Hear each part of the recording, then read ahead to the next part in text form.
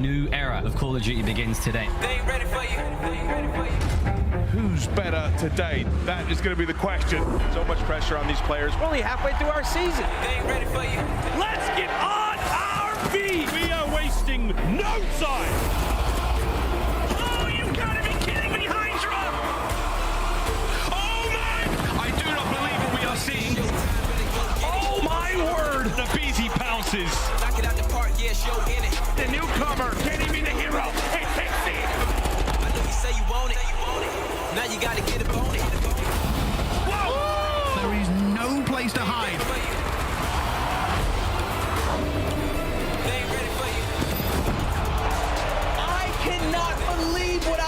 witnessing. This is the moment that we have been waiting for. Here we go.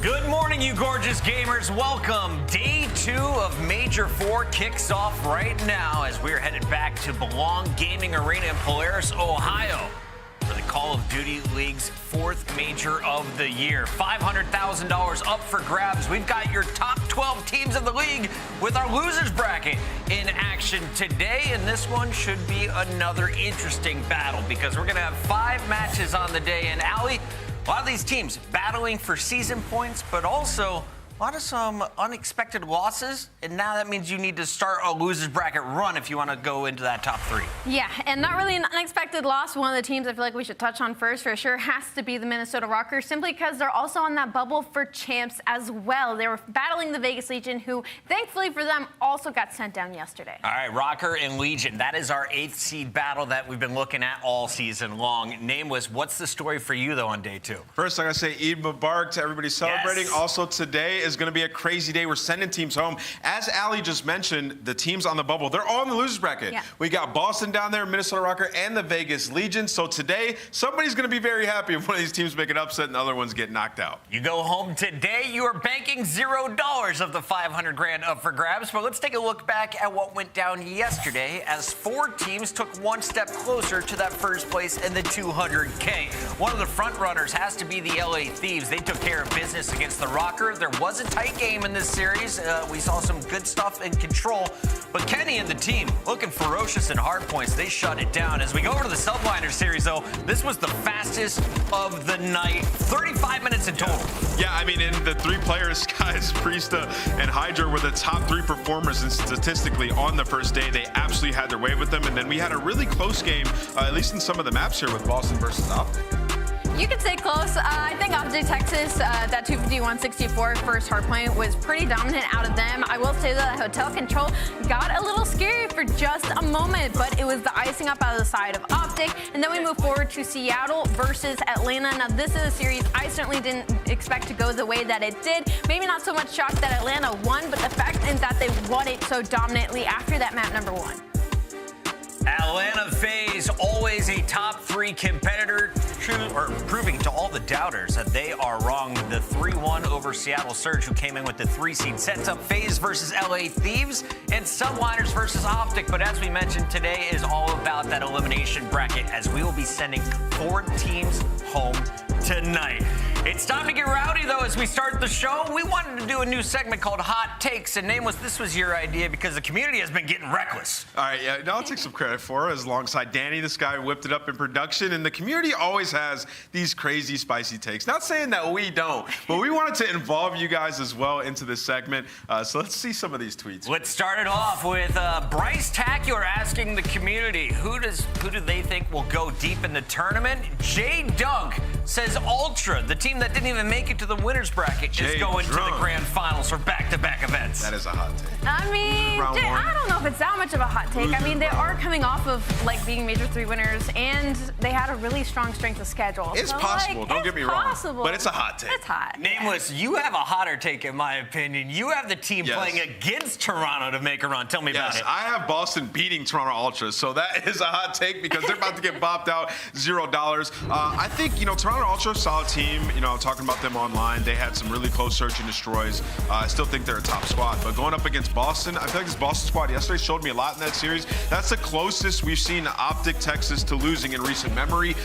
One mistake that they made on that P2 on Hardpoint Hotel, they run away with that game. They don't make that mistake. The control's super close. Owakening is frying right now. When that guy gets going, he can slay with the best of them, and he can give a lot of problems to that Toronto Ultra camp. I also am very excited to see what Kremp does now after getting that first land match under his belt. Chris, he was frying yesterday. Individually, the man was doing what he needed to do. So some new teamwork today. I think they come in and they beat Toronto Ultra, and that catapults them, and they're able to make a decent little run here. That Kremp Owakening combo is what Boston will need if they want to take down Scrapz and Toronto Ultra. We asked the community about underrated players. Well, CDL Pal, always known for his tweets, says Simp is the most underrated player in the CDL. Al, you've been gassing this guy since I arrived here. Yeah, I don't know. I've kind of got to disagree with that. I feel like everybody understands how nasty of a player Simp is. But speaking of nasty, I think Nastie is definitely my most underrated player simply because he's on a team that has only won a handful or so of series. 6 series this year. No land wins yet. And when I think of underrated, I think about players that are in these situations. It's always free as team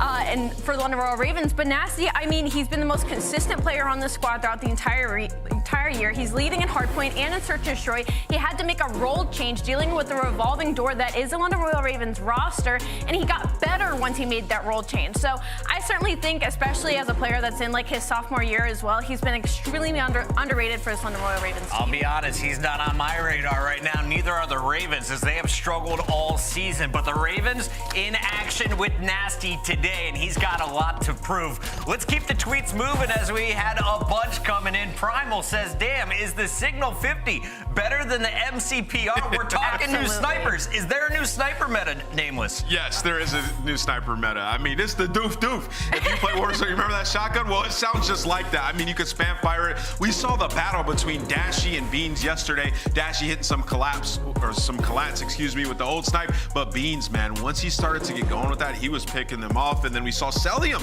pull it out as well, picking up kills.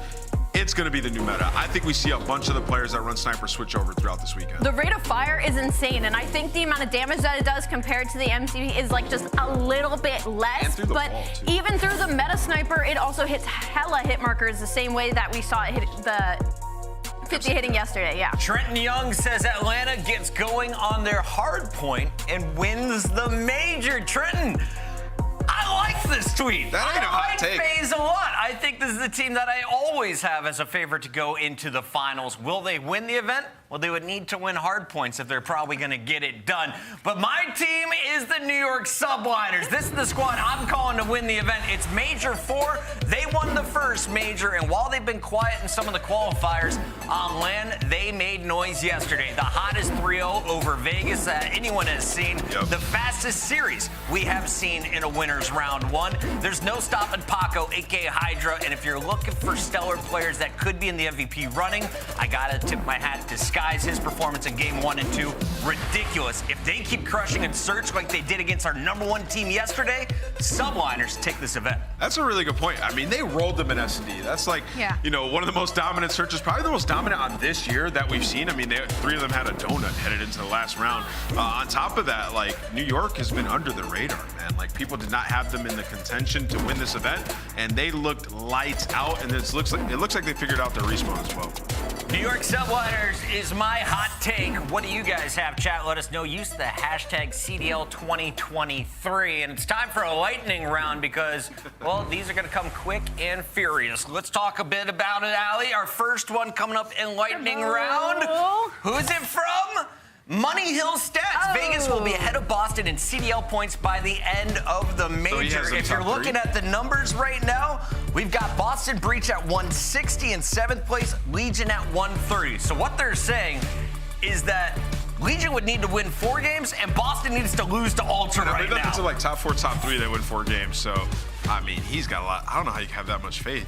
He got to not seen the match yesterday. Yeah, I think that tweet had to be before yesterday's match. Your numbers might be lying to you, Money Hill. Let's take a look at the next one. Bring it up, production. What do we got? Zach Theo, OG, Ultra, top 8 through 12, and FaZe don't make You had me in the first half. You had he me almost in the did. second It's half. 9 through 12, though. You think FaZe didn't make a Sunday? He's got me in the second half. I don't know that he's not making it to Sunday, but I think it's more realistic than Toronto making 8th 12th. You think Toronto's about to just straight bum out? Well, I mean, they're playing Boston. 1? Boston looks decent. It's going to be a battle. They beat him before. All right, we got Croc season. Boston makes history by subbing in Doug, a.k.a. Doug Sensor Martin, exclusively for Search and Destroy. That's not even where they need him. Doug is on a jet ski right now, and I don't think he can make it to Columbus. That's not even where they would need him. We do have some rivers in Ohio. Oh, my. All right, Spilla, yeah, I have nothing to say to you. I don't know about that one. London top 4. You are clearly from the UK, and we appreciate your loyalty. Thank you for watching. London Royal Ravens are in trouble. And finally, we got Xavier XO. He is inevitably. It's Slasher with the little kids hanging off. I love that. That's my burner account. That's a quality burner. You got a lot of tweets on that don't one. claim it until you see the That was tweet. I don't know. I haven't Once seen the again, tweets. if you guys want to be featured in another episode of that later this weekend, hashtag CDL2023 on Twitter. Send us your hot takes right now. Let's keep this party moving. We got to talk about the matches here. And, of course, we've got to talk with the players. We've got our guys, the flank, on site. And right now, they're with Clayster. What's up, guys? Ladies and gentlemen, what is going on? I am here with Clayster from the Vegas Legion. Clay, what's happening, man?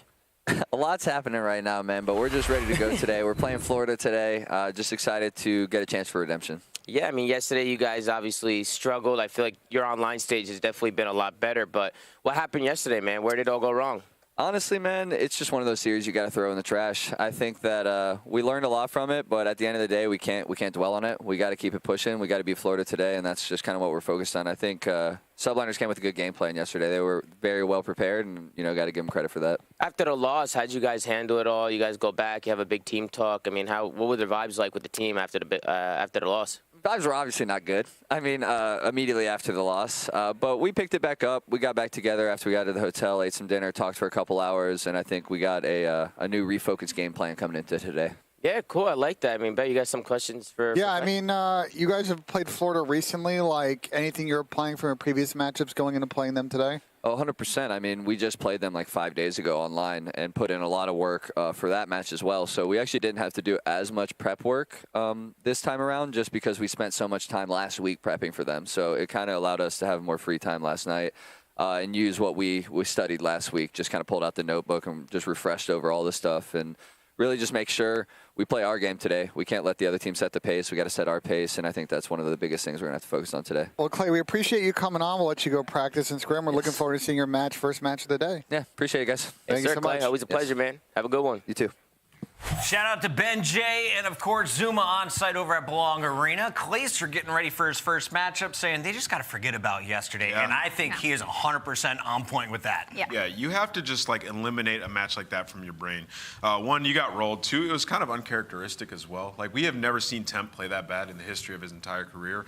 And also, like, it's the first LAN match jitters with the new squad, man. You just got to eliminate it, focus on today. You've already beat Florida. Come in, clean up those rotations, because if you win that game one, the series is totally different. And they had an opportunity yesterday, and they let it get away from them. Vegas has the number 12 seed as their first opponent on the day, the easiest draw in the elimination bracket. And Vegas, well, they're hoping they can score some points this weekend because they want to be playing at Champs, and we just announced it. It will be in their backyard. We're going to Sin City June 15th to the 18th. The World Championship will be going down live, and this is going to be a banger, Allie. Yeah, it is going to be a banger. Make sure you grab your tickets now. 50% already sold. It is day one that this has been released, so make sure you lock up your tickets right now at callofdutyleague.com. callofdutyleague.com. Get your tickets today. Nameless and I will be partying. Nameless, how many times have you been to a Call of Duty World Championship? I mean, all of them.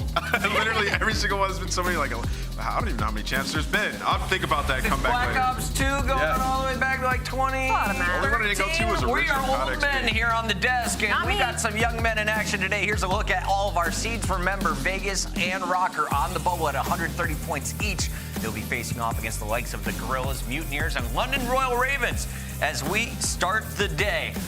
Today's schedule, all 8 teams of the losers bracket in action, and we get a bonus match at 7:30. I mean, Boston Breach versus Toronto Ultra, that looks like a winner's bracket match to me, so that's certainly going to be a banger at 6 p.m., and then following that, we're going to have another banger. That's right. We, of course, want you all to be tuning in with us. Get your predictions in on twitch.tv. But remember, you can get your drops everywhere now. We are live on Twitch and YouTube. All you got to do, link your account with your Activision account, and then you will be set up to earn stuff like the Oil Slick Weapon Blueprint. We've got 4 new calling cards, some stickers, and more. A lot of fun, and it's all for free, Allie. Yeah, it's all for free, so make sure you watch and earn. I'm kind of sad I'm not watching and earning right now. And, of course, make sure you are following the Call of Duty Endowment across the board on Facebook and Instagram to join the 1 million followers who have helped place over 113,000 veterans into high-quality jobs. Shout out to everyone behind the scenes at Call of Duty Endowment, and shout out to the players. They are ready to take the stage. When we come back, it's going to be Clayster versus Padawan Fellow. Legion versus Mutineers when we come back.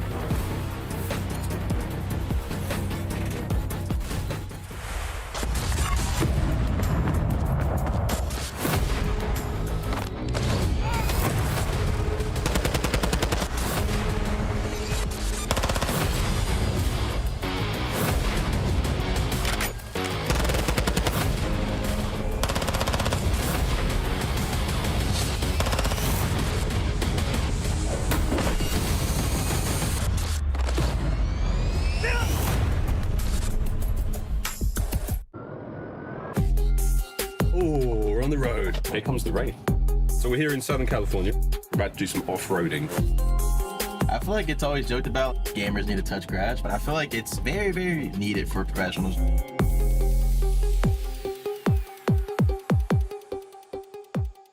Yeah, so if you want to say that about the cert.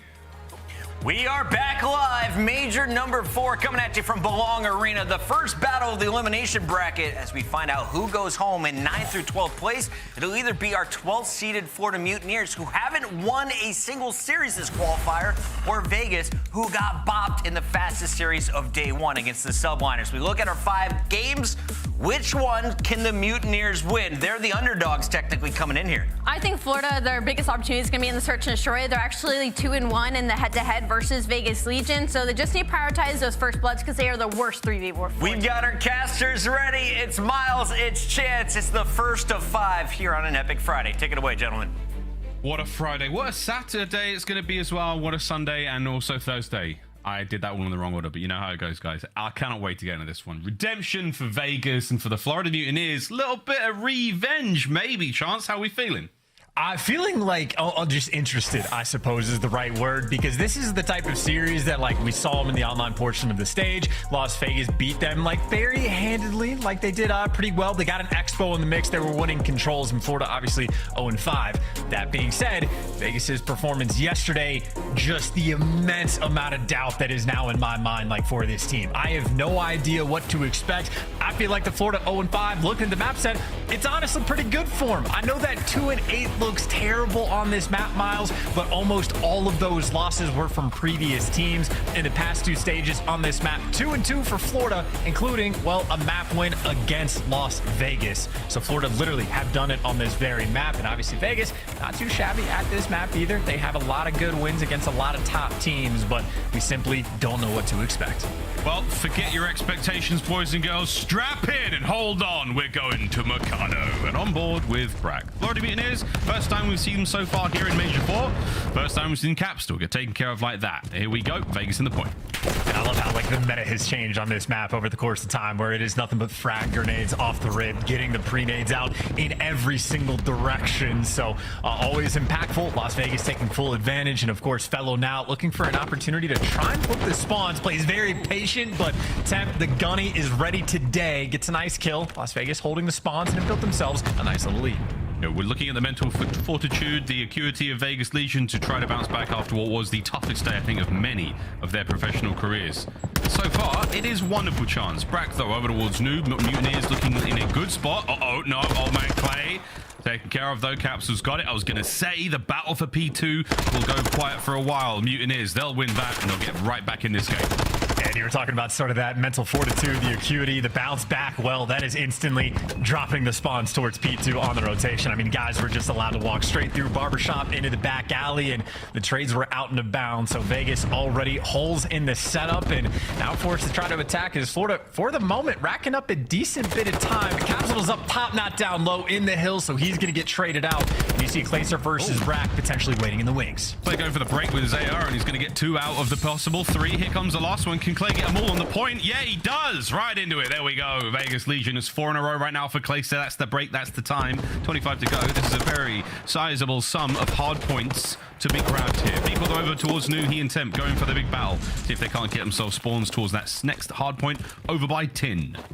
And you have a lot of time to break this one down as well. So Vegas are grouping up together, all 3 players trying to hit through this back alley, and Temp has the hops to get back in the mix. Could have been dicey, but hey, still got a little bit of time to make this break. You know, Capsule's dancing up top. TJ gets sent in, well, just to death. Sandy not there for the trades just yet, but the trades come to him. But for the moment, Temp still all the way in the back alley. Florida holding on for 3. Keeping those players safe, as so is Brack, though, on the other side here for the Mutineers. Clay, though, with a sub in hand. He's the first man there for Vegas to get another point. No help whatsoever. Florida Mutineers holding on the time here. Fellow is old pal on the 2 spree, soaking at the moment. Great work here for the Mutineers. Able certainly to get back into this one. It's Vehicle now in mid-map. Nearly gets the 2. Temp's going to bounce away and stay alive, and that hard point still in the hands of the Mutineers.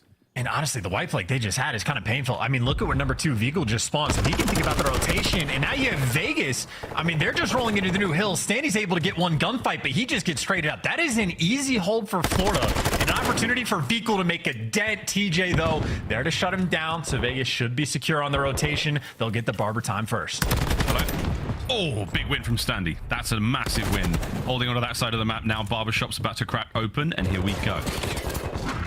First up on the appointments list, it is going to be TJ. He's in there, not getting a short back inside. He's getting the time, and so far, so good. Vegas looking to get back into this one. Hold on, trying to take the lead back, but here come the Mutineers. All angles covered. Gunfights across mid. Capsule trying to make his way through. Can TJ hold him at bay? Here comes the fight. No chance, Clay.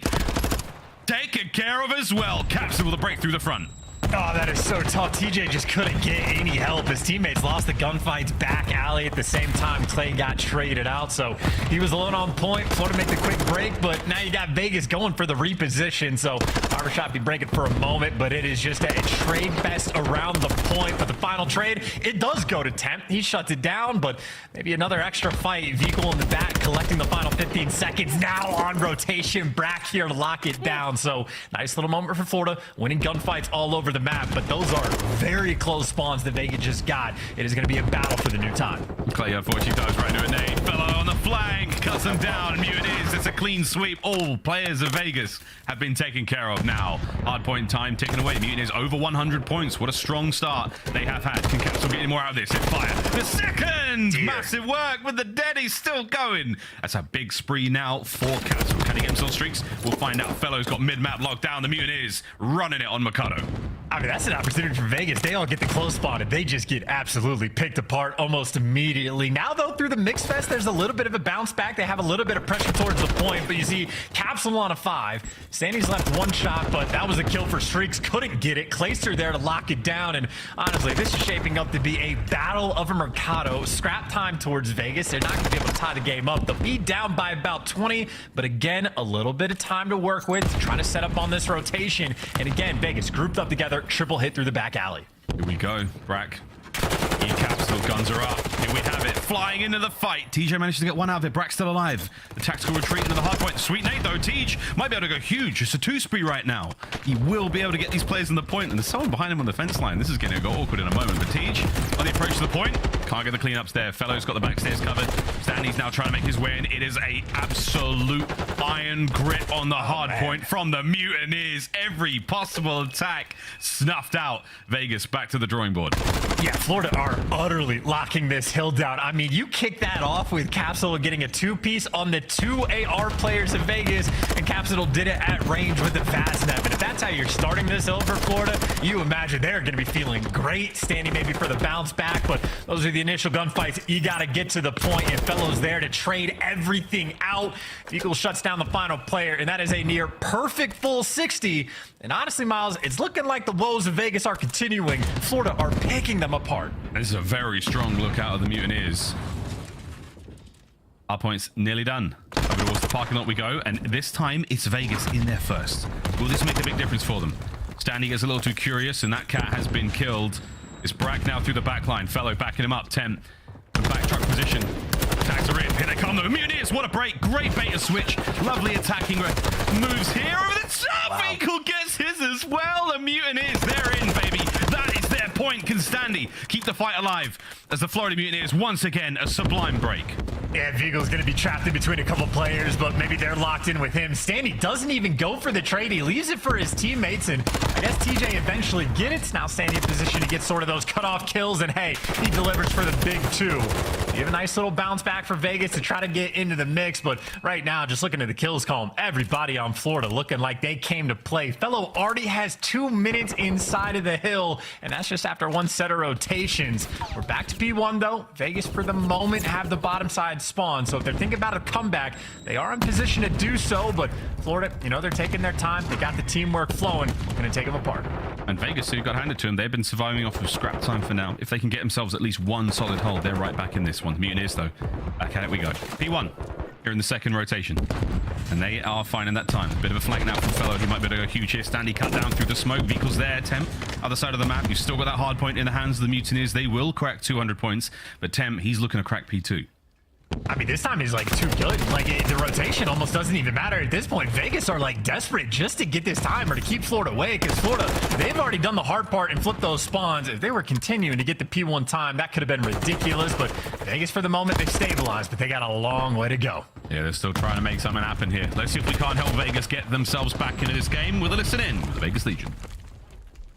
I'm gonna go top side here. One top. Looking over you, Gate. Got it. Tunnel. Nice, he scanned. That's 2. We can go jump on the balcony. Go fast. I'm weak as fuck. Weak as fuck. They spawn there. They might spawn there. Mini pushing you, Barber. Mini pushing you. Falco's weak as fuck, Teach. We're blocking this. Barber got me. Spawned out long, guys. Barber Vickle. He's in Barber. Bottom house, weak. I'm gonna dive across. I stunned I have a edge. trophy edge. They have 2 takes off trophy, guys. He's close edge. Close edge. Close edge. One shot dead. Inhale. Third one. I'm one shot. Close door. 3 on 2. 3 on 1. 3 on 1. Hold your back door. Vickle. Top. Weak as fuck. I'll push this guy on top. One shot top. You need to watch his front. Tom. You gotta make a push, Teach. You gotta chill. I spawn on him. Edge, one shot, Capsule. Capsule's one shot short. Alright, mini and top. Capsule rotated, guys. He's tunnel. Anyone have my help new? He just hit tunnel. This guy will stand Your side hill, or Teach, help me. Yeah, land 2 and new. One more, Capsule, my flowers cut. Huge one. Couple of moments of desperation chance. Couple of moments of massive gunfights. Mutineers are still running it, but Vegas, they're not out of the woods yet. This is not over. Oh, and he's going to be quick on the point as well. Fellow actually just flying in, but temp already here.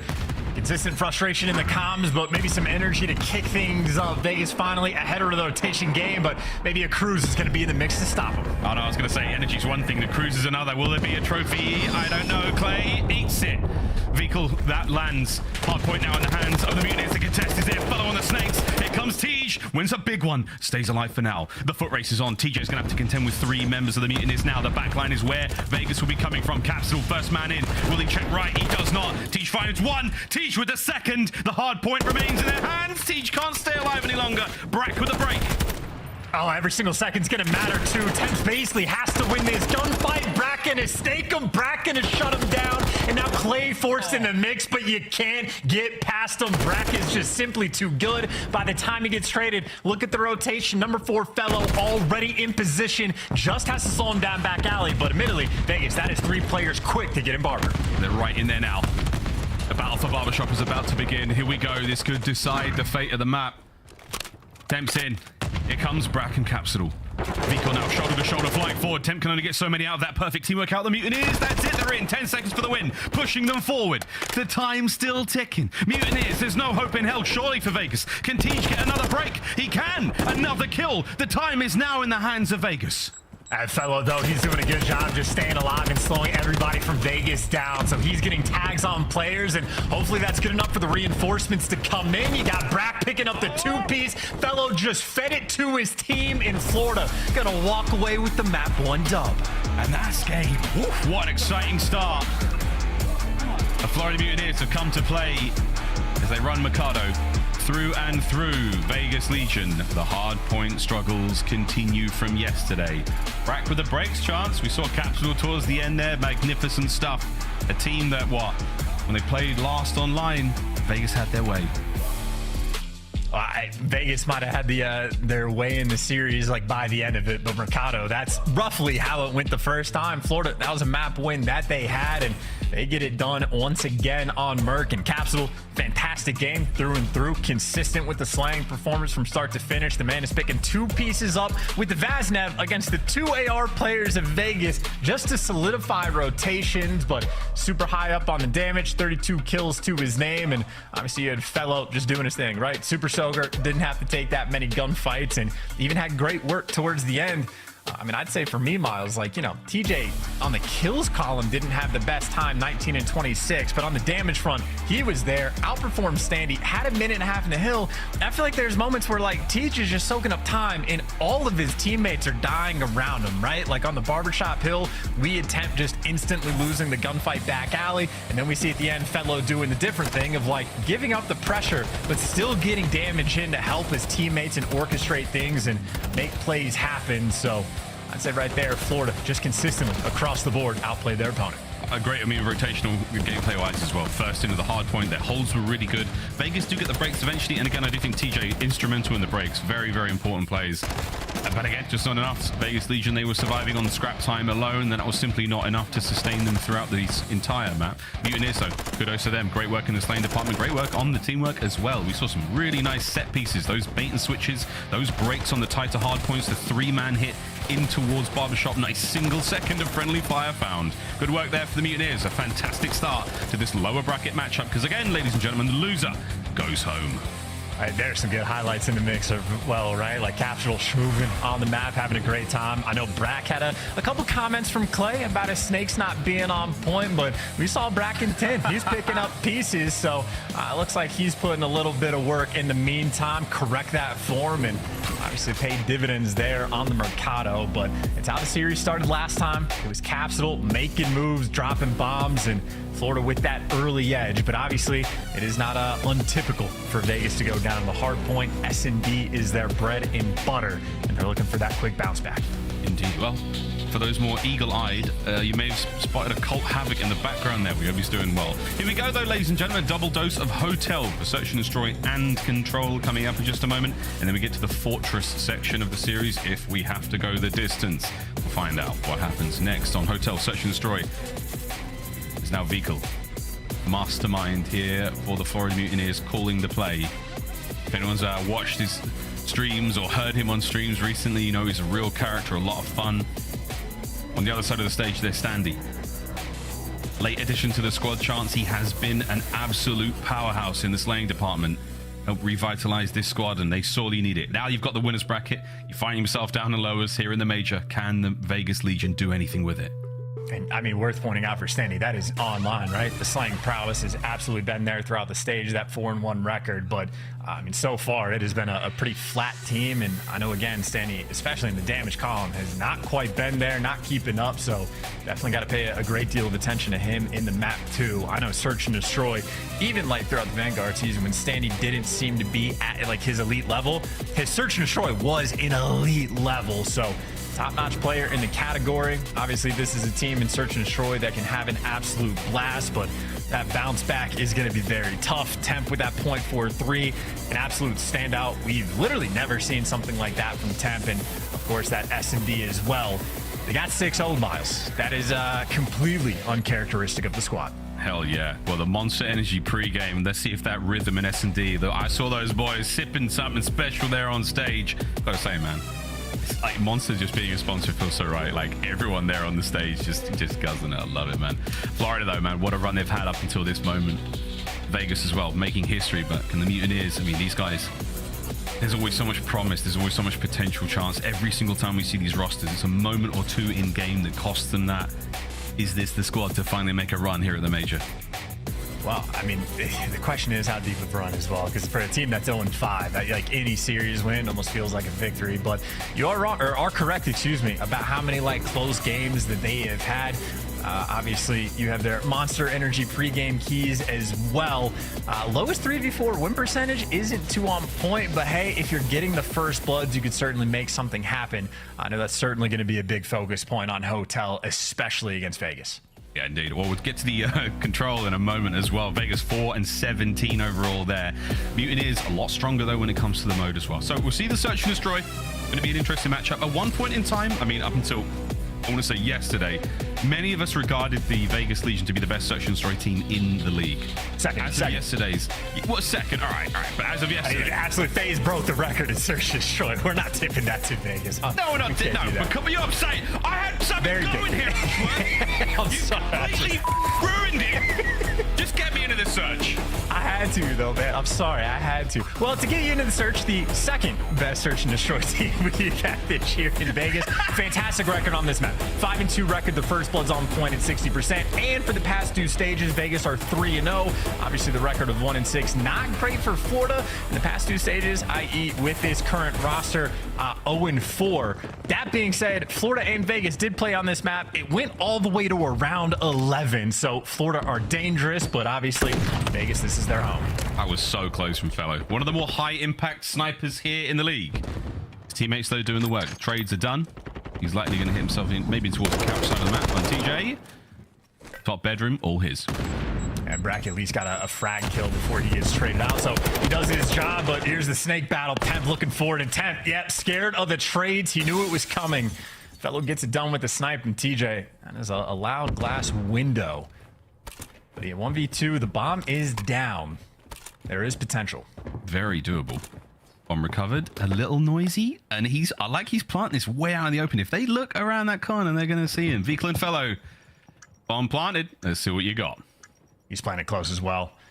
I think Fellow actually picked up a gun, but oh wow, the trade doesn't even make a difference. I think Fellow would have had it anyway if Vikl doesn't connect, but that is a hard read from Vikl.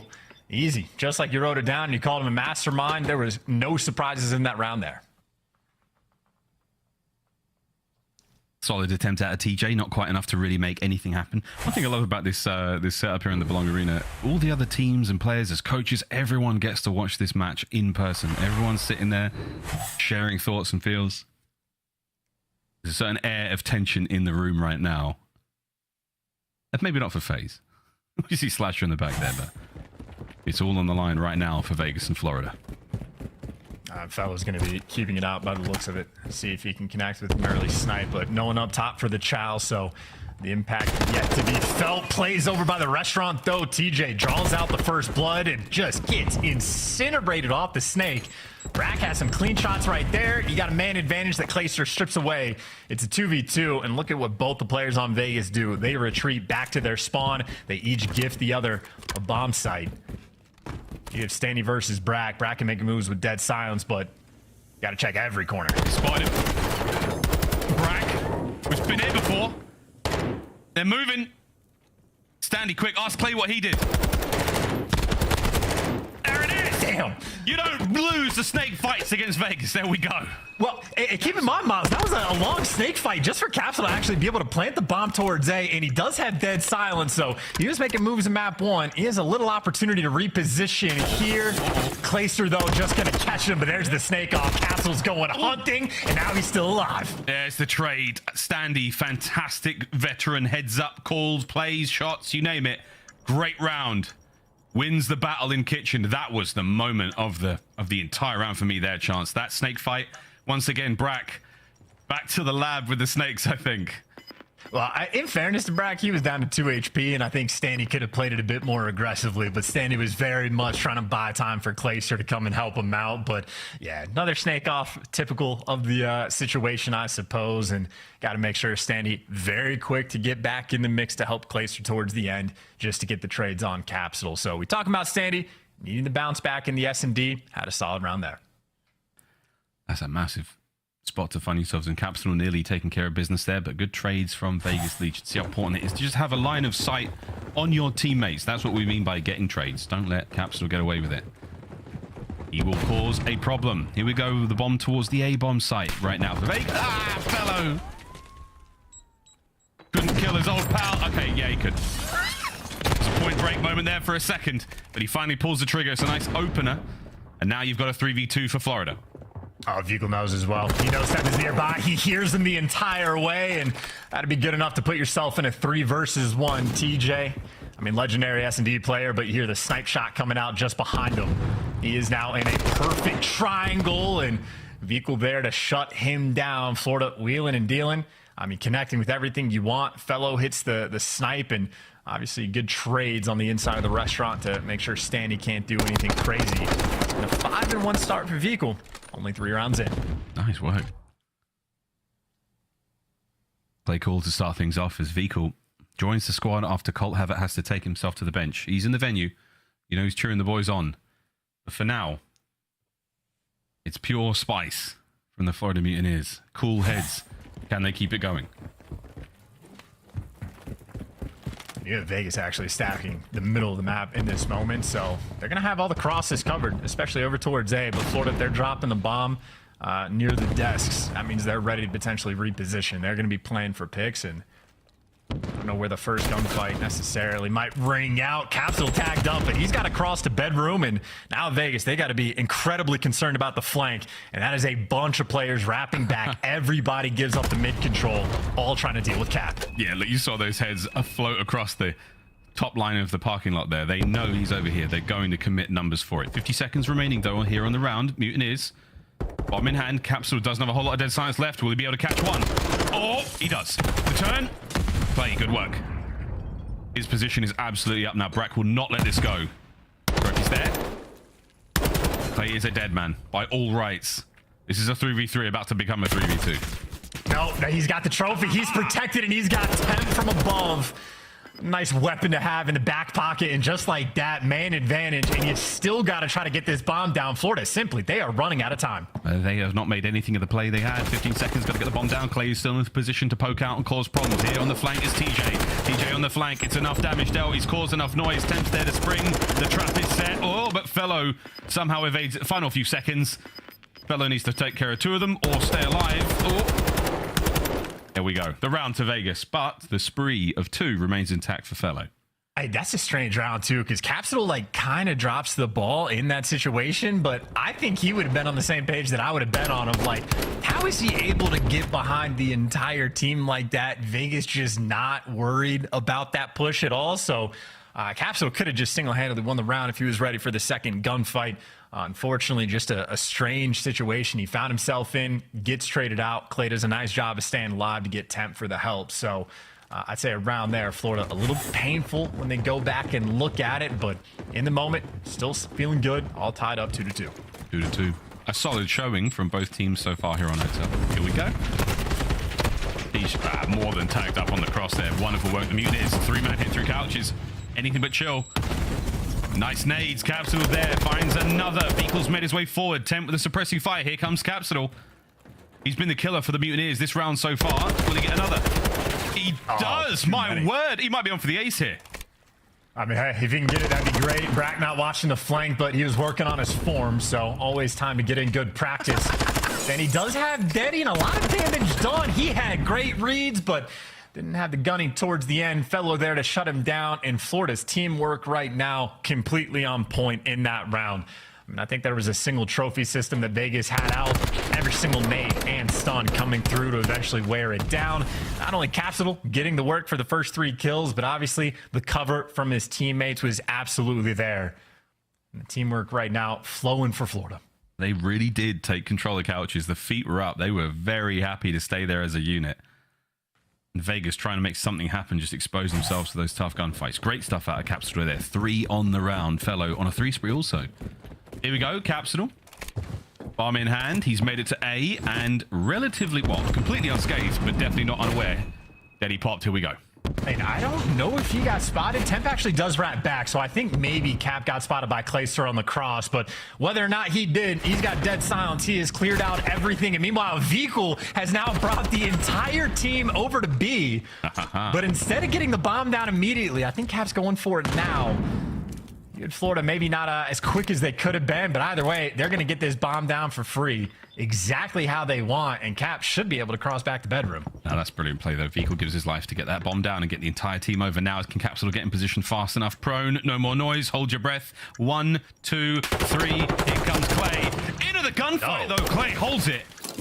Over to Fellow, 8 HP, trophies down to keep him safe for now. Watch out for the push. 10 from top bed, Stanley from down low. Vegas now marching forward, straight into the guns. Nice from Fellow, looking for kill number 5 in a row. There's Standy down low, and you've got the cross covered as well. Magnificent setup for the Mutineers. Standy though gets to the bomb site, Brack last man up, and it's Clay with the 1v1. That'll be the defuse. How have Vegas pulled that off? Yeah, Clayster getting hype in the player cams as well. The benefit of no crowd, you can scream at your opponent, and they're much more likely to hear you. Unfortunate for Capsule, I mean, they took the red dots out of the game, but he went chasing anyway. He was in prime position to kill Clayster if Clayster ever over peaks, but instead, he just flies straight into bullets. Clayster's left alive, and Clayster there for the final kill. So another situation where just awkwardness from Capsule on the bedroom side of the map. I think he said, oh my God, Brack, you had an unfortunate gunfight. I think is the exact words Clay had there. Good stuff. Brack, though, made a tough stuff. Good resolve. Still 3-3. Good search on our hands here, Charles. Yeah, Clayster not a fan of Brack, apparently. I don't know what's going on there. I don't know what's going on there. Fellow, a fan of First Bloods, can't find it there. Not this time. He's had plenty, though. Mutineers back at it again with the 2-man looking towards A. You've got one player in on the B bomb site. That's going to be Capsule in the freezer. And this is Fellow watching mid-map. So for now, you're going to wait for the play. Vegas, they're gambling over towards B. Capsule, here they come. How many can you get? There's one. The second, no. Temp's going to get the trades. Straight on through to the site, though. We've now fly in towards the kitchen. Fellow back on up. There's the opportunity to catch a head or two with a sniper. Look at this spot from underneath the table. Temp gets away with his life 3v2. This is a difficult one to hold for the 2v3, though. Everybody from Florida grouping up together, and you have Fellow, he's cleared out enough. You should know where the players are, but that's a perfectly timed nade for Clay to go for the chow. Doesn't matter. Veagle there to shut him down, and Temp, good luck with this 1v3. Good luck. Oh! Fellow, team kill! Temp flies in! Manages to get the damage. Veagle's one. What a round! The Mutineers! That was theirs to win! I'm laughing too! Oh my god. Hey, Miles, that could be a momentum killer. I said good luck with the 1v3. Fella said, let me help you out, and just gives them a 1 versus 2. The lack of chem there between Fellow and Brack. I don't know exactly what happened, if he accidentally bounced it off the back of his head, but now Fellow just trucked it straight at him. You gotta have the comms. Oh no, that is a very painful mistake, and it has cost them the round. Mutineers down by 1 now. Fast it over towards A to try to wash it off of them. Nice shots there from Fellow to keep Clay back. That MCPR hits like a truck. That's a tough one to say as well. That is a lot of confidence. Back to back to back, but Sandy, he's found the hole. Lets the bomb go down. I don't think he actually spotted him on the cross. And now the question is, does he get caught in this situation? He hears everybody jumping, trades out Brack. He's got help for the teammates now. You know, it's all towards bedroom. Standing for 2. He doesn't waste any time. Hops the bomb straight away. Even if he falls, his teammates should be there for the kills. You see it's all on Veagle, but Veagle wins it all of a sudden. 1 versus 2 now. Veagle could get this done. Gotta get going. Veagle. No dead silence. Stanley surely hears this. Check it. Good tags. Veagle now off the top. Gets the kill. Can't get the second. Standy, what a round. He finds the hole and he knows what to do with it. Gets to the fuse. Vegas Legion, map point. And that's, okay, good God. That is quite a round where Veagle's making big plays, but Standy just made the bigger one towards the end. Gets the first blood, gets the freebie on Fellow. Had the information on Veagle. You expect him to get traded out, but Veagle makes a big play, nearly converts it for the 1v2 towards the end. But, I mean, so far, the biggest moments of this game, Vegas have either had the advantage or Florida have simply thrown it away. So, a battle of momentum we have is, you got Thanos just chuckling in the background. I've got nothing, but wow, what a search this is. Here we go, Vegas, to tie up the series. 1 more round's all you need. Now, will it be good graces and good luck, or will it be their own machinations to get the round done? 2-2 split here from the Mutineers. They're about to find themselves a wild Standy. Standy again, he's been in this spot before where they double up over towards kitchen, and he's drawing a bunch of aggro through the middle of the map, and TJ thinking about making moves as well, but Standy's repositioned with his teammates. Temp for the first blood. The SMGs right now, Vegas, drawing enough of that fire out. 1 bullet. Okay. Wow, Bragg takes it. He takes it just on the shoulder. Here comes Capsule. Plays in the perfect spot to deal with him, though. Will he check this one? Capsule might let a shot or 2 out, but Veagle's in the flank. Veagle right into the fight. What a play! And that is all down. Blink and you missed it. The Mutineers have just ripped the round from Vegas. And, you know, similar to the Mercado, I'd say for Vegas, occasionally they just leave holes on the map open. I know they lost the P2 rotation pretty much instantly, letting players just go through Barber. This time, didn't watch the flank. So Veagle flanked and got a bunch of free kills shooting players in the back. And yeah, just not a particular fan of the setup. I don't know what the comms were like in that moment for Vegas, but I think very hopeful that they weren't going to get shot in the back. And unfortunately for them, Florida had the perfect play. And the timing on this, again, no deady, just a bit of a crouch walk. Perfect play. I mean, there's not a whole lot TJ could have done there.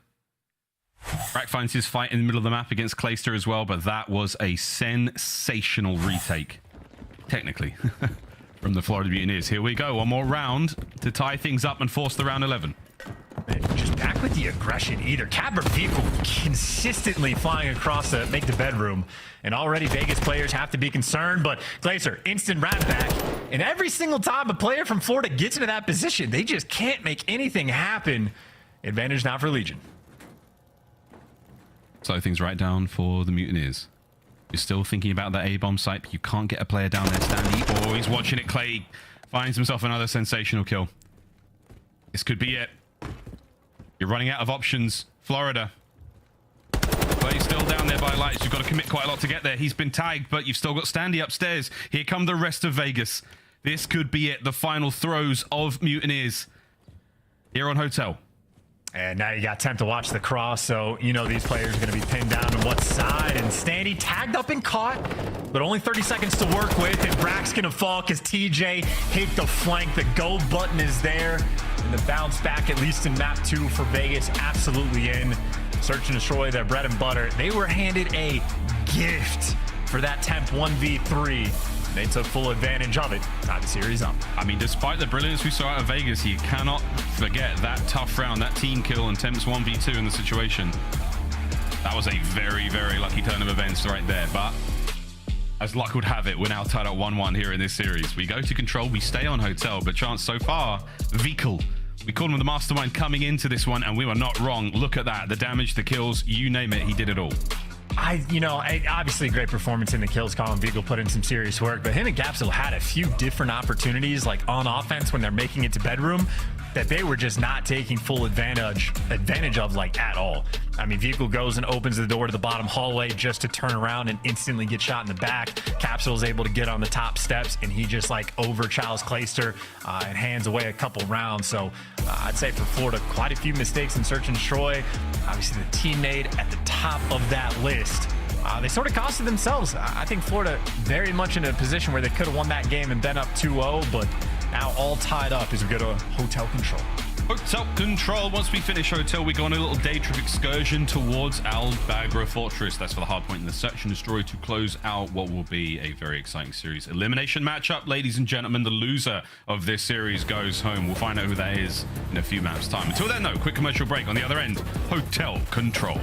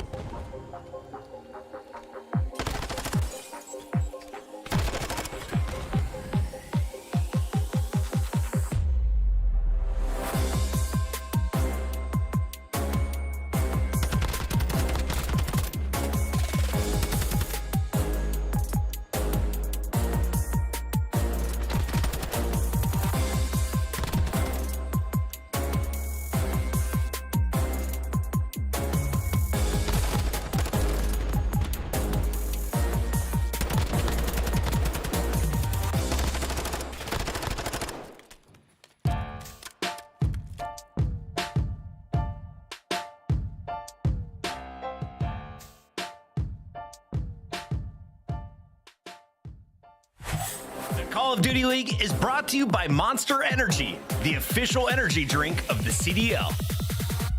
The Call of Duty League is brought to you by the new series Citadel, premiering on April 28, only on Prime Video.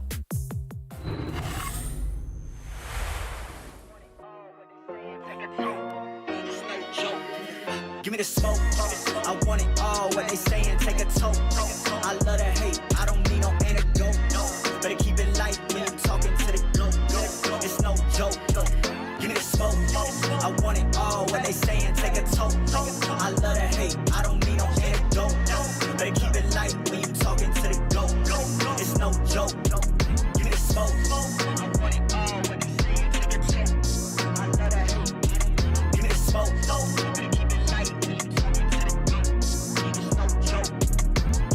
Smoke.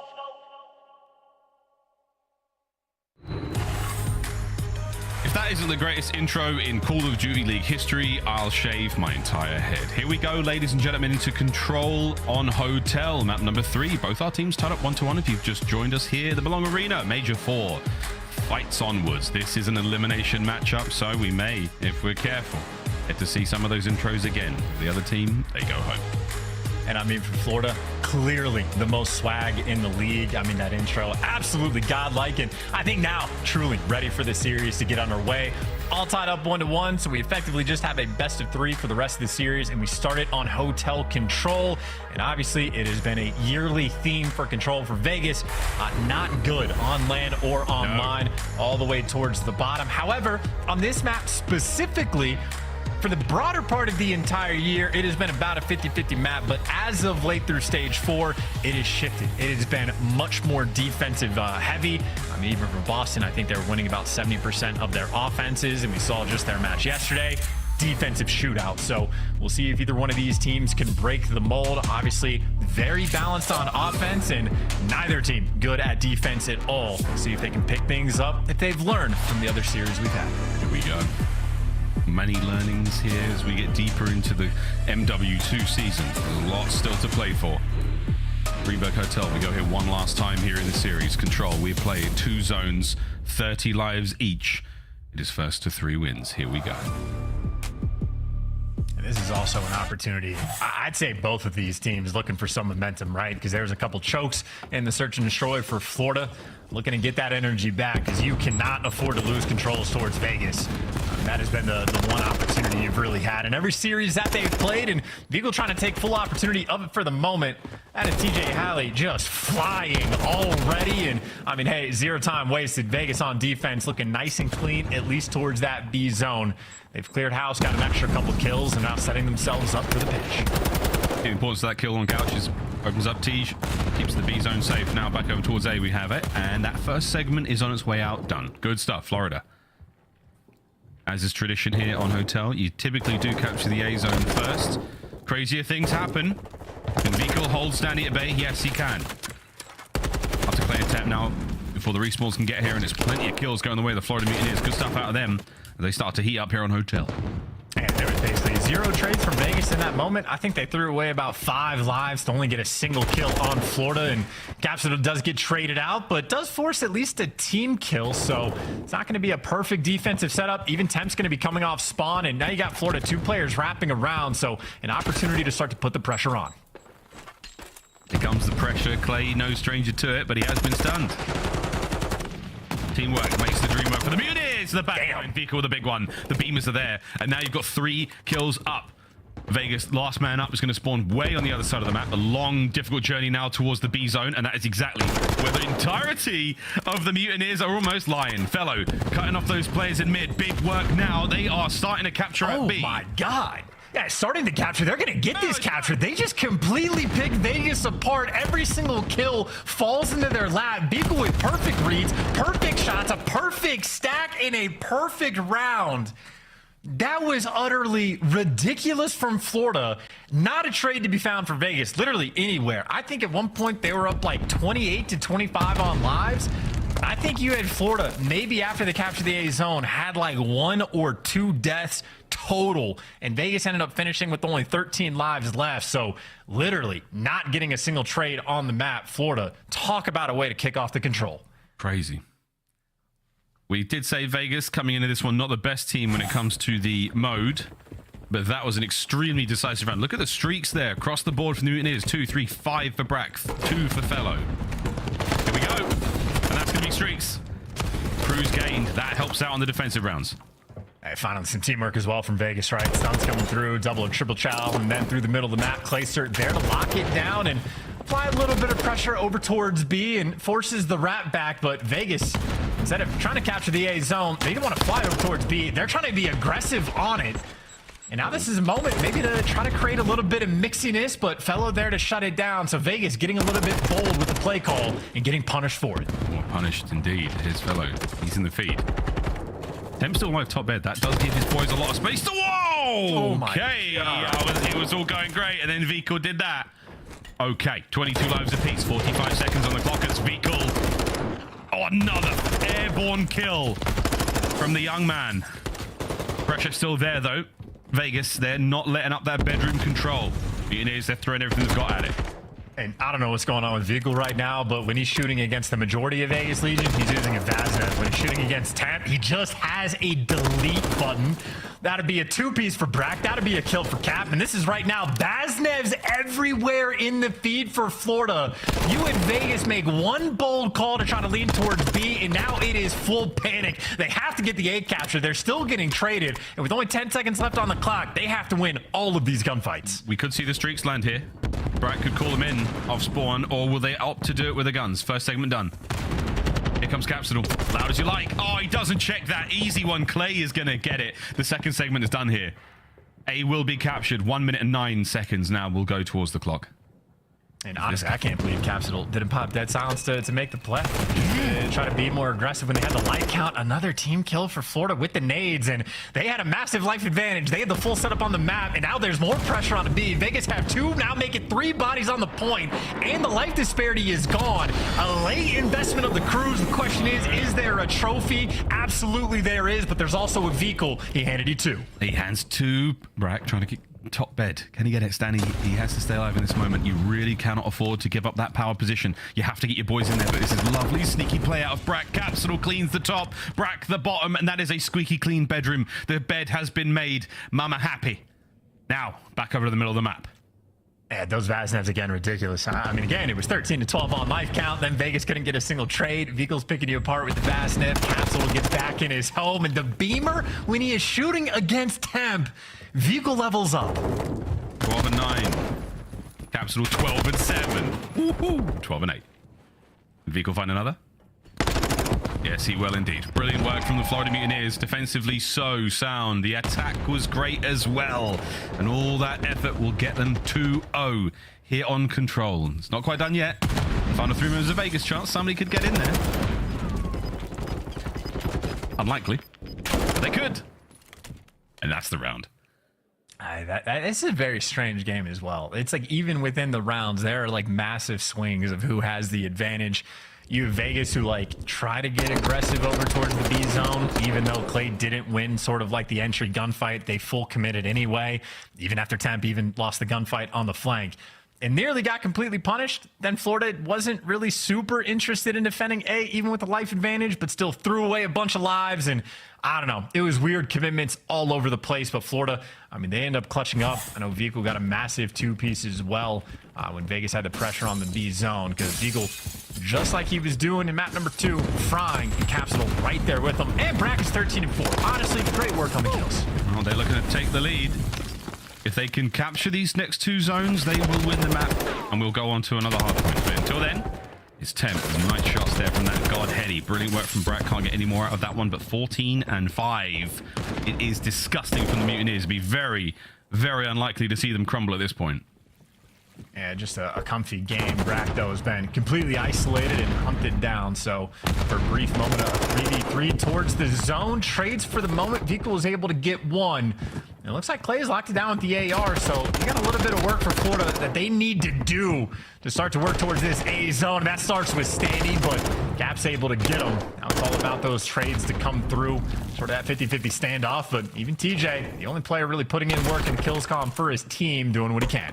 Lands the stick, dodges the stun, dodges the nade, allows Temp to get in there and find the 2-piece. That's great. Good work from Vegas. There's just about 30 seconds to go here. No one near the B zone. It's all about the A hit. Brack, another for 10. Can he get himself streaks? This would be huge, and he may be in the position to get it. Win this fight. He does. That's going to be streaks. You might lose the point, though, in 20 seconds' time. TJ's got to go big. Stay quiet, TJ. Listen for the play. There's one over the top. Can't get either of them, but his teammates might be able to get there. For the trades, this would be huge for Vegas. Final 10 seconds. They got to know Caps there as well. I mean, Clayster had to have called him out or not. Stanny just gets shot in the back. A player should have been one shot and cleaned up. Instead, stays alive, gets his teammates back in the mix, and that is now 19 kills for Capsule in an A zone that nearly did not get captured. And a late commit for the Crews. The point's already gone. Crews hits nothing, and Florida get all the kills. What a sloppy game. Oh, wait a minute. There's one. Here comes the second for 10. But wow, Fellow just dodges the stun straight into the fight, and now he's kicking, more than kicking. The nade finishes one, but it's now pressure certainly on towards the B zone. Vegas Legion, the air is out of the lungs. They are wavering, they're on the ropes, and here we go. Florida coming through. It's a few body shots. They're starting to stagger. Vegas chance, they're looking like they're going down. Dang, you're calling in the Crews from the point. That is confidence, but you don't have your gun up, but Brack does. He picks up 2. Cap frantically calling out as Brack makes the big play. Capsule gets number 4 in the hottest of 3-0s in the control. Respecting our time, Mutineers getting it done. The lights were on, but no one was home as the Mutineers, they went for the kill there. There was, what, 9 seconds left on the round. They couldn't get them off of A. You couldn't stop them. The Crews was a little too late. The cross-map carpet bomb that the Mutineers ran with, man. No stone left unturned as they absolutely eviscerated Vegas Legion there. They take the lead in the series, and this is it. Vegas staring down the barrel of defeat. Hey, that's just, I mean, you know, the mental resolve has already been tested, I'd say, for Vegas. Obviously, an incredibly tough series yesterday, but things are not looking good. Standy 10-21. I mean, he's been consistently at like a 0.6 in the respawn. Tim and TJ not really getting good damage output. Capsule and Vehicle completely frying the entire time, and even just for the moments where, like, I think Clay picked up like a 2-piece. TJ had an entry over towards Restaurant in that final round. Like, they had a bunch of kills, had this setup, and there was 4 seconds left on the clock, and they were in prime position to get the win, and then no one was there to trade out Capsule, who I'm assuming Clayster had to have called out. Enough time was bought for Florida to get back in the mix, and just, I mean, look, it's the team that's been the worst in the game in control from the start of the year. We're now at the end of April, and the woes still continue. And this is a terrifying prospect. Big picture once again for Vegas. You want to get to champs. It's in your hometown. You need these points. You need a win here, man. You got to keep going. Things are starting to get very dire. Mutineers, though, smiling on their approach. Can they find the points? Can they get things going? Because again, Charles, this is the bottom pack teams. These are the teams that need the points so dearly. What a brutal situation to find yourselves in, Vegas Legion. You had winner's bracket yesterday. You fought so hard to get here. Is this how it ends? These are some ridiculous highlights as well, because I feel like the majority of these, like, Vegas at least don't have to re-watch it, but they certainly felt the pain. And it is just Vaznevs on Florida, winning every single gunfight, flying with confidence, making the big plays. And then it's just the comfortable kills for the ARs. It's Fellows sitting in the corner, shooting players in the back. It's Brack getting fed the intel, picking up big 3-pieces. Even for the first round, where, like, Vegas were looking good on defense, and then Florida just run them over with, like, not a single trade to be found at any point. Now you got Florida feeling good. You got just Vegas left in a state of confusion. Oh, yeah. A 1.46 compared to a 0.68 team KD. I mean, Capsule in the respawns has been just ridiculous. You dropped 32 in map 1, 23 there, map number 3. And by the looks of it, there's not an SMG on Vegas that's going to be able to stop them. Right now, no.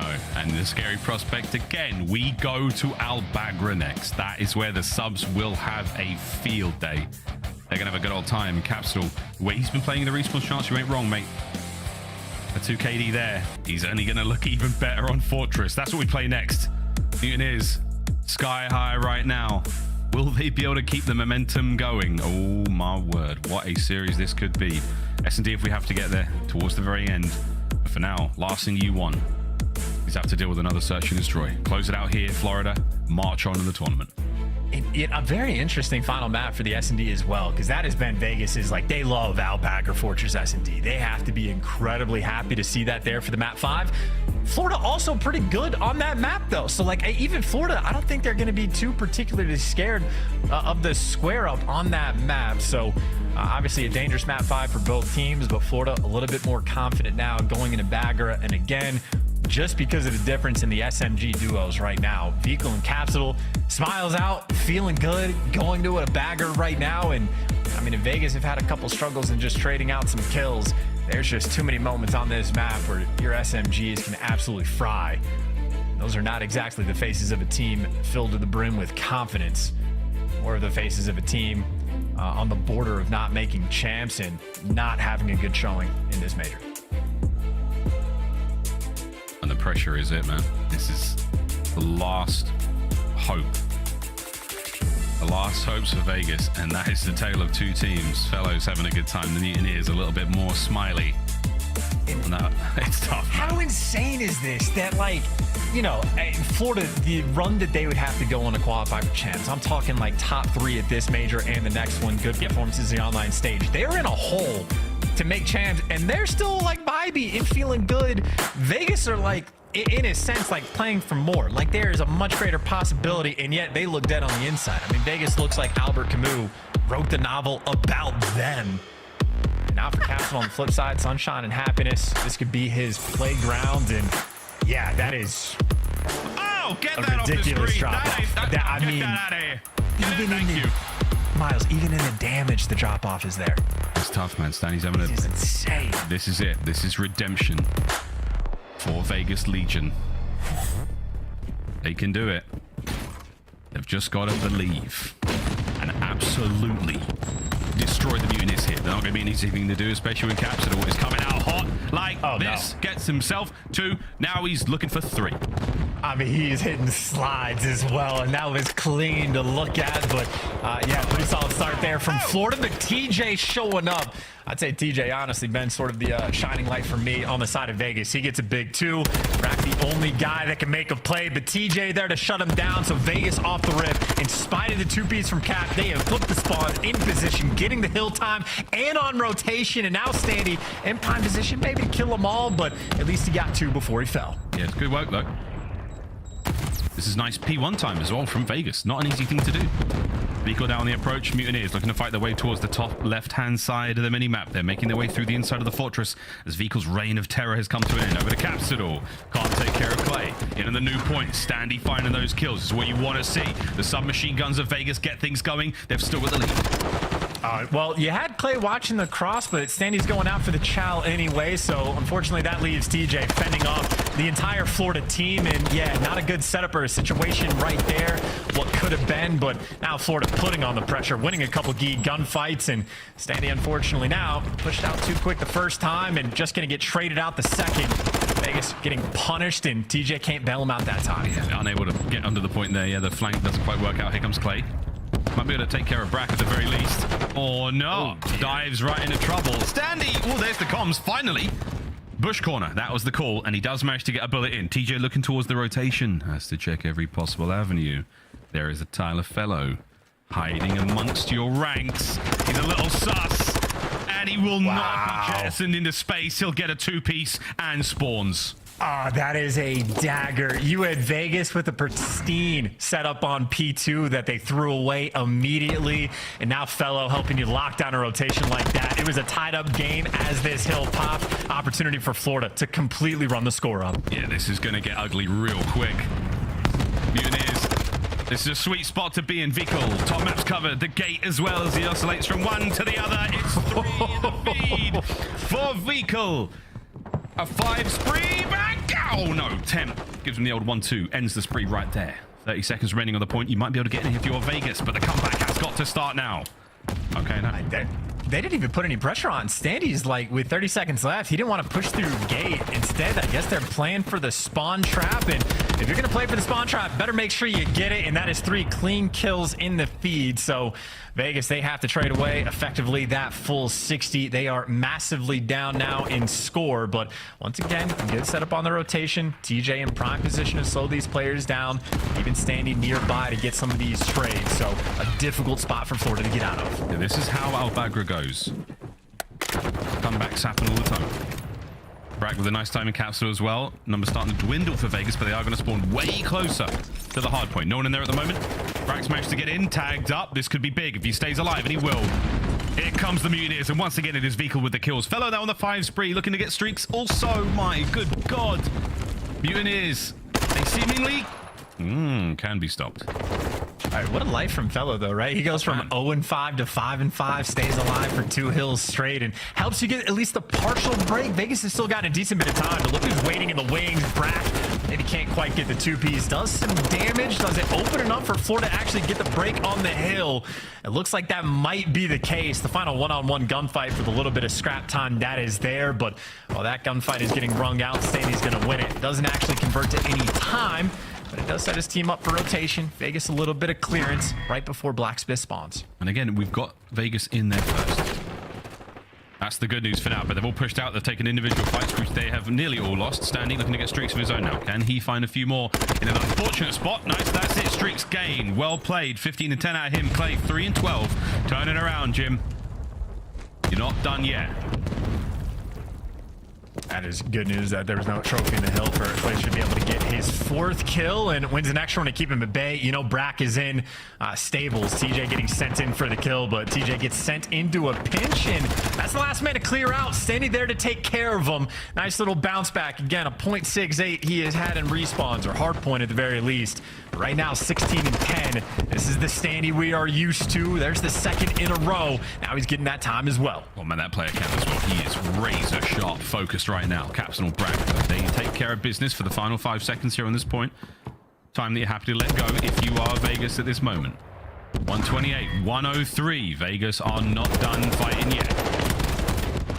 That's a big 2nd win from Temp as well, because obviously all this team spawns out across the map, but Florida not racking up this P1 time, and Temp now thinking about trying to work a flank, and somehow gifted it for free. Brack there quick enough for the trades, but obviously the time, Vegas now have it. Clayster didn't know where to look, and they had the time all but for a brief moment. Florida back nice and stable. I know as soon as the hill started, Florida lost those spawns to P2. This time, a bit more care being taken and trying to lock it down. Wins from Standy down low. He is starting to get going. He has yet to stop. Good timing from Capsule there. Towards the point we now go. Once again, Vegas Legion in there with the time. Solid garnered from this P1. Over towards the gallows we now go. The hangman at the moment is going to be Standy. The executioner. For Vegas, finding these kills, keeping these players pushed back, keeping them at bay. Lovely work again as the trades now go through. Standy is still the only man there in the point. Here comes Fellow on the front. Anyone going to check this? He does. Good work, Standy. Can he get the 2nd? Damage dealt. Teach on the flank. Brack hurt but not dead yet as we are getting closer and closer to a lead change. I can't believe Standy was even allowed to get out in this position. He walked through open for free. Florida not even watching the cross, and Standy has turned that gift into 4 in a row. And the comeback might very well be in. Making up for the mistakes on the earlier P2. Vegas right now finally in control of the game. And again, a .68 to 23 kills. We're only halfway through this game. Unbelievable. What a resurgence from Standy. Vegas now holding on tooth and nail. Fellow can't win the next one. Temp's going to get himself a few more on the point, and net a couple more seconds. Can't hold Capsule back though. Back over to Standy. The time's still ticking in favor of Vegas, but we go back to P3. We go back to the Fountain Hill. Here we go. There's a full 60 last time for Florida. I think Capsule is going to be playing this one late as well to shoot a couple players in the back. So you and Vegas looking for him, but they only found him in the kill feed. He takes down TJ before you start making moves, and Sandy's been on point, but it's about the cruise missile. Can he get enough Taxinades over to get Fellow out of this point? Yeah, will the trophy save it? It doesn't. Nice work. Standy banks it off the side of the wall. Gets a bit of splash damage. Trophies are there, but a little too late. Here comes Clay. Can Brack win the fight? Clay moves in. Oh, damage dealt. Not enough for the kill, but enough for the trade. Standy's in. That's the hard point, Vegas. Every single life, Standy's been getting incredible value as well. So the crew's on point, but now he's got to fight off 3. No one from Vegas blocked the gate spawns, but they get all the kills anyway. So, okay, a dicey moment, but they make up for it perfectly. And even TJ, well, attempting to set them up for new, but he fought the entire team with 14 seconds left on the previous hill. So instead, the Vegas players are going to be spawning in old time. Going to be a hike and a half to get to new. Great work again out of Vegas. What a turnaround this has been. None of the stats from Clay fool you. This is the way, you know, he wants the team to go. Set them up for success. That is exactly what is going on right now. Mutineers, there's their hard point. Can they turn this around? Over to Teach.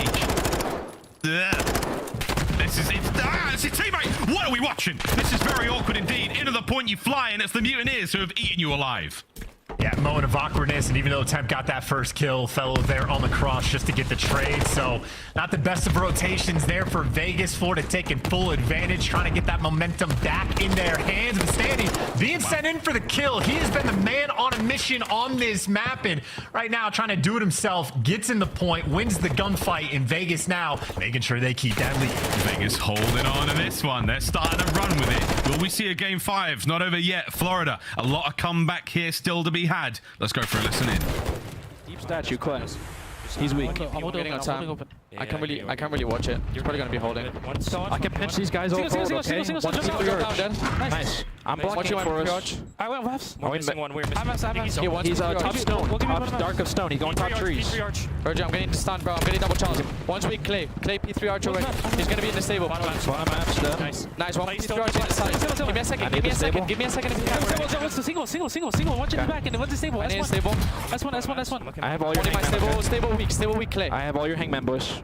Just don't end that good time. Done. One was stable. Don't forget. Hangman. Standy. Hangman's going open. Okay.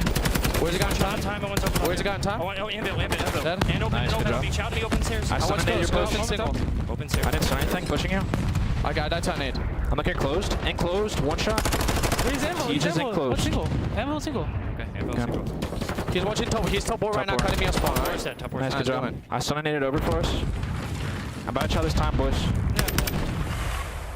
Chance was so hard to get rid of the thoroughbred. Clayster out of the stables there, man. He was posted up. Standing there once again in the feed, finding those kills. Over 30 kills now, force free once again. Clay has new. Time ticking. Final 10 for Vegas, and we see a game 5.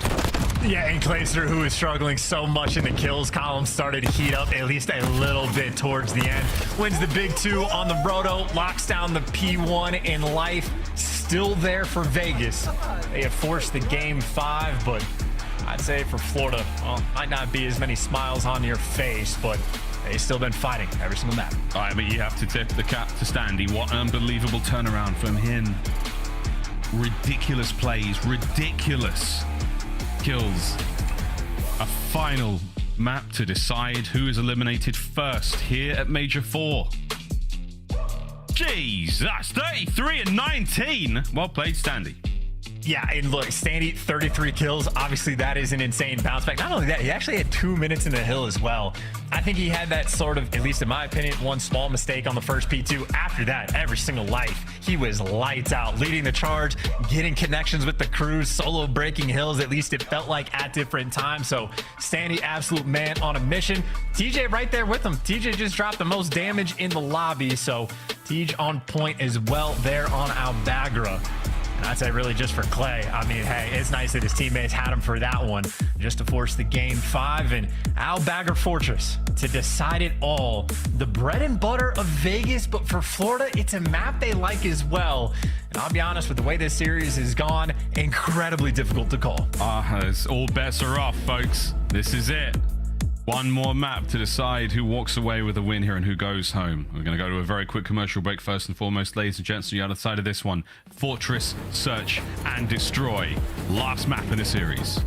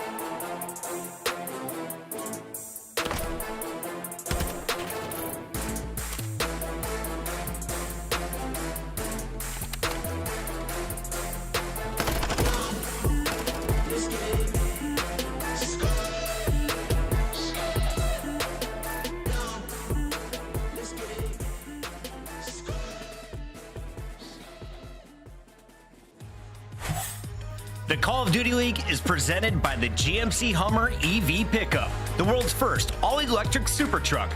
And upgrade your game with the Scuff, the official controller of the CDL. A final map to decide these teams' fate here at the Belong Arena for Major 4, the Florida Mutineers, Las Vegas Legion. Ladies and gentlemen, welcome back to the Call of Duty League. This is bound to be an absolute throwdown. We go to aBeZy Fortress for our search and destroy. And chance this one, a particularly spicy matchup. Statistically, both teams exceptionally strong.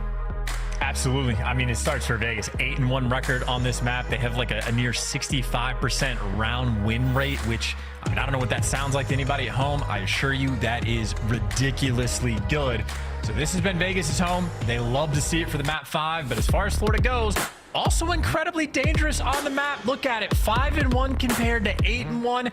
You have an even better round win percentage. I did not realize for Florida that is that good. That is completely absurd. So Vegas are happy to see it. Florida, obviously, it's a few different rosters that they have built this record with. So a little bit less is known about the current roster they have, but they're happy to see aBeZy as well. They are indeed. Here we go. Final map. No clear-cut advantage. Current form might be leaning a little towards Vegas. The Mutineers. The sails are full of wind. We are going right to the middle of the map for an early throwdown. Teacher with the first. Trades out immediately. Brack over towards the B-bomb site, looking to get that flank maybe open and wide. But Temp with the bomb. He's going through the inside of the fortress.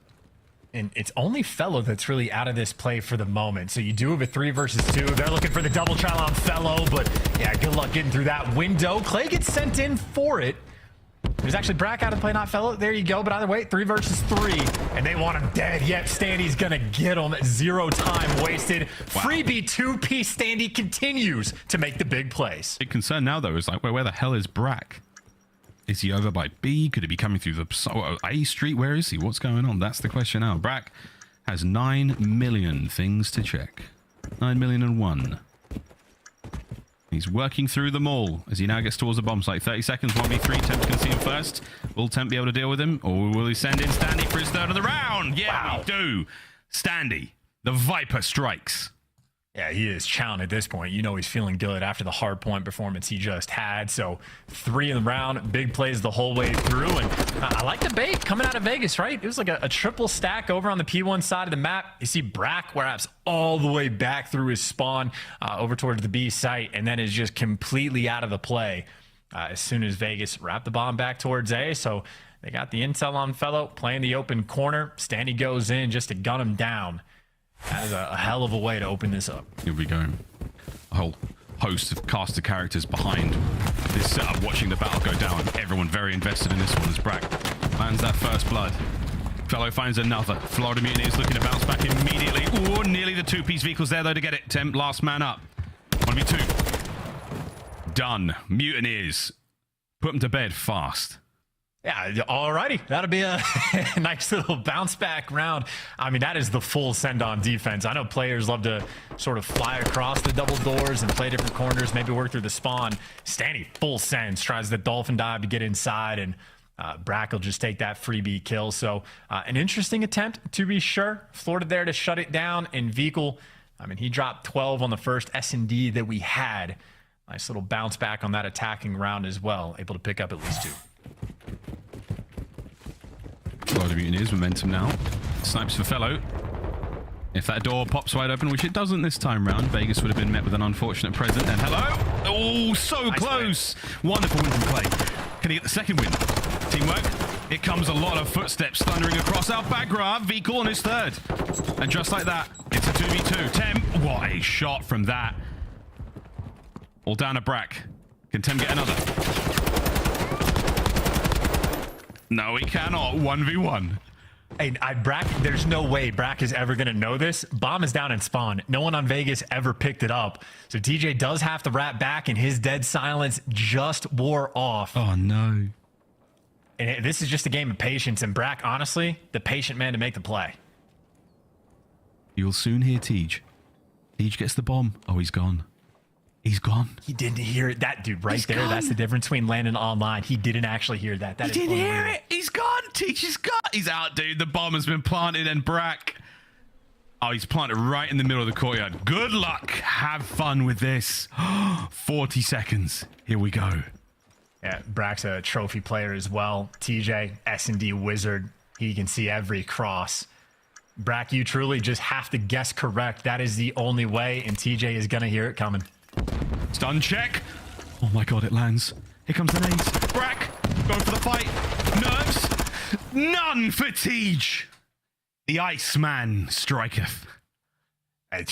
Honestly, kind of unreal for that 1v1. He got stunned. He should have been naded as well, but Brack cannot deliver. And TJ, honestly, even though he didn't get the first shots in, kind of makes it look easy towards the end. So the Wizard provides one of the best S&D players of all time, clutching that 1v1. And I mean, hey, you will take it. Little moments like that. We talk about the first S&D. It was a nail biter back and forth until, well, Temp clutched effectively a 1 versus 3. And after that, there was no looking back. That could be a moment that goes a long way for Tej. We'll see, yeah. We'll see what happens now in this round. Mutineers, they are the ones attacking. They've got themselves the A-bomb site. All good. No contest whatsoever there. They're going to get the bomb down, and we're going to see a straight-up 4v4 retake. Vuzele. Close corner being checked with the nade. Yeah, Capsule forced to back down. So Stanny found the clearance to make the moves to the site, but this is attack, so up close and personal. Not an easy gun to make work. Works like that, though. Great situation to find it. Brack, though, unfortunately takes care of Tej. Clock's ticking, though. You have to move a lot faster than this, Mutineers. Nice wins again out of Standy. The remaining 2 members now of Legion. They're on the site, checking every possible avenue. Here we go. The side doors where the battle's going to come from. Clay somehow gets away with it. Snaps on a capsule. The last 2 hit from Brack. Oh, that's that. Mutineers defend the site well.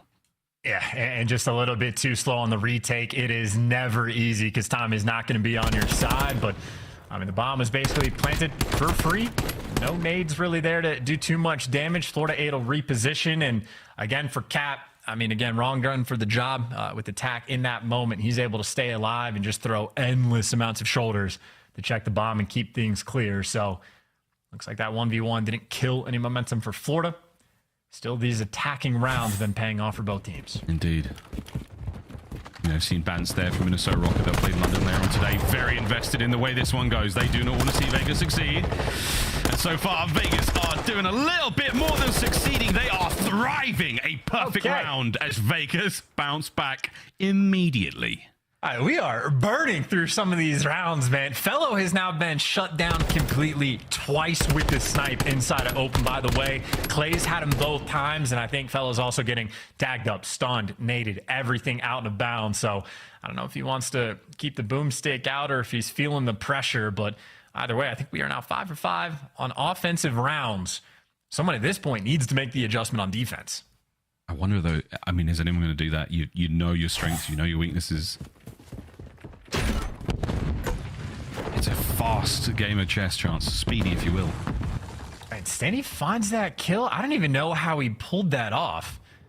Don't know where he did it from, but oh, his bottom green. There you go. I thought he was up top. So yeah, someone challenged the bottom window. Stanny gums him down, bomb down in a spot like that. This could be your first defensive win.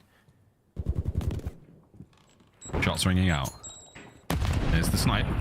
Brack. What a nade! Big damage. Oh my god, not enough to get anything. Vico, send him in.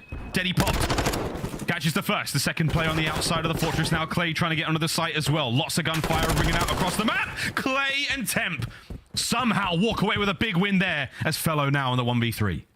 Yeah, just getting red in those moments. Clay finds a nice corner. He's got the help, and Vico overcommitting with the Deddy play, but had to try something. Now for Fellow, it is a trophy player in a 1 versus 3. Oh, no. And this is a distance setup. Every single cross is going to be covered. And Clay Challen with the snipe. Fellow, he's hoping for a prayer. He won't let that one go. Clayster knows I need to hold that line and make sure he stays in that position so I can let my teammates get in there and take care of business. And they do just that. Vegas, another round. The pressure is mounting for both teams. They got the one on defense as well, so now Vegas get the easier job done. One of the best win rates on attacking rounds, I think quite literally the best. Our Vegas Legion, an opportunity to set yourselves apart, get that sizable lead. As they are desperate just for CDL points. Florida, the same case here. Standy, what have you got? You got a lot of the A-bomb site for now. He's the carrier of the bomb as well, so looking to get in there and take care of the plant. Just over a minute to get this one done. Is it a very quiet round so far? A lot of repositioning taking place on Vegas, or at least sort of going back and forth. Waiting to see if there's any commitment. Standy's making moves towards the bomb just to draw out attention. So right now, just getting a little bit of intel. No crazy plays at all taking place. That is a stick and a half, though, but it does get traded. 3v3. TJ finds the extra kill. Man advantage for Vegas. The round starts with an explosion right across Standy. 35 seconds to get this bomb down. You should be able to do it. Vehicle spots him out in the crossfire. They might be able to make a move here. Tej being sent in. Oh, it's an unfortunate series of events. Tej has been red. 25 seconds. Temp and Tej versus Vehicle and Fellow. Nades are nearly done. It's a 2v1. It's on a Fellow. Makes it a 1v. Whoa! My word. And Tej there with the gunny. The trades pay off. And it's all smiles. And that is because it is match point. And that is also because they were in a very tough situation. Time ticking down. Players tagged up. Getting stunned. Naded. Shot along the cross. Vehicle won a big one-on-one gunfight. But then Tej and Temp there for separate double chows. The teamwork there just a little bit better than Florida's. And a massive advantage on this map. They must feel like it is just destiny now. You cannot lose, surely, Vegas. TJ's got himself streaks. Florida. Time to fight. Brack does a little bit more. It's a two-piece from him. Vehicle now joins him. Plays to the last man. Absolutely eviscerated as the Mutineers. The rebuttal was swift. They got to pull off a few more of those to tie it up. Yeah, once again, not a big fan of that play call to try to hit out those double doors. Brack's going to be there. And Brack has been on point every time. So a bold situation to try to make moves on defense, but I suppose it's better to try and fail than to not have tried at all. Yeah, Brack has been there nearly every time, and he has laid a couple of steamers across of Vegas. Here we go. Another round. Wake up, HyDra. Over to Tej. Loudly moving in towards that bomb site. Typical setup right now from the Florida Mutineers on defense. Tej could call that cruise in, force the play, force them into the inside of the arches, but no one's really there to pick up the kills if he does. Yeah, it's a very default setup for Florida, so they're clearly feeling the pressure. Vehicle's going to be watching that cross the bomb, and no one's made moves just yet on the side of Vegas. So shots getting rug out, and Vehicle connects. That is a ridiculous gunfight to win. But he has bought his team that first blood. Brack, though. Has he read Clay? He has. Clay doesn't die, though. Pushed back. A man down now, Vegas Legion. Florida Mutineers. Strong setup from them. Capsule, though. No Denny. Oh, dear. He was moving under the cover of gunfire and explosions. All down to Temp now, 1v3. And again, trophy player in a spot like this, nearly impossible. Fellow, the shoulders on point, getting the tags in just to back you down, and really nothing you can do in this round. Vehicle just hand delivers it with that first blood. Again, not easy shots to hit. And for Florida, again, Bracky has been working on that form. Not making a mistake here. Florida got 2 rounds now in a row. And Temp is totally and utterly surrounded here. It comes down to time. Mutineers. They find 2 in a row. 1 more to tie things up and force the round 11. Just to try to turn that pressure up a little bit more. A 5-2 lead is comfy, but at this point, you are feeling very concerned. This is the mental game right now for Florida. How strong could they be? And at the moment, pretty damn strong. Brack's still looking to find himself streaks. We do have that cruise missile from Tej. The bomb's going to get planted at A. Vegas are in position to spring on this one and hit it. So far, it's just going to be warning shots. Capsule with a quick check. Here comes Tej with the streaks. Let's Huke get the first blood though. Capsule, yeah, he's gonna get caught, left out to dry. Everybody else is gonna be forced inside, and do you hop the bomb straight away? They do. Vegas, they're making the play call. This is it. This is for the map, but they get traded. They get gunned down. It is Vehicle for 2. TJ, last man standing. He's gotta fly, and he can't get it done. Vehicle, too quick with it. Vamos. Vamos indeed. What a play call. The streaks did not matter. 12 and 5. From the young Spaniard, who is looking to plant the flag of the Mutineers across the dead chest of Vegas. One more round is all they need. This is far from over. A final round. It is standing room only in the Belong Arena. Round 11. On aBeZy, and look at this setup. This is so distant. You want to call in the crews and get the guarantee, and this is 3 players out of P1. You are wide out in the open. Someone might have a trophy, but that is a lot of intel Florida are going to get. What's that bomb move immediately? The intel has been passed right on over. It shouldn't kill anyone, but that doesn't matter. The bomb's going to get planted now. Florida Mutineers find themselves in the perfect post-plant position. Go, Vegas, go! Look at those arrows soar. Here goes Clay. Fell over the first capsule with the second. You're starting to fall to pieces right now, Vegas. Here comes Tem, right into 1. He gets the kill. It's up to Clay as well. Pump the brakes. Forget how to feel and try to get those players off the bomb. 2v3. Florida, they just pump the brakes though. What are you gonna do? It's the flank coming through in Florida. Get it done. We have witnessed, Miles, a breakdown.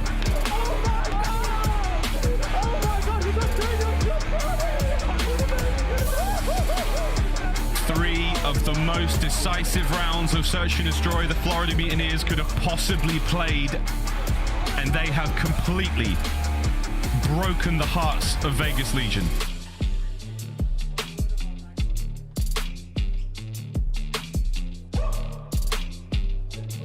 Winners bracket coming into this tournament, it mattered for nothing. They will be the first team eliminated here at Major 4.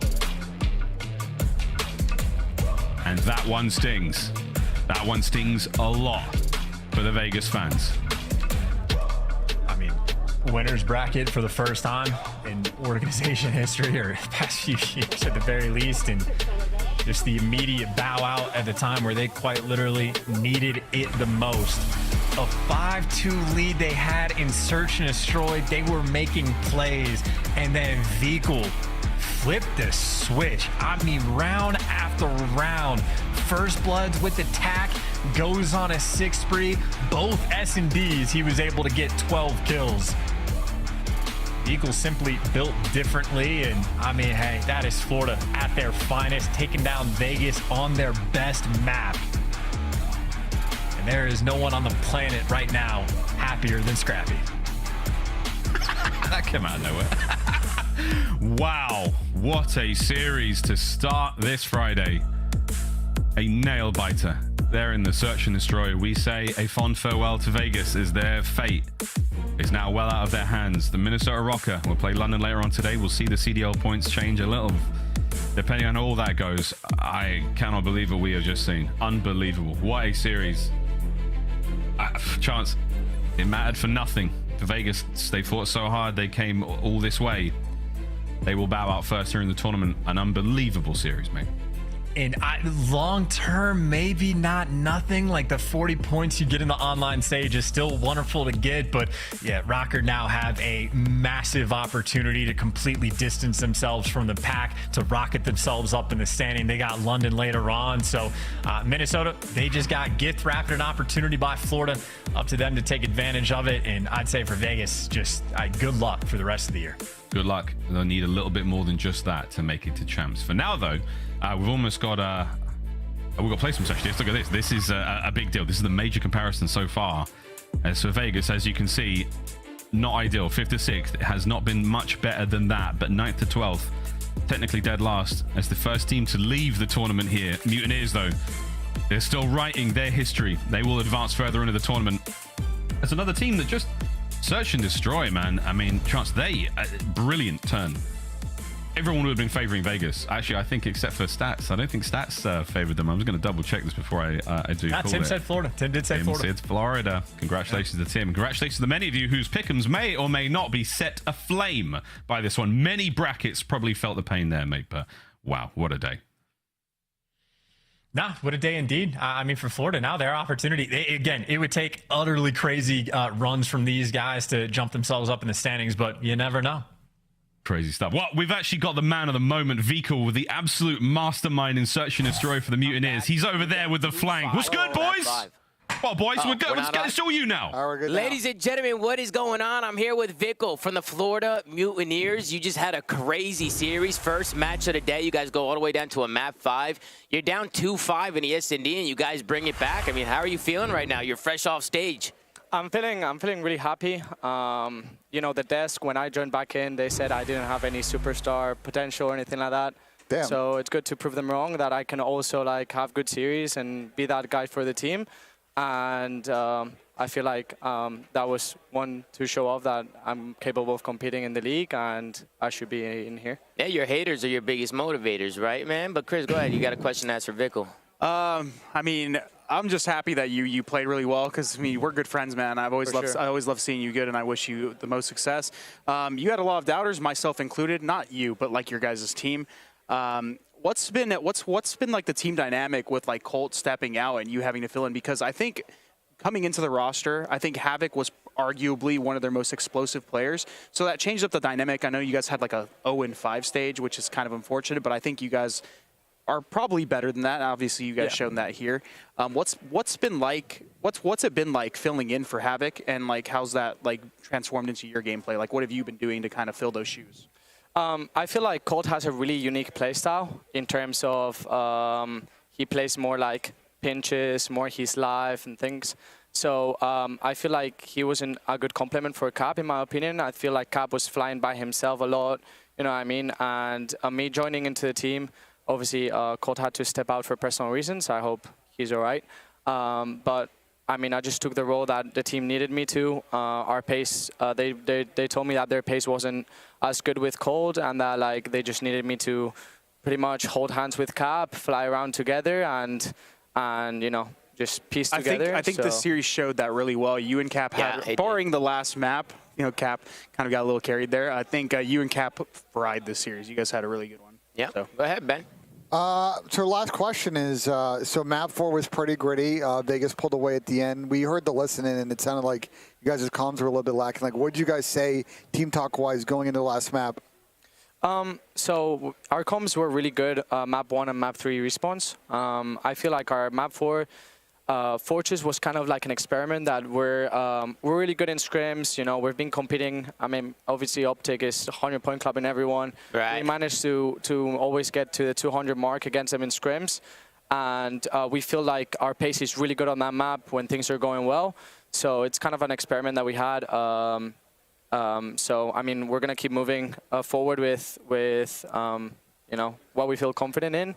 And I feel like maybe our comps in the Fortress weren't as good, but map 1 and map 3 were really good for sure. Yeah, I mean, before you go, I mean, Boston, Toronto Ultra, they're facing off. Who would you rather play, or do you really not care?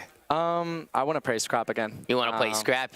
Like, at the end of the day, we're really close friends, and it's more about playing him on stage. I feel like it's a moment of realization for the 3 of us, including Charlie, of how proud I am about the whole team of last year. We all made it here. I'm playing each other on main stage in front of thousands of people. Is definitely a dream come true. So it's not about the competition or anything. It's more about living the moment on how proud I am about where we've managed to get. I love that, man. Love to see you succeed. Thank you so much for hopping on. Good luck the rest of the way, man. Can we get a Sue? Yeah, we can get a Sue. Give him a Sue real quick. Sue! Sue! Back to you, Desk. Take care. Thank you, Vekal. Thank you, gentlemen. Congratulations to Vekal and crew. But for Vegas Legion, what just happened? 9th through 12th, once again, after a 4-1 run in the qualifier.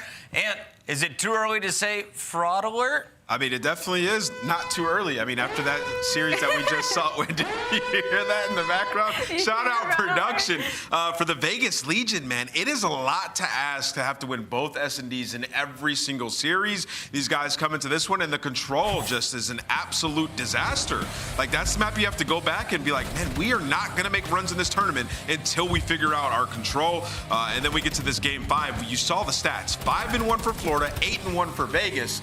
And what do we see Vegas do? The biggest gripe I have with them is every single round trying to hit that side door, trying to get like a cheap round, pushing up on your defense, trying to slay them out. It doesn't work. They're up 5-2 here, though. It was working. I understand that, but a lot of the rounds that they lost were because of that. Trying to rush straight through close, double SMGs pushing into that side door. Now, granted, you got to the winning point. You're at 5 rounds. Still, man, you got to think those mistakes, they bitch you in the ass in the end. Ali, I think we owe an apologies to Viko. Does he have the superstar potential? He showed me some in this series. I mean, I think, you know, he certainly impressed me, especially in that game number 5, going 12-5 and doing what he needed to do. The Florida Mutineers, I mean, congratulations, you ended your 5-series loss spree. There's no better place to do it than on land at a major. I think for me, I was really impressed with that hotel control. But then again, you talk about the bottom 2 control teams in this league. We talk about the Vegas Legion. They're basically guaranteed to lose at map number 3. So give and take what you will. Regardless, it is a happy day if you're a Florida Mutineers fan. I also got a lot of stuff from Capsule, I feel like, throughout this series. Even though he had a rough game number 5, that game number 1 going 33-24, I think he proved that he could definitely be a slayer for this team when he needs to be, and I hope they continue that moving forward. Viko is my personal MVP, although Cap's also in the running for that title for this first series, but we can only have one player who can earn our Scuff play of the game. It's got to go Big Vic, right? The man back from Spain in the starting lineup as Havoc is sidelined. He comes in and has one of the best performances of the year, always on the flank, always causing chaos. Yeah, I mean, this guy was doing it all, right? In this S&D, there were multiple rounds. He was switching up his gun. He put out the TAC 56, was sitting close. Nobody could plant bomb on the Vegas Legion. He was picking them off through the wall, and you can see how it changed the way they approach these rounds. So Viko in the mix, man, every time they needed him. Chat is angry right now. They lost all of their channel points. No one saw Florida coming, but it's Florida back into your top 8. We have plenty more, though, coming here in our round of 12. And as we are waiting for the next matchup to kick off, we want to remind you to start your digital collection today with the 2021 Call of Duty League trading cards by Upper Deck, the official trading card partner of the CDL. Collect your favorite teams and players on UpperDeckEPack.com. That's right, UpperDeckEPack.com, or scan the QR code. When we come back, Surge, will they finish 9th through 12th? Will the Guerrillas power into the top 8? We find out after this.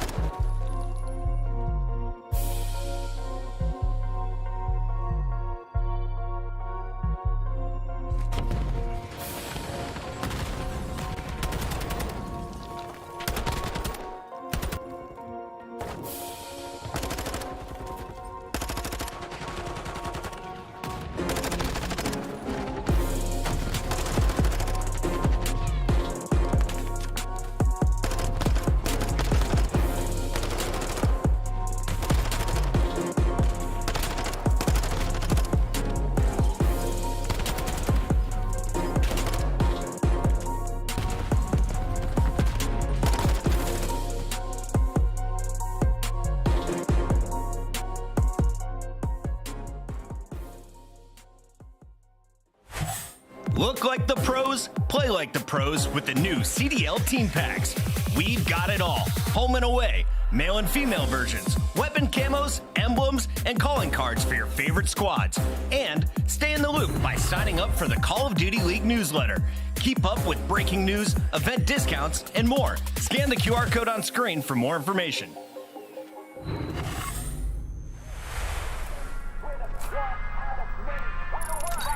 All shadows, ground team is mobile. Keep them covered.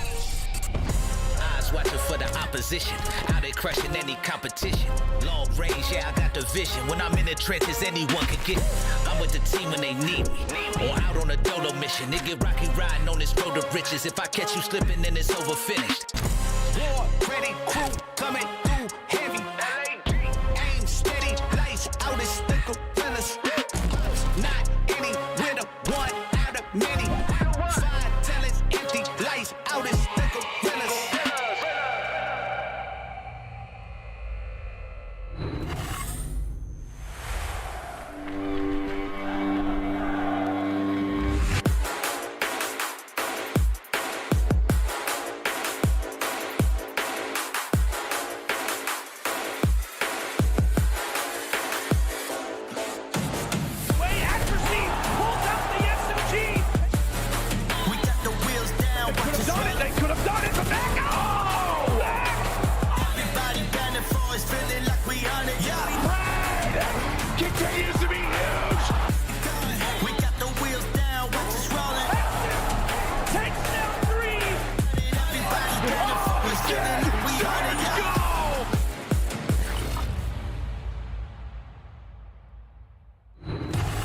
Welcome back, all. We are live from Major 4 at Belong Arena in Polaris, Ohio. Excellent competition so far in our first game of 5. Well, it went the distance, a game 5, round 11. But if you look at the numbers in this series, you have a huge disparity in seeds. On the left, it's the number 11 seeded LA Guerrillas with an 0-5 record throughout Major 4 qualifiers.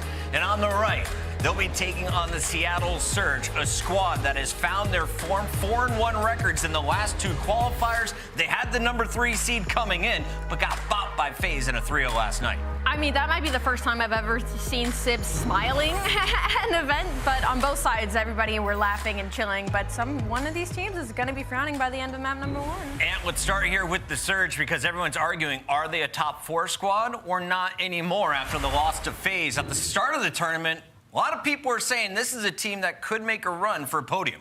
Yeah, I mean, it's still a team that can make a run, right? You know, they got humbled a little bit going up against the Atlanta FaZe, but that is a tough matchup each and every time, and FaZe typically getting the edge against them. This time it happens once again, but going up against LAG, they have the massive edge. This could be exactly what you need to bounce back in this tournament. You look at Seattle Surge, and one of the biggest things will be that search and destroy. You know, a crazy stat that we have is they're the #1 online round win percentage since stage 3. The worst of all the teams in the league on land in round win percentage. That's Surge? So that is search and destroy. So best at winning rounds on the internet. Online since But stage if you 3. put me in the same room as my opponent, I'm the worst in the league. Absolutely, yep, that is a fact. And here's the Monster Energy pregame. They need more from the role players. Yesterday versus FaZe, Mack 0.64, accuracy 0.61. It's just tough because you have those guys going off online, and probably in practice when you get to land, something happens that goes wrong, and you get that type of performance. Today's a good day for them to bounce back, though. On the other side, we have LAG. The Guerrillas have nothing to lose. They're currently an 11 seed. They're just 1 win above London Royal Ravens overall on this season. This is a team that's looking on the outside, trying to get into champs. This could be the tournament to start the run, but we have no signs saying that it starts right here, Allie. Yeah, I mean, it can be, it has to be, it should be. There's a lot of things that you can say when it comes to LA Guerrillas, and not a lot of them will be good. I mean, they're 17-30 in hardpoint. They're 0-5 against the Seattle Surge specifically in that game mode, 16-21 in search and destroy, and 11-16 in control. There's really not a lot of room for success here, but because the bar is set so low, there's a lot of room for growth. So when it comes to the Monster Energy pre-games, I think Exceed is definitely a player to watch in this series, as well as Jose's. I think the SMGs are going to have to be on the same page at the same time, which is something we don't usually see from the LA Guerrillas. And they're also the worst hold team during Stage 4. Again, their hardpoint has just been abysmal. Is there any opportunity for them in this series? It's got to be in that game number 3 control, where their ARs have shown slight dominance and possibly could now load the series. Nameless, we have over 21 million channel points already on this series, with 85% all picking Seattle Surge. But that young man, a high schooler, is looking to play spoiler tonight. Yeah, you know, it's just so crazy, man. He's taking online classes while still in high school, just having the time of his life, competing in the Call of Duty Pro League, and he's put up some crazy performances. Think about that match they had in Madison, Wisconsin, where he was like 39 and 18 for the longest there. So, like, he's going out there and giving it his all. And, you know, I spoke with the LAG team. They said that they're still very vibey. They choke a lot of leads, and they're coming into this happy, ready to go. So I think it could be a new look. All right, they've been giggling recently despite the losses. Let's take a look at the 5-game series in this one. Who's going to get the last laugh in this battle, Allie? I mean, that game number 2 and 3 is the same game number 2 and 3 they had the last time these two teams matched up, and it was a Seattle 3-0. It was Fortress Search and Destroy, where Mack dropped a 1.67. So that'll be your player to watch for me. All right, Desk, I'm not even going to ask you for your predictions because mine have been perfect. It's Seattle once again as I go 6-0 on the weekend. Casters, who do you got in this one? Well, thank you very much, Puckett. Kind of leaning towards Seattle Surge as you asked for our opinion, but LAG, they have slipped down to 11th in this one. Will there be an opportunity for them to take this, move back up into a tie there with the Mutineers? Realistically, odds against them, but hey, anything happens at a major. Yeah, I mean, look, what we just seen on the stage there was a surprise. Are we going to get one here? I would say it would be a bigger one if we could see a win for LAG. They are really up against it here against Seattle Surge. But as you said, when it comes down to the Call of Duty League, things can get a little bit crazy. Heading into map number 1, though, it is HyDra. Seattle Surge yesterday against Atlanta FaZe. Not too hot. Looking to make amends here in map number 1 against LAG. Well, as we both know, it's going to be a little bit spicy around these hard points. LAG not having the best of time recently. For Seattle Surge, it's usually pretty plain sailing, and that's not a water pun. I mean, there's plenty of them that we can possibly make on this map, right? So it has to be said. But LAG now looking to try and find the breakthrough over towards P2, and because rotations are so important on this map, specifically for these two teams, they both do struggle with it, sitting 10th and 8th respectively. LAG way down towards the bottom side and 10th themselves. So rotations so important for these two teams. Break percentage not quite there either, but holds for Seattle Surge have been a big problem too. So rotations are very, very important, but you need to make sure if you are Seattle Surge, you are locking things down. Accuracy, doing a good job at that so far. Jose's yet to find a route through. Seattle Surge, comfortable start to the map. And realistically, LAG wanted a little bit more off that P1. They didn't get any kind of ingress in towards P2. They didn't get an awful lot of time either, but Jose's to try and see if he can find something here. Playing around Dome, trying to take that down before he gets shot. That's going to allow the team names to roll straight in. But at the moment, they haven't found the kills they need, Ton. Exceed finds one towards the side, but unfortunately for the rest of LAG, you aren't able to win your gunfight. Seattle Surge, good hold from there. Mack can move forward. Start to put that pressure on. Start about trying to flip these spawns very, very shortly. 30 seconds to go. LAG may have one more go at this. There we go. One little last push, but nothing but Sib and Mack in the kill feed. Seattle Surge have started off with a beautiful P1 to P2. And for LAG, they head to P3 and potentially some more points. I thought he'd stuck him with that there, Brad, but he doesn't. Now on his way for a little swim as the rotation starts to come in. But this is an opportunity now for LAG. It was great rotation from Seattle. They had the better side. They hold down P2. It's pretty much the perfect start that you want. But LA Guerrillas have never really put themselves in the position to score some good points. They've got a good opportunity here. Seattle Surge very one-dimensional, just trying to pick apart LAG. I suppose you can do that with the way that you start the game. You're already around 50 points up. You don't need to rush things. Getting a couple of kills does put the pressure back on LAG, and now Seattle Surge, they'll move into this point, and they've got it. They didn't go for that rotation to get the spawns in the beginning. They will headbutt this from the front and try to take away as much scrap time as possible. Yeah, it seemed like a conscious effort of Seattle Surge to take their time. Stick to the GP on GD. Is that same price? Not working so far, though. This has been great hold from LAG. That initial I was about to say Surge of Seattle Surge players towards the point was really good. They managed to find some picks, but from there, good astute defense from LA Guerrillas. Surge now spawning towards the back. More numbers here for Guerrillas. Heading over towards the next hill. Sib has got a job to do. He's going to be able to find one big gunfight coming up against Exceed. Exceed will win it. There's going to be a gunfight actually won over towards the moon side by Accuracy, though. This one's still 50-50. They're waiting for it. LAG are in a really good position to surround this and close out the Seattle Surge players. They have them, but Accuracy's fighting back as well. That cruise will do nothing as it flies in here, but LAG cannot find a way through. They're in the better spawns, but not in the better position. All they can do with these kills falling their way, though, because one teammate spawns out, so maybe something could be done about that, but not going to happen. One guy towards the back is only going to be Exceed, who will try his best to find something. LA Guerrillas are being forced out of it. The first decent break we've seen from either one of these two teams so far. Pred and Coast continuing to lock down this back of the map. 20 seconds to go here over towards the ruin side. LA Guerrillas are going to walk away licking their wounds. P5 is on the horizon. Seattle Surge happy to soak up this time, but for me there, it's an easy push for Seattle Surge, isn't it? You push through the ruins, you find the kills. The spawn out slightly for LA Guerrillas, not working in their favor. Now you got to try and win a rotation over towards the next hill. This lead is getting a little bit cautious for LA Guerrillas. This will be a big hold for them. Already Seattle Surge committing towards the back as well. Accuracy could cause a bit of a panic in the LAG camp. He knows where that player's going to be, blocking the spawns there, but haven't found anything yet. Seattle Surge slowly trying to get through, but Joe Deceives with his 2Ps completely rebuffs them away from this pressure. Accuracy pushing towards the back, though, and that should be a good spawn for Seattle Surge. Gets there in time, lines up the second, and now the push can start to flow on through. Accuracy is here, as is one other member of Seattle Surge. The break is going to come through, both of them managing to find multiple kills. Accuracy continue to lock down. Is that a stick as well? Does he get him? Yes, he does. Wonderful break from Surge. Brilliant play from Accuracy. LAG actually have had a little bit of a recovery, I would say, across this entire map. A couple of good holds for the first 30 seconds of hard points means this isn't too far away as we look to go into the second set of rotations. At the moment, Accuracy again may be the key player here on the key set. I say this as it is a full wipe. It's going to be the spawns for LAG, but no map control. It's a split. But look at the pressure that's being put on them immediately. Pred is already up in your grill. Another one towards the back is Assault. Must stay alive. Needs the rest of his team to try and find some kills over towards P1 because we're talking about that P2 rotation, which is coming in 40 seconds. Still alive towards the back, though. Brycey, they find the kills in P1 too, so best case scenario from LA Guerrillas in that situation, because honestly it wasn't looking good. Surge now spawning up towards back tin. Exceed up top. This is good from Guerrillas. Having much better time of it. And they can do everything here, LAG. P1 to P2, it's been just a mainstay for so many teams, and they're looking to do the exact same thing. Eventually going to fall, though.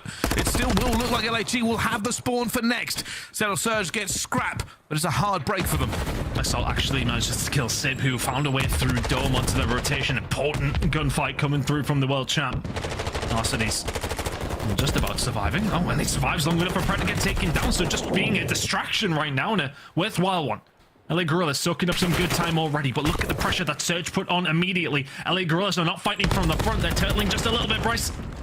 Oh, there's a huge nade that actually comes in to stop that kill as well. Arseny's has to commit to this, going around with it as well. Will get the kill. A huge one for them in the end, but Mack and Pred will not relent this pressure at all. They are trying to make sure that they do not get the time that they've worked so hard for. One last chance here. Seattle Surge will commit to one more push. They look to do something, but Arseny's has already moved, and this may be perfect from LAG if they can get the spawns as well. Yeah, it was actually a spawn out from Arseny's. He was ready to set up in the middle of the map if Surge found the push and just catches them sleeping a little bit. Surge look like they have this rotation, but mid-map is still being fought over. Pred will find a big gunfight towards the backside. Scrap time LAG. Majority of members of your team over towards the next hill belong to LAG. Rotation may well be falling their way, but Pred, lingering as he often does, is going to go big for Seattle. It really does, Seattle. I'm starting to let this game slip, but how are they feeling in the comms? Let's find out with a Seattle Surge. Listen in. I have your gen in your pipes. He's too front, he's too front. I'm blocking him, I'm gonna block the back. He's too front door me. Okay. Joe's just sitting in the heavy. Channeling front door, he's holding front door. The back gen, back gen. Door, maybe. Back gen exceed. Back gen exceed. AGM coming P5. Okay. Top it. Absolute top. Top, absolute in the corner. I need a top. Nice. In the back of me, in the back. Back door. Really good back door. Nice, I'm going pipes. I need to just climb. Stay alive. Yeah. have your back there, Mack. He's on my left. Jenny's already Jen. Absolutely right left.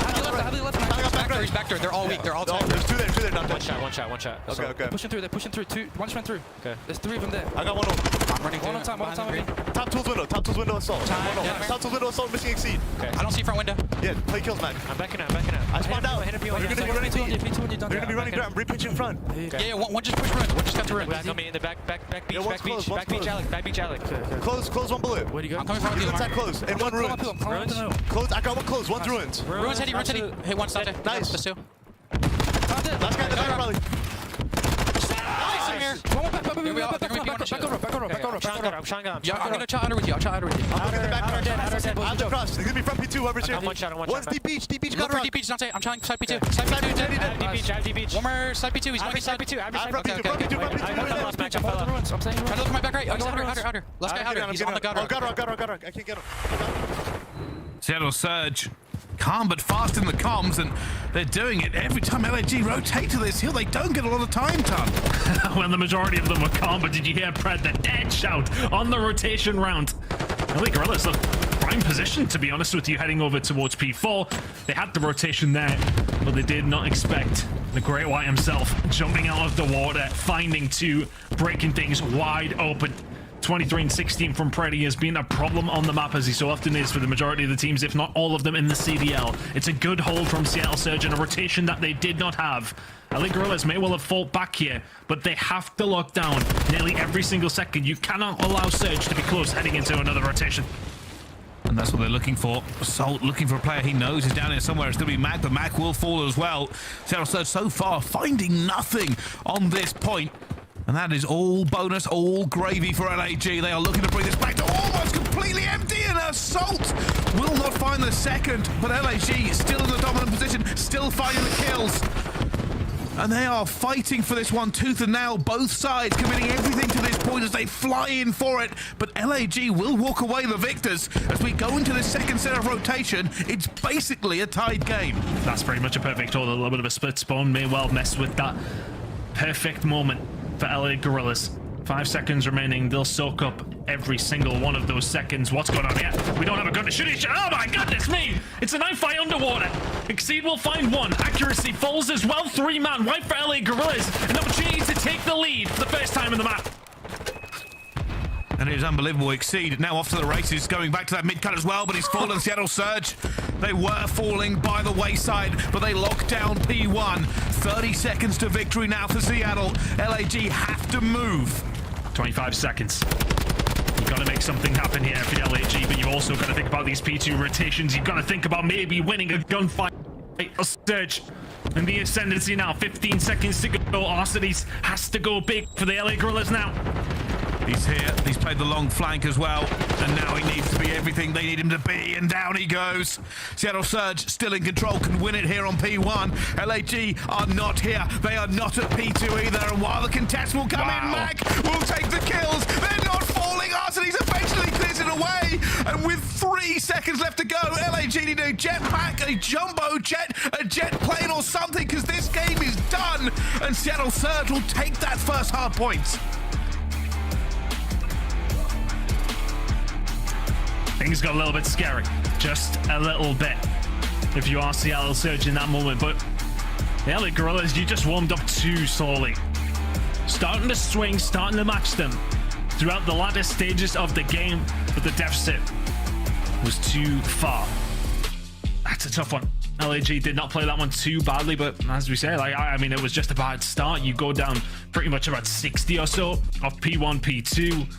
And from there, it's so difficult. But it has to be said, Pred makes a couple of huge plays for the Seattle Surge, as he so often does. The one out of water over towards P4 as a standout. Finds 2 as LA Guerrillas actually matched with 3 of their own initially to find that break over towards that final hill at P1. And Pred breaks them wide open himself with 2 more just to slow down, just to crush the dreams, if you like, of LAG.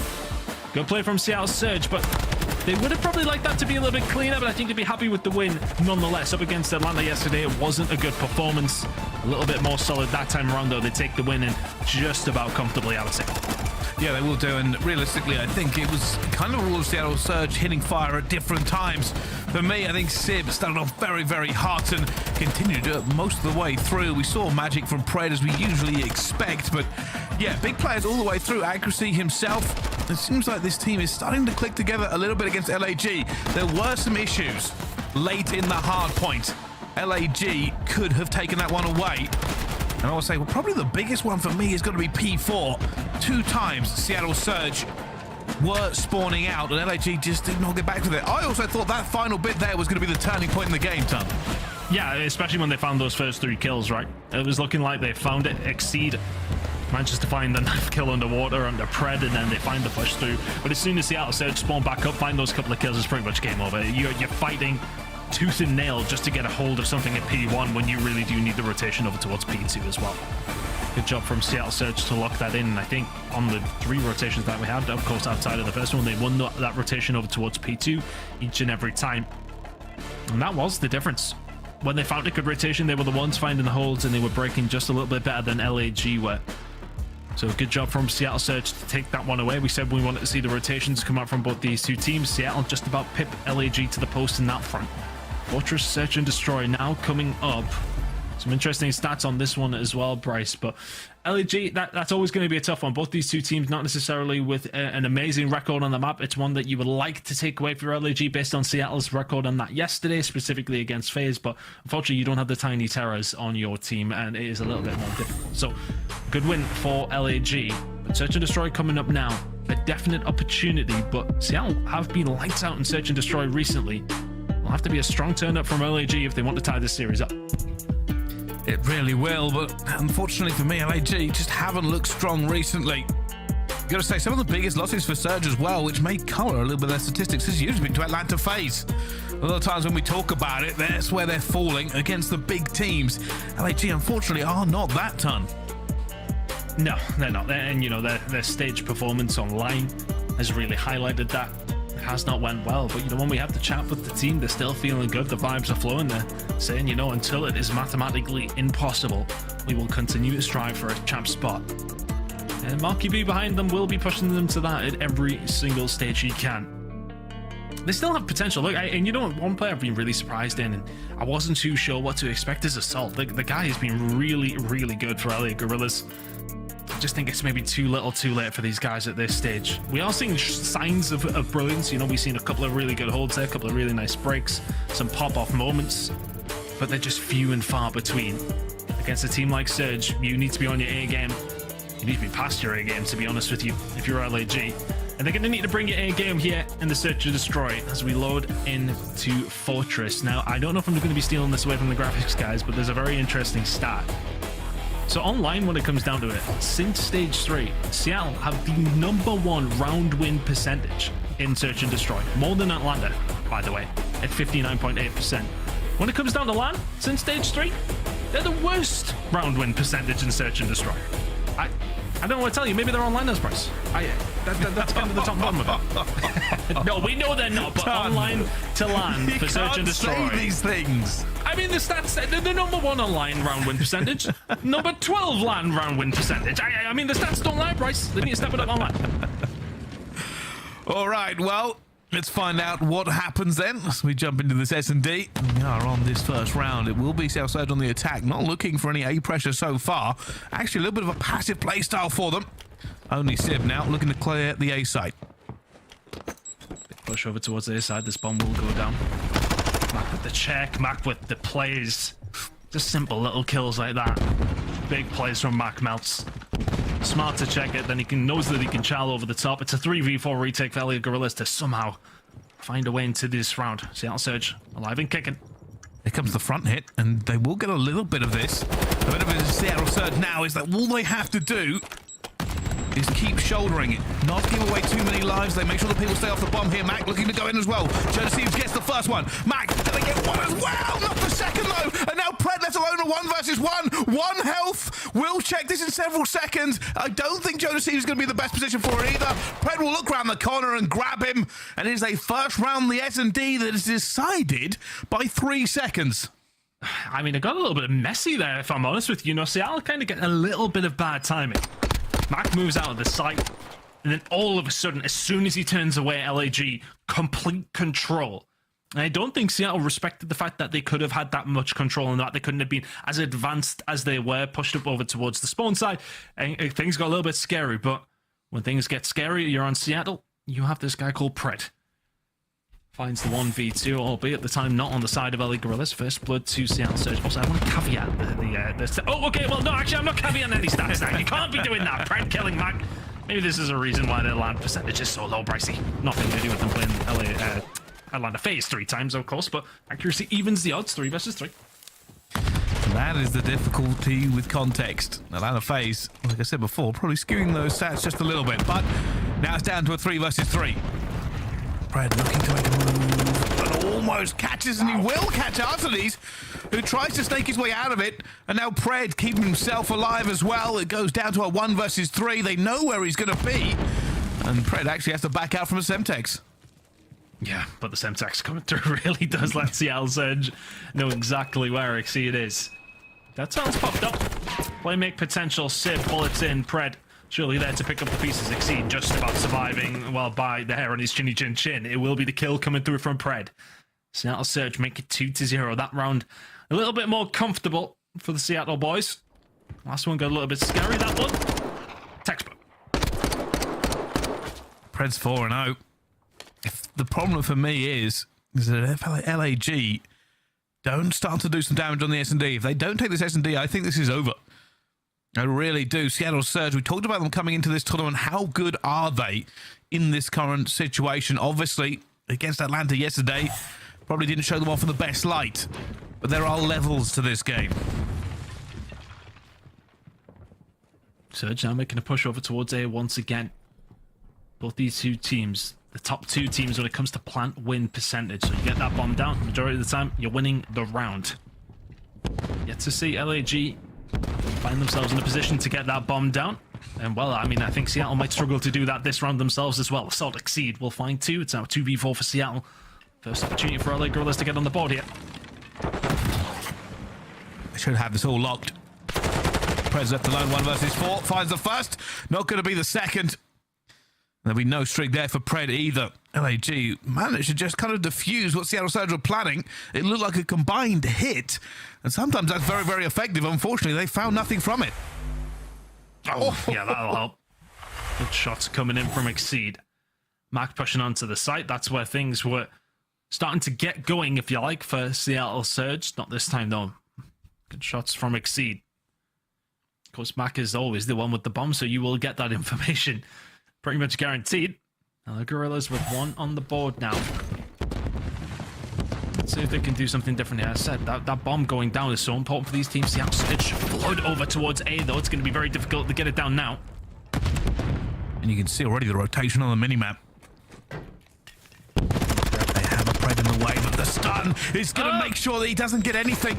And now Simp will be the main man here, who will watch the cross. Mack somehow managed to get a kill from behind us as a double flank going round. The team switch positions. LAG will go towards B. It is a hard retake for Seattle Surge. Yeah, that's a full lock. LA Guerrillas, you can't let this one slip. So often we see them make the push over towards B, and this is, as you said, a very, very hard retake. Sib is the first, Mack is the second. Easy kills for Assault. Accuracy is able to find 1. If anyone's going to pull a 1v3, it's accuracy. The problem is time and positioning. This bomb site has so many ways that you just have to check and they won't get it. And that's why it's a hard break. If you get into B with numbers, something that does not usually happen when we see that bomb go down, it's usually just 1 or 2 players. You can watch the 3 choke points from advantageous positions. It is a nightmare to break on hard point, let alone on an S&D. You take those opportunities all day long, though. You know, you see those moments where you get B open. You run through that door every single time, especially if there's multiple members. It's so difficult. Seattle in that situation to do much about it. Very, very hard retake. We see it at P3 when we play hard point. We get to see it there in the search and destroy. Exceed do his best impression of me in ranked play. I can never make this jump first time. However, sniper out for him, and it's just a little bit of COD timing that goes wrong, and a hit marker, and a nade coming through, and Pred will find him as well. Exceed, everything going wrong for him there, but it will go back down to a 3 versus 3. Pred gets caught as well. And Seattle Surge, they'll get the first blood, but nothing more. Bomb being down does help Surge out here. That trophy will help as well. Mack will be watching that cross, so he'll be getting some information. And now accuracy will push, but into gunfire. Joe Deceives will find a Mack in a 1v3. Mack knows where Joe Deceives is going to be as well. Take that first gunfight. Looking for the second. The snap is good, but unfortunately, it's a little bit better from LAG. And LAG take the lead in the Search and Destroy. Nicely done. That's a good retake as well. Good forceful pressure after Pred is the one to find that first kill. It's a kind of bit of a fumble from Seattle in that situation. You had the numbers, the bomb down, you had control. You let it go. And not be too pleased with that one, LAG, though. Grasp that opportunity with both hands. Assault influential as ever. I think that's a 5 spree now from Adam. Can he keep it up? Cruise missiles on this map. Very influential. 7 and 3 from him. 3-2 LA Guerrillas. Much better from them. Nice retake coming through. Already a stun check there. So we'll be communicating that to his teammates. There goes the nade check. I don't think it's going to do a lot to accuracy. They won't even get the hit marker with it either. For LAG, it will be a commit to the A site. You really do want to try and think about getting this bomb down over towards A. LA Guerrillas, if they've done their homework. Yeah, okay, both two teams are good at getting the bomb down and holding it when that bomb does go down. But as far as teams retaking sites, Seattle Surge, there are not many worse than them. Very, very low down on the retake. Second worst, actually, at only 20% of the time. 18% over towards A. So if this bomb goes down, you pretty much got a 1 in 5 opportunity if you're LA Guerrillas. Simp saw it. Simp called it as well. They're going for it at the same time, but the trades, they go back and forth. It's a 2 versus 2. And the information from Seb all caused Seattle Surge to snap, but they weren't able to stop that bomb going down. Already the defuse, but he's alone. Pred's going on a flank, and he finds one. It's now down to a 1 versus 1 ton. Chaos kicked off a 1 bit of information. Oh, he's gone for the defuse nice and early as well. Assault will be stomping around the map and stomping just a little bit too late. Oh, Pred got off it. He got off it. Assault runs around now just trying to survive. Pred on the hunt. Oh, Assault! What a round! What chaos! What fury! Unbelievable! We would need to see that in a full round replay just to figure out how the dominoes fell. But the information, Sib saw the bomb cross, called to his teammates. They're like, all right, let's roll. And everything hit the A side at the same time. Oh, the one I really want to highlight, though, is Pred in that situation. You've kind of got time. I don't know. I don't know how close he was. He was very close, it looked like. You've got time to try and find the kill is probably what's in his mind if he does have to jump off it, but hey, I mean, just hope the bomb gives you some decent cover and stick it. Hindsight is a wonderful thing, of course, but once again, the attacking team get complete control of it. That bomb's going down, but there's a bigger one coming out of the sky. There certainly is, and a lot of those trophies have already been burned. And that's why they have to get inside already. You can see them going for this Exceed. Tries to push out towards the back, and he finds one as well. Seattle Surge had to give up the site. Their trophies were wasted, and LAG are swooping in for this. They can smell the blood in the water as they Jonah Seas finds one more. Nobody on the defuse yet, though, for LAG. Not yet, but they have plenty of time. 20 seconds left to go now. You could do with clearing out at least one more. Nobody on the bomb, as you say. 15 seconds, getting scary. Seattle Surge just holding it. Accuracy keeps finding them, but no! Eventually they fall. Only needed a few more seconds, but LAG will take that round. They will get the retake they wanted. And it was 2 rounds of Seattle Surge. It's been 5 in a row for the LA Guerrillas. And the difficulty there for LA Guerrillas is just, well, it's accuracy, isn't it? He's posted up towards the back. He's pretty much got eyes on bomb. You can't jump on it. That tag will shred you. So they have to clear them out as quickly as possible. The ice, very much there from LAG. They said they lacked it in the online stages. Don't believe they're a bad team at all. And they very much are clutching up here, though, against Seattle Surge. Now, map point on the ball with LA Guerrillas. Seattle Surge, you need 4 in a row here. Is there hope? Pred already somehow gets that first blood on the Exceed. A complete evaporation. Pred is still moving for this one. Assault's going to catch a nade to the face. And he will fall as well. We spoke to Seattle Surge just before this tournament when they said they play around Pred. Is the tactics, is the strategy of this team, and it's how it works. And it's for that exact reason, but Thieves breaks through and down he falls eventually. A little bit of life for Seattle Surge, Ton. It's 3 for the Aussie in that one. The second's absurd. I mean, Thieves, I think Pred blinked it in and he died. It wasn't Thieves, sorry, it was Exceed. Thieves was the one who initially will then fall, obviously, towards the end. But the second kill, it's the snapper that he gets to then set himself up in the position to throw that nade over and find a kill. Flashy players coming in from Pred. Now making it a little bit more nervy for LA Guerrillas in this situation. Still in a good spot, still 5-3 up. Attacking round now for Seattle.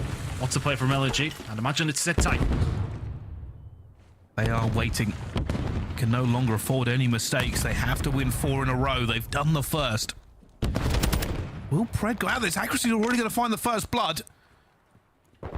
There's always potential for Pred to bang out those doors, but there's no one really there for a trade. But there might be now. The Simp is laying down bullets. The 2 versus 4. Seattle Surge into 1 versus 4. They will have another round back on the board. I don't think Thieves will make it, and he doesn't. He will fall. And will this go the distance, Ton? Well, accuracy kind of just sets off the chain of events there. It's a slow peak round.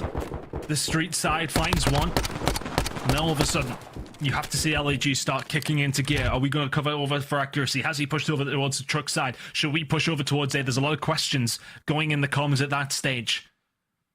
You start to make a move, and Seattle Surge hold their irons, find the kills.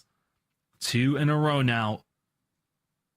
That's not too far away for Seattle Surge to make this a round 11. Pred 12-5. 4 spree for him. If you can find a couple here, a cruise missile as well, wouldn't be a bad thing to head into round 11 if you can get there. Actually, just trying to get out of here, make sure he doesn't get caught, doesn't give away that first blood. Both teams talking information now, figuring out where everybody is. For LAG, make sure nobody has got inside or broken through. We can see that they haven't. And this may be another case. Sib is on this Overwatch again. If he sees a player, Seattle Surge may hit this like they did last time. Well, the Guerrillas would be in the perfect spot to answer to that. Pred still lingering. LA Guerrillas also lingering. Not making the push onto the side just yet. Pred, a little bit of information. That trophy is thrown over. They know that A is maybe in play. Seattle Surge might just hit this. Pred, there's a nade just ricocheting around him here. The information's been called. The dead side's going to be popped. Actually finds him off the bomb as well. RCs will get Mack, and it's a huge gunfight that they both walk away from. It goes down to a 2 versus 2, but time is on Seattle's side, and so is the monster. Pred finds another one. Assault a 1 versus 1, but Pred has the bomb. 15 seconds. It's a big kill that come through because this will be Pred for the cruise missile. And to send us to a round 11. Assault, though. He's rotated around wonderfully. He would have got the information, Pred, that he was pushing over towards the B side, but he knows where the bomb is. Bomb goes down. Pred checks it. Oh, and Assault guns him! LA Guerrillas tie it up. It's Adam Assault to cause the damage. What a piece in this series. LA Guerrillas will not go quietly into the night. And Pred thought he might have it. Assault repositions and snaps onto Pred before he can do anything there. He gave it up and was expecting more of a slow push, but the dead silence paid. And LAG take the S&D. They do not falter. It was just a brilliant start from them. Great positional play, making it even difficult in the rounds that Seattle Surge were initially winning early doors. Yes, we've seen a resurgence from Surge throughout that Search and Destroy, mostly off the back of plays from Pred. 13-6 for the L from him, but it's a 12-5 scoreline from Assault. That will be the highlight for LA Guerrillas. The big 1v1 against Pred towards the end gets the better of him. And a gunfight that I would, if I had attack against Pred, I ain't winning it, I'll tell you that. I don't think the majority of players are. But Assault, that world champion MVP caliber player, making the difference there in the Search and Destroy. Bryce, we got a series. We certainly do. an S&D just full of thrills and spills for everybody involved. It got chaotic when it needed to, but hey, roll on the rest of this series. We're going to go to a quick break. Don't go anywhere. We'll be back after this break with more Call of Duty League.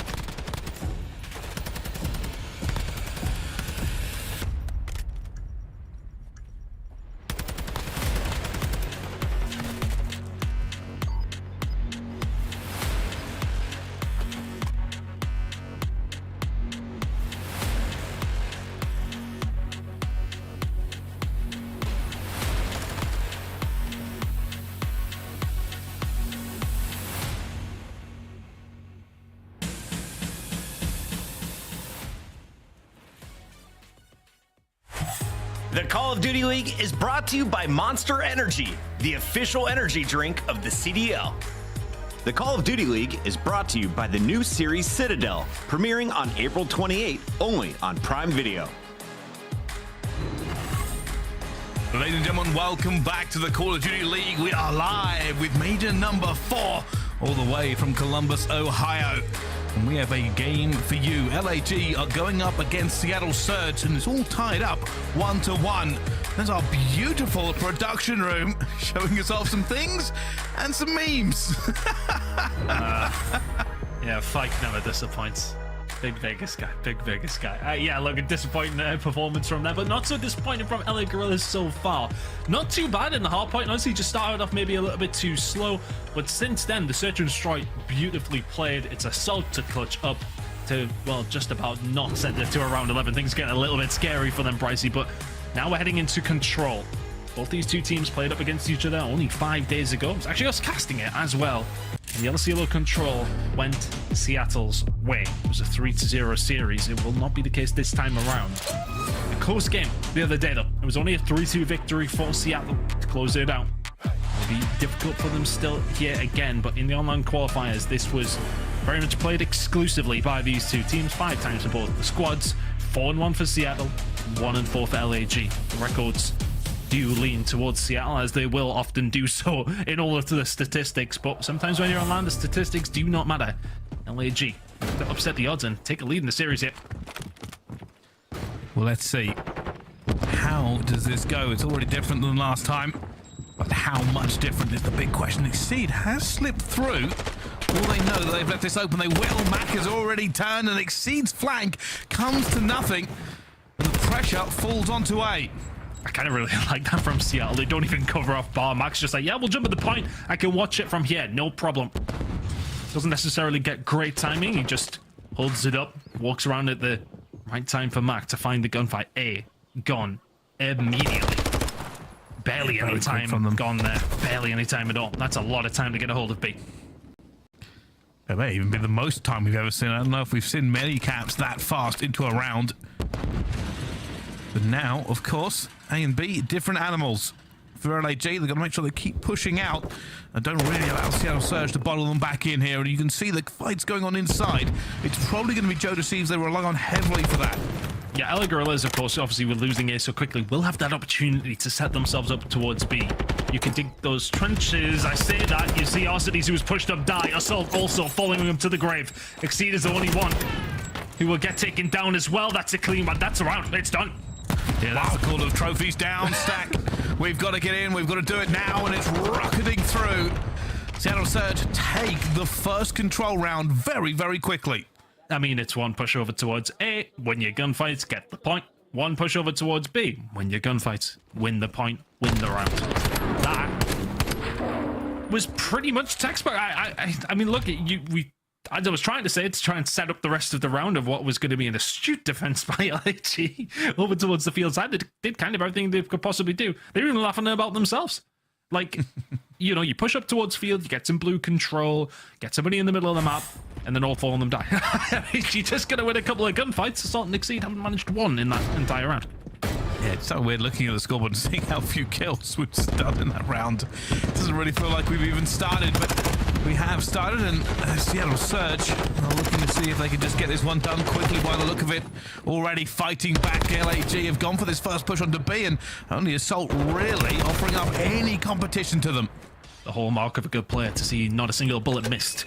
The shots through that really. Defense is often my nemesis online accuracy. LAG's nemesis over towards this field side as well. Finds 2, will slow down this attack.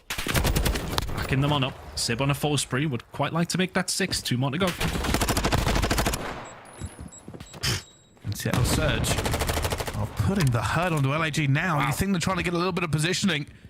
Joe Deceives is still alive, but what he does from here, I'm not really sure. He's going to wait to find a kill, wait for his teammates to make some moves onto the map so he doesn't give up his positioning, but Bread just continues his reign of terror. They have no map positioning, they have no ticks, and they have no lives. They're all heading back to the respawn. Again, Joe Deceives is out. But what can they do? They kind of need some help right now. The rest of the team just get farmed off spawn. So difficult, and then when Pred falls, accuracy is here to just lay down the herd as well. LAG, I mean, there's nothing you can do about this. 8 seconds to kill. Joe Deceives is now going to get inside the point. One more opportunity for LA Guerrillas. Looking like their best one, or was it? Oh my, this is brutal. This is brutal. It is not great. That has been 2 very dominant rounds of control. And I don't know what to tell you, but this is not normal. Well, you know, in our game that we casted yesterday, you know, we reiterated that we've seen a poor game from Temp not to hit on down on Vegas Legion, whilst, you know, they are very much down and bleeding. I think it was 2 kills in the first 2 rounds. Sib has got 7 and hasn't died, mate. Wow, This is... It's a weird one. It is a weird one. There's only 8 kills total from LAG in 2 rounds of control. That is extraordinary.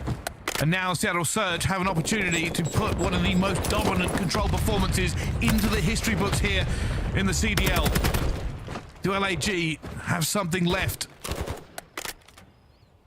Kills can come through from LA Guerrillas to maybe just slow some things down. A couple of kills underneath their belt will just stop what has been a ridiculous turn of events from Seattle Surge so far. Sib is on a different planet right now. 8 in a row. We're into round number 3.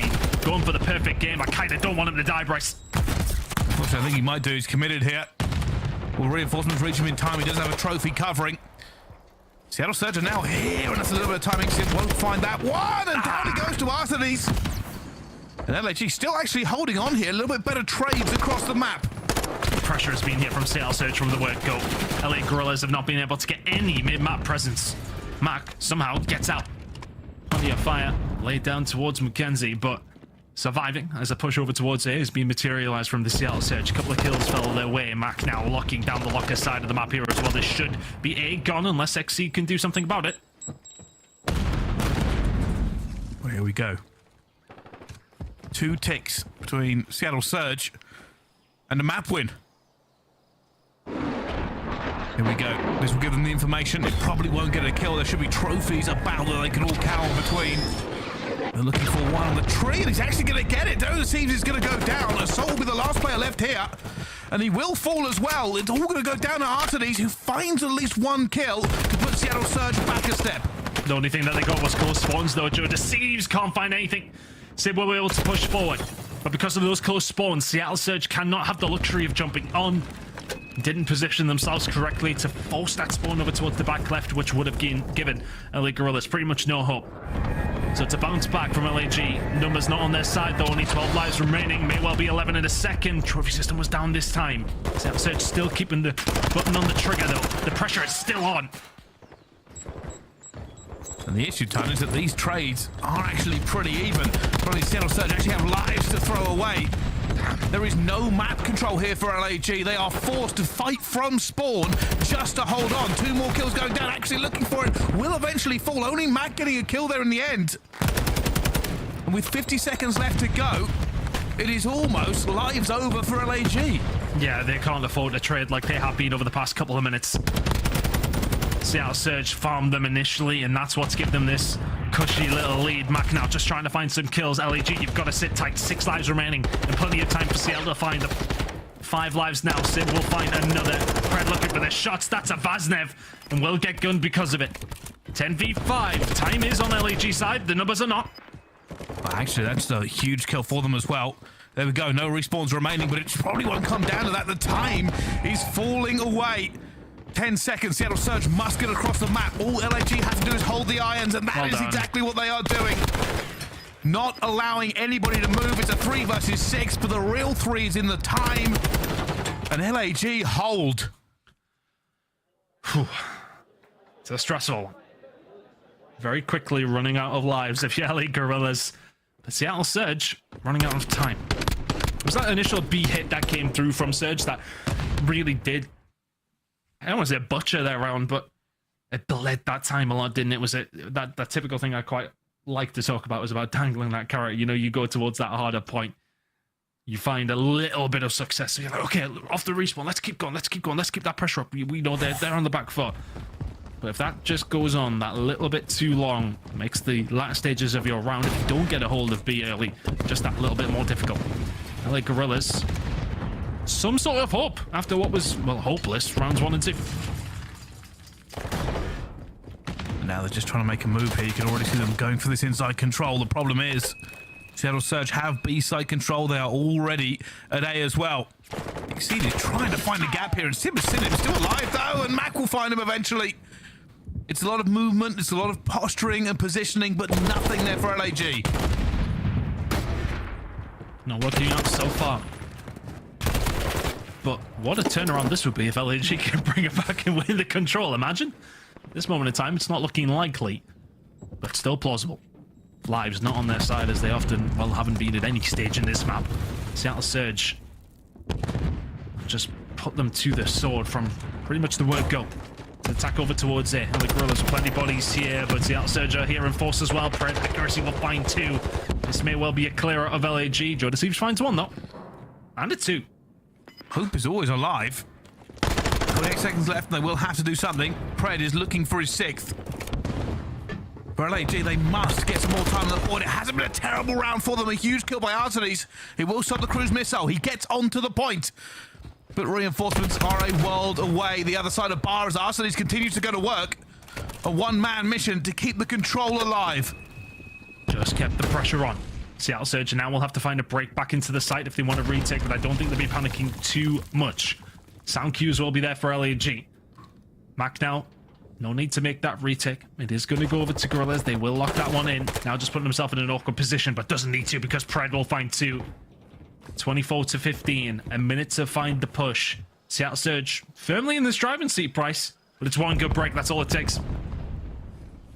And do they find it? Being careful. Joe Thieves is already going to go down. Everything slows down a little bit here as LAG playing on tender hooks. They do not want to fall. Exceed going a little bit crazy. Look at this player on platform who's already got out. It's forced to spawn over towards the left side though, but will get taken down. Pred will manage to find him, but for Seattle Surge, you don't really have a lot of map control here. LA Guerrillas can post themselves up onto this point, or in and around it, before Seattle Surge have to come to them, but Sib, Mack, Pred will all combine. It's only Exceed left with 30 seconds to go. Teammates respawning up now. But LA Guerrillas got all the hard work to do again. For an LAG fan, it's time to cross those fingers or start praying.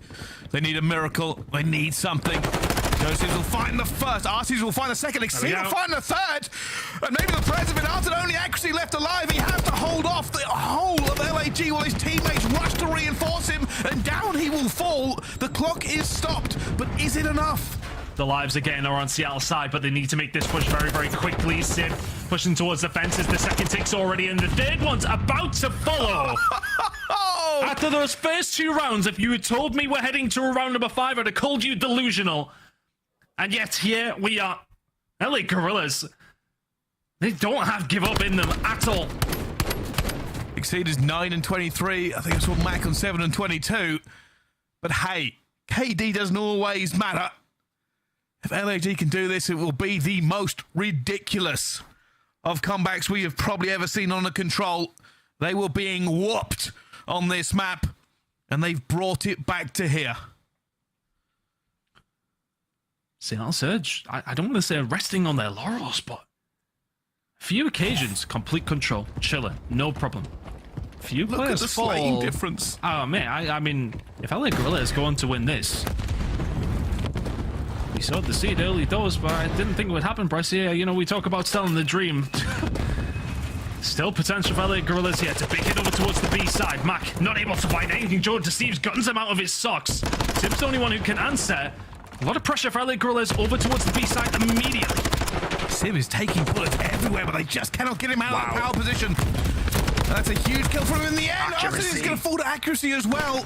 The fires were lit for LAG. But Gondor does not ride to their aid at this point. Oh, nice from Assault. Nice reference as well. I was saying it in my mind. Good call. Exceed though. Keeping things rolling. And that pressure just is unrelenting from LA Guerrillas downfield side. Gotta watch for the flank though. Accuracy has set himself up there. He's not left for quite some time. Second tick, not quite in. Seattle Surge just about to sweep over towards the LA Guerrillas side. They will find the kills. Assault's the only one who can answer. So LA Guerrillas, that is 45 seconds or more wasted over towards B. You do not get that second tick either. Just the one. So now you have to concentrate your efforts over towards A, but Sib is ready and waiting. Pred and Co will, of course, defend over towards the B side. You don't want to lose that, but the A push inevitably coming through. Seattle have a good position for a retake here if they want it. Accuracy is watching long. Sib is up top. They're going to squeeze this. They are going to look to take this away from them as well. They still have position while that clock is stopped. Looking for this first kill. It's huge if he can make it. Assault still gets it. Sim is being made irrelevant. They aren't going towards him. Both points are now being taken. 27 seconds. Now the Guerrillas have kept this slaying tight.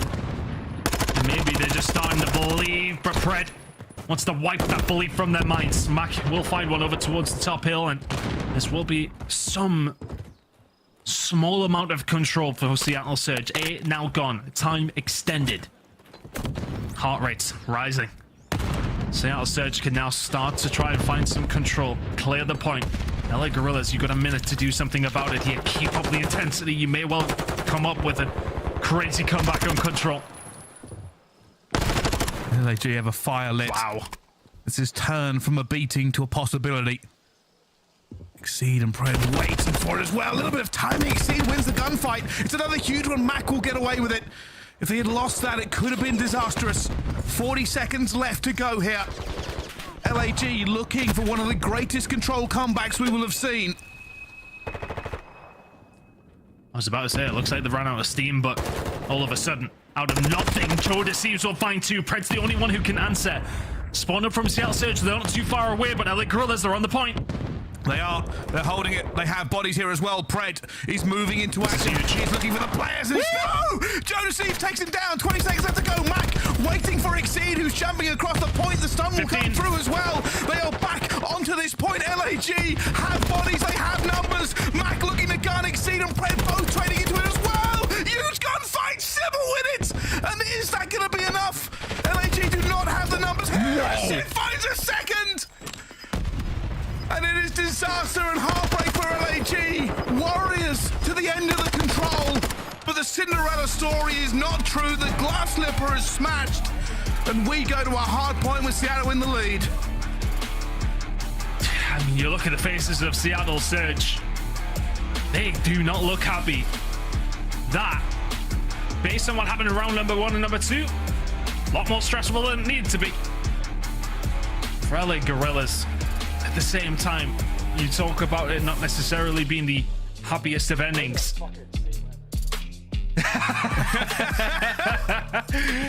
Yeah, well, Mark, you kind of saying our sentiments there. That was a good effort, a really good effort. Great work from Mark. Guys, you did really well. Proud of you. Unfortunate. Yeah, could have gone the other way. But resilience, I think, is the story of that control. Seattle Surge beat up LAG in the first 2 rounds like we have almost never seen.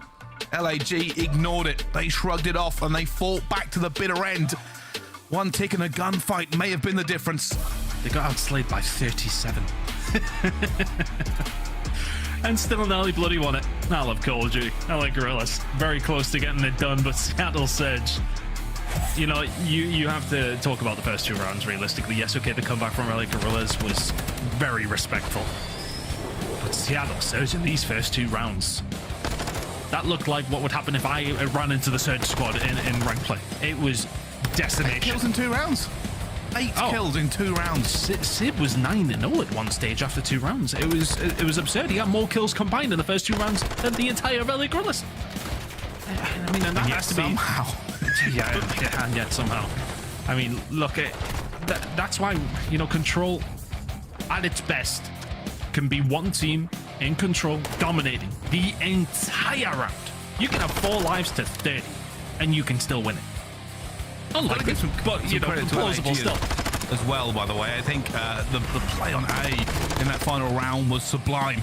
They knew Sib had radio control, and instead of committing resources to try and deal with it, they made him irrelevant. They defended the other angles, kept out of his line of sight, and got that A down. The end of that control ton. The end of that control ton is something that many people will watch over and over again because LAG were on the cusp. Look at the slaying difference. Hey, my maths was good. It was great, actually. Spot on. 37. That is, well, as close as a 37 kill outslay as I've ever seen in the end.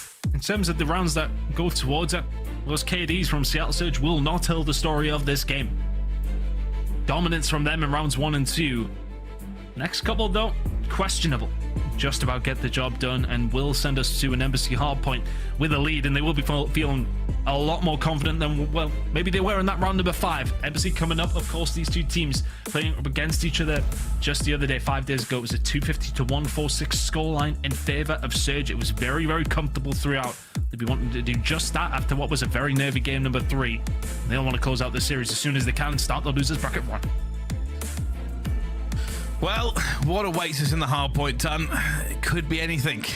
We've seen it go back and forth between the two squads. It's only right it does it one more time. It's a pep talk for LAG.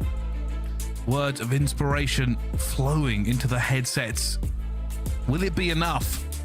Are the words going to light a fire one more time? Or the Seattle Surge put LAG to bed and out of this tournament? That would be the likely story, right? It always seems to be the case, though. Now, LA Guerrillas have got some fight in them, and they're going to need to bring every ounce of ability that they have if they want to take this map number 4, major number 4, and send us to a Search and Destroy. They look great on Fortress Search and Destroy. How will they look on aBeZy? Well, we might never know. The record speaks for itself, though. Seattle Surge, the rotational rank percentage, very different to what we see on HyDra. A 10-5 record. Send fear into the hearts of LAG. But look, LAG, when they first formed this team, when the academy lineup stepped up, how good were they on aBeZy? If they could find even an iota of that form, they'll be able to give Seattle Surge a game here. But last time around, it was Seattle all day long. About a 90-point victory. They'll be feeling confident they can do that again. Bryce Seal can. LA Guerrillas, show us map number 5. I like that map number 5, to be honest. I quite like it. Well, let's find out if that is true. LA Guerrillas, I don't know whether it's disappointment or at least happy they found something going in the control, but we will see how they deal with the hard point. And if you've watched this map before, you know exactly what happens in the opening engagements. Positioning around P1 to P2. Yeah, I think you make an important point there. It's kind of a double-edged sword for LA Guerrillas, that comeback. If you got smoked 3-0, you're like, oh, okay. Well, it is what it is, but it was the hope that sometimes does indeed kill you. LA Guerrillas, though, setting up towards the tennis court side. Seattle Surge are so good at this P2 rotation. Locking down over towards the parking lot. Well, very rarely you will see anyone but accuracy.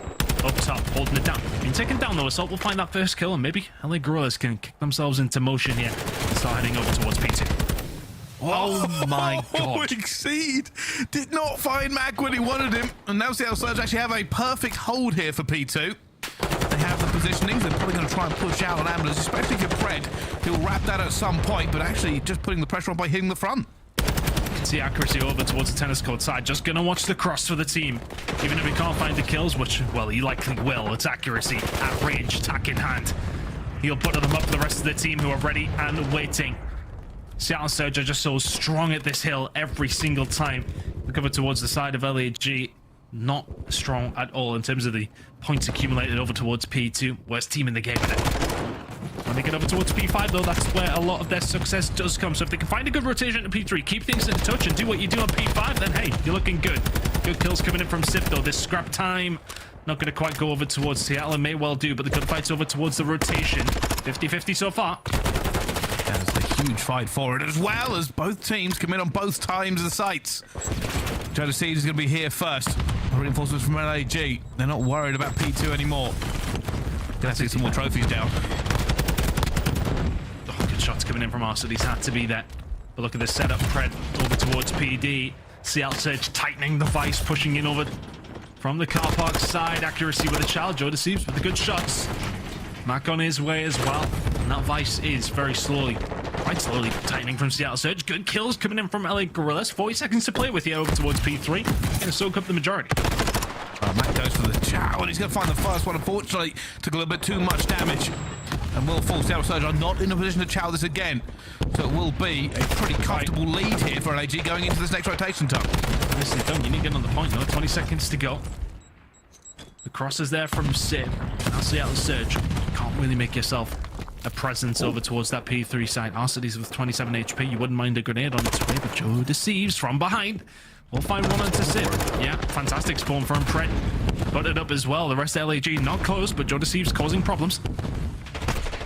He's trying to stay alive here. Eventually will fall. CDL Surge were always in position for this, but Ghosty was round towards the back and it allowed him to do some damage. CDL Surge righting the ship though. They've rotated, they've made sure they've got into these positions. It's a horrible break into it. Too many corners, desks, and all the little places you have to look. A lot of different areas to break first 2 kills. Falling through, make it 3. Salt's the only one who can answer. Last time around we've seen this game between these two, they kind of traded over towards the aBeZy side. Mack now. Trying to lock it down, but the break comes through. LA Guerrillas keeping this very, very close. 20 seconds to play for. Rotational gunfights. Not going to happen for our cities quite yet. Looking to try and get the cross. Probably wasn't expecting to play towards the back, and now probably not expecting Pred in the middle of the point. 10 seconds to go. That's going over towards LAG, but look at this rotation. Fully belonging to CDL Surge right now. Kitchen is locked down. There you can see. It starts to get a little bit tense between these two teams. Both have been renowned for their hard point on more than one occasion. Who's going to fall first? LAG looking to stack through this. They know they're going to have to trade. You don't get this clean most of the time. Exceed though finds 2. Unbelievable, just breaking straight into the point. CDL Surge not really answering in the end. Yeah, Mack just turns around at the wrong time. Accuracy gets caught out. And LAG somehow find a break. It's a decent lead for them as well. Ticking up towards that 20-point mark. CDL Surge may well be getting nervous at a potential map number 5 coming up, but still a lot of hard points to go. Sib and Cole find it, break in. There's those 20 points I was talking about. That lead that belonged to LA Guerrillas. Taken out in the blink of an eye. It's a really, really good first rotation. In terms of the competitiveness, in terms of how close it's been, LA Guerrillas fighting for this final bit of scrap time. Want to get that PD and put car park control if they can. 2 kills coming in from Simp, though. Only 1 answer from Joe Thieves. We are all tied up after 1 rotation. It's the perfect storm for these two teams. So Surge will grab a little bit of time on P1 to begin with, but they should probably be knocked off that fairly swiftly against LAG. You can see them surrounding it. They're also fighting for positioning up top. Assault will try and make that kill, but Accuracy is already wise to it. Eventually, Arsony stops the bleeding from P1, and they're worried. They're like, where are these last players? And I want to say that you can see almost the respect given from LA Guerrillas to the abilities of a player like Accuracy. He's always in that position where he wants to get that control over towards the top car park side above kitchen. They're sending so many bodies to that side. You can already see Assault. He's looking in that direction. Joe Thieves trying to get the kitchen control so they can help them out with these gunfights. But it's not Accuracy you have to worry about this time around. It's Pred causing havoc with the SMG. But the rotational fights for LA Guerrillas working out in their favor. They can get this car park controlled themselves. They're in a good spot to get some good time at P2. You can see again LAG here first this time. Pressure towards the back is coming through, but LAG will get the kills they need. Still fighting towards the back here. CDL Surge in a good position to get this pinch going as well as Pred hits the heady. And LAG are slowly but surely bleeding out onto this. Spawning close to the point, but you can see CDL Surge now doing their usual. Wrapping through tennis, getting to up top. Accuracy about to lay the fire down from a couple of different angles, but here come the rest of the CDL Surge now. The pressure starting to amount. LA Guerrillas still in the lead, but it doesn't feel like for very long. Our cities will fall as well. It's a lovely break from Surge. 25 seconds to go, and once again over towards P3. It's looking like LA Guerrillas are going to be here first. Can they get as much time as they did last time? No. A huge boon if they can. Let's find out how they are feeling on the cusp of a potential Game 5 with a listen-in with the LA Guerrillas. They're spawning Ivy. They're spawning Ivy. Let's get what's old. Let's get what's old, guys. Ivy, I'm one shot hill. I just said I needed it. Listen, guys. Do not shot gas. I'm from cop. I'm P1, guys. I'm Bridge. I'm pitching off. I'm pitching off. Gas. I need a trophy whenever. I don't have one. Top office, Dan. Top office. Ladder. In bottom orange. Fuck, no. Kelly Bridge for absolute. Oh, good. There's 2. Now work kills. We have throw attacks here from gas. Yeah, all right. All of our attacks. One could have pushed up Ghosty or some shit. Yeah. Could be ready. Could be ready. Yep. Heard you. Hit him with the nade. With the nade and stun. I didn't hit him. Orange block. Or red block. He's tagged. Block. Dead end. Nice shot. Let's do it. One bullet, Jeff. One shot. I hit him once. I'm nading it. I naded it. We're good. I'm one shot. You guys play now. Could be P1. Nothing top orange. Actually, leave me. I'm in the back. I'm waiting for you guys. Look here, top office. Don't jump. Watch out. Oh, no. Left window, top office. Got me in your match. Alright, show finesse. You're right stuff. Joe, one top office. Office, absolutely. Yeah, I That's one. Doggy. S1. Doggy weak, I can't. What do you? He's down. S1 shelled out. And then there's guys table. Push out palm. Push out deep palm. I slide back to chest. Only back door. Because we got halls. Max, challenge here. Go around. Yeah, I'm flinging halls.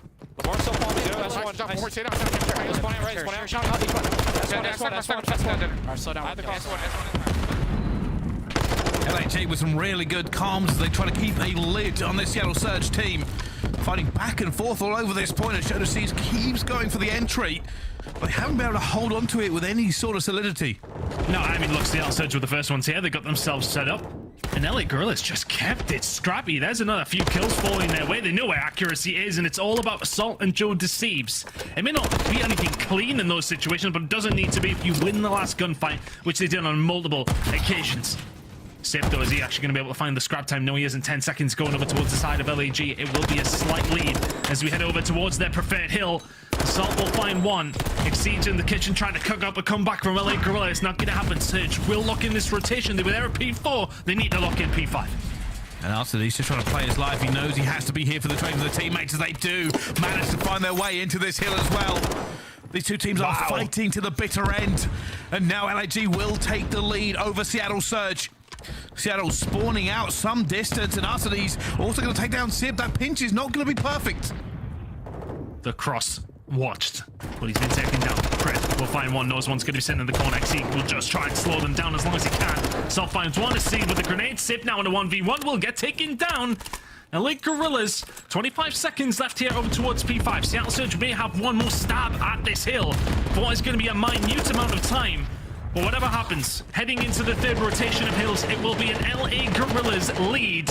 And they may well get all the scrap time as well. The trades are wonderful. They break 200.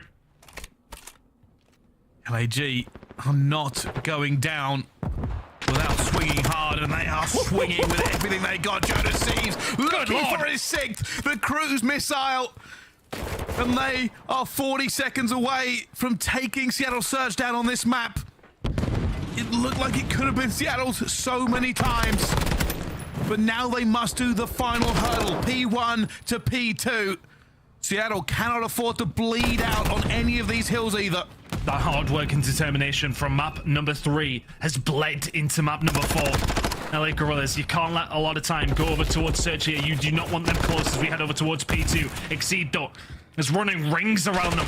Inside of PD and inside of toilet. Simp might be the next one, the chopping block, with the way that Exceed is shooting right now. 25-26. Is he going to fall? The cover is there from his teammates. But thinking about P2, we're there in 10 seconds. But that 10 seconds is going to belong to LA Guerrillas. They will be 20 away by the time we get over towards P2. Seattle Surge have dug the trenches, but crucially, the amount of time they've been picking up at P2s because of that control over towards the car park side. Preda's there, he is lingering, but it's not an AR. And here comes the push from LAG. First comes the cruise. Now come the tax and the grenades and the pressure, and they are backing off as well as they know. They know it's going to be trouble, but enough trophies are down. LAG have got their toes somewhere near this P2 point. Seattle Surge must fight for this every single step. A break could be disastrous. See, we'll find one. Best case scenario for LAG here, even if you can keep them off it. It's beautiful.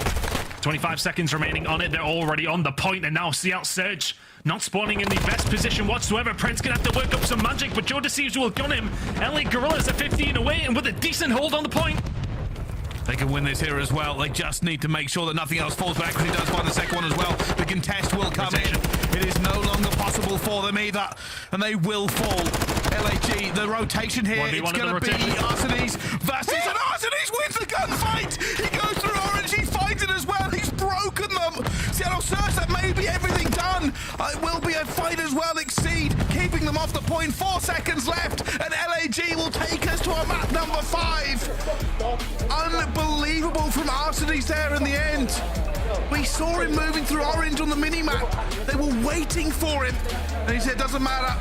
I'll burst out, bang you out of this hill. We will end the game regardless of rotation. And it's another map 5 here at the Major. The Majors do not disappoint. LA Guerrillas As soon as they got a hold of that lead, they gripped onto it tightly and did not let it go. Fighting tooth and nail for every single scrap of point. And when the holds came, they were so good, especially over towards P3. They soaked up so much time there. And we'll give a shout out to Joe Deceives. 29-25, it's a good stat line. We see better from him, but it was the moment over towards P4. PD control is there for Surge. It is complete. The perfect setup you want. Finds two, and he gets that ball rolling of scrappiness between the two teams. It's about trades, it's about staggering. Back and forth, the fights went. It was LAG who came out on top. The lead at that stage was solid. A great hold over towards P5. The rest is history. LAG have forced us to see an embassy search and destroy. What a series. It has been. It really has been. And I feel like people are forgetting just how back and forth it's always been between these two teams in this series. A lot of people still think about that control and everything else, but all of it doesn't matter now. Everything's in the past. Map 5 beckons us from the depths. We'll see you after this break for the thrilling conclusion of this game.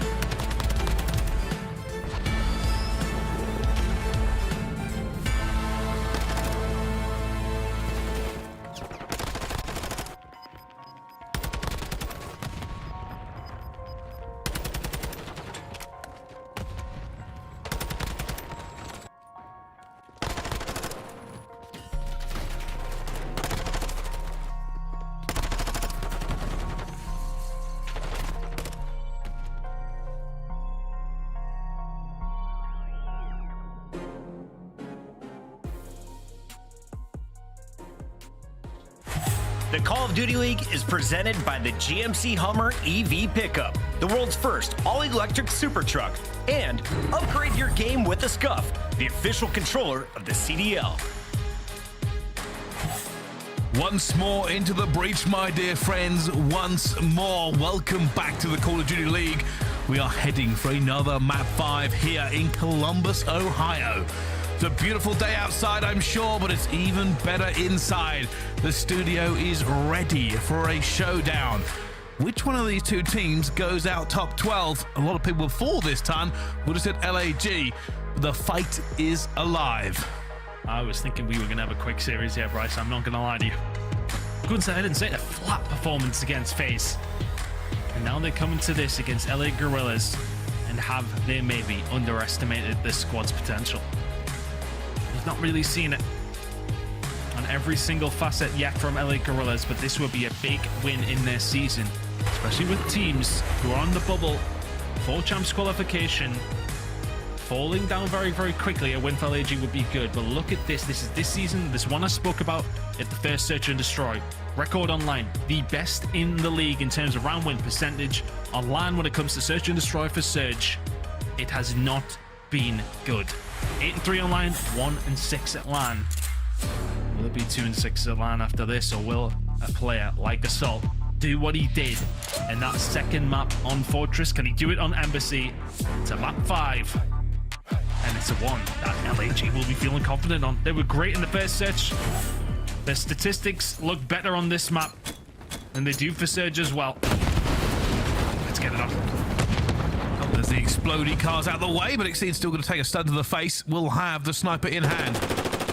LAG look at middle push, but Jonas Thieves open up with first blood, but it is instantly traded down to a 3 versus 3. Mack finds a second. And now the issue for LAG, Tan, is going to be no map control and no numbers. You can't actually write the timing that Exceed just got. Moves away for just a second, readjusts his angle as accuracy eventually comes out of cover. Accuracy will find Exceed as well, and now Salt left in it. Incomprehensible 1 versus 3. Not a lot you can do from here, especially without that bomb. You would love to go up that ladder, but unfortunately, it is made of sound. He knows he's up there as well. He's going for it. Simp is watching as well. The pistol will do no good. And there is the first blood. Seattle Surge. Yeah, well played from Surge. Open breaks coming through from Mack. We didn't exactly see how it went down, but I think for LAG in that scenario, look, you're attacking. If you want to hit towards that side and use the sniper, you don't have the trophies. I don't think round one's the one to do it in. Look how much utility they wasted just to get rid of the cars. Like, you would love to send that over towards accuracy. You would love to keep a hold of that to get somebody maybe off top P3. Wasting it just so you're a sniper player who finds nothing, by the way, to not get blown up initially at the break. I'm not sure I love it. Hey, sometimes adjustments have to be made. Sometimes the call doesn't go the way you want it. Still plenty of S&D to be played here.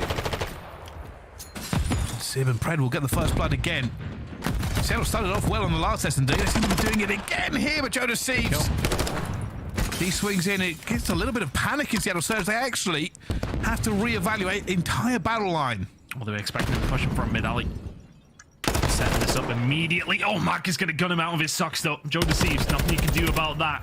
Good shots coming in. Assault, once again, a similar story. It's a 1v3 for him to try and clutch this round away for LA Guerrillas, but he's got a bomb to defuse as well. This is basically impossible, Bracey. Yeah, it is. They just were never going to give him time of day. Too many bodies, too many shoulders, too many angles. Seattle Surge go up 2-0 on the S&D. We have seen it before. LAG focus a lot of their time when it does come down to this map and the Search and Destroy on their attacking rounds. The second best offensive win rate at 60%. When they get that bomb down, it bumps up to 82%. We haven't seen them have that opportunity. Obviously, round number 1 got cut short from Mack finding 2 to break things open. And Pred and Co do exactly what LAG will want to do in this round. Get that bomb down quickly over towards base. Yeah, Surge are going to be ready for this on the cross, though.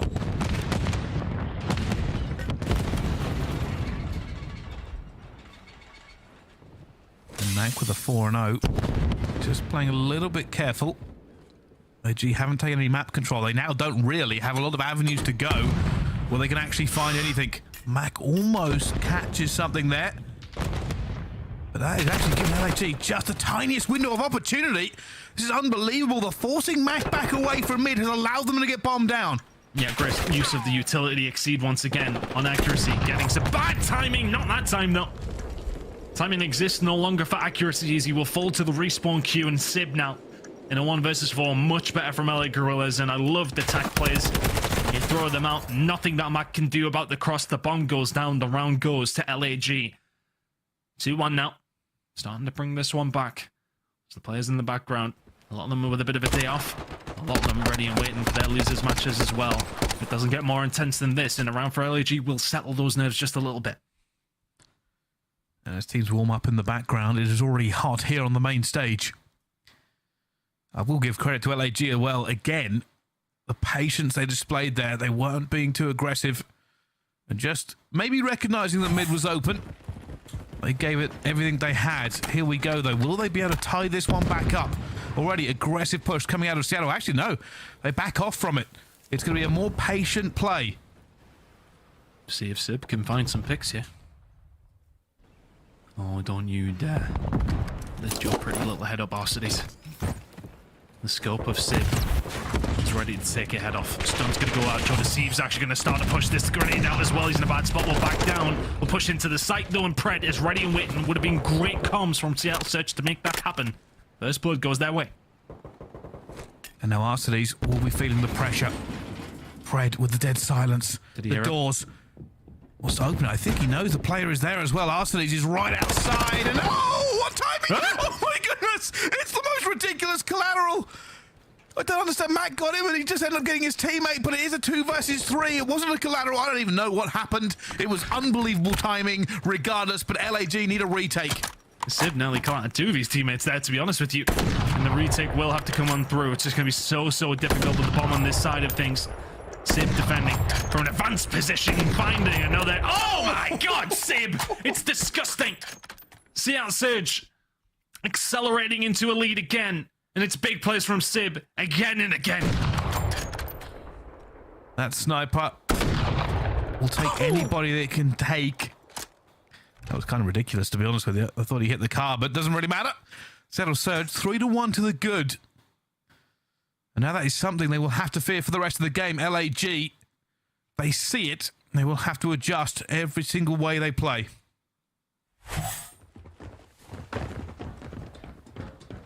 Need to start getting this bomb down as much as they can.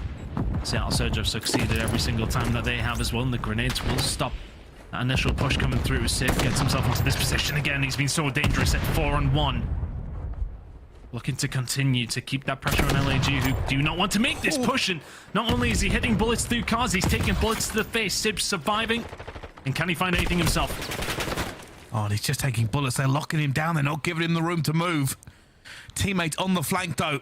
Pred looking to find something. Actually finds Exceed. And it is pressure that falls onto LAG. They need to get this bomb down, and Pred gets it, but he will not stop the bomb going. A 2 versus 3 for LAG, but they have been displaced. It is a fight to the bitter end, and only aBeZy remains. No, aBeZy will catch accuracy, though, who's firing towards the site. Sim down to 1v1. Oh, it's a snipe off. Back to the attack. He goes for it as well as Sib flies out. And aBeZy's with the 1 versus 2. What a round. And it's just big pressure that comes in from Seattle over towards PD. And Sib just surviving. At that stage, even being a distraction with the sniper is solid enough if your teammates can clean up the kills. But aBeZy finds 3 in the round and the 1v2 on top of it. The kill and accuracy then made it very difficult for Sib.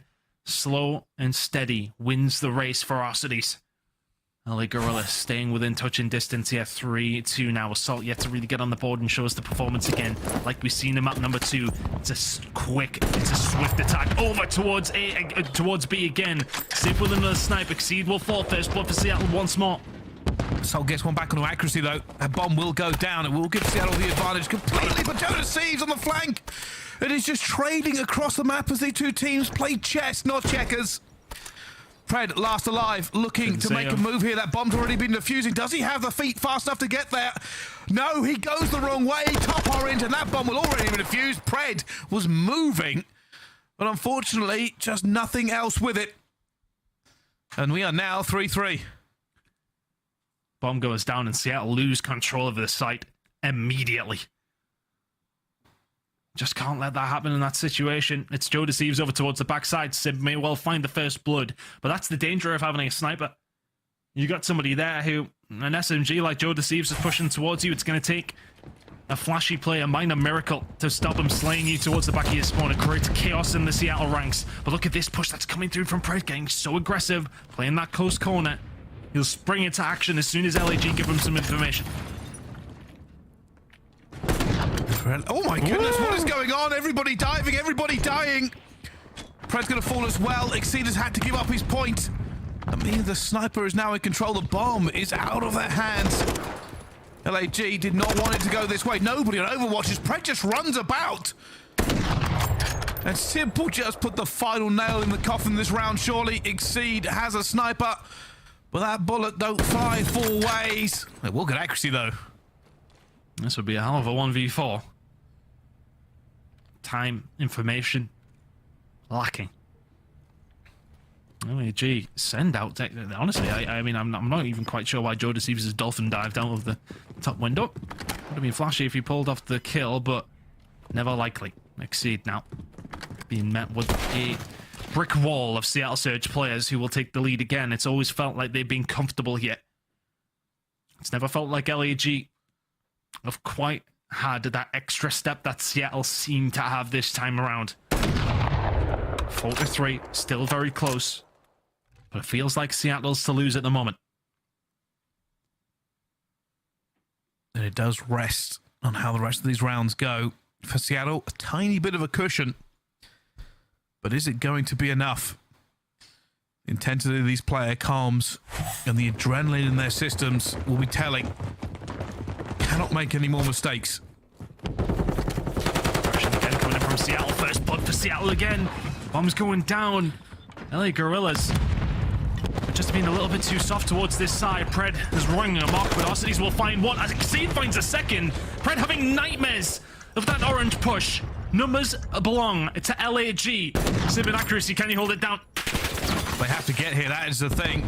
They have to go and get Simp. They need to take him out. He's been so dangerous for them so far. Time is ticking away here for LAG. They need to move or the clock will defeat them rather than anything else, but actually laying prone. The last player alive is a 1 versus 3 and it flies out and it's a retake from LAG. Back to a 4 versus 4. Unbelievable from both teams. Seattle Surge got the first blood. They got the bomb down. They took the position, but they weren't able to get anything else. So many people watching this game in the stands. And you can feel it. Their players have been in this position before. It is not nice. We are so close to another Game 5, Round 11. We're so close, folks. LAG just doing it the hard way. They seem to give up that control of B. Sorry, I'm delusional. Every single round. This time around, though, they don't go to take it themselves. Look at this aggression coming through. Exceed's gonna have to hit a shot. He doesn't. Pred deals with him. And once again, it's another first blood for Seattle Surge. And Exceed will be swearing under his breath. That bullet must have missed by millimeters. Accuracy takes down Arcades. A 2 versus 4 now for LAG. Seattle Surge will be sitting patiently, covering the angles, covering the bomb sites. All they have to do is trade. This will be difficult. And the Guerrillas not in a favorable spot. Accuracy, finding some bullets into one, into another. They have to back on down, and the vice just tightens. Simp finding the flank, finding the round. Seattle Surge, series point. And here we go. It's map point. It's game point. It's a point for top 12. Sib has had a very good series in maps. But if you told me it was going this way, I wouldn't have believed you. This has gone the distance so far. For Seattle Surge, one more round. For LAG, they need to find 2 flawlessly. Who wins? Who knows? That's the attack from Seattle Surge. Is it going to be a carbon copy of what they've been doing the entire time? No, it's slower and steadier. Oh, Sib on the cross is not going to be able to find one. LA Guerrillas get themselves into position. It's the pick game now. And Sib has been that guy, but it is going to be Pred. Another first blood to his name. Sib's looking for heads. It's a 4v3 for Surge. Sib has had to back off here, but he hasn't gone down. Life back out, and Exceed has taken the opportunity to take the position away. And Joe deceives. Doesn't have dead silence here, so they will have heard him. Seattle Surge now making a move as time slowly trickles away. Freddy's underneath him. He doesn't see him because of the gun barrel. And Joe Deceives gets picked off, and that's A now wide open. The 2v3 retake is what's going to be needed if LA Guerrillas want to continue Major 4. The retake of all retakes. Tournament on the line. Points on the line. Every single direction. Seattle Surge, they stand proud. And now the move comes. Pred and Assault are back to back. Pred's going to come out of here as well. Assault's going to move. He finds the first. Accuracy going to be there. He gets gunned for the second. Only Pred left alive. And he has to find it. He has to check at some point. They need to know where he is. They're waiting to defuse. Pred comes out. He gets one as well. He's away. And that's going to be enough. Pred, the miracle worker, the man, the myth, the legend. Seattle Surge have managed to get this one. Snatching a victory from the jaws of LAG. Oh my goodness, the clutch from Pred. The clutch from Pred. That is a clutch of his own making. Holding down top, here's Assault, is so patient, but too patient as Assault then leaps off top car park and finds two. Absurd plays, and then all of a sudden, they don't know where he is. That's so tough. Here, by the way, we have a treat. This is Pred's point of view. Sweating buckets, but doesn't miss a single bullet and gets away as well. Exceed doesn't hit the shots. And hey, I'll take that last kill. Bit of stat padding, gets a cruise missile, gets the 13, gets the map win, gets the lot. And I also want to point one more thing out there. I don't know if you missed it, but after the match, I think it was Joe Deceives and Pred talking to each other. And Joe was like, hey, I didn't see you under the gun barrel, man. He's like, yeah, that was pretty crazy too. Just good sportsmanship in the end between the two teams. Not bitterness from LAG, but they will fall out the tournament ton. But again, for LAG, it's unfortunate. Look, Seattle did clutch up when needed. But for LAG, it's almost always seems like so close, but so far. Finding some positive moments in series. But you need to just find that extra step to find the win. LA Guerrillas will fall in a map 5. A valiant effort from them, but Seattle Surge will march on in Columbus. It's a big game, you know. And that is one that can really get that momentum flowing just that little bit quicker. If you're Seattle Surge in this moment, a map 5 to get the juices flowing, Brycey. A couple more games to go before, of course, they will, you know, eventually advance on through to maybe go and do something here. But there's a long way to go. But as mentioned, that's one of those moments where it really can set you off on a good path at the major. It certainly can, and here is a look at our Major 4 bracket as it slowly fills and filters. Some have had to leave us. Goodbye to the Legion, goodbye to the Guerrillas. The Mutineers and Surge keep on moving. Up for the rest of the day, we've got Breach versus Ultra, Røkkr versus the Ravens. Coming up as our next two games as the bracket does fill up, but it has been a great time so far on a Friday. Yeah. You know, we come into the loser side of things on Fridays is the same as every other major. And, you know, sometimes you get blowouts in these games with teams dropping down from those bracket. Not the case so far. My goodness me, what a pair of series we've had for games 1 and 2. Bring on a few more, Bryce. We've got a couple more games to go, yeah. We certainly do, but not from us as we go to our Monsters Winners Spotlight. Over with the beautiful Flank and Pred. We're good. What's up, guys? Ben here. Oh. Ladies and gentlemen, what is going on? I'm here with Pred from the Seattle Surge. Pred, how you feeling, man? That was a big matchup. You guys went all the way down to a map 5. That was a gooler, man. How you feeling, man? I heard you chirping over there on the stage. I mean, dude, I don't know what's with us, man. Some days we're the best team. Some days we're one of the worst. Like, for us, it was a must-needed win. I mean, like, I just knew that we're not a T12 team, and I kept repeating that to my team. So it was a grueler, man. like the last 3 LAN matches we've lost has been against FaZe, OpTic, FaZe. That's only 3 times we've lost. So which is like tough top matchups. top 3 team, top 4 team. So we know that these teams we need to like get some reps on, get the flow going at LAN. So yeah, it was an important match, man. Going out T12, like that would have been embarrassing, man. So. That last round, man, you made the play. You dove into bottom laundry. You're able to find one, and I saw you making plays up top. I mean, what was going through your head right there? Oh man, I just said I need to do something to try to win this round because it was such a mixy situation. It was very lucky as well. I mean, you gunned him. Yeah, I got very lucky, but it was a big round.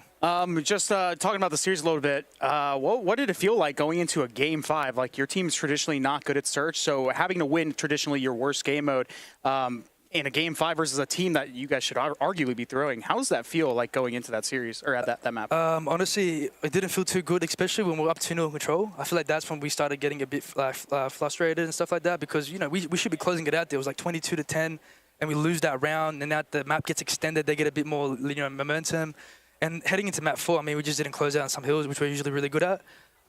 So yeah, we just need to definitely rewatch the VOD. But yeah, going map 5 against like those teams, I feel like we need to take care of business. But I feel like we got them a lot better at S&D. So I'm happy that we can go to a game 5 and actually win it. Because before it was impossible. So you guys are going to stay around today because you have last match today. Going to play the winner of the London series. Who from that series would you like to face off? Honestly, either one. There's no one in particular. I feel like London are just playing spoiler right now because I don't think they can make champs. So I feel like for them it's just like they're just spoiling every team's dreams of like making champs. So it's a big game for Røkkr, and we're close to them in the seeding. So for us it's just whoever wins. We just got to make sure that we try to go as deep as we can in this tournament and make the run and separate ourselves from the other teams to make champs. So yeah, for us it's either or. We don't really have a preference. Yeah, well, AG, thank you for hopping on, man. I can tell you got a lot of energy, man. Use that momentum, and keep doing what you do, man. It's a pleasure as always, man. Congrats. Desk, appreciate it, bro. Back to you. Appreciate it, guys. Take care. Thank you, Flank, and shout out to Pred. He must have gone to like the LeBron School of Interviews. Always has something positive to say about the competition, but I'll be honest. I like to see the real Pred come out. We saw that at the end of the game 5, getting up and running his mouth a little bit, letting the LAG squad know that Seattle Surge is still the better team, even if you take them to a game 5. Yeah, and Pred balled out this series, literally in every single map, even the ones that they lost. So he had good reason to stand up and start screaming. And also, like the redemption arc from that game 2, losing 2 1v1s to Adam Assault and the final one to lose the map. And then in game 5, it's all on Pred to clutch up at the very end. The Surge story looked a bit better for Seattle Surge throughout this game, which is good for them going forward. When you think about the way that they play Surge, it's typically either Pred or Mack, whoever's feeling it, wants to take that push and get in that early engagement. And then it always seems to come down to so many 1v1, 1v2 clutches for these guys that sways the game either way. And in this one, it fell to their side. Ali, on the LAG side, they fall short, but they were dangerous in this series. You saw it, game 5, it was tied up 3-3. Yeah, and I said, that was kind of the most dangerous situation when it comes to LAG versus Seattle Surge. That LAG has no foot in literally any game mode, that they're starting at ground bottom and anything is possible with them. Unfortunately, they weren't able to close out in the end. Here is our scuff play of the game. You can see the score. Seattle on match point going up against LAG. And after picking up 2, Pred is able to pick up the final kill on Assault and waits out the time, survives the battle against Exceed. Bomb goes kablooey, and Seattle Surge take this one 6-4. Yeah, I feel like Exceed needs to trade that there, man. I did not have his perspective, but from what I saw, Assault put a bullet or two in him, and Exceed is right behind him. Either way, Pred just playing his life. He was in that top stairwell for so long, just waiting for those kills. Finds the excellent 2-piece to win the round. It ends up being a 1v2, but 10 seconds before that, it was a 3v2 for Seattle. Got a moment sketch at the end. Regardless, Seattle Surge is moving on to play again tonight. So if you're a Surge fan, hang around. They'll be back on the stage in just 2 matches. Coming up next, though, we've got Røkkr versus Royal Ravens, and we've got a whole bunch of gear for you all. Make sure to check out the CDL store for all the official CDL merch, including your Surge jerseys. Get some of the hottest new hoodies and full line of 2023 jerseys, all at shop.callofdutyleague.com. And of course, we got to show some love to our friends at Scuff. You can help vote in the Scuff Team of the Major. Let us know who the top performers of Major 4 are. Voting ends on Monday. 2 battles down, 10 games in the books. When we come back, do we have another 5-game series? Ravens take on Røkkr, who's currently in 9th place.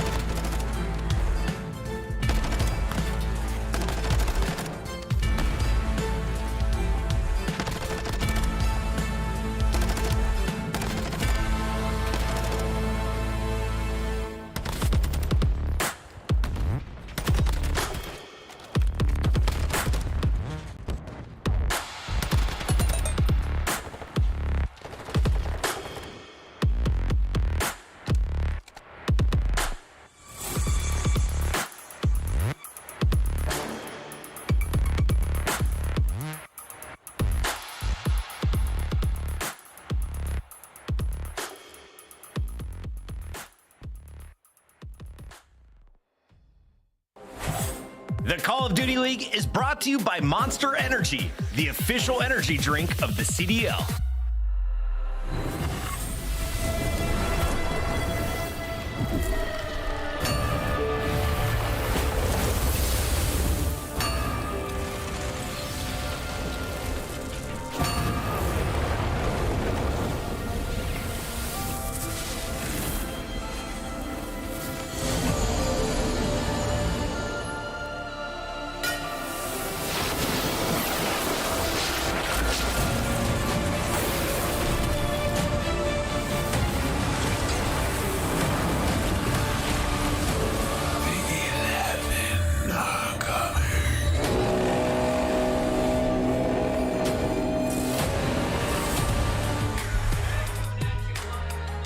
Røkkr lost their knife and then refound it in the hands of fame. The new face from Challengers gets a spot in his first starting lineup at a major tonight. And he's going up against a squad that they are favored to beat. Røkkr take on our 12th-seeded London Royal Ravens, who almost played spoiler at the most recent major, though. Remember, that's the squad that nearly knocked out OpTic Texas, a team that went to finals. I want to say something. It makes so much sense now. Their intro video, it's like they're the Volturi because they're from Minnesota and they don't get any sun.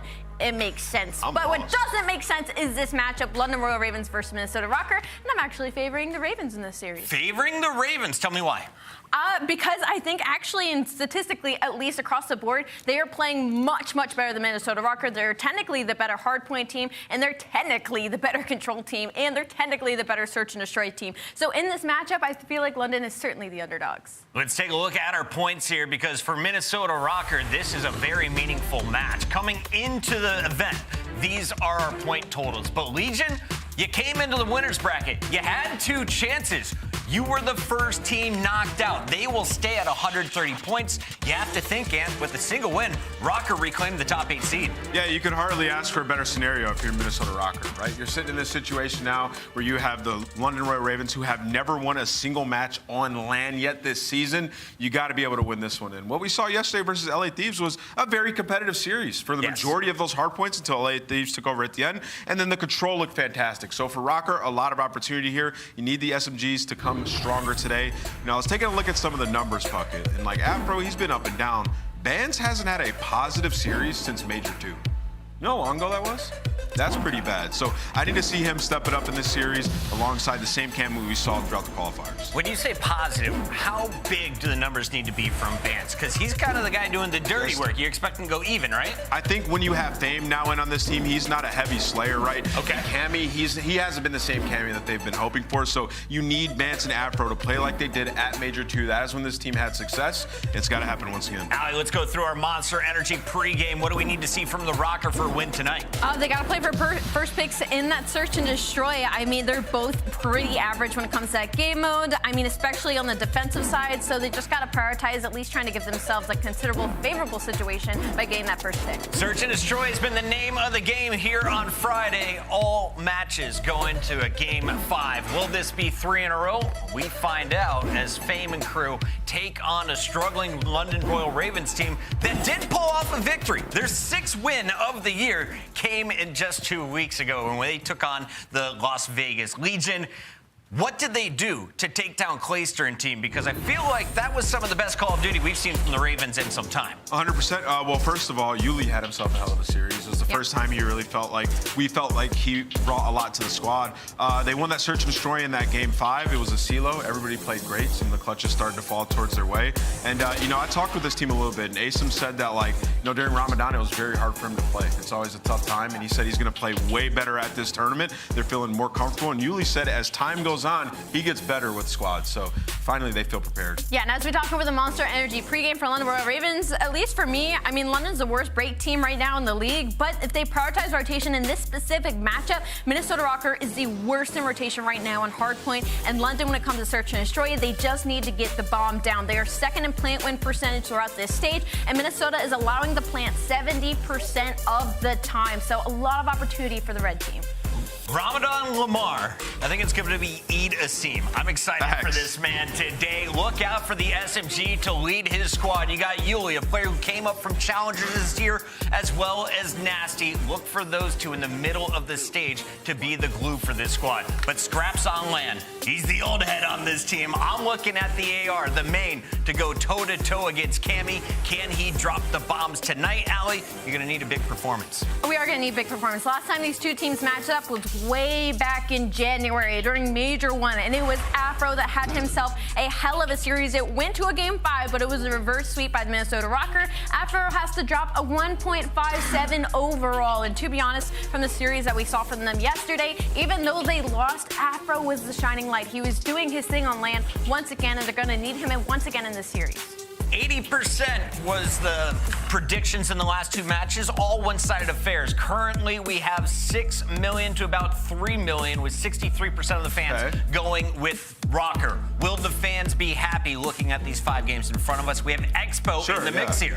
I mean, I think Expo, I definitely look at the Minnesota Røkkr. They're comfortable on that map, taking it to Thieves, who've been good there. The Hotel Search and Destroy is a bit worrisome. I mean, Røkkr have lost 7 straight Hotel Search and Destroys in a row, and 0-2 with Fame on the team, so it hasn't changed much there.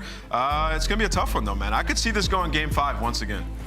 Yeah, London, I think in this series, at least when it comes to Search and Destroy, certainly have the edge, but the biggest problem right now is just kind of getting there. Game 5. Will we see a third one in a row, or will one of these teams be able to get the job done in 4? I have a feeling we're not going to see a clean sweep in this one.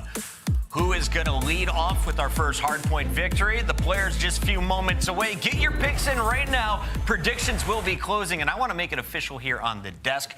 Anthony Wheeler, you are currently leading this competition with a 4-2 record, 5-1 record. I've only had one wrong. There you go, 5-1 record. Allie, you're sitting at 4-2, so you got to go first. Who are you picking? I have to go first. I'm going with the London Royal Ravens. London Royal Ravens. And where are we going? Minnesota Røkkr. Minnesota Røkkr. The gap, it could grow. Maybe it's going to shrink. We find out right now. I'm going London with Allie. Let's get weird as we send it over. It's Merc and Maven, casters for this one. No, I'm ready to get weird, Joe. We're ready to get into it. And this is one, maybe a matchup that we have no idea how this is going to play out. I'm thinking maybe a map 5. We were kind of talking about how does the impact of Las Vegas Legion losing impact Røkkr? Well, they were happy. We were over there. I mean, I know, but like, when it comes to the helps. gameplay, like, do you worry they're going to let the foot off the gas a little bit? No, I don't think now so, they're in the driver's seat. Like, I think the pressure's off a little bit for them, right? Like, they don't feel like they have to win. I think that helps. You're going up against London. And I will say, while London, they struggled throughout the stage, the 5 matches they played, they had a very difficult stage. They played like a OpTic, LA Thieves, Boston. They were able to take down Legion. It was just not an easy grouping for the London Royal Ravens. Well, and to your point, on the other side of it, like, I think Røkkr, maybe the pressure off could help a little bit in the sense of when we talked to Bance on the podcast, there was a sense of like, we really need to stop second guessing things and play with a little bit of swagger, play with a little bit of confidence. When I was talking to Looney yesterday a bit, same type of thing, like, we just need to play with some confidence, which is a very simple thing to say, but a very hard thing to do when you're losing over and over. Yeah, when you're getting gunned. I mean, that's another part of it. Just speaking on Bance, we saw some frustration from him yesterday, but there were chances against LA Thieves in both of those hard points, just a couple of rotations where, they just messed up.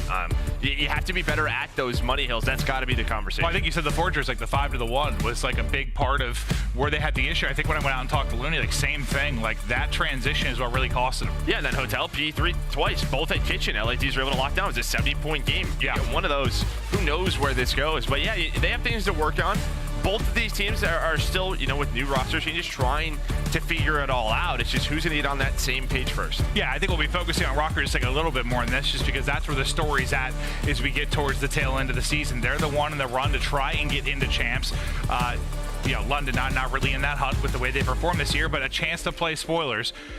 But working on, I think, just an audio issue on the stage for a player. As soon as we get that fixed, we're going to be getting into it. But we're going to talk about Nastie a little bit and how good he's been. And, Joe, I know he's been a player that you've really liked over the past few months. Well, I mean, listen, even with Paul on this team, at the end of last stage, they were looking good. And, we talked about, their OpTic match, at the last major. What happens if that goes differently? It doesn't. But they were looking better and better. And then they make the change for Yuli, maybe everyone a little bit more comfortable. It just felt like, they needed another sub. to play with pace with a seam. But again, 1-4. But yeah, Nastie, ever since he's been back on the flex with the AR in his hands, he has just looked so much better. This is what we heard about this guy. I mean, even last year, when he looked at his best, it was with an AR. Can you turn it into victory here, though? Play spoilers and come out and maybe shock Røkkr. I know Ali was leaning towards London with the way they've been playing and looking through some of the statistics. But yeah, she said, a lot of numbers that were better than Røkkr, but they are the 12th seed. That's yeah, not exactly, a better number. exactly. Like they found so few wins. Yes, maybe that comes from the fact that they've gone to a lot of game 5s, deep in a lot of series, but you still have to get a win. Yeah. But it's wild to hear that, though, considering they've been like the last in the league. Yeah, we're going to take a look at our bracket just to update you before we get into the match. Today's all about that bottom side, all the losers round 1, and then we have a losers round 2 match later on today. A big upset for Florida. We just saw Seattle Surge able to survive, but I know a lot of people are looking at tomorrow when LADs versus FaZe. In this environment, in this studio, those two going at it. I mean, World Championship rematch, Major 2 Finals rematch. We've heard the trash talk online. That is going to be a fun one. Hopefully we're over there. Well, that's why it's been kind of cool. And I know some fans at home, like you wish there was a crowd. You love the sound. But like it's just so much more intimate a setting when you're over there, and you just see the players screaming at each other. And you've had some shouting matches break out and some trash talk that has been fun to listen to, and also just fun to see more player interaction that hasn't happened in a lot of the majors. So it's been dope to see. But yes, yeah, that'll be a fun one. We miss you. We do. Yeah, we do. 100%. All right, so guys, we're still dealing with the audio issue that's going on the stage. We're going to get going as quickly as we can, but for now, we're going to take a look here at a top 5. We'll be right back. They've flown in. Last man up is Octane. LaRue gets 2, 3. Oh no! Trade it out. It's a fast one. Standy here to answer the call. Has one. Calls it up for his teammates as well. He's already in the position. Now it's all about bedroom control. You can already see Kleenex is up there. Has Scrapz to pinch as well. He's still in dead silence as well. Scrapz not going to know, but gets away with it. Has to keep playing his life. Going to check it in the corner as well. Does eventually find it. 27 seconds left. He's going hunting.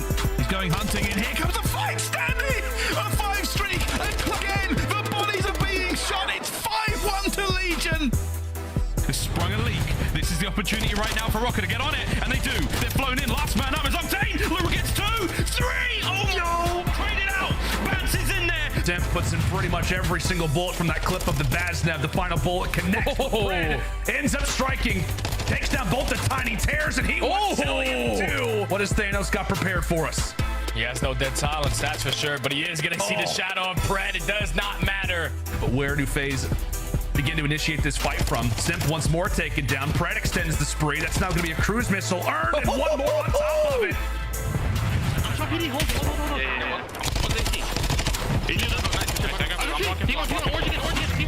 I'm watching. I have a trophy. No, they have a trophy. I gotta get it over. I'm waiting for nades.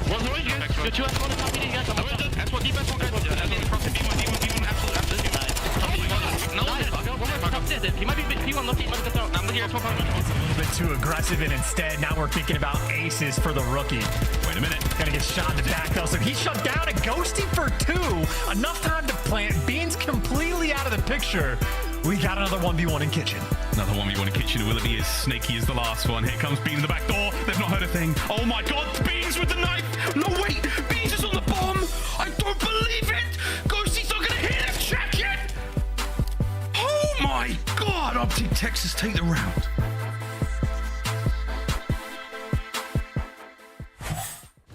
Hi, I'm Miles Ross, and I'm here in Southern California with this beautiful GMC Hummer EV.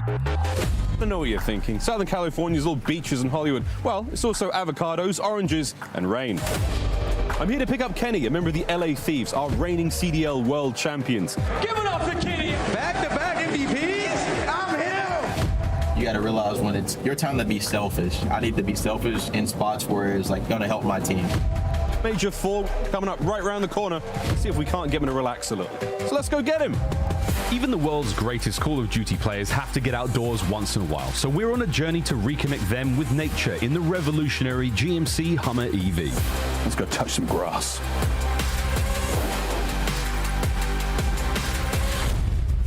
Oh, we're on the road. Oh, here comes the rain. Excellent. This year it's rained probably more than it has since I lived there. When I tell people you live in Los Angeles, they're like, oh yeah, it's like a desert. I'm like, oh, there's more green here. There's a lot of green. Real green. So we're here in Southern California. We're about to do some off-roading in this beautiful orange and avocado grove.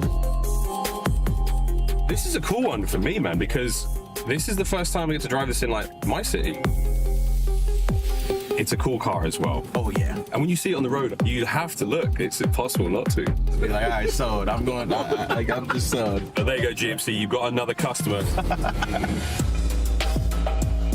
Now we can talk. I'm down to talk about anything. I don't care. I don't care. Like if we want to talk about the major, we have to talk about. Okay, that's what I'm saying. But we can ask the hard questions. I'm fine to answer the hard questions. I can't believe an LA Thieves versus Vegas game where Vegas take the win. I feel like this game, for some reason, is like messing up our pacing, and it's something that as the game goes on, it gets easier. So I expect us to have a really, really good Major 4, just because like we know what to do. And I feel like for me, it's just getting comfortable on the map again. So I just like to fill in the gaps. Yeah. I'm a role player. I like to just fill in gaps and do what my teammate's gonna do. Yeah. You gotta realize when it's your time to be selfish. There's people that are selfish and it doesn't help their team win. I need to be selfish in spots where it's like gonna help my team. The LA Thieves in particular, the whole team, it really does seem like you're a team, you're a family, you look out for each other, you're always having a good time. Oh yeah. How do you build chemistry like that? You build that over time. Because every time you get a new teammate, you got to learn that person. I feel like that's what a lot of teams don't do. They don't learn each other. How you treat each other during practice, what the practice environment is. For us, we're all basically best friends at this point. The biggest reason why these guys find so much success together is that they believe in each other. People always say, like, you're laughing on stage. I think every team should be laughing on stage. But I also feel like you got to be able to lock in. And I think that's one thing our team is really good at doing. Is you can see us laughing 1 minute, next second we're all locked in. The LA Thieves have done it. They are your CDL champions. For LA Thieves to go back-to-back from Major 4 into champs is kind of insane. We understood that, like, no matter what we did, we just kind of just did it together. Teamwork is really the driving factor here. That is the most important thing. 100%, especially in this game. I think there's so many teams that should take as many pages from your book as possible. I don't think a lot of teams do that. They don't learn their teammates. They just pick up people and like, yo, shoot your gun straight. For me, COD, as a professional, the shooting your gun straight part is the easiest part. We are in true countryside now. We must be coming up on the orchard. Oh my goodness. Whoa. Look at this. I will say it's a beautiful spot. Wow. Here we go. Are we in the right off-road mode? Here we go. Cha-ching. Here it comes. We're off-road. This hill, this is the hardest part. Morning. Oh. This is actually nuts.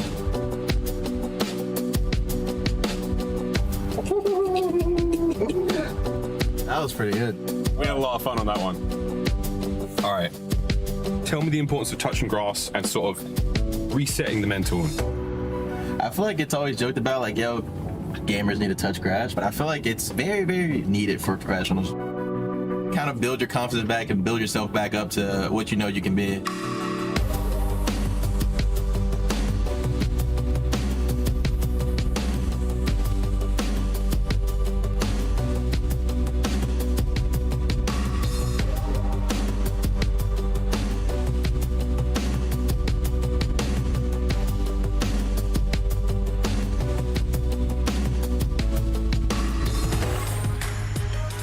Here we go, ready to get back into it. Team squared away, audio issue ready to go. Live here from Columbus, Ohio. Holding the umbrella for him. Oh yeah, he's like a knight. Yeah. Of the round or the queen, castle. I don't know. Okay, sure. Yeah. Very, very distinguished, Joe. Kenny was frying, I guess, in like the middle of nowhere, just dropping bombs. Are you surprised? No, but that's gotta be pretty awesome. Yeah, no. Just playing in the back of the Hummer, just getting absolutely twisted. But the fist bumps are out from the players. I think it is ready to rock and roll. Thank you for your patience at home. Matt, get ready to load up. We're gonna kick things off on HyDra. We're getting wet, baby. Oh, we love to get wet, Joe. 4-4 record you see for the Ravens. 2-7 on the other side for Røkkr. You can see last in break percentage for London, but the high rotation percentage probably a reason they're sitting at 4-4. Yeah, I mean, and that can be HyDra. You know, we saw yesterday with Atlanta FaZe, just the way that this map has developed. Teams are getting better and better at these long holes, just pushing out those spawns, especially around P3. But we'll see what London can do. Big focus on rotation for them. Afro, just getting wet early on. Now ready to pop up and fry. One right above, just trying to connect, hits the shots. Nate on through and just evading the shots for now. His teammate FaZe will be able to lock one down as we get the focus around the point. Yeah, we'll try to work on the audio for you guys, get that in sync. But yeah, Afro right now, just pushing things out, locking this down. He's got his teammates watching over him. Fame there, 3-0 start for him. Nice early time, but on that rotation is going to be Scrapz, the first one up. Just lock it down in the middle of the map, trying to get on through, but at least with that kill, they can push now through P1. Afro just waiting to pop. Time starts to go the way of Ravens as they make this rally.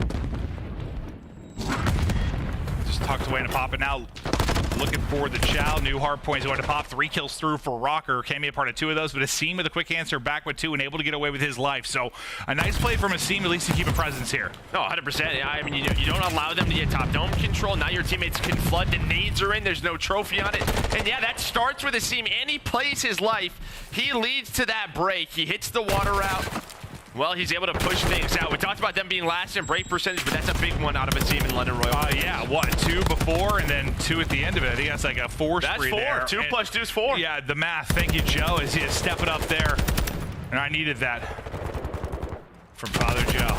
I got you. Got to get you locked in. Sometimes we got to warm up. Yeah. But no, I mean, just that sequence to get forward and get the break. Absolutely brilliant from the scene. But look at it, basically a tie game, 1-on-1 fight to the point.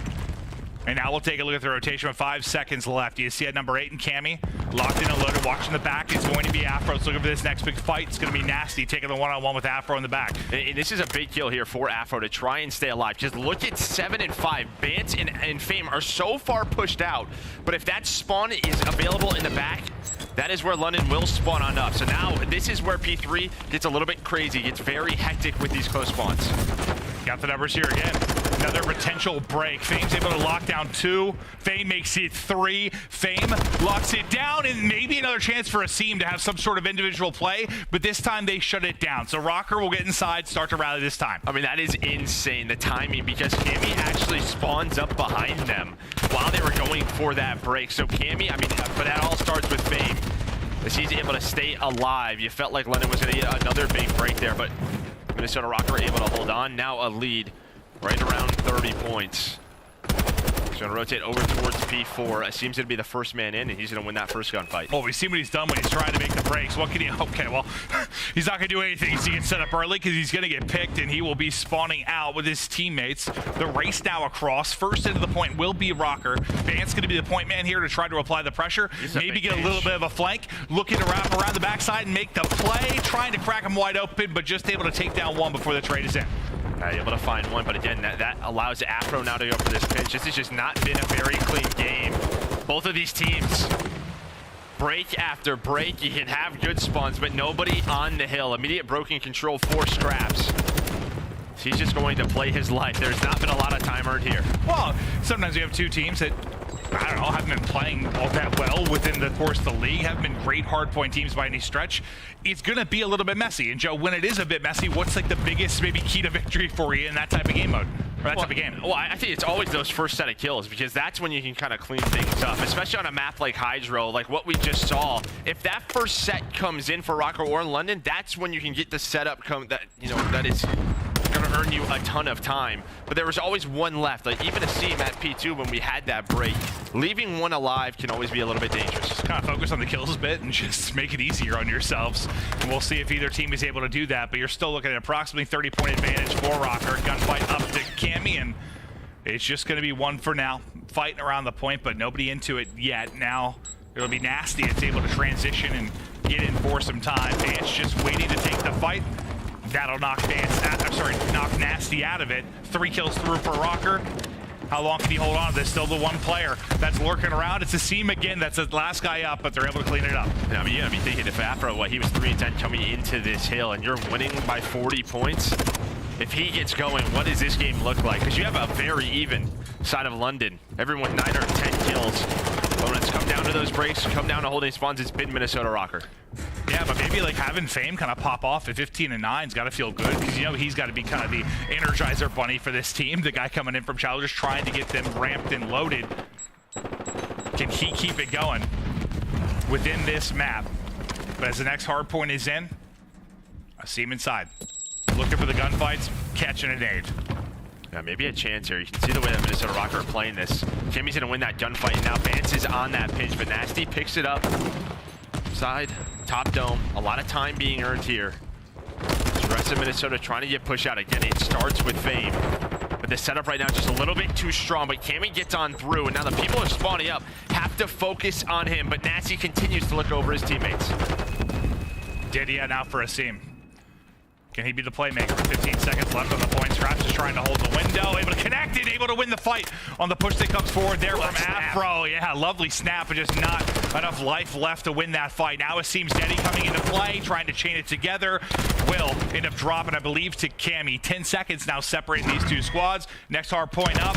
Ravens with the rotation, early setup. I mean, a wonderful P1 out of London to get themselves right back into the game, and then you turn that into a rotation over towards P2. You had someone top dome. So early time going their way. Nastie is going to spawn out. Bance is going to read that. So now it's just down to a couple of players. Røkkr, the big break here. Scrapz is just trying to play a corner and play his life, but that is going to be London out of the hill. Basically all square. Seeing with some lovely shots.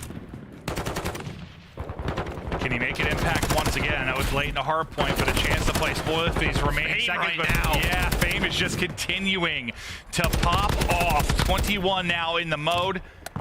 In this game one, leading the way across all players. Yeah, I love to see that for the young man. It's these multi-kills. It's on the hill as well. It's on the hill. I mean, he's finding them. You saw it, on that first rotation. Able to do it right there as well. Just every single time they need someone to hold on to the hill, it has been Fame, up to 22 kills, but still a very close game between these two. 20 points the difference. Still a very balanced effort on the side of the London Royal Ravens, but this is where Røkkr were able to grow their lead last time through. The team kill comes in from Bance, and then a flurry from either side of it. Trophy out now for Fame. What a map he has had. Can he stay up? Not going to happen. It's a two-piece from the other youngster. That'll be Uli. Throwing into the fray. Good awareness there from Cammy. He's going to hit the stun, so he wants to fly, but it's Scrapz holding the outer edge, and a nice little collection of kills there for Royal Ravens. But as the Seam is caught sprinting, how much of this time are they going to continue to hold on to? They get the rest of it. They'll be back out in front, and kind of expected this series to be a tight one. That has been the case so far, but your question about Afro, it stayed about the same. Yeah, really struggling here, but a chance here for Minnesota Røkkr, maybe to have this P4 control they weren't able to find last time through, but there's one more player. That is going to be Uli, who finds that kill. So again, you have this stalemate on both sides. No one with real spawn control or hill control. Afro goes for a swim, able to find one, and maybe with that, never mind. There's another trade from London, so no one on the hill. This is crazy to see. Well, I mean, you've got 2 minutes remaining in the game. Like, there's been so much contested time for players not in the point. You can see that play clock continue to dwindle, and it's not often this title that comes into play, but potentially a chance here if people aren't able to lock it down. But Royal Ravens, they're down 20. They're trying to soar right on back into this one. Let's hop to listen in with the Royal Ravens. What's up? Dude, he's front runs, Bance. Bance is close, stay alive, I can't, there's two. Okay, we're good. He pinched back door. Yeah, pinch. Back door. I don't see back door. Yo, back door. I'm stunning house. Tell me if you stop. I'm on the plot. I don't see him, guys. I'm on the plot hiding. Just gonna try and play the plot. Yo, listen, I'm gonna pinch. Back door dead. Yo, stay alive. I'm gonna pinch flowers. Stay alive. Time, guys. One's front door time. No, he is a plot. He's on time. He's on time. Low right. Low enemy. One shot. I'm spawning in the back. I'm hard. That's spawning in. We need to get the kills in the back. Can you get us off time, guys? Yep, we do indeed. I don't see anything server. I'm gonna head back door here. I'm going front door. Back door dead. Nice, good job. Are you Small fires here. Missing Cammy, Ben is ruined. No health. No, Cammy, no health. Get in the hill with him. Get one small and him. Small. Okay, small me. One more. Get your small. Get your small. Get your Beat on Cammy. Look at your front. I got your small. I'll lose back. I have you back door. He's in front of me. Make him push. I'll be on hell. Yeah, I need it for you. I'm gonna put Charm right. I think Ruin's on. I got a shot from beat on somewhere. Ruin's dead. Getting out. Underwater on you. He's on you, bro. Nice. Should be good. Spawning 10, I'm pretty sure. I'm Nice one, server. How many shots? They spawn flowers. And top down, I think. Top down one's on. Yo, top down one shot. He's out to broken. He's left side shot. Top broken. Okay, yo, got bridge ready. Care. There's two on you guys. I'm gonna pinch curve, yeah? No, one's P4. I have to come back to you. Yo, pinching 10. on bridge. Afro, low. I don't know where. Bridgeport coming. Sandbag and Bridgeport. Time tag. Just stay alive. Behind the sandbags. Two on 8, it's 2 on time. 2 on time. Two. I'm gonna hop up our side. Kill this guy on time. He's still Bridgeport. He's holding it. Alright, Bridgeport dead. Barrel of hill. Nothing done. I'm waiting. You might be able to see the Time dead. Nice. Shack dead. Nice. I'm gonna go. Nice, push her. Let's go mid, buddy. We're together. Nice, fire. Nastie hitting the shots as we get near the tail end of this one. Ravens trying to surge on forward, but still trailing down 50. Any big takeaways from the listening? Well, I mean, it's very good, calm listening, right? I mean, I thought it was pretty solid, but the end there at P5, there's about 15 seconds left. They weren't able to find that time. And then right there, they're just struggling to break P1, but they're able to get on through. Now a chance here, but Minnesota Røkkr, they have the close spawns for this hill. As London are down 40. Røkkr, a chance to put this map number 1 away. I mean, they got the play clock working on their side, too. I don't think it's going to come down to that, but you got about a minute remaining. So even if you mounted a comeback, if you're Ravens, that might come into play as well. But now just 15 seconds to go here for Røkkr. 31 up on the board for Fame. He's been sensational, and so have his teammates. Cammy and Bance both able to pick up 2. That'll be all 4 dead, and that should be the map. One going to spawn in the back. I believe that's a seam. Not going to be able to get there in time, and Røkkr strike first in the map 1. Nicely done for Minnesota Røkkr, but yeah, to me, it's that guy right there. There was multiple times where he was the last player alive, or the pressure was all on him at the hill, whether it was a P3, that second P2. He found the multi-kill with the tack, cleaning up the London Royal Ravens, and yeah, that was a lot of those clutch moments earned to 20-25 second scrap time. That gives them that lead that they held on to. I think in a messy game like that was, yes, you need those huge moments. Like somebody just pop off, make a play. And even if, yeah, there's a lot of help there and that you're cleaning up a lot of weak players, the ability to just clean them all up, get all the kills, listen to the comms, and handle business. Røkkr, a big map win, because again, they are tied in the race with Legion for that top 8 spot for champs. Yeah, but look at that. A notch closer. Yeah, Bance, Fame, and Cammy all right around 3,300 damage. We talked about Bance and sort of his play. A nice map number 1 for him. No, he absolutely does. You'd love to see that out of him, and who's soaking up the time. I mean, that's what's impressive too. Hill time, 2 minutes and 40 seconds for Fame. Still can't believe that P4 though. Just bolt ties through. Yeah, just insane to see. Usually we see a lot of time earned. We're swimming and we're rocking. Yeah. Man, you love this, huh? I do. The new track. I like to listen to like old school like rock music. You know how I am. Like I listen to like the Guardians of the Galaxy like playlists. Like that's the type of guy I am. So when the guitar gets going a little bit, we're rocking out. Yes, Joe, I'm ready to get into it. Love that. Whoa! But a lot of big moments throughout this one. That lead right around 30 or 40. Then you thought right here, London, we're gonna get right back into it. There was a break at P2 that allowed Minnesota Røkkr to hold that lead, and that's where Fame really popped off. Just throughout the course of it, you see the struggling Afro.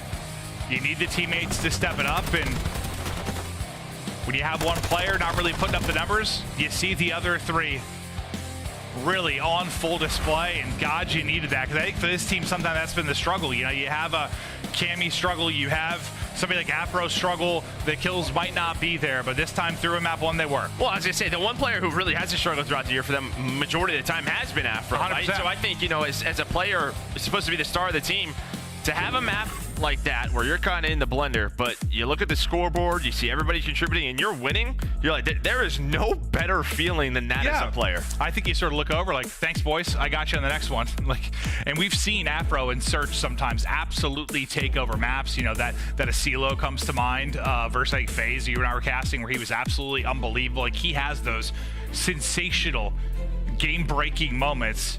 Can he have some more in the Search? But yeah, to your Bance note, I mean, going back to Major 2 without having a positive KD, I mean, it's a odd conversation because he's not a guy that necessarily needs to always be positive, but good start here within this series. Well, I just kind of talks about since Major 2, right, that FaZe match, it's just been a tough stretch for Røkkr.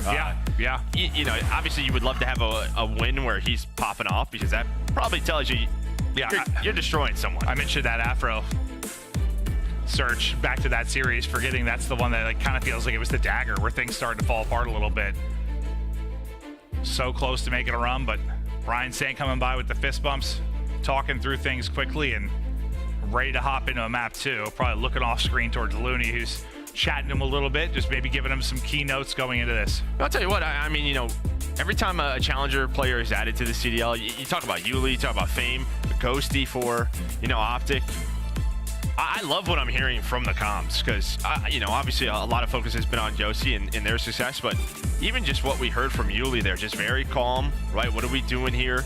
I'm going to hit this. Let's make sure we're picking this stuff up. And that just goes like, I mean, back in the day, when a younger player was joining the team, they were always like yelling, maybe a little too twisted, and it was like, whoa, relax, but a lot better now. The funniest part in that listening for me, though, is when I forget who it was like, we have to get the player out of the point, and Scrapz just like, indeed we do. Indeed we do. I don't know why. Like, just the way he like said it, I don't know, I was so good. Have you died? Indeed we do. That's a fact. That's how you win hardpoint. You get on the hill. Oh, amazing. You get them off of it. Well, look at the records, and you know, probably a reason why you saw Ali so confident in London. I mean, it looked better on the first map, looking better here at 4-2. A ton of reps though if you are Røkkr, but sometimes these majors and with the team changes, you can throw the overall stats out the window. Back in we roll. Map 2 underway. Whoop. Back her on up. Yeah, you know, we've seen this a lot from like FaZe, right? Having Simp go through restaurant. Right, because the defensive setup nowadays is, early on it was all about bedroom control. Now it's a lot about middle couches. Watching this cross, because you could just beam someone. So it's about protecting this player. That is your info over towards A. So what offense has been doing, a lot through double arches, trying to find this player. You see Cammy starting to peek on up, boom. It's exactly that with that first blood. It's like you've been grinding, Joe. You know, I've played some Call of Duty in my life. I love that out of you. Now into 3 versus 3 we go. Bance, like an elephant, just sneaking his way on up. Elephants aren't very sneaky. He was trying, though. He's just stomping up those steps, though. Now trying to get back there. Scrapz, though, the sneakier of the sneaky elephant battles. Be able to find that one. Now 25 seconds left. Bomb still has to cross. You have aBeZy in a good position. Love to see him back down there. And there we go. Just going to play his life. Waste the time of Minnesota Røkkr. Because the other two players for London, they're just kind of waiting. They're giving up the bomb player. His Yuli is 2 HP. So bomb looks like it's going to go down. There's the reach out, though. And well, Fame, we'll see you later. They get there just in time. I got a little bit nervous there. I was like, someone help aBeZy, please. Like, yeah, let them get on the bomb. But the crossfire gets there. We'll see it from Scrapz POV. Dead body, real body. Puts him down. But a nice trade, right? I mean, Cammy gets that first blood, but Yuli was there to keep it as a 3 versus 3. If Cammy's able to play his life, maybe back down up, that's when things get interesting. It's a much better situation for Minnesota Røkkr.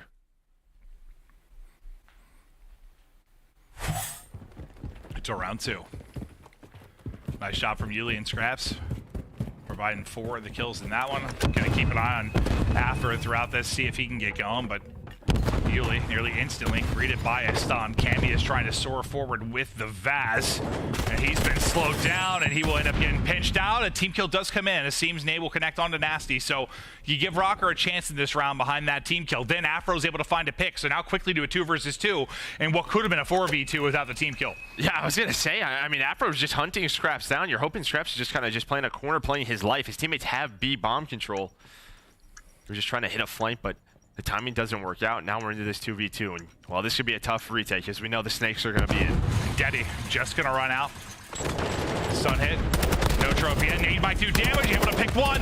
Fame! Another shot in. Comes down to Yuli in Afro. Afro struggling the map. One trying to chow here. Not gonna happen. Yuli shot on point. 2-0 Ravens. He doesn't even throw a snake in. He just pre-fires it. He's like, I'm here. I'm ready to take I am the gunfight. Well, 4-0 for Yuli.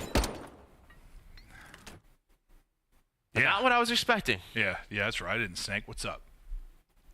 It's a big deal. Yeah. Nice shots there to close out the round. Afro a chance to maybe turn the tides of kind of how maybe where his confidence is within this series, but a tough fight, obviously. Yeah, if he gets going, not then easy who one. knows? I mean, he's 2-2 right now, but, you know, it's one of those moments you win that one-on-one, you're getting pumped up. But the 4 streak from Yuli, the story thus far. The big stick for Scrapz, the story in this round early. Hits the stun, hits the nade. Now a little game of peekaboo. You were playing that earlier with Theo. I was. He's loving it. Adorable. I think he loves me. Yeah, I hope so. We weren't sure. Like, I was worried Joe's son might be scared of me because I'm a giant bald man, but he just giggles when I talk because I'm a giant baby too. Love him.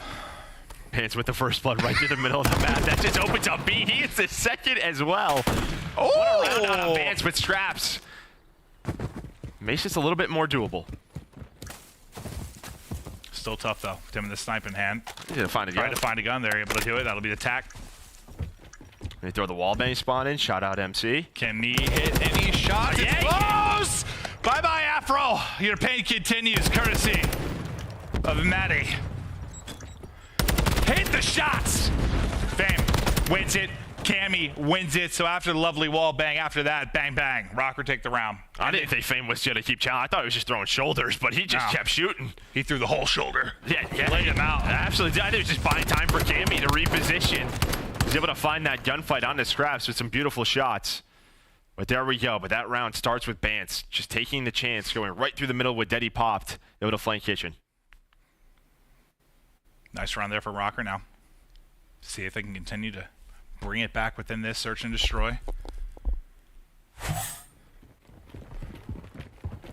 So balanced on the side of Røkkr, basically. Just 2 and 3 and 2 and 2 across the board. Going right back to to lead and Scrapz lead the way in the other end. And yeah, to B we go. Bance back it up here quick. You've got 2 players inside with a quick transition over from Fame. Once this starts to get set up. One last time through is that one-on-one on the flank. That was Afro and Scrapz. You could potentially have that again. Wrap it out. Yeah, with all that B pressure, you can see what this does. Minnesota Røkkr have to have 3 players on this side of the map. That opens up A. So Asim with Deddy playing his life, able to find the first blood. Now it's just finesse time, but it's Cammy throwing a couple of snakes. Yeah, I thought he was maybe going to pick a corner and sort of play his life, try to find somebody. When you got Deddy popped, you're just hitting everything. Yeah, it's a superpower. He just flies in, but yeah, after the reset, I thought he might take a breath for a moment. Can't get the bomb down either, so this is great for Røkkr. Because you're thinking behind that Asim play, you're going to get the bomb planted, but now you have a full flank. Bance gives them the numbers. Oh, a bit awkward there at the doorway, but the shot's not awkward.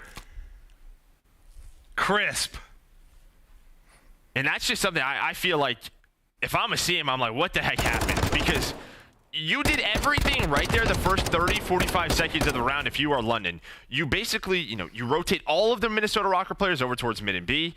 You win the first gunfight, you get first blood. Get info on 2 more. You're hoping that bomb gets planted. That bomb has to go down. That is all that round is about. I mean, you should basically have a 3-on-1 on the other side. I mean, yeah, that's the way those numbers work, yeah. Yeah. If I'm Asim, I'm like, whoa. Well, I guess I was just focused on, Asim's play that I didn't see what the delay was on the other end of it, at least early off the rotation. But, yeah, maybe a hesitation that cost them, but it was 4 in a row for Yuli early on. Now it's Cammy that's up to 5 and 2, as he's going to pull off 4.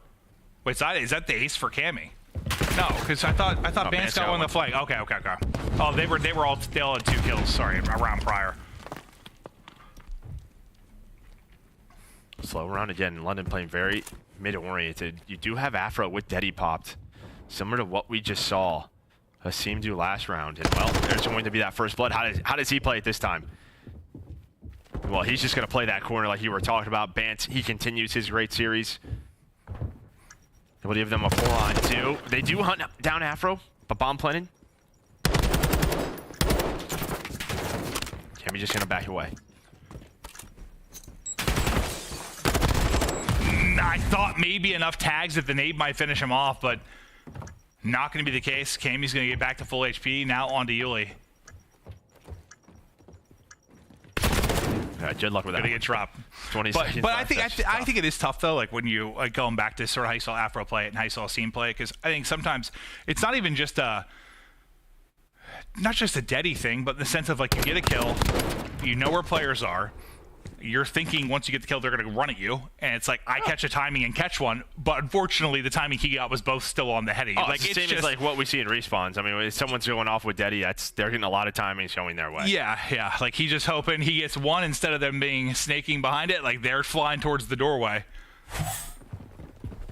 But yeah, it's tough. You have to get a feel within the map. But it's now what? After a 2-0 start there from Ravens, you got 3 in a row for Røkkr. Cammy now up to 5 straight. Bance 2 in a row, continuing his solid series.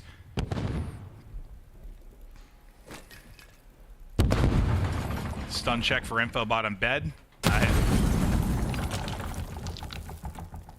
Yeah, a little bit more of a standard round. You still have Bance playing safety net over towards B.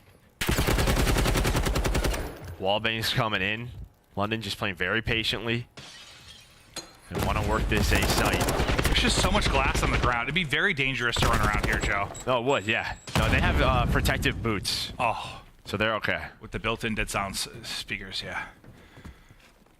3v4 now for Ravens.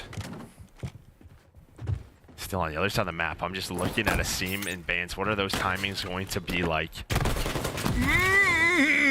Nastie trying to get this plant down. Let's try again. No! Try it to, but hey, you buy enough time, but Afro is there to at least find Nastie. So now into a 2-on-2. But I think Bance is going to win the round here. He is on the flank. Should have this player, and he does. Him and Hasim were just missing each other by a couple of moments. Hasim, just no time.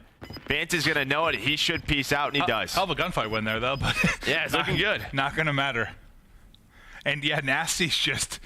He's trying so hard to get it down. I thought when Scrapz got the kill, like, looking over him, that might be good enough. But it was Afro, I think, that got a couple bullets in to finish Nastie off on the plant.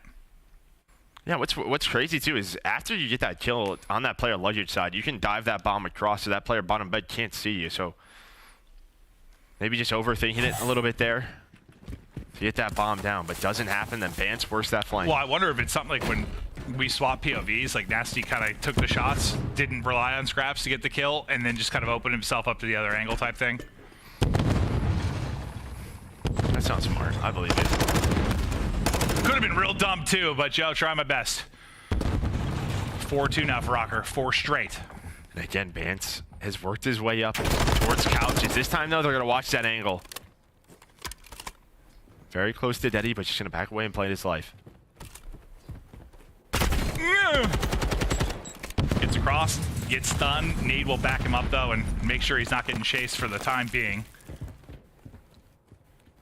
See that number 8 in Cammy? Lurking towards mid. Might be able to get some eyes on players rotating across. It's going to be Hasim that's going to be the first guy up. So Cammy here, there's eyes onto one. Trigger discipline, it's there. Nice job. Making sure he waits to take the shot so he knows he can finish the kill. And yet, again, with that, Bance is now lurked up. Afro able to find that pinch. So this is what? Going to be 5 rounds in a row. I mean, just stepping it up here.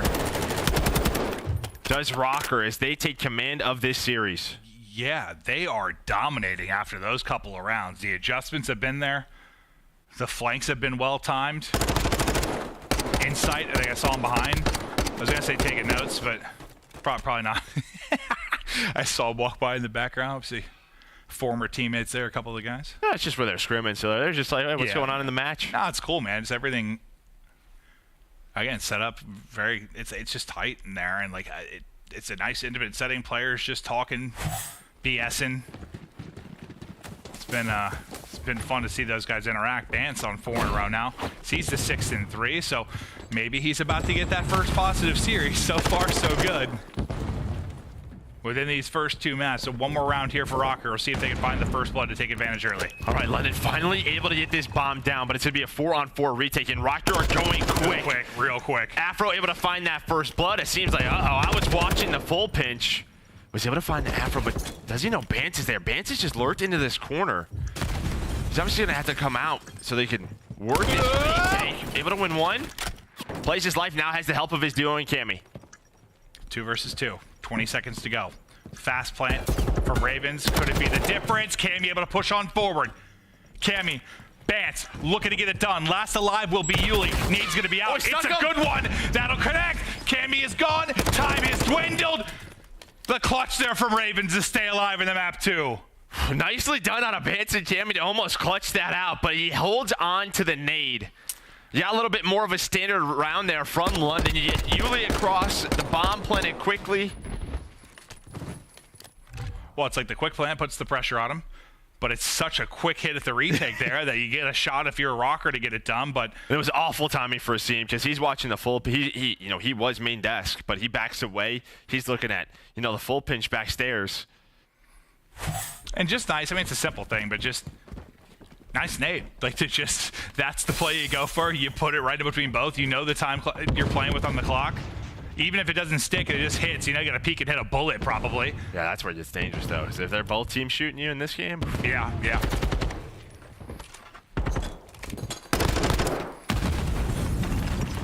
Big first blood now for London. They are rallying now. Is it going to be too little too late though? They're bringing it back within this one, but after getting into the 5-2 hole. We saw a 2-5 comeback though earlier today in that Mutineers Legion match, so certainly not impossible, just improbable. Yeah, it doesn't have Daddy to work with. That B bomb is open. I mean, Asim has no info on it. But even if he plans B, plenty of time for all 3 players to just, run at this bomb. Yeah, I mean, just don't give him one untradeable kill for free and let him get into a 1v2. There's lots of different doorways. Just hit all of them. Yep.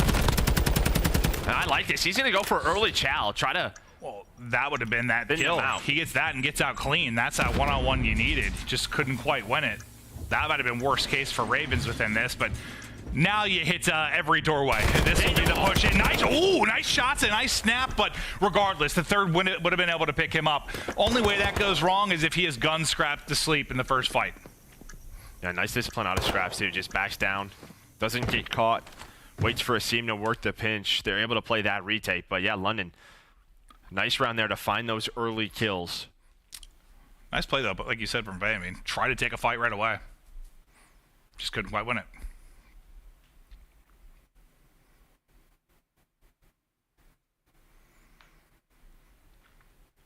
You had such a nice stretch from Røkkr to nearly put this away, but here we are now. 2 in a row for London, up 1 round. Are we going to a round 11? Daddy out for Yuli. Quick round here. That is a bad stun. Oh god, it's gonna be a bloodbath. Hey, it works out. It works out. I thought the team stun was going to come in, but there we go. It's been all around these B skirmishes throughout this map. Fame though able to make this into a 2-on-3. Now you have Afro working the pinch.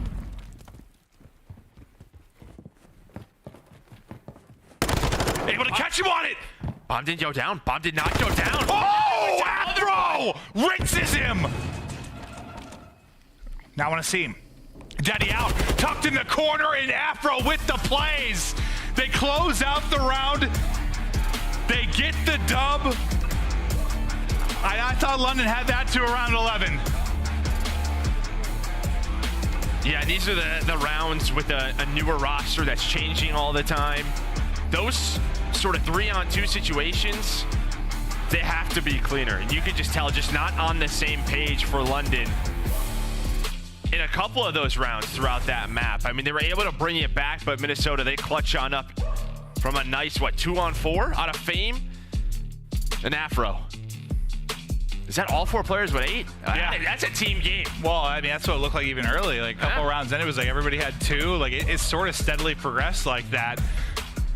But a fantastic effort. And yeah, I mean, I know it's tough with that site. You talked about earlier, like there's so many doorways, so many points you can push from, but like him just waltzing up without Daddy and just picking the guy off bomb for free. Well, and that starts with that first kill with Fame, right? Because you have one more player in there. They're probably picking something else up. True. It's like, do you play around the kill before the plant then, or just try to get more information before you go for it? I don't know.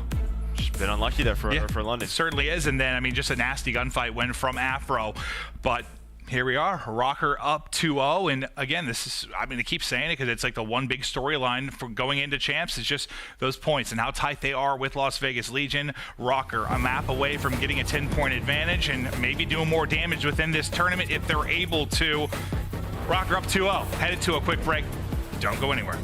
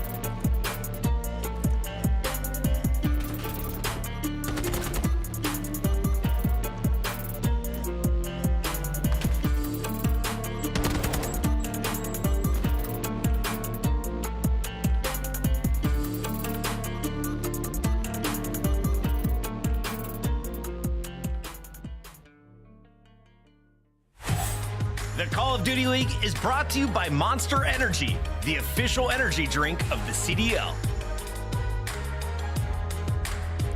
Hello and welcome back. We're getting ready to hop into a map 3 here from Columbus, Ohio. It's been awesome. We have the players here. Joe and I are hanging out at the desk. We've got a couple of watch parties going down, and it's been awesome to see Scump and the boys here hanging out. Some have called Scump the greatest man alive, the sexiest man alive. I've heard that said, but honestly, it's been a vibe. Like, I really enjoy watching it. Probably partially, like, I'm a commentator. I don't always need to listen to other commentators. I get to listen to these guys have some fun and watch the matches. It's a vibe, man. I love it. That mustache is glorious. It really is. Just want to... Never mind. But yeah, it's incredible. You know, it's incredible. Keep that for later. Yes, I will, Joe. For the Call of Duty League, ready to continue on. We're going to Expo. Here for the map 3, Røkkr looking to close it out. Can they do it? And Afro. You see the control numbers he has put up, but Afro didn't have the greatest map 1. You know, the guys kind of stepped it up for him. We'll see if he's needed here in dominant form or not. You talked about that moment, though, and maybe we just watched it. Maybe that two-piece gets him just... Maybe that was the sort of confidence he needed. I mean, you and I have watched or played, casted so much of Call of Duty. Sometimes you're having a rough series, man. It's one moment. You're like, I'm twisted again. And you just start frying. We saw this yesterday from Røkkr. You know, we'll see if London can obviously study that VOD for today. But Røkkr able to win that in a round number 5 versus LA Thieves. It was a grueler. Well, what stood out to you the most for Røkkr's success? They just had real solid defenses. I thought for a second you were giving me a Crowder answer. Like, well, they won 3 rounds before the other team did. I was thinking about it. He always gets asked while streaming, well, how did FaZe do in the match? Well, we won 3 before they did. Like, Crowder, God damn it. But honestly, they were just able to win that round number 5 on offense. You know, they were able to work that A zone, quickly a couple of times, but not this time. London, you give up 1 segment.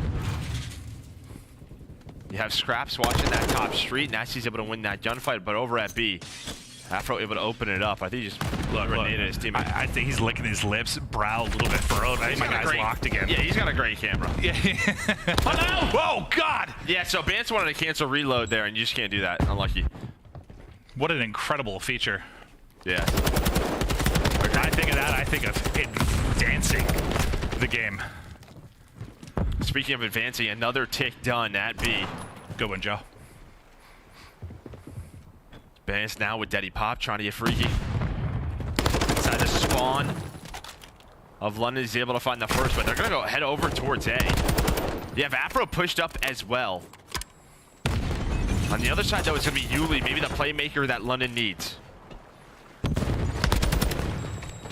Well, Yuli, not going to do anything. He had no plays remain whatsoever. He just gets tagged up in the side, focused on the wrong side of the map, and you let Bance keep roaming. Yeah, they're now getting slammed.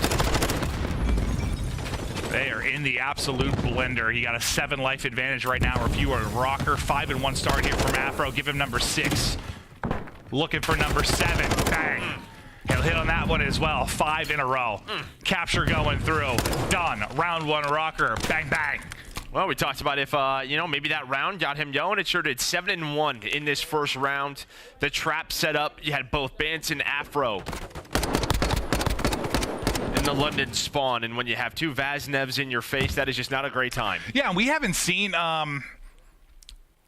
listen, we're not casting the online qualifiers. We're just doing the majors and stuff, and we're watching the matches, but we haven't seen a ton of true traps. So we'll hear from the players you can really pin them if you get a great setup. And for a bit there, you kind of saw they had them on lock. That did not look fun from the Ravens POV. You were really struggling to get going, but you had to work for that if you were Røkkr. Yeah, it depends what you qualify as fun. Some like to be pinned, but we'll see what happens.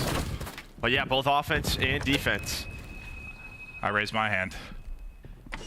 Well, offense and defensive side, Jay, he had put in traps, but yeah, it comes down to just usually clean kills with what we saw. It was 5 or 6 in the feed. And now for London, trying to get an A segment done off the spawn, and they will. Good start. How can you keep this going? 3 in a row from a seam, and just able to bounce around the edge with knife out. Continue to try to soak this up as all these nades, stuns, everything connects to them, but he's still alive. Fame wins the gunfight from the back. A seam drops on the point. and Afro surges on forward. So that'll reset the push that's developing now for the Ravens. Yeah, but you keep Scrapz alive here, so this is gonna, force a player or two from Minnesota to have to worry about A and back on up.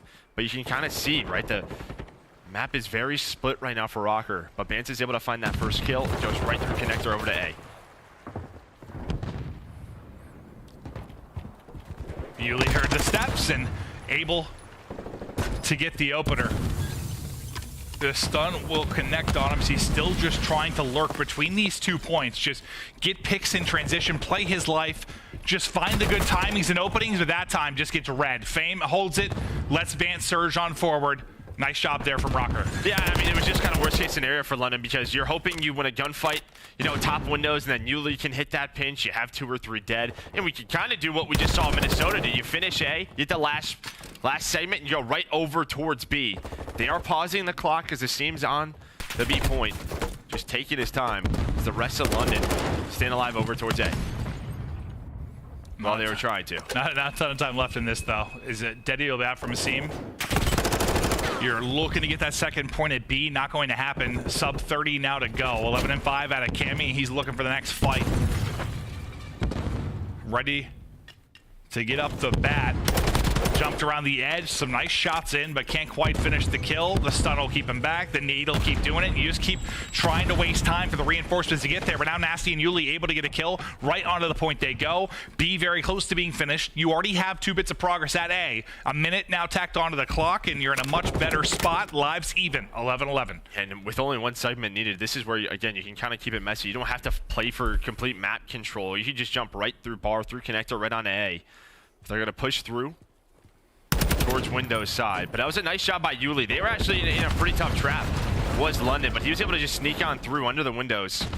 Just took his time, paused the clock, waited for his teammates, so they got B done. But now, it's on Scrapz, just kind of lurking, hoping to find a pick, because the rest of his teammates, they're all off his spawn. Will the 3 find success? Will Scrapz? A seam with a nice opener. Fame next one up. Not the easiest of fights. Just got horrible timing. Yeah, he sure did. So if he falls on the other side of it, you're now under 30 seconds to go. How's this going to play out? They're just not finding the kills.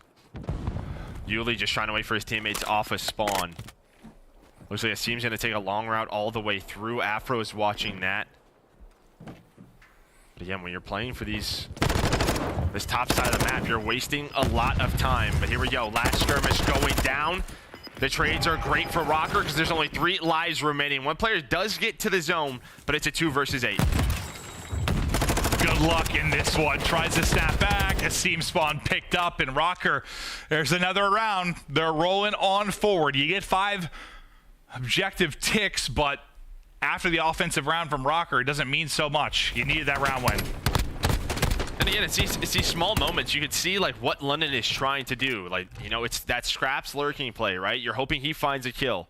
Before that, it was Yuli on the pinch. You're hoping a teammate's able to find a kill inside of those windows, then he can go on that pinch. If those plays develop a little bit more, maybe this is a London win. Very similar to what we saw in that search and destroy. But when you're making these roster changes, you're trying to find the roster, you're going to go through these growing pains. Well, it's a new map, too, which I think those timings you're talking about probably take a bit as well, regardless of having a new roster or not. Probably just complicates things a bit.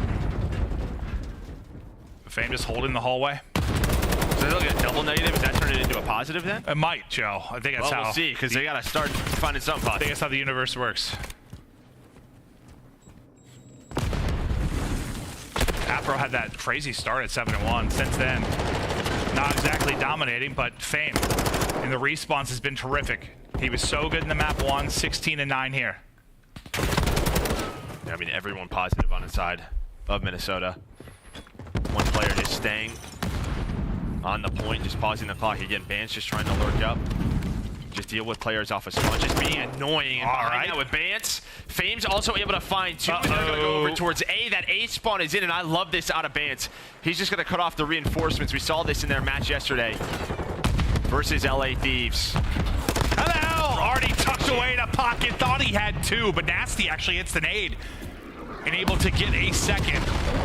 Streak comes in, maybe keeps them locked inside that top mid-room for a moment. Cammy, just gets across, but the line of sight there for Ravens. Yeah, London, nice job, especially from Nastie to find out multiple kills there. Get them off of that point, deal with Bance in your face. Yeah, I mean, he doesn't. That point's done.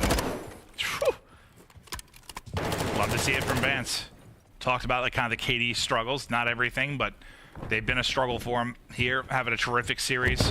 Almost done with this B capture. They did get 1 point of progress before getting knocked off it. On the other side, Bance winning another one-on-one, up to 17 kills for this Røkkr side.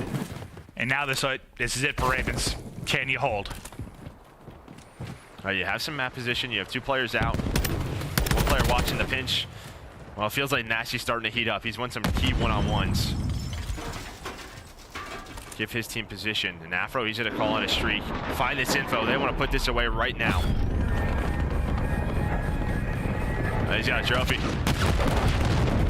So not going to hit, and the kills go the way of Ravens. Back to square one. You go for your Røkkr. Down 3 lives. Basically everybody coming off spawn except for Afro. Yeah, just 1 player left on that offensive team. You're gonna hunt him down. He's just gonna wait for his teammates.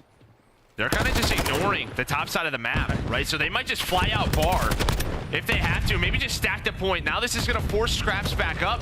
And Yuli, he was worried about the pinch through the defensive spawn. So they gotta get back to this point quickly. 3 players on it. Scrapz though trying to make the play. Think he gets 2 before he falls. Yuli then on the pick as well.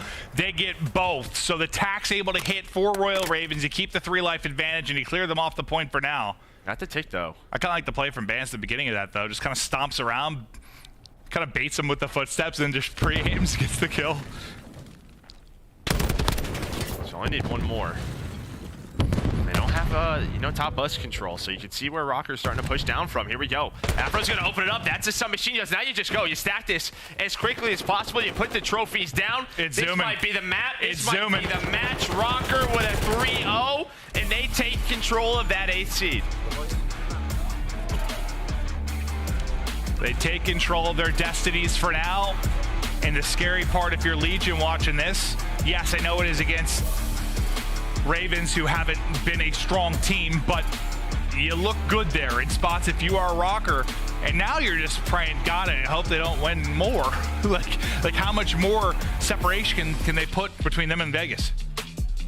Yeah, we'll see if they keep that run going. I mean, we've seen it throughout this year in majors. Teams that get hot in the losers bracket, they've gone. Well, what was their run to 3rd or 4th they had earlier this year? 3rd, but that was through winners. True. Very different story, yeah. But you're playing a lot more. Playing a lot more games when you're in the loser side. Yeah. We've seen LATs do it. We've seen OpTic do it. And I feel like Røkkr, though, haven't had the chance to play a lot of games through a tournament to maybe get this new team clicking. So, sure, maybe it happens here. But Bance, who goes 20-15 and hadn't had a positive series all the way back to Major 2, well, that's done. He has a fantastic series. The guy that got them on the right foot, that was Fame. Had a bomb in the map 1. Then the map 2, 8s across the board, really making plays when they needed to, of team effort there.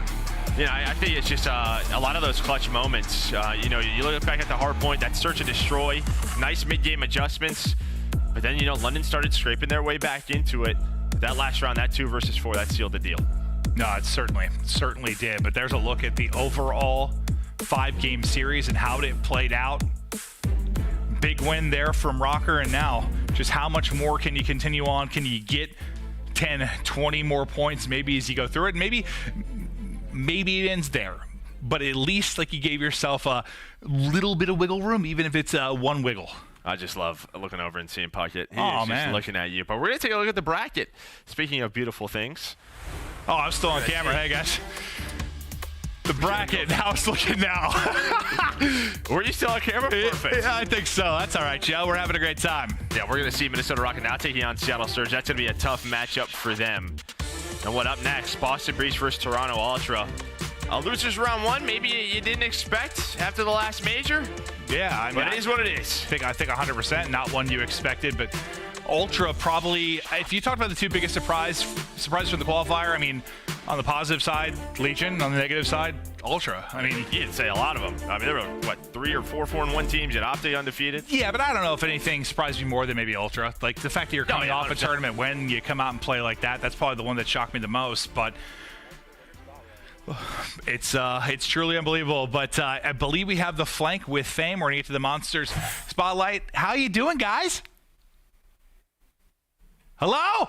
Hello? Ladies and gentlemen, what is going on? We are joined by Fame from the Minnesota Røkkr. Fame, you just got a big win over the London Royal Ravens. You guys are trying to make the losers bracket run. How are you feeling right now, man? Feeling good. I mean, that was a big win for us. Get some momentum going into the last series tonight. So, yeah, the team was playing well. So. Hell yeah, man. You're new to the team. You're obviously a rookie for these guys. What's it like playing with these guys? I mean, you're playing with some vets, man. These guys have been around. What's it like playing with your team? It's vibey. I like that. We got man. good vibes, good energy. It's great. Yeah, Benjamin Bance is always bringing the vibes for sure. He's a clown. Yeah, he's always got the vibes. He's a troll. He's a good guy. Go ahead, Chris. You got a question for me? Yeah, so, I mean, I know you from Challengers. I know your history with the Røkkr Academy. How's the transition been playing with the pro team and obviously switching a role from the submachine gun to the AR? I mean, yeah, it's a lot. Going from a sub in Challengers, the competition's much lower, and then switching roles and then playing, CDL pros. It was a tough transition, but I'm slowly getting the hang of things. And I feel like I'm getting better with every series, so it's kind of cool. Yeah, that must be difficult to switch roles and then go into the pro league. Like that's hard for sure. Did you want to run an AR? I mean, I've always been able to run an AR. I felt like as a sub, I was always good at like picking up the gun and just being able to flex it. When I was given the opportunity to run the AR, it's like, absolutely, man. I want to run it. I want to play in the pro league, So that was the goal. The scar is cheese. I told you, Chris. Ben, you got a question for Fame? Yeah, I mean, so you guys obviously had kind of a weird start to the stage. Won your first 2 matches and came home and really struggled. Like, what was the discussion after sort of week 3 of the matches if you guys hadn't really won one as you came back? It was just taking advantage of our opportunities. Like, in that FaZe series, we didn't take advantage of our opportunities in the respawns. In the Thieves series, at least the one at the event, we didn't take advantage of our opportunities in the hard point. The one online was kind of a blowout. That was the DoorDash challenge. It was a real one. That was tough. But it's just making sure that we take the opportunities that we do get, and we get them often, and just actually translating it into points and translating it into map wins. Yeah, hell yeah. Well, listen, Fame, I really appreciate you hopping on the couch, man. Good luck the rest of the way. I'm excited to see if you guys can continue that losers bracket run. Thank you. It's always a pleasure. And Desk, back to you. Thank you so much. Shout out to the flank in chat. How nice are Ben J's shoes this weekend? Primo, Ben. Please. We got Joey D here replacing Out. She's going over to the Belong Arenas. Joey, you just cast this matchup, but can we start here with the Fame discussion? Because the guy came in, he dropped a 30 bomb in their first hard point. He seemed to be rotating better than any anchor AR I've watched on day 2. What did you see from the kid? Well, I mean, just those clutch plays in the moment right on those hills, right? I think we talked about it during the cast, but, I mean, he probably won, 40 to 60 seconds for that team, and that was the difference in the score, right? And he's doing it with attack, right? When those Vances are flying at you, finding multi-kills, that's not always the easiest position. Stuns are hitting you, nades are hitting you, but I mean, I think for Minnesota Røkkr, this was just a series to get momentum going, some confidence under their belt. And unlike OpTic, they did not struggle. They took care of business with a quick 3-0 London exits. Once again, 9 through 12. For Minnesota, though, this is just the beginning because you have to play Seattle Surge in just 2 match time, right? Sure. So around 7:30 p.m., you've got match number 2 on the day. What are you taking from this win? What are you working on between now and Seattle? Well, I mean, I think if you're Minnesota Røkkr, you're feeling pretty good if you're winning your S&Ds. I mean, this is a team that if they are able to win Surge, they become extremely dangerous. You look at their map pool and control now, and they're feeling great about Expo, and nobody wants to play them on a CeeLo, right? So you feel like you have that locked up versus most teams. And then, talk about Fame a little bit on those rotations. I think to that P4 on HyDra, like it was literally only him in the back. He finds 3 or 4 kills and then continues that spree. That's exactly what you want out of that guy. We're talking about it beforehand, like Bance and Afro need to be slaying with those SMGs. Well, if that's the way that they're going to be playing, they're going to be just fine. Now, granted, it's versus the London Royal Ravens, but it's something to build upon. You look at those numbers, a 1.24 for Bance, a 1.26 for Fame, and Cammy beats them all with a 1.4 as Minnesota wins the slaying battle. And that was true in control. Let's take a look at our scuff play of the game. This is a perfect 3-0 on the new map Expo. Is Røkkr the best team on the new level? We haven't seen everybody play it yet today. These were some clean attacks. There were. I think if you look back, LADs probably thought they had a lot of chances versus Røkkr yesterday. But, I mean, these are the 2 teams that are well, put into their map pool as much as possible. You know, they have the weapons for it. You have a lot of players who are comfortable running that AR. It feels like they have a good understanding. And as you said, it will be interesting to see what Surge does, because a couple of matches in a row now where Røkkr haven't played a CeeLo, we just saw Surge dominate a CeeLo. Maybe they bring that in later. Yeah, I mean, it's definitely very possible. I mean, prior to Surge losing a CeeLo to Atlanta FaZe, they were on a 5-0 streak, right? So if you chalk that one, that's 6 in a row. But they did look a little bit human. We saw LAG come back in that map, so it will be interesting how they go up against them. But I mean, this is a Røkkr team that's on fire right now with the 3-0. That could be a dicey game. Surge have looked kind of weak. 2 matches to go tonight. When we come back, it is Breach versus Ultra, Røkkr versus Surge. Still to go, all here part of our Super Friday. For now, quick reminder, World Series of Warzone is coming. It's bigger, badder, and madder, all concluding with a live in-person final for the first time ever. So check out WorldSeriesOfWarzone.com now if you want to get involved, or simply scan that QR code on your screen. And of course, pick up the Golden Blossom. Serenity awaits with the Golden Blossom bundle, Joe. We've got 3 elegant tracer weapons that have both death effects and laser effects. Did you know that? I did. Thank you for informing me. I appreciate that. You should get yours today. So should the crew. Yeah. We gotta go to a break, I'm told. When we come back, Ultra Major 3 champions fighting for their lives in the lower bracket could send Boston home. From Boston, let's play spoiler after this.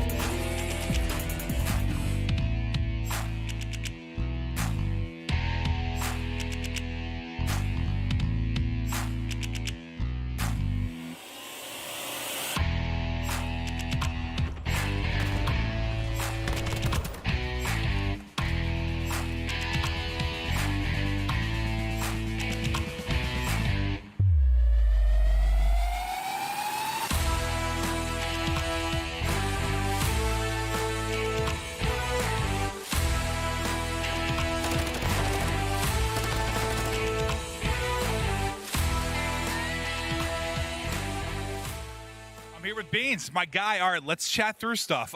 You know, you had this match against OpTic. You knew it was going to be a tough one, but I'm just curious, coming into this and the change to the major with no crowd being here, did it change kind of how you looked at that matchup going in? Not really, not entirely. I think the crowd at the first major was obviously all against us, so the previous major, so it was fine. You know, no crowd is, if anything, a plus for us, because obviously they don't have that advantage. But you know, it is what it is. The match was really close. Obviously online close, now close. I think the crowd was a factor the first time we beat them, so we thought maybe coming into this it'd be even better for us, but it wasn't meant to be. Well, you guys, you said, yeah, playing them close online, playing them close here. I feel like you guys have been playing a lot of teams close, and even the slang has been there at times where you had that advantage, but maybe can't close out a map. What do you feel like is going wrong right now? I don't know. I feel like we said yesterday when we come out of the game against OpTic, we're just beating ourselves. I think we're a really good team, and we can keep up with slaying with any team in the league.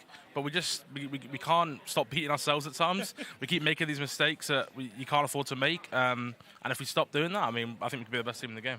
Yeah, I feel like, not to knock what you're saying, but I've heard that from, it's like every team is working on that. When I talk to Subliners, when I talk to FaZe, just like how you stop making those little mistakes. It's hard, man, playing against this level of competition. But let's think about going forward for you, and you're going to be playing Toronto Ultra, a team that obviously won the last major, but hasn't necessarily been in that form as of the last qualifier. Where's your head at in that matchup? I think we're really confident. Although we lost 3-1 to OpTic yesterday, I think we were playing pretty well. I mean, when we watched it back and whatever stuff, it wasn't like, we were getting dominated or outslayed or anything. It was just us, not doing what we should be doing.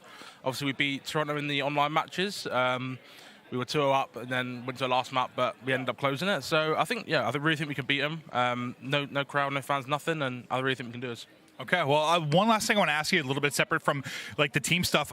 You came in so confident, so good at doing interviews and stuff. How did you get so comfortable in front of a camera so quickly, bro? I have no idea. I just, I don't know if it's like a nerves thing where I just, somehow just speak to the camera better or something. I don't know. I just do it and get over and done with. And yeah, it's fun. I don't know. I love it, bro. You're a natural on camera. I wish you the best of luck going forward. Hey, good luck, buddy.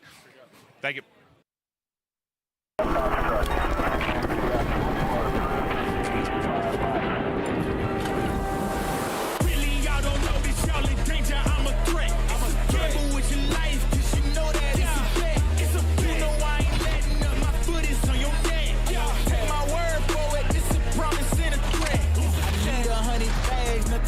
Nothing less, and the ops feel away, cause I'm next, I'm a threat. Oh yeah, really, y'all don't know this, y'all in danger, I'm a threat. It's a gamble with your life, cause you know that it's a bet. Gotta run up the next, point to the sky with the run up, I'm blessed, I'm young, rich and black, so you know I'm a threat.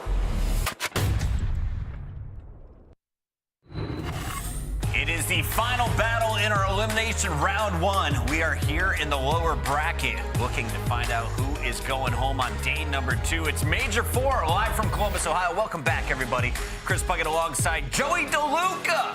Yeah. Hey, how are we? Doing so good. Decent. Joey, you're joining us for a good one here because we have our Major 3 champs. The team that won the last event, Toronto Ultra, fighting for their lives against a team that has beaten them just 3 weeks ago in our qualifier rounds. Yeah, I mean, 1-4 on Ultra, I think surprised pretty much everyone. I will say, like, at least you had, 3 Game 5 losses, right? You had some close matchups. But individually, Hicksy really struggled.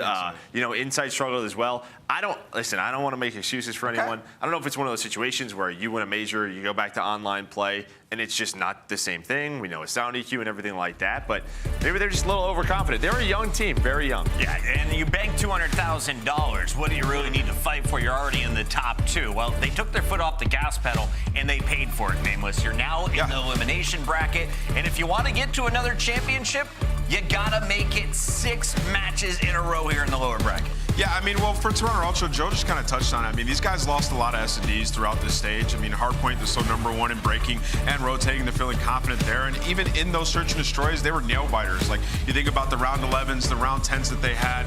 And then I spoke with Insight. He said he had an off stage. It was tough for them, but he's going to bounce back here. And for Toronto Ultra, here's the Monster Energy pregame keys. Keep up the strong Hardpoint form.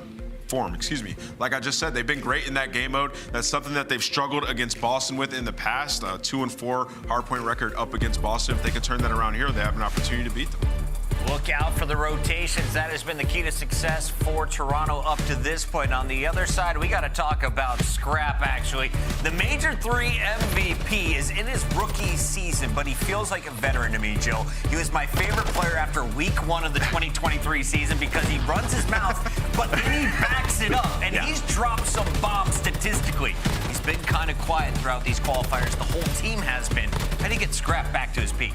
Well, I think, this first match is very important. You're probably not hoping he loses round 1. You're playing a team like Boston, but it's just the way the bracket kind of played out. You're trying to build some momentum. Again, we've had teams this year from losers round 1 get to a final. Yeah. And Ultra knows that, but this is just not an easy round #1. So for me, I think for Scrapz, it's sort of getting kind of loud. You're right. You're in that arena. Talk your trash. Map 1. I'm thinking that first hard point, beat him. They call him the Tide Stick. He don't beef with stains. Let's talk about his opposition, though. Wow. Boston is coming in here. No one calls him Tide Stick, by the way. Boston Breach comes in here with a top 4 placing at the last event, but then you swap out what some people were saying was your star player. Vivid on the SMG role, put on the bench. Instead, you bring in the Challengers player, Kremp, who rejoins Beans now in a starting lineup. Now it's in the CDL with Nero and Owakening. I watched him in their last match. I loved what I saw from Kremp. I was impressed with what Owakening was doing, but Beans and Nero needed to wake up. Yeah, absolutely. I mean, we see Nero go on like these sprees and stuff. It's really relying on how the team is playing.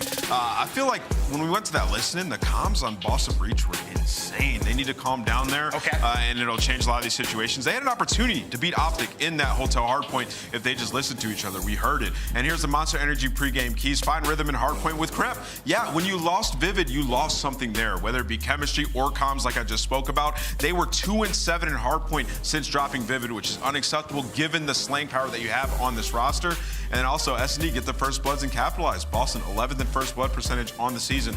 Get Beans out there and getting those picks with the sniper, man. Jody, 14 million channel points are pouring in over on twitch.tv/Call of Duty, and it looks like 69% are in favor of Toronto Ultra. Let's take a look at our maps and modes and tell me, is the chat going to be happy at the end of this 5-game series? 69%, that's a great number. It is fantastic. Yeah, I mean, listen, I think so. Starting off with Hotel Hardpoint, you want to get Scrap going. I think that is the map to do it. You know, I favor Ultra in this series. That Asilo control, again, a very strong one for them. It's just really the small things, though. I think Boston Breach, I think this team is scary. I think they did just feel like maybe with the roster change, they wanted to switch things up. They now have the skill. We're seeing it with Kremp at every position. It just feels like they got to put it all together now. All right, Nameless, casters are ready, so let's make this quick. What is the series score? Last time Boston won it in the game 5. Yeah, I'm going 3-1 Boston in this series, actually. Going 3-1 Boston? Surprisingly, I like what I saw. I think they put it together today. Can't go against Gigaway. Toronto is 1 and done, says Nameless. What about you, Joe? Real quick. I'm going game 5, Ultra 3-2. Game 5, Ultra. I say Ultra gets it done in 4. Boston's just been struggling in the hard point. Meanwhile, you got the #1 team in rotations taking the floor right now. And we got our casters. Lando and Studdy are on the mic, so expect a game 5. That's exactly right. And I'll be honest, it actually does feel like this one has the potential to go the distance. And I guess the primary reason why, Jay, is for how much that this match means to both of these teams. The fact that we are going to leave this match with either Toronto or Boston finishing top 12, it's mind-boggling. Yeah, it's definitely insane, my friend. If you think about Toronto Ultra, our most recent champions, they go to the side for Boston Breach. You know, they get a nice little placement at Major 3, but then when they get back, they make that roster change for Kremp. And ever since then, this team has been kind of up and down, man, especially their hardpoint game. You're expecting when they add a Slayer like Kremp to the roster, hardpoint should get a lot easier. But when you take out Vivid, a guy who was leading in the vocal comms, a guy who was doing all whenever it was needed for this roster when it came to this mode, they just haven't been able to put it together yet with Kremp. I know you're able to go out there and slay with the best, but it's all about the strategies, about making the game easier for yourself. And then going up against a team like Toronto Ultra, who love themselves some hotel, this is going to be a battle right off the rip. Yeah, I'm really excited to see Boston obviously come into day #2 and see, I guess, maybe just how different they look. I mean, maybe for Kremp, right, you're trying to get a few of the jitters out as well. Still had a solid series when it came down to facing off against OpTic Texas, but you and I were looking through a lot of the numbers, man, and it feels like the last time that these two teams played, Boston were able to take it, and Vivid was a major reason for it. Feels like there is a ton of eyes on Kremp here. Oh, yeah, without question, man. Kremp's got to bring it because with the old roster, you were able to beat the most previous champions. So you got to try to do it again. They did play this map yesterday versus OpTic Texas. It was a very, very close score, but at the very end of the game, it just came down to Boston Breach not winning a couple key rotation gunfights that eventually got easily broken by OpTic Texas. So it's going to be Boston Breach, more bodies over towards P2. You have Scrap trying to be a little rat towards the back end, playing his life beautifully. He's at least able to find 2. And now with Kremp being the only player here for Boston Breach, he at least stays alive for now and controls the spawns on their side. So Toronto in, but Boston right here to pounce. Yeah, it was wonderful work from Kremp, but just even better job prior to that. I had a Scrap, so extra shots covered in from Hicksy, maybe trying to go for the trophy or not. We'll have to see as time goes on, but curious to see, you know, some of the communication back and forth between both of these teams. You got some players that are quite familiar with each other. We've seen Beans and Scrap go at each other. We've seen Hicksy give some call out to Beans previously.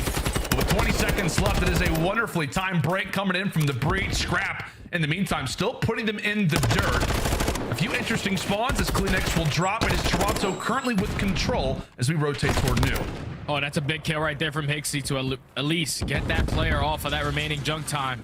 But it's all about these rotation gunfights. All the players from Boston already pushed out towards the back end, so Toronto have to play a nice tight setup. We're going to see all the wall bangs coming out. Awakening is going to start it off, and he's a guy that does love himself some hotel. 1.18 KD going up against Scrap, who's a 1.19, so the Flex really enjoyed themselves a nice stay at the hotel. Yeah, they do indeed. We'll see if we can put those tacks to good use in what is ultimately a very close quarter hill, but obviously you have those opportunities to lock in a few of those cuts. Boston Breach, they rush on forward, and we'll see if they can continue to manicure the time. Toronto staring from the outside, are just looking for a way in, waiting for a route, as Kleenex very well could be the one to do it. Opens up the door, gets out of dodge, and really he will eventually meet his demise. A quick lead change granted here for the boys on Breach. We'll see how long it can last, and not long at all. Great work coming in from Hixie and Insight. Beans with a few answers, as it has been an all-out brawl through our first 3 hard points, Jay. Yeah, final 10 seconds going to go to Toronto Ultra, and off the rotation, it's going to be 2 players from Ultra early setup. So now if you are Boston Breach, just got to slow this game down. You know that at least 1 player is coming off hold. That's who Awakening is trying to take down. Once you find that kill, you can potentially hit through middle map and try to go for that pinch. He tries to do so, but Hixie takes care of him. Kleenex also finds one on the hill, and Toronto so far from the front side, they're holding. All right, we'll see if they can continue to do something about it. Insight, well, he falls. It is a crucial double kill coming in from Nero. His life does eventually expire, but at the very least, he's caused a bit of a dent. Toronto, regardless of it, they just rush on forward. They have no problem at all making themselves comfortable over at the bars. Kleenex rushes on in, and how about that break there from the Ultra, putting Boston Breach on a highlight reel? And now it's off the rotation. Look at Kleenex, gonna be able to catch a free spawner off spawn, but Nero with the snap, able to win that gunfight. So it's gonna be 2 players from Boston Breach early off the rotation. A couple players still trying to contest towards double deaths, but it's all about these initial key gunfights off the rip of this next hill. As the rest of Toronto Ultra gonna tunnel their way right through the middle of the map. You see Beans, he's just trying to block that close kitchen spawn, waiting for his teammates to get into the play. Once you get a couple kills, the pinch is gonna be in. That's 3, making all 4 dead, and that's a perfect rotation out of the Breach. And it's a well-timed one at that as well, Jay, because I think we hit a few players from Toronto on a few sprees. Hixie, I believe, died on a 5, so you do deny the cruise missile. You also deny that early push, as Breach desperately getting some points that they need. Down by 30, and with 30 seconds left, obviously they can tie things up. Beans trying to get things going, as he's had, on occasion, a bit of a slow series from time to time when it comes down to facing off against his old franchise in Toronto Ultra, the team that actually kind of put him on the map back in Vanguard. But so far throughout the restaurant, it has been sunny skies here for the Breach. They've been taking a look out the window, and then maybe it's inspired them to do something special. Once more, we are at an even game as we head in toward the parking lot. Yeah, they were in the diner, but I guess they weren't happy with their food because they're all rushing into the kitchen, trying to have a talk with the chef. They find a couple kills, and they're able to flip those spawns. So now if you are Toronto Ultra, and more specifically Kleenex, you're the only player on the hill. Everyone is going to try to cut off those front angles, but Boston Breach, they're trying to flip those spawns. They're thinking big picture. It's all about taking this guy off the point. Kleenex drops. Boston Breach, they're able to flip those spawns. But Toronto Ultra winning a couple key gunfights, so at least keep them off of the point for now. Should allow them to fun and hit way right back on in. But Big Wake, he's able to find 2. Kremp with the 3rd, and Boston Breach secure the spawns for now. Yeah, just a massive moment where we're like, okay, well, Boston's doing the right things. However, Toronto gets a few kills, then boom, Awakening just makes his presence felt, and from there, everything is decided. And now Nero having a fun time on the hard point. Kremp, good God. A lovely little turn on there to Kleenex, as it's another 3 down. And this is really what it takes, just to have any advantage at all. Both of these teams trading blows, trading highlight reel type of plays. And as the first set of rotations come to a close, it could not get much closer than this. Both teams valuing the right side of the map as we fly in for P1. But as we know, big focus is going to be at the lobby. Both teams are obviously thinking about it a lot. Let's go ahead and go to the comms of the Boston Breach. 2 short. Okay, 1 short, 1 doubles. He's pushing up cube. Doubles. Doubles right now. Cube is still cube. Like connector. He's connector. And 1 doubles. Pressing on time. Cube. Couches. Keep 1 shot. Stop shooting. Nice. Free. Try to say now. Have a shot. He's not weak. Nice. There's someone engine. Yeah, careful. Yeah. Maybe catch behind us too. Engine dead. Can we wait? Back cross D1, Toby. What's up? Side. Dead. Try and get all the kitchen ones. I'm trying to block by Missing. Engine bad. Maybe useless now. Yeah, I'm on the heading. I stunned you across. Back square right now. Back square, 1 bullet. I'm 1 shot by the way. Back square, 1 double pillars, 1 connector. I Lobby. backside, good at lobby. We're gonna spawn out. No, lobby dead. Nice, Josh. I think one's back on me. We're pinching. Lobby dead. One deep there. He's in lobby down there. Lobby dice. 1 shot, lobby dice. One shot as well. On me. Red door. Got it. He went at D1. He went to D1. Toby. One to the right spawn. He's gonna be close right corner then. One to the right spawn for sure. I spawn. Hold on. He should be big drawing me up. I'll see him. Backstairs. B1. Before. Luggage 20. So one's red door and luggage. Okay. He's still red door. One's got desk as well. Where's he? Red door?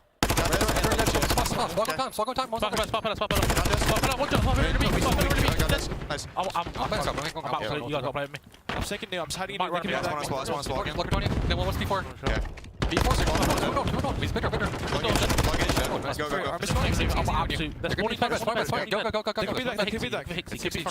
Playing time. Yeah, I'm trying to flip time. Could be backdoor on you. Not caution. Nice header. Yeah. You got my front? I think Jagger. Right. Oh no, caution. He went con. He's con right now. Con, sorry. Side break. Nice.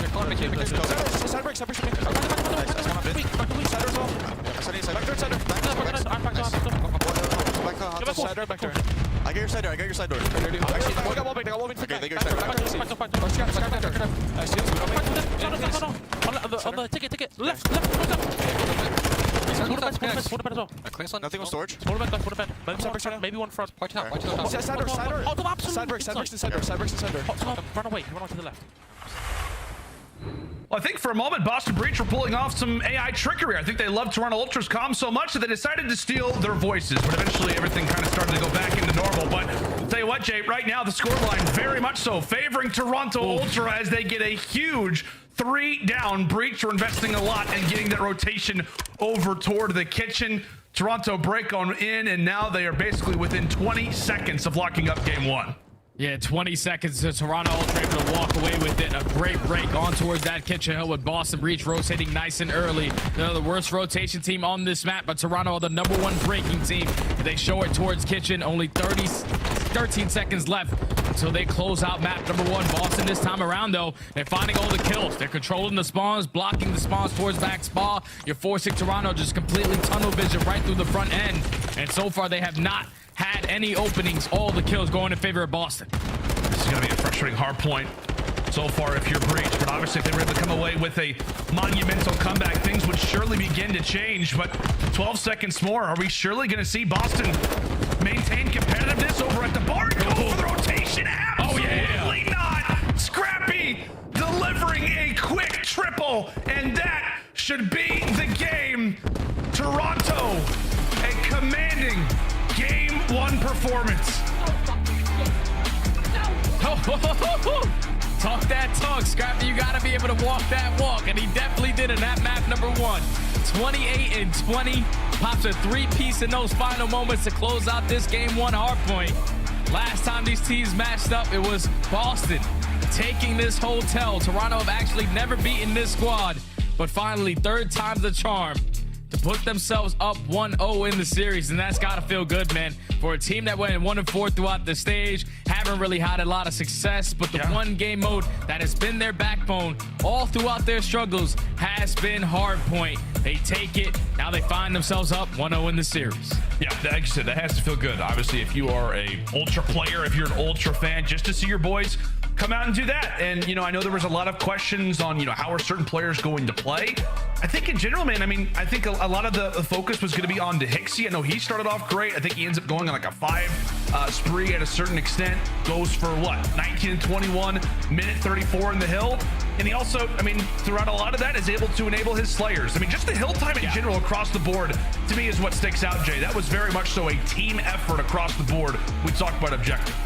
Oh yeah, that's what Ultra do. Whenever they play hardpoint, it's not all about the Slayers. It's not everyone just going out there playing for their stats. They're just trying to win the game. And with a player like Hixie who just wants to win at the highest level, he's going to do whatever is needed to do that. You saw him in the beginning of this hardpoint, going on 5 speeds, getting 2-piece after 2-piece, off rotations, just making some really, really big clutch plays for the Toronto Ultra to eventually flood on in, find the last couple, and hold down the hills the way that they were. You even saw that little piece right there. That 2-piece eventually leads to Kleenex final to 3rd. They get the final 15. The SMGs were just flying around when they needed to. The ARs are holding down their power positions. And if you're our Boston Breach, you win a couple of those rotations. It just came down to the setups, and probably comes down to this roster being one of the newest teams that we have ever since they made that roster change. Still a lot of work that they got to put in towards the back end. That's now a 1-7 record since Kremp has entered the lineup in hardpoint.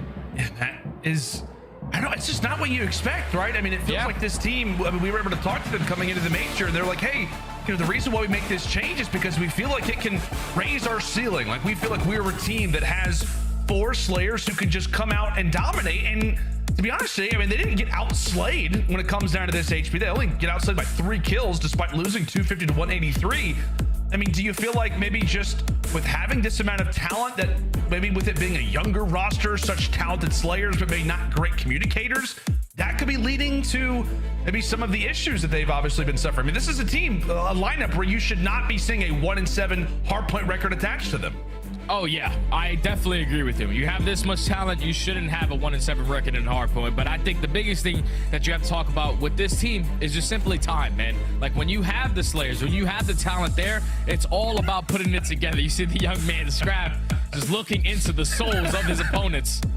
He's obviously feeling himself, but if I'm in Boston Breach, back to that conversation, it's just about getting more reps together as a team. So there's going to be some struggle times. Right now, they find themselves in a slump in hardpoint. But what's going to happen when this team starts to figure out rotation? What's going to happen when they start to figure out the best possible setup off the rotation to get a good chunk of time off of these hills? When you have that much ability in the sling, all it takes is that little bit of work to get the fundamentals down packed. And I think the Boston Breach that we are seeing currently right now, if they do make it the champs, they'll be a different form.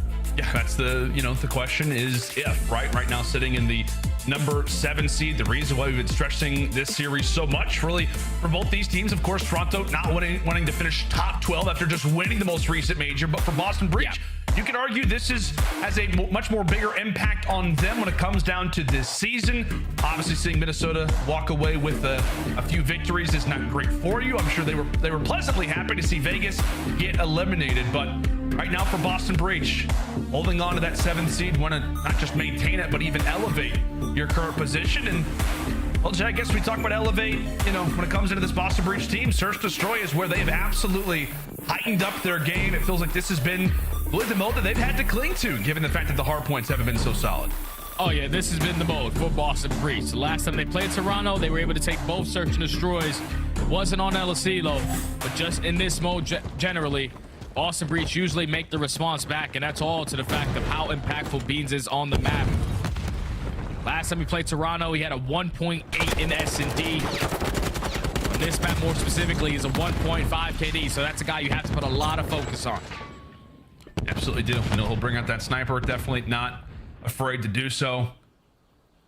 And it's round 1 comes to a very quick halt. There's nobody who's actually been wiped off the board yet, and really for Breach it is going to open up the top side field just to make your way into B. Only player in ear's distance of that is going to be Kleenex. You could have a few players from Toronto that could start to threaten things on the flank, but so far not at all the case.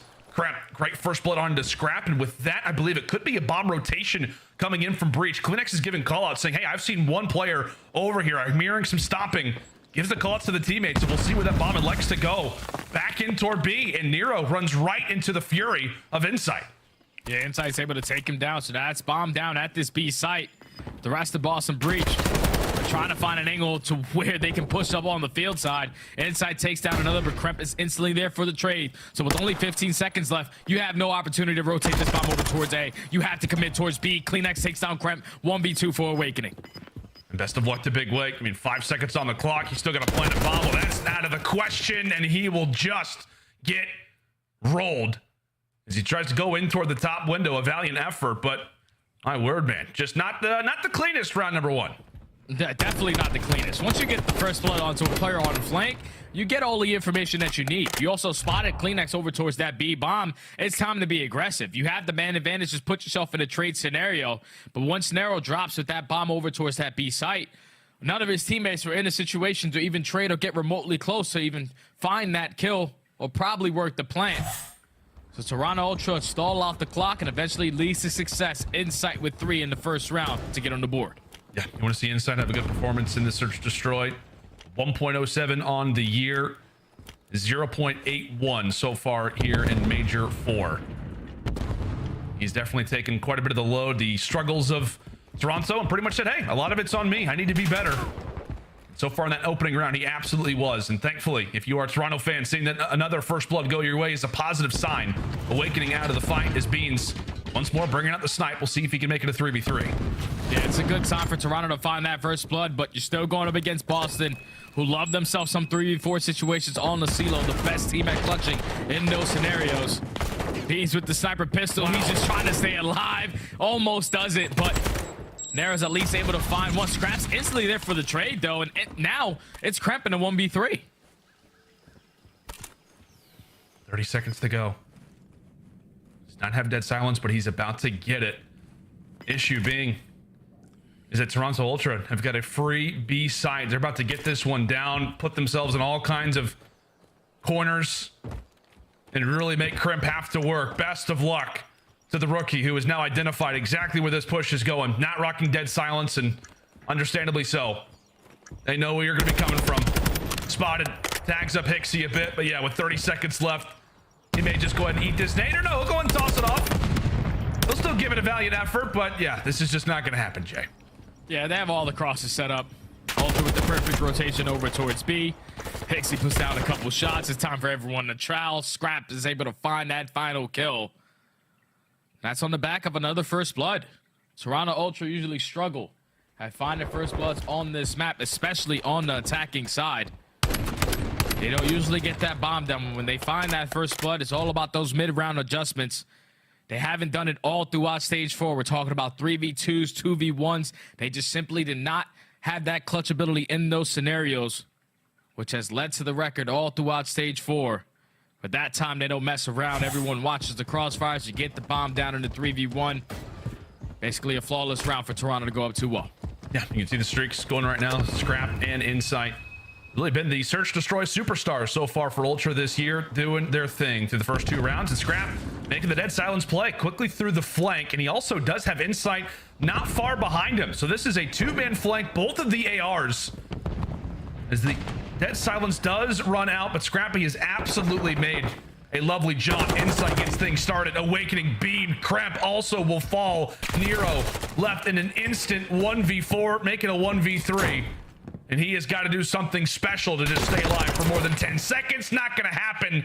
Toronto once more making the plays. The ARs, the ones on the flank. They just find the angle. Usually don't expect the AR players to be the duo going on that deep flank all the way up through the courtyard, but no hesitation on that push. They spot no players on the right side of the map, get right through the back of White. Insight starts it off with the first, and eventually the rest of the team collapses on them as they find all the kills. Basically a flawless search and destroy from Toronto Ultra. 3-0 now. Yeah, you can tell right from breach, they're a little dazed, wondering like, okay, hold on a second. Like, where's this Toronto team been? Like, someone this is a team that's, they're supposed to be struggling when it comes to search and destroy, and now they're not. Gonna watch our flank, as you said, man, that's for sure. Insight on 5, very well could have a streak. Moving in to the remainder of just round number 4. As we said for Boston, I mean, what a round this would be for them confidence-wise. Down 1-0, cannot afford to go down 4-0 already, especially with that control looming. They've not been great on it this year versus Toronto. Into the round we go. Nero tossing out some utilities, looking to get something going. And really, he is the playmaker right now for Breach, Jay. They're relying on him to walk away with this first kill. Yeah, and if you're about to breach, just don't give up a first blood, because if you are Toronto Ultra on the attacking side, more specifically in 3v4 situations, they only have a 13% chance at winning the damn round, and they barely plant the bomb. So you find the first blood this time around onto Insight. It's in a 3v4 situation. Bomb has still yet to get planted, and the time is starting to tick. Toronto, they're just trying to read where the pressure is coming from, but already a couple players on the side of Boston Breach pop that dead silent. They're ready for the flank. Nero takes down clean up with Scrap, answers onto Beans. Now with only 15 seconds left, Ultra still have to plant. And I don't know if they're ever going to get their chance, Jay. They're not going to get their chance. 10 seconds left. Scrap, there's surely no way. Nero ends up dropping him. And it felt like off the start, I mean, Beans finds the first blood. But as you said, man, they had full control, it looked like, of the warehouse. Never plant the bomb. And, I mean, Breach, they just pick them apart. They just continue to win trades. Yeah, that's the thing that's scary, because if you are Toronto Ultra, who are the worst team at getting the bomb down on this map, This is why you tend to struggle on your attacking sides. I know you get first blooded, but once you get that A control, just get it down, make the play come to you, so then you guys can choose a couple different angles instead of trying to play for that information. But eventually when that happens, Boston are able to take their very first round of the map on the back of Nero finding 3. So that might have been a turning point in this search and destroy for Boston Breeze to get some momentum. Yeah, it just feels like if you're Ultra, like, take advantage, right? I mean, just take every advantage that you can. Right now, you got Boston in such an awkward spot. I mean, Beans and Awakening are combined 1 and 7 right now. Thankfully, Big Wake does get on the board. Another flank opportunity here for Toronto. Ends up crumbling. HyXy at Insight fall by the wayside, and now it is once more left up to Scrappy. A familiar spot to last round. Has got the all to do, and these are 2 very quick rounds from Breach. And that's great adjustments right there from Boston. So far on both their attacking rounds, they try to push up through field, but just wasting that much time on the clock allows the players from Toronto Ultra to find openings to try to go for that flank.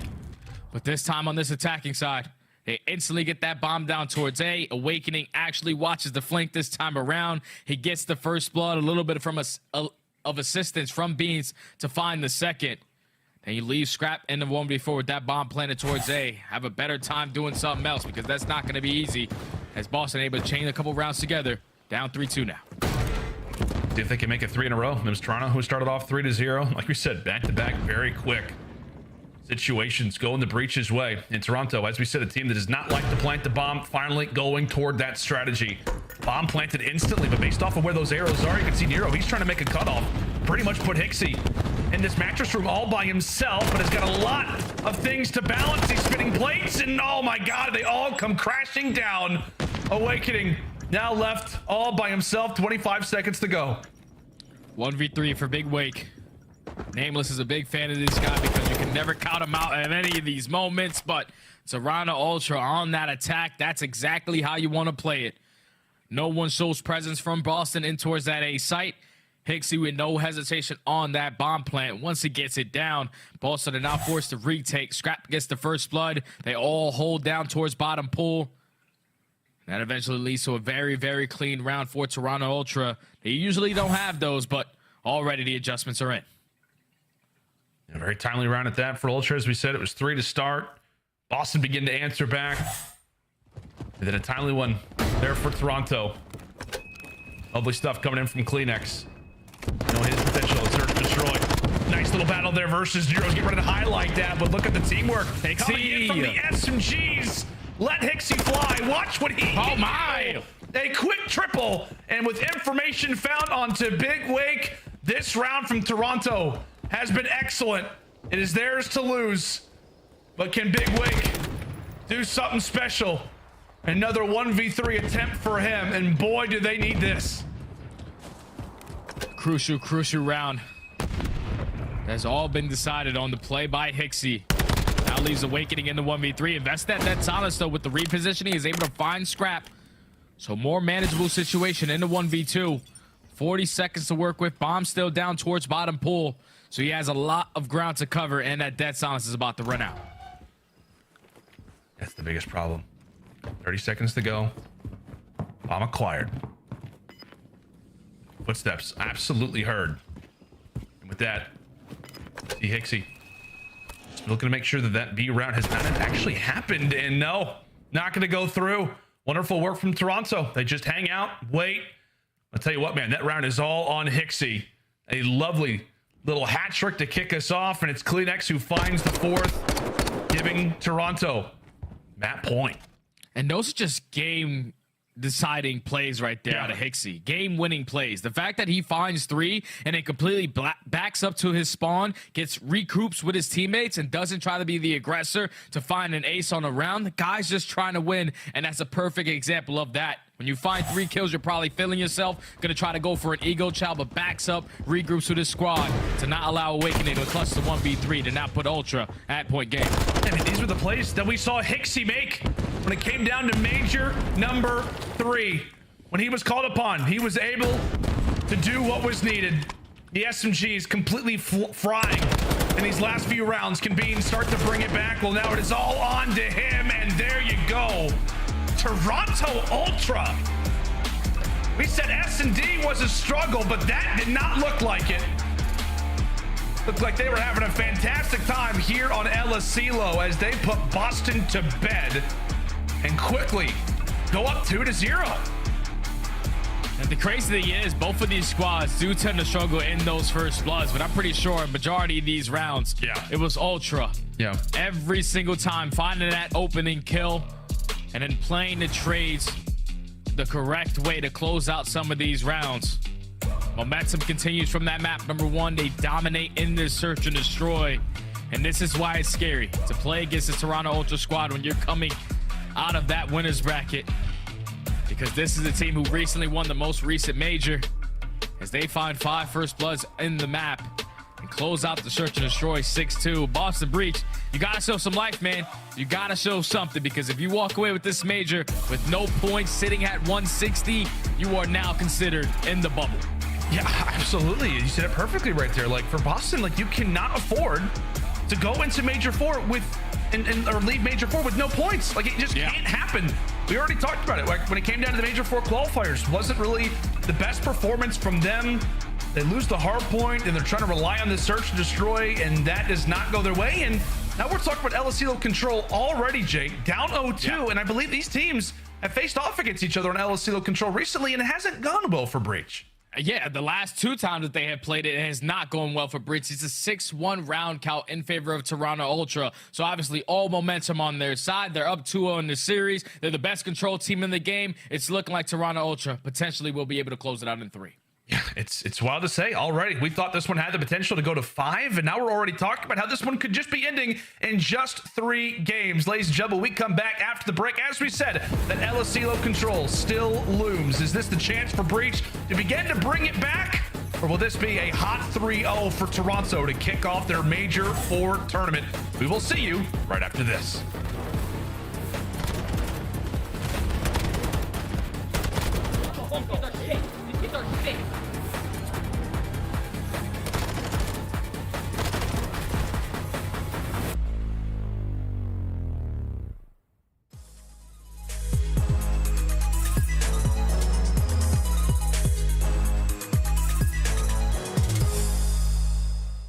Hello everyone, this is Tun, and I am joined by the one and only Scrapz. Scrapz, how's it going today, mate? I'm doing pretty well. How you doing?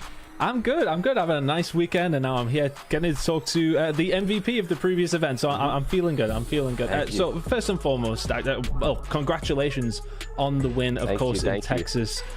How good did it feel to get your very first win in the CDL? It was a dream come true. You know, I've dreamt for this for years, even before I was 18, just waiting to get my chance and waiting to just hoist the trophy up, and I couldn't ask for more. So obviously you guys have kind of been near the top throughout the season.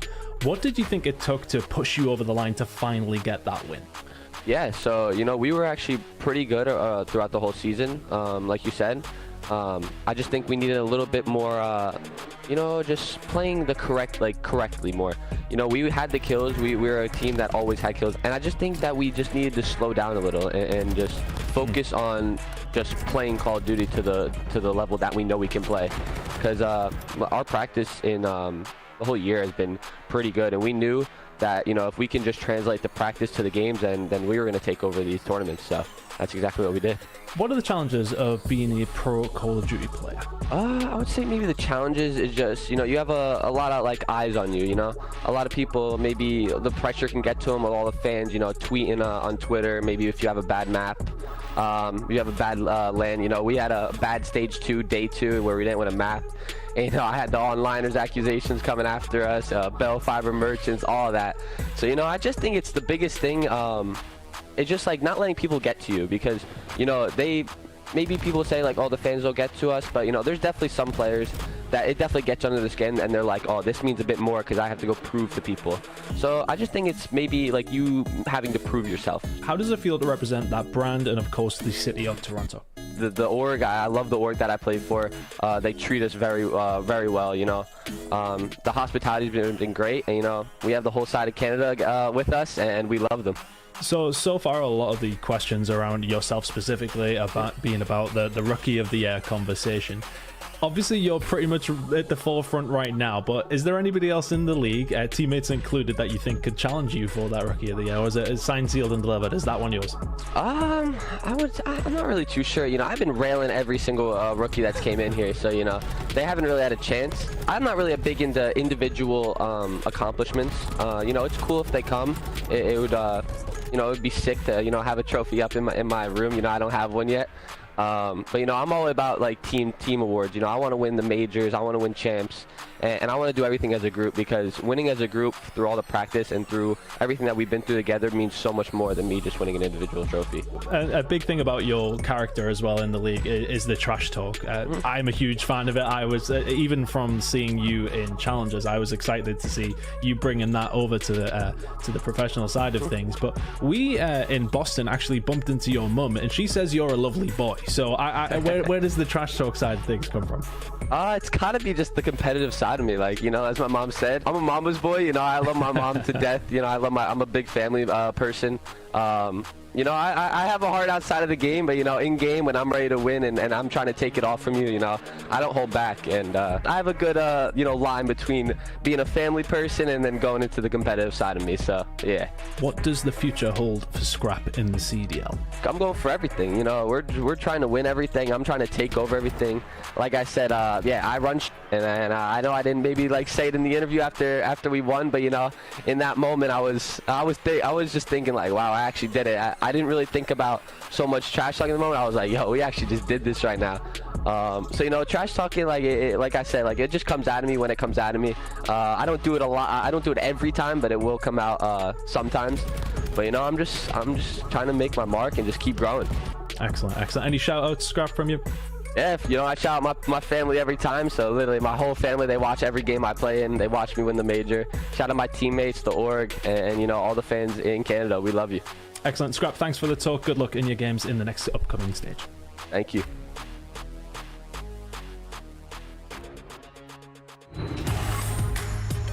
How's it going, friends? And welcome back here to Major number 4. Love to see that player profile coming in from Scrappy, confident as you'd like. And right now, Jay, he's trying to lead the team through what is going to be a very interesting elimination bracket. This is where they're going to have to be throughout the entirety of the tournament, given the way that they looked in the qualifiers. But I'll tell you what, man, it's starting off pretty well, up 2-0 right now versus the Boston Breach. Yeah, if I'm Toronto Ultra, I'm not really scared to be in losers bracket. I'm scared whoever's the team that's got to play this squad because we know what they are capable of. Our most recent champions, and right now they find themselves up 2-0 in the series versus Boston Breach, going into a control where they love themselves some El Asilo.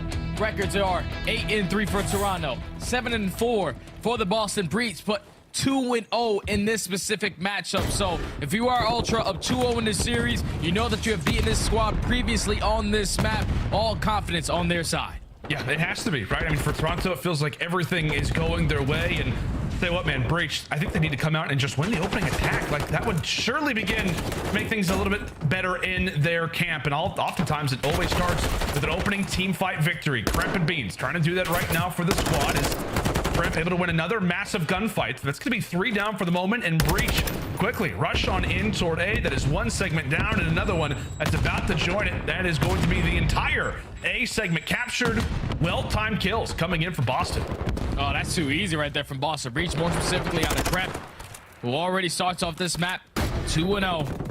We saw him play this one versus OpTic Texas. He had a 1.3. Oh my. He just knows what it's like to roam with that SMG, especially alongside Nero, who loves himself some Asilo control as well. They already complete that A capture. They're trying to rotate over towards B, but Toronto Ultra cut down the first wave. That's 3 dead. Awakening, last player farthest pushed up. Yep, so looks like early wave cleared. And I want to ask you, Jay, like, what has been your favorite thing so far about watching Kremp's gameplay?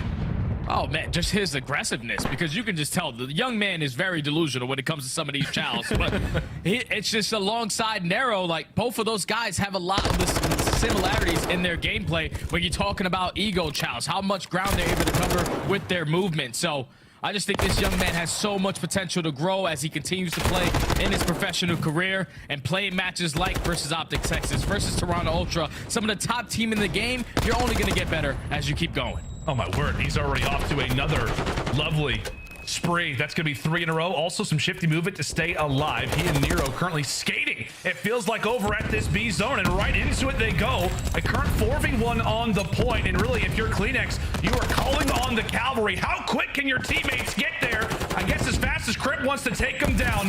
Lovely work there from the rookie. He eventually does get eviscerated, but the rest of the team is doing exactly what they need to. Sayonara round number 1. Boston, take it. And that is how you want to take an attacking round to start off on a CeeLo. No trophy systems early into the map, but just non-stop aggression out of Boston Breach. Especially the SMGs, who are always just roaming towards bottom lockers, towards bottom checkers, roaming around bottom middle. Just having Toronto Ultra focus on their positioning by just simply staying alive. One of the best attack teams that we have on the map. Boston Breach sitting at number 2, but now it's time for Toronto, who are number 1 on that attacking side as well. Yeah, now poised to see exactly what has led to Ultra seeing so much success on a map that is obviously more defensive favorite at 61% to 39% on the year. With Toronto, they've been able to really find that special ingredient when it comes down to it. But in that opening engagement, it's Boston who is able to put a few to bed. Nero could be in threat of earning a cruise missile. 2 more kills to go, and right now finds himself in a good spot. Has to be careful not to throw it away. Lovely reaction as Breach continue to fly. 1 more, as we said, for Nero. And this is a guy who I wanted to put a lot of focus on this map, because online, Nero, on CeeLo, he's a 1.4 KD, but on land, he's sitting at a 1.0 clean. So he drops a little bit, but already on a 5 streak.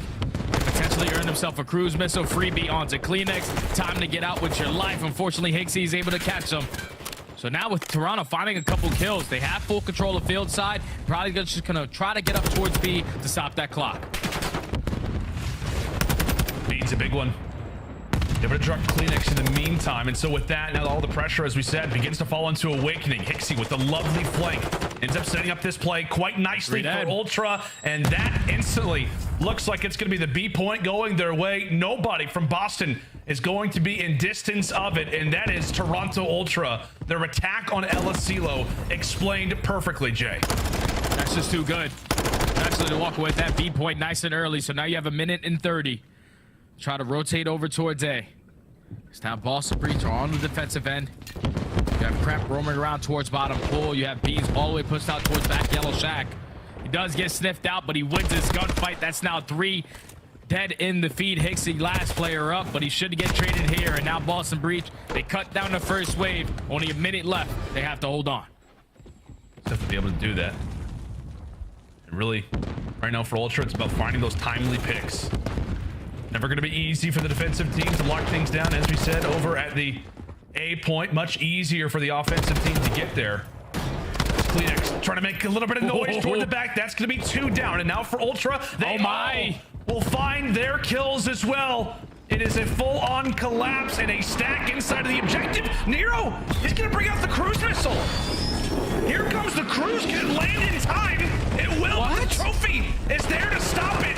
That zone continues to fly, and that will be it. Cruise missile does nothing. Oh, that's a panic situation right there out of Boston. They go clean for dead. You saw the initial 2 players that dropped the Kleenex.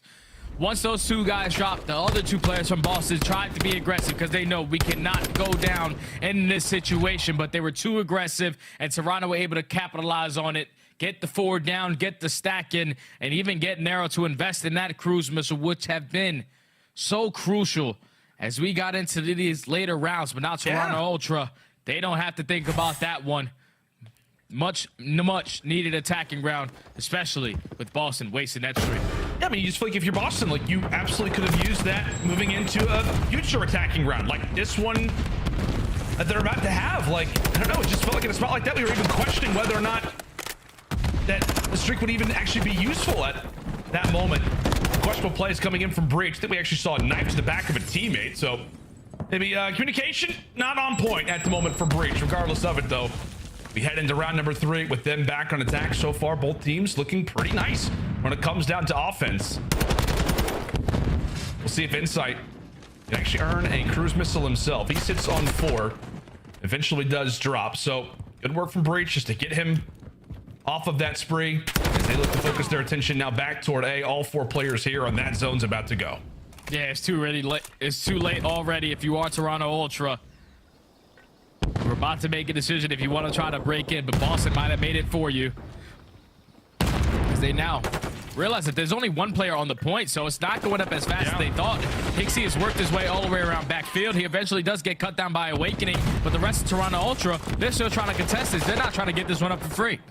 Yeah, you can take a moment there where Toronto's like, okay, you just, we want to put 1 player on the objective. Fine, we're going to make you get back on it. They do that, and well, Boston makes them pay. Toronto wants to get aggressive, and Breach end up making the inverse happen. Lovely work as Nero, not able to turn. That kill would have been huge. In the meantime, it is Toronto winning some timely fights, clearing out the backside of the base. Beans gets wiped away over at top party. Big Wake's at least able to tag 1, so that will keep Breach's map positioning alive. Because they've got 2 players behind enemy lines. We'll see what they can try and do as HyDra. Lovely work toward the top, finds a kill, skates, stays alive. Minute 20 on the clock as Nero finally will put his foot back on B. Yeah, they're able to get on the point. Just have to focus on this 1 player over towards White, which is Kleenex. He cuts down Beans. With him staying alive in that position, Toronto is going to get those close spawns, so they should be able to put the pressure on, and that's exactly what they do, as they find all the kills in the feed. Make Boston hit that reset button. Now all spawn with 1 minute and 5 seconds left on the clock, down by 3 lives. How do they decide to attack it? 2 players going on the flank, 2 players trying to hold on to White. Big gunfight went from Kleenex. He earns that cruise missile. Take a look at player 8. Take a look at player 5 right now from Boston. They're trying to make the SMGs pull off something special. Nero eventually traded out, and now the sole man alive over here is going to be Kremp. I think his position actually isn't known as of yet. No, they have not spotted him. We'll see how much time he can buy. Not enough. Did what he could, but with 30 seconds to go, Boston Breach once more, hand in hand, like brothers in arms, trying to make their way up the map, and they just continue to find some timely kills. The lovely nade over the top gets granted for Scrap. Big now win. Find the second. Big Wake makes him pay. Boston once more on the objective. Insight, he's got to dive. Oh, Kremp ends up winning it. Can Kleenex get here in time? Boston stat, and there you go. Another offensive round victory. Breach just set that up beautifully, man. It's the aggression from the SMGs. Kremp and Nero, every single time are pushing up Keg Alley, just trying to take control of tools. They know that their ARs have some of the best shots in the game. We get down towards these spots. Awakening is definitely watching over us, and so is Beans. As they take control of the middle of the map, they force Toronto to consistently spawn over towards top cliff, but I don't think Toronto ever found themselves in a situation when they decided to decap over towards B. It was like Boston Breach. Every time they hopped on that point, it was the same progression they had before they dropped. So I think if you are Toronto Ultra, you let that one get away from you. But at least Kleenex does have that cruise missile. That's very true. I mean, we just talked about like the slang talent that both of these teams have, right? I mean, we know, Jay, like how LSC low control works sometimes. It's just a matter of like, it has like a Berlin effect from last year, where it's like if you can find a few quick kills in stride, the defensive team can spawn out in such a weird location to where you can instantly put them in a spawn trap. It's just excellent work from both teams. Obviously, Boston flawless on the attacks. We'll see what Toronto can do, but just 8 very talented players who all have the chance to take over a map. And as we said, LSC definitely favors those high impact, quick kills. Very timely ones at that. In Toronto, I mean, this is just another zone that's going to be captured. I don't know how many we've seen so far, but excellent work here from Ultra. Able to win their fights, and that is A zone done. 2 minutes on the clock. Are we going to see 4 straight rounds of attack 1? And so far, Toronto Ultra finding the right kills at the right time. They maintain field control. They're allowed to just sprint right on forward from White. Now Boston Breach spawning all the way out the map. Have to try to hit their attacks and weaken a couple opponents. Nero at least finds the first kill. This is where it's time to strike through Keg Alley. None other than Kremp to take HyDra off of that time. As they find all the kills in the feed, Toronto Ultra now set to repush from the front end. And so with those spawns, right, they're going to know roughly where a few of the Breach players are going to be positioned. Nero hanging out toward bottom. He is ready for that timely flank, but really, he's not got a whole lot to do, given the fact that his teammates are locking things down from the front. Beans does fall out of a very valuable position. Again, as you said, Jay, those top White spawns. So Toronto are going to have numbers here pretty quick. Nero does fall on the flank. A big one to find if you're Kremp. Really for Breach, you're just trying to tag players up, at least win the trades, and your life's going to be that much easier. In the meantime, for Toronto, 2 players on the point. They get that first tick done. Still a big job to do, as it is basically just a trade fest in field right now. Yeah, it's all out trade fest over towards BS&D, but Boston Breach, at least for now, are able to stabilize the moment. CleanX unfortunately tries to go on to the point, but Beans is able to cut him down. So now you're put in a situation where if you are the Ultra, obviously you need this round to force a round number 5. But in the back of your mind, CleanX still has that cruise missile. If you do complete B, it's going to be all tied up in segments, so it comes down to the slaying. Right now, Boston Breach have a nice little comfortable lead in that, so it's all or nothing right now if you're Ultra. It's time to invest that cruise missile after finding a huge 2-piece in the feed. Yeah, it feels like right now would be the perfect time, and here it comes. CleanX rocking it from the skies. We'll see what he can find. Toss out those tags, get those trophies out of the play. Ends up cutting away Nero. 2 players on the top. Toronto are going to know that. And now they're putting pressure on Breach to have to come to them. That is the second zone captured. 1 more to go, and Owakening is the only player here. 4 rounds down, and it is all about attacks. Toronto answer right back, and into a round 5 we go, buddy. 2 of the best attacking teams, if not 2 of literally the best attacking teams that we have on El Asilo. And they have been showing it so far, but it all comes down to the slaying. Who is going to be able to take this defense going into this round number 5? You might not even want defense. It's been all attacking so far. So I'm pretty sure Boston Breach have outslayed by a little bit, so they're going to be on the defensive end. Ultra now have to win 3 attacking rounds to try to complete the 3-0. Yeah, it's so funny. It's like we're going to go into this round 5 and be like, okay, well, technically they're on the more preferred side, but is it really? Just makes it more 50-50. Toronto, they will have the attack. Boston, as we said, technically on the more favorable side, but so far both teams have put on a masterclass when it comes down to attacking here on El Asilo, one that I'm sure many CDL teams are going to watch back on the VOD, see how they were able to do something as special as this. Pixie, my goodness, what another spree coming in from him. Ends up falling just 1 short of the cruise missile. How big would that have been for Toronto throughout the future of this round? He ends up falling, and now it's time for Boston to make their way up the map, trying to be a thorn pretty much behind every single corner.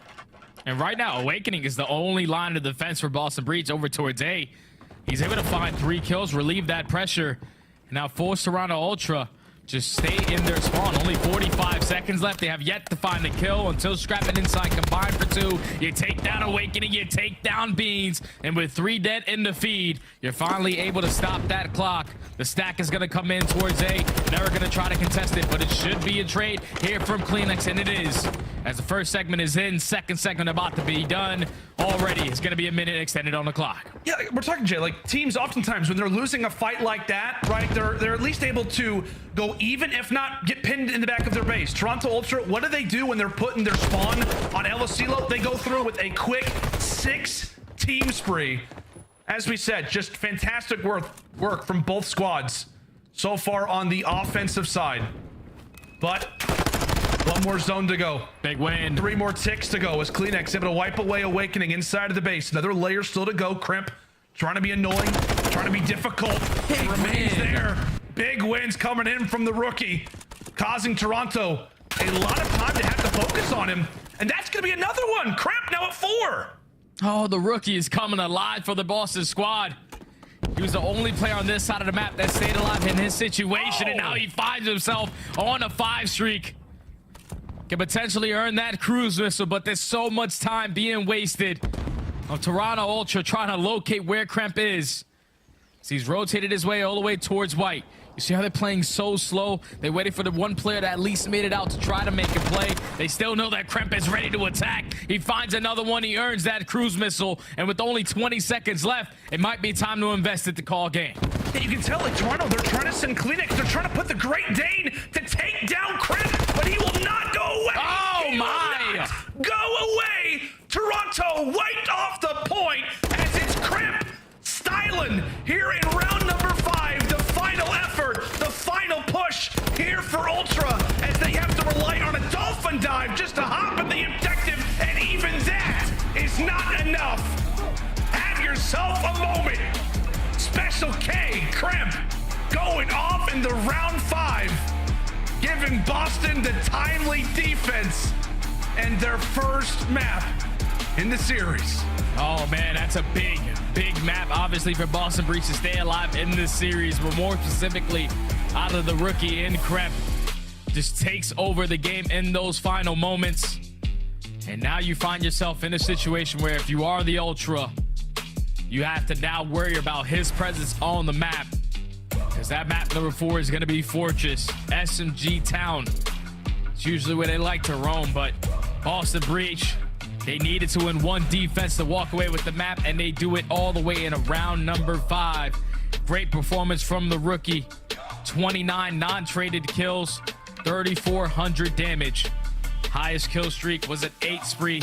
That was towards the very end of the game in those final moments. Toronto Ultra, they were great on their attacking round. Yeah, right. When they started to put them in the blender towards back white, you saw Boston Breach not really put a lot of pressure up through field. They just had their ARs watching over that side of the map.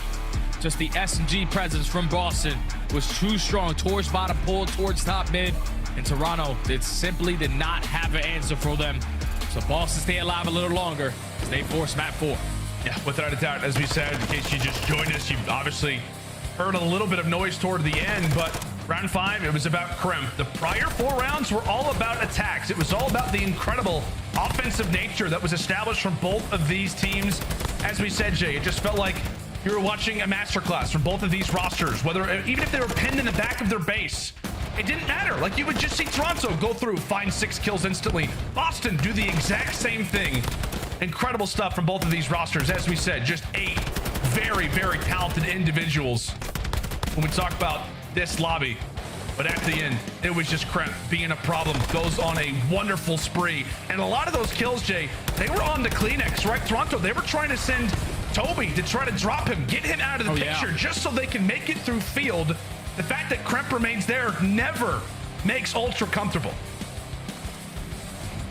Yeah, that's a huge one-on-one between Kleenex and Kremp. Like, Kleenex is the guy that you definitely want to put in that situation. Try to locate where he is. But once he was not able to win a couple of those gunfights, Kremp walks away with it as he takes over in this map number 3. And now for me, the series gets a little scary if you are the Ultra.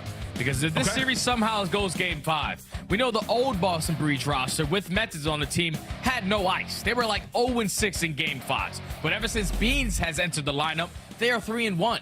So it's all about just doing what you do best, and that's clutching up on this map number 4 hardpoint, where it's going to be Fortress, where you know your SMGs have the ability to take over. And Toronto Ultra, they usually don't play a lot of Fortress hardpoint. They're the #1 team in rotations, but they struggle in everything else. Hold percentage at 10th, breaks at 9th.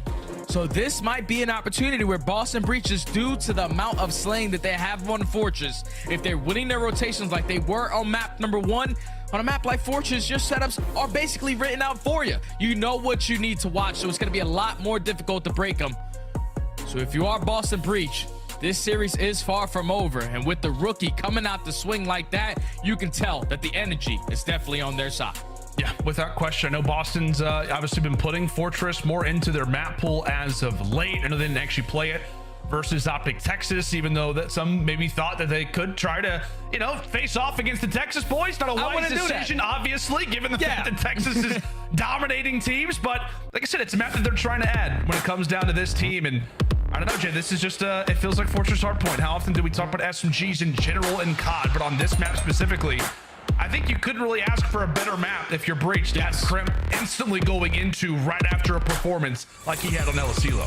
Oh yeah, you cannot ask for a better map. On a map like Fortress, it's all about the SMGs as being the aggressors. So you see the numbers for Toronto, #1 in rotation. So that means they're getting to the better side of the map nice and early.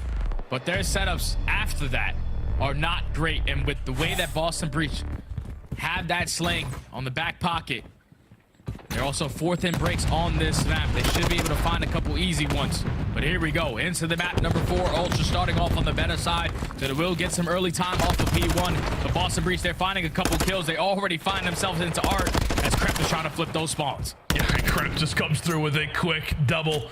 Trying to make his staple, as we said, just his second series as a professional on LAN. And I don't know, Jay, it just makes you wonder, right? This event obviously has more of a challenger feel. The stage, right, is not as big, so you have the chance to actually let the opposing team know about you. I know Kremp has had plenty of duels. He's had an interesting time last year, faced off against Clayster. Maybe more in his element, as we'll see what he can do coming into this map. A big gunfight victory for him, as now that's going to be another one. 3-0 to start things off. He's trying to lead the brigade for breach to the backside of the spawns. While he drops, it at least opens up a lane now for Big Wake. Oh, and that's a big time for him to stay alive as long as he did, because once Kremp's able to find that kill, Awakening comes on spawn and actually spawns right on stage. So a free rotation goes in favor of the Boston Breach. Kremp with the easy read, knowing that a player has to be on the flank, cuts that guy down, and would look like to be Toronto Ultra in full control of the map. They just were not aware of the positioning of Kremp. 5-1, all ready to start off this hard point as Boston Breach are about to take the lead. They are indeed 30 very valuable points still to fight for over at the stage. But Kremp ran out of bullets. He's got the blade out, trying to do some work. And really the only reason why Toronto were able to break is strictly because of the fact that Kremp basically has no ammo, but a very timely break at that, Jay. 15 huge points that Toronto are going to be able to walk away with, while also having the early advantage over at the fountain. Massive fight as Awakening actually falls due to a team kill. Nero trying to lead the way from the front. It's the SMGs now for Boston that have made their way through the doorway. Kremp ends up falling, in Toronto huge plays toward the ending moments of the last hard point and into the early stages here of Fountain. Yeah, that's just great teamwork right there to Ultra to fight that P2 all the way until it got to about 25 seconds. They get that junk time. They send 2 players off the rotation, and so far they have gotten a flawless hold until Awakening is able to win that gunfight onto Scrapz. Look at the spawns for Boston. They get the close ones, 2 double doors, all 4 dead in the feed. Ultra try to have to hold this cross to not allow him to get on the point, but what looked like to be a money setup for the Toronto Ultra. Boston Breach instantly find the break, and now it's leading to some much needed time. This is just absolute chaos right now. Man. Chaos, mayhem here on Fortress. And the reason why we were highlighting, obviously, that last hard point so much is just given how valuable the time at Fountain is. It was great work from Toronto early, Boston break late, and that is the reason why we've got a 20-point game.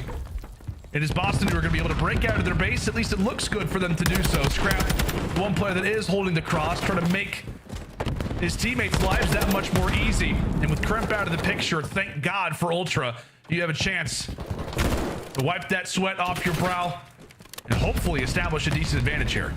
Oh, but Kremp actually gets a nice little spawn over towards P1, so he finds that first kill, beams with the pinch onto top stage, finds a second. Kremp wins a huge one-on-one versus Kleenex as well, which eventually leads to a clean 4 dead. Boston Breach finding another break on Toronto. So now with only 25 seconds in towards the Cannon Hill, you might want to be the aggressors in this situation. If you are Ultra, you know how much this time is necessary, but it's also all about this side of the map. You want to try to trap them in towards the back of the Blacksmith Hill. As we get now over towards the P5, Toronto find a couple kills, but it's going to be Boston. Early setup towards Anvil. It's just so funny, dude. The pace that Kremp is playing so fast, man. I'm literally calling out, Jay, that, okay, Toronto, a moment to rest. You've got Kremp off the map. By the time I even finished the sentence, a few words, he was instantly finding a few more kills in Toronto's base. I know he gets a great spawn, but regardless, the man is just moving like something else. Toronto able to put a few away, and as you said, trying to solidify that spawn trap. Currently, they do have great time going their way at the Blacksmith, and for Breach, they're thinking more about the long game. It's by no means just rush this through the front. Let's maybe try to invest more for future P2 spawns. Let's wrap on back and see what we can find. Fortunate for them, a few players end up falling in the meantime. So Beans, now the sole man alive, thankfully spawns flip for them, but a lot of time has gone the way of Ultra. A solid lead established. Yeah, that was a great hold right there from Ultra to trap them in towards the back of the statue side. But with Beans making his way up through close arch, he's able to flip those spawns. So now Boston Breach on the preferred side going into the P1. They find a couple clutch kills, and now all of Ultra coming all spawn. Into the second half of the rotations we go. Boston are going to be fully set up Ultra currently find themselves up by 60 points. Don't know if they're going to try to contest towards the P1 side. They're thinking about flipping those spawns as hiXy at least finds that kill on Nero. Now it's time to get super mixy in towards R. As we said, such a massive, massive map for Boston Breach. Cannot afford to go out of this tournament in top 12. I mean, obviously both teams can't afford to have it.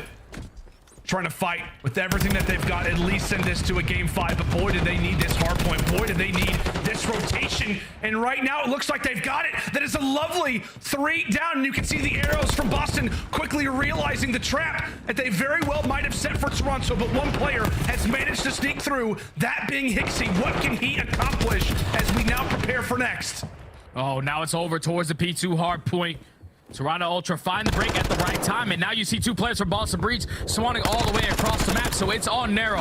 He's able to clutch up and find a big 2-piece, but now he's the only player from his teammates on this side of the map. They are getting a close spawn towards the P1 street, but Ultra, they had no problem holding down this hill from the front end. And this is where the game can turn on its head. You have to find a break quickly, because if you allow Toronto to get a lot of time off of this P2, they will run that rotation over towards P3. And there's no way in hell they allow that setup to get broken easily again. Without question, in 30 seconds, and if you're Ultra, it's like, okay, cool, that's fine, right? We can absolutely just rely on this rotation. Actually, they get one player in the back. One player in the back is in. Oh, no. Oh, my word, they win it. They're able to win it, so the 20 seconds will belong to them, and now it's a race toward Fountain, a hard point that will absolutely change the landscape of this map and series. We have to step aside and see how the comms are sounding. A listening here with Ultra. Yes. Yeah, be on truck. Be on truck. Be on truck. You on really weak? Bring it. Nice. He might spawn it. He's gonna We should gate. We should gate. Okay, I'm down. I'm in top green with you, bro. Let's go. I'm flying. We can time. Time. I need one more. Green. Nice. One more. Top green. Top green. Go. And then one time. Stay left. Hold on. Time. Weak. Gate. Yeah, one. Low gate on him. Okay, one front. Two front. He's hitting low green now. Okay, now. Okay. Trap him in as well. This one's stable. One was low green. Okay, Oh, hey. Oh, hey, in front of me. Dead. Nice. He's low front. Nade the fuck out front. Yeah, stun first. Nothing up, P1. All swap ring. Yeah, challenge me time. One shot at a time. One's close right. One's close right. Really on time. So one low ring. Hold as well. Yeah. I get P1 push up. I'm getting in green. Go push out front, boys. I'm in green. I have P1 push up. He's pushed out front on me. Right. Jump on low green. Single dart. I can pull the gate to go low green. Yeah, stable dead. Nice. I'm on P2 here. I'm holding top. Green Nice. dead. Should be good here. I'm Make sure someone blocks single. Listen. I'm back up.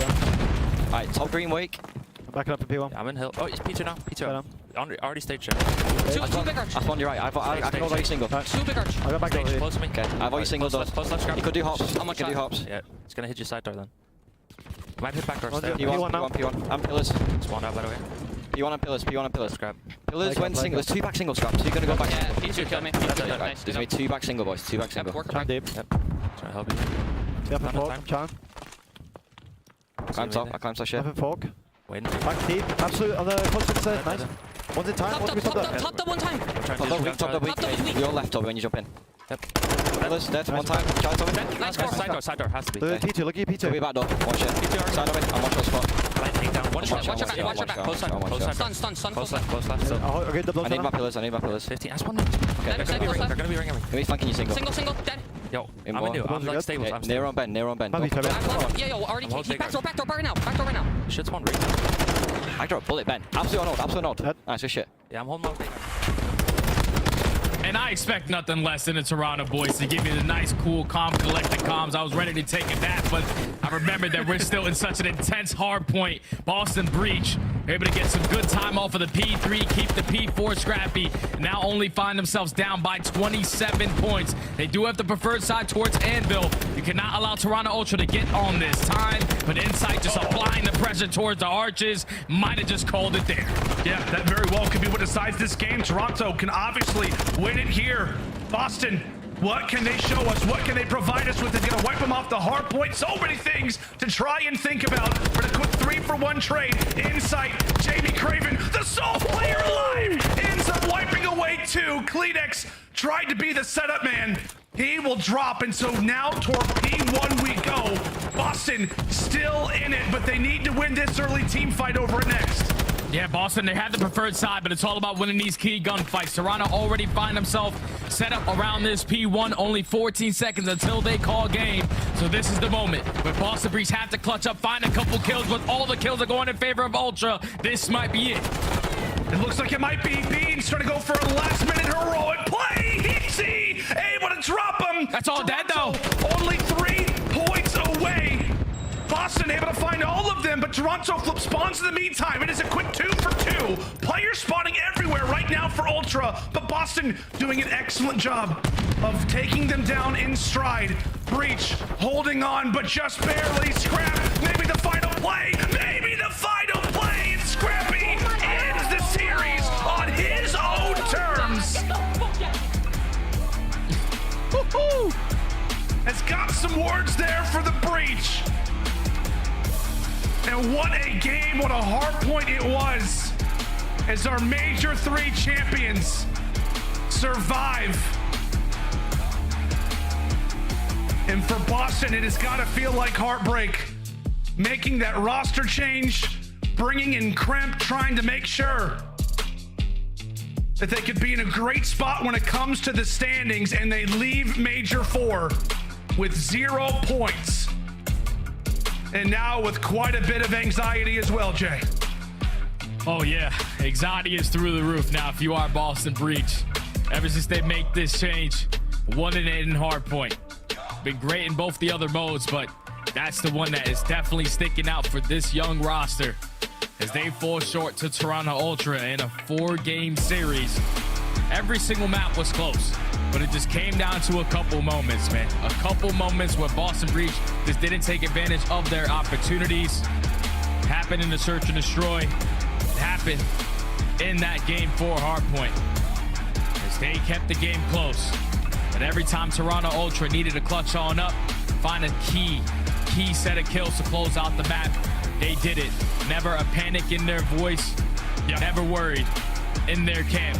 As Toronto Ultra start off right in this losers bracket with a clean 3-1 over Boston Breach. And now with Boston Breach getting eliminated from the major, sitting at 160 points. Minnesota at 140, Vegas at 130. They are officially in the bubble, so you got to go back home. You got to get your hardpoint game on point. Yeah, you absolutely do. I mean, that obviously is the biggest point of emphasis when it comes down to just how Major 4 has gone for them as a whole. They lose both here versus Toronto. Cannot afford to have a hardpoint record like that. But obviously, Jay, it is a wonderful moment. If you are Toronto Ultra, sweat off the brow, you get through your first match. And I gotta say, it was a very solid series from them. I mean, we talked about the way the hard points looked. We were talking about different players who needed to step up. I know they lose that control, but I mean, it's just chaos. Kremp has to go off in order for that to happen. How much better do you feel about Toronto Ultra moving forward in comparison to maybe the thoughts you had coming into the tournament in the first place? I'm feeling great about Toronto moving forward because the biggest thing that I took away from that series is their differences in search and destroy. They closed it out in a 6-2, multiple first bloods, did not give away any clutchable rounds, any advances rounds when they were put in 3v2 situations. They had the ice at A. So if they could get their S&D on point, we know what their respawn is already like. They might be able to make that run again. Absolutely. Well, the expedition begins here. Toronto Ultra take a massive W here versus the Boston Breach, a team that has actually been a thorn in their side quite a bit lately and so far throughout the season. That's going to do it for myself and Jay. We now toss it over to Allie, who's there with our Monster Winner Spotlight. She's joined by Scrappy. All right, here we go. Thank you so much, Land on Steady, W Casting, as always. And W win by the Toronto Ultra. Congratulations. Obviously, not the qualifier you guys or many of us expected following that win. Specifically, 1-7 in search and destroys this split, but a dominant map 2 in this series specifically. What did you guys identify as the problem? You know, our S&D, I think, you know, we went 1-7, but also we lost a lot of close maps, 6-5s, 6-4s in the qualifiers. We didn't really change a lot, to be honest. We just kind of came out and just played us. So. Sometimes that's all you got to do. And then obviously starting the elimination bracket for the first time this season, was there any added pressure, especially because this matchup specifically seems more like a winner's matchup to most of us? Yeah, you know, playing losers kind of sucks, I can't lie. You always have that in the back of your head that you can come dead last. But, you know, when you're playing a team like that that's only good online, you know, we're just going to come slam them. Well, you heard him there. Scrap, also, I want to commend you. I mean, front runner for Rookie of the Year. It's been talked about since you joined this Toronto Ultra team. What would you personally say is your role for this squad? I'd say my role is just, fly around, do a bunch of everything, get some kills, hop some hills when I need to, help my teammates out, and yeah, just overall do everything. Well, sometimes you gotta do everything. Note to Scrap. All right, thank you guys so much. This has been your post-game interview. Back to the desk. Miss you. Thank you so much, Allie. Awesome to see you out there with the players. That was our monster player spotlight. And Toronto Ultra, they're powering into our top 8. They just won the last major, so I saw this one coming. But, Ant, you had a feeling Boston was going to have the edge coming in. How dumb do you feel right now? Yeah, I mean, it was a little bit of a hotter take, I would say. I think we've seen some flashes of greatness from this Boston Breach squad. On land, in the last couple events, they've been pretty decent. But, I mean, what I saw throughout that series is just Toronto Ultra back on point. And for Boston, the roster change, not paying dividends. When you look at it, I feel like they need a leader on this squad. And maybe Vivid was that voice. And I feel like I need to make it clear to Reddit. I was joking, by the way. Boston, they put up a fight throughout this series, but it looked like Toronto was just the stronger team. If you looked at overall slaying, though, I mean, only Scrappy was going positive in one of their first respawns while the rest of the team was held negative. Why did these two teams match up closely, and where did Toronto pull away in your eyes, Joe? Oh, I think that it's kind of the same story with Boston. They're slaying well. Kremp is showing his individual talent. I mean, Owakening is always going to be that guy. For me, it's just like when you're changing out this roster, you're going to make small mistakes. The chemistry might not be there. And when you're playing teams like OpTic, when you're playing teams like Ultra on LAN, you can't have those mistakes happen this late into the year. They will punish you. That's exactly what it is. Like, the scoreboards, they're close, right? They're having these moments. They're just not clutching up. You saw in the highlights there, Kleenex breaking through the back window. The jump skills seeming to be the game changer at the end of these games. Toronto Ultra walking away with the W. And what were you going to say? How would you wrap up this series? I was just going to say, looking at this one from the side of Toronto Ultra, beautiful adjustments in that S&D. I love the aggression and initiative that was being made by Hicksy and Scrap. Hicksy had a tough split, so to be able to come in here and do that is very impressive. And then, for Boston, just hitting on that leadership thing once again. If you think about the season, they had methods. Yeah. They lose him, they bring in Beans. I talked to these guys and their coaching staff, and they said Beans and Kremp are their leaders in game. That's almost unacceptable at this point because these guys are so young, right? So maybe they can develop there when it comes champs time. But at this point, look at the standings. They're at 160. That's tough. They're on the bubble bucket. With Minnesota looking good, they truly are. We'll be checking in on the standings in a moment. First, we have our scuff play of the game, and this one belongs to the future Rookie of the Year. I'm calling it now, just like I did week 1. Scrap has been that guy, backing up the trash talk. Look at this man, going third-person mode as he's solo fending off the hill, Joe. I mean, this is exactly what you wanted to see. I think, Scrap kind of said it sucks starting in loser's bracket. Maybe you're just not used to sort of that tournament mode, and it takes a map or two to get locked in. Yeah. But right away, you're having this guy go off, talking trash across the stage, having a great series, especially in both of those hard points, leading the way slaying-wise. It's what we've seen from Scrap all year, and like he said, he thinks Boston's an online team. I think Toronto is making a run to the finals. They would have to win 6 in a row and take down either LA Thieves or FaZe in their third match, assuming they get through Florida. There's a look at the crazy bracket, and if you are a Boston Breach fan, yes, you're annoyed you went out 9 through 12, but take this with a grain of salt because you lost to the 2 teams that were in the most recent final. You lost to very tough teams. If you would have won a few games in your qualifiers, or if you didn't lose that series to Vegas, you have a totally different bracket and a totally different tournament. Yeah, absolutely. And we talked about the OpTic game, a couple moments away from winning, but the same thing here versus Ultra. Hopefully this isn't a looming problem for them. They can actually fix their issues in game going forward. Who will it be on this squad to step up? We'll find out in the next split, but for now, they're out of the tournament. They're still in the top 6, sitting pretty for now. Toronto is moving forward, though, and you will see them in action tomorrow. We do have one more match still coming tonight as Seattle will face off against the Røkkr. Before we get to that, though, it's time for some spotlights brought to you by Citadel. The brand new content coming your way April 28th to it's a stick figure video. Who's that pro? He's got 2 CDL major wins, Joe. Looking pretty skinny. Was it 2021 CDL All-Star? Broke the S&D kill record in his debut CDL match. I got it. What do you got for me? I think it's Insight. You think it's Insight? Nameless? You got one? They didn't even give me a chance. Cash money, baby. Cash. Graphics guy yelled out cash. Joey knows his pros. Insight, aka Winsight. Jamie Craven. highlight player to watch. When we come back from break, we've got the Surge, we've got the Røkkr. Get your channel points ready and put them all on the line as we close out our Friday night.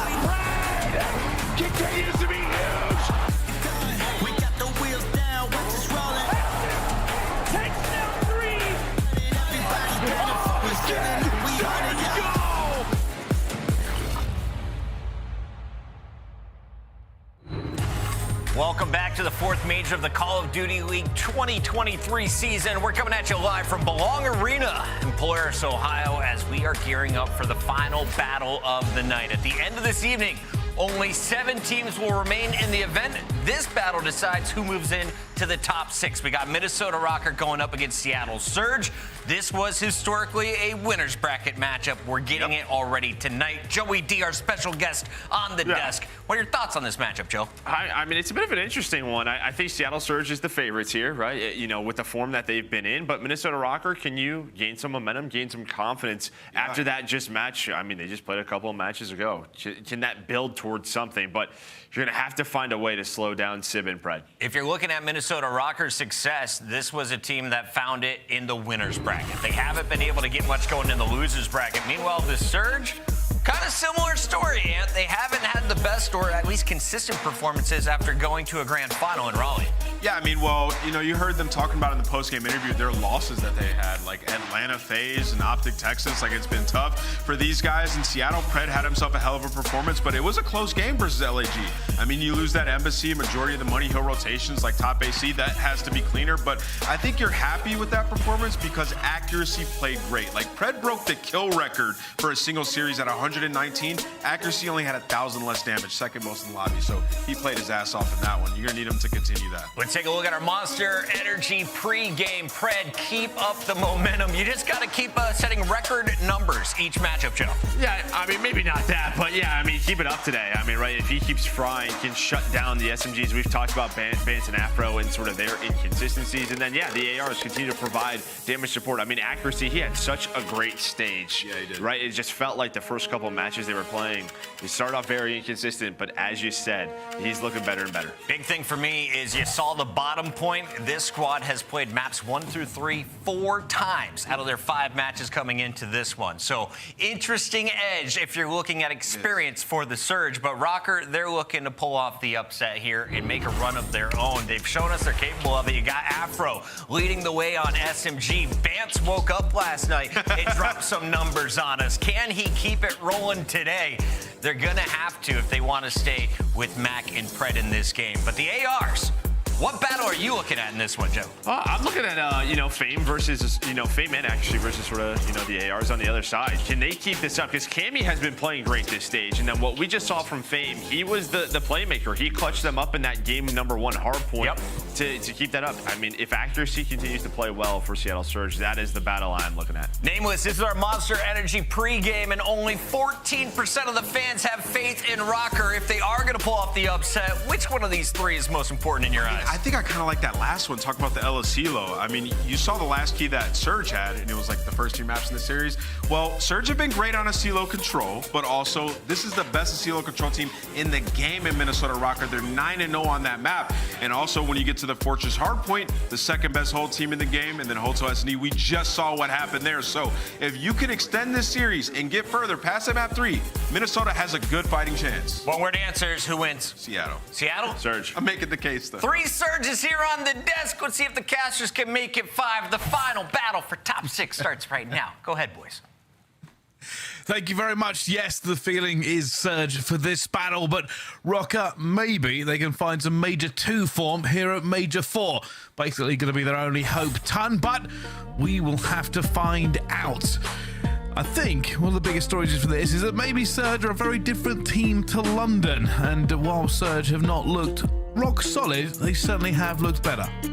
Yeah, both having very different games heading into this one, of course. Minnesota very much dealing with London in the quickest way possible. Seattle Surge did not make things easy for themselves against an LAG side that we thought they would breeze past. So what kind of game are we going to get here? It's an interesting one. Both 2 teams coming in different kind of moods, but both will be determined to continue their tournament here at Major 4. Both these 2 teams already played this map today and feeling good about it, but obviously against lower opposition. I think this will be a harder game for both these 2 squads when it does come down to HyDra. Rotations fall in and then actually soak up some decent time.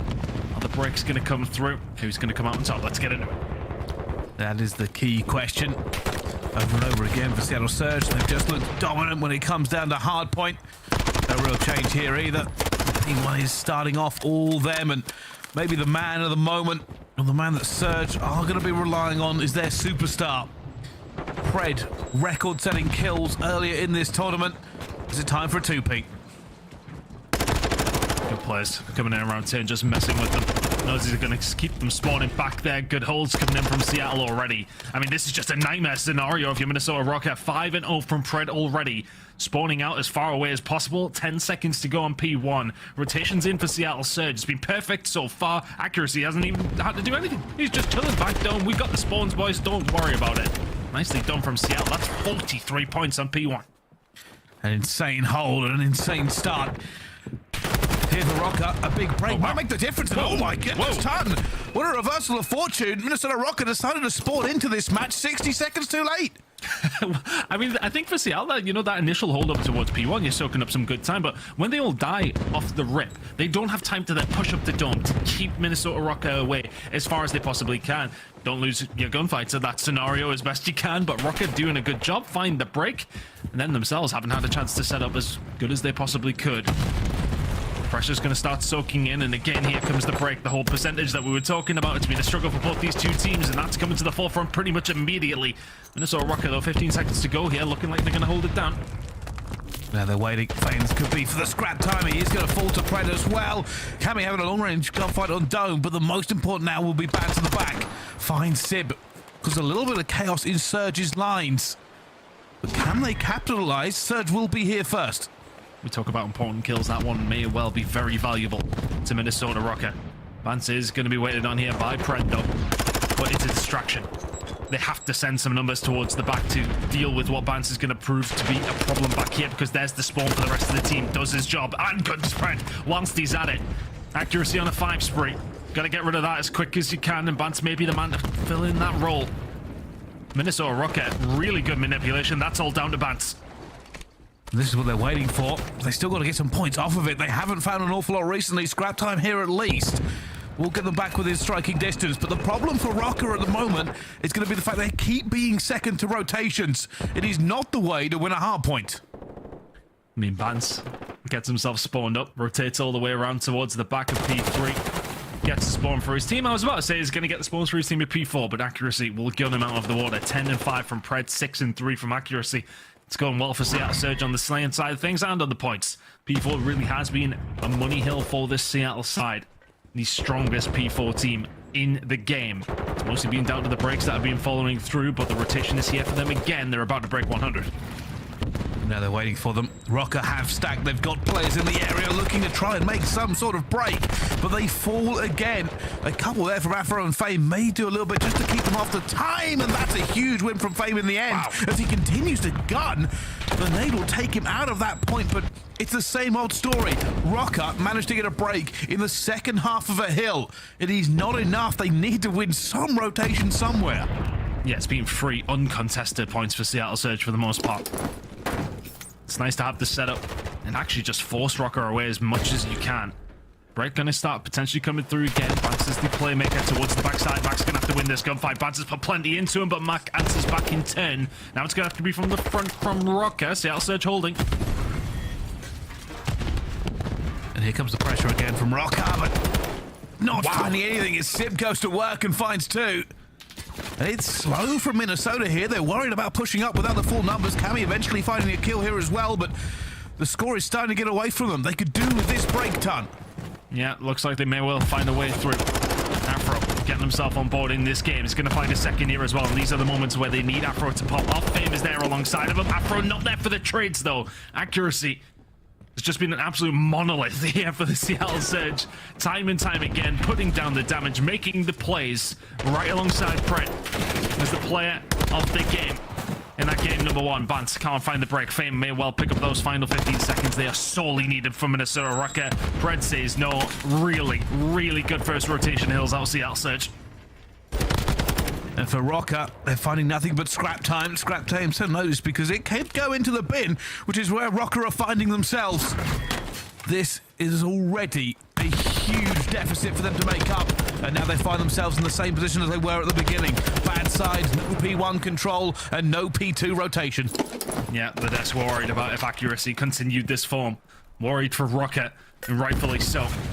having a hell of a game. I mean, you look at what happens over towards that final hill, it's a majority of the time going over towards Seattle Surge, and then they have the rotation for P2. They're locking down time at P1. Nothing is going right for Minnesota Røkkr right now. They need some sort of transitional hill. They need to find a full 60 somewhere along the line to make this competitive. Bance is going to find 2 to maybe find a break over towards P2, and they're actually going to get the spawn. There you go. Fortunate play from Minnesota Røkkr. They get the spawns towards the back, not covered off well enough from accuracy, gets gunned as well. Nice transition from Røkkr. They need every single point here to make this at least a little bit close. Is this the miracle they've been asking for? Break P1, steal P2. Problem is they've still got to hold. Seattle already filling that kill field with bodies. Røkkr, a little bit of a panic. They know they've lost a spawn already. It's a very fast break here from Seattle Surge. Fame will be the first one hit. He's in the pressure already from both sides. Down he falls. Røkkr trying to reinforce with Afro, but there are just too many Surge players here for him. Surely no! Bance and Cammy combining, clearing the lines, and now there is a possibility. Røkkr down by almost 100 points have fought back. Spawns towards the back, helping out Minnesota Røkkr, but they held on tight. Fame did a really good job, and now Afro starting to heat up just a little bit. The conversation is quite often, Bance not finding the kills. Afro has been inconsistent this year, but when he heats up, he can mess with the best. That's the 6th spree. Cruise missile in the back pocket. Minnesota Røkkr making this interesting. Since they are making it interesting, let's find out how they are feeling. It's a Minnesota Røkkr. Listen in. Let's just put in front. Someone just take a blue left. Someone take a blue left. I don't see shit front, but one stop. Pretty sad. I'm nanny top. Let's make this scrappy, boys. Come. I don't see shit here. Need a top. Yeah, heard you. I don't see shit. He didn't shout top.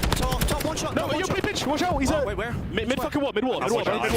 Still top, man. Just leave him go. One shot. Listen, mid wall somewhere. Probably gonna go ocean now, okay? Pull dead. Nice, let's go. One's top. Yeah, I need top for you. Time, one shot. Top Lamar. Yeah, top for you. I'm on the steps. He's somewhere on play. Weak deep, Cam. Don't see a play. He's not flat. Go on, nice. Yeah, he's flat. Corner. Nice, man. Are you back?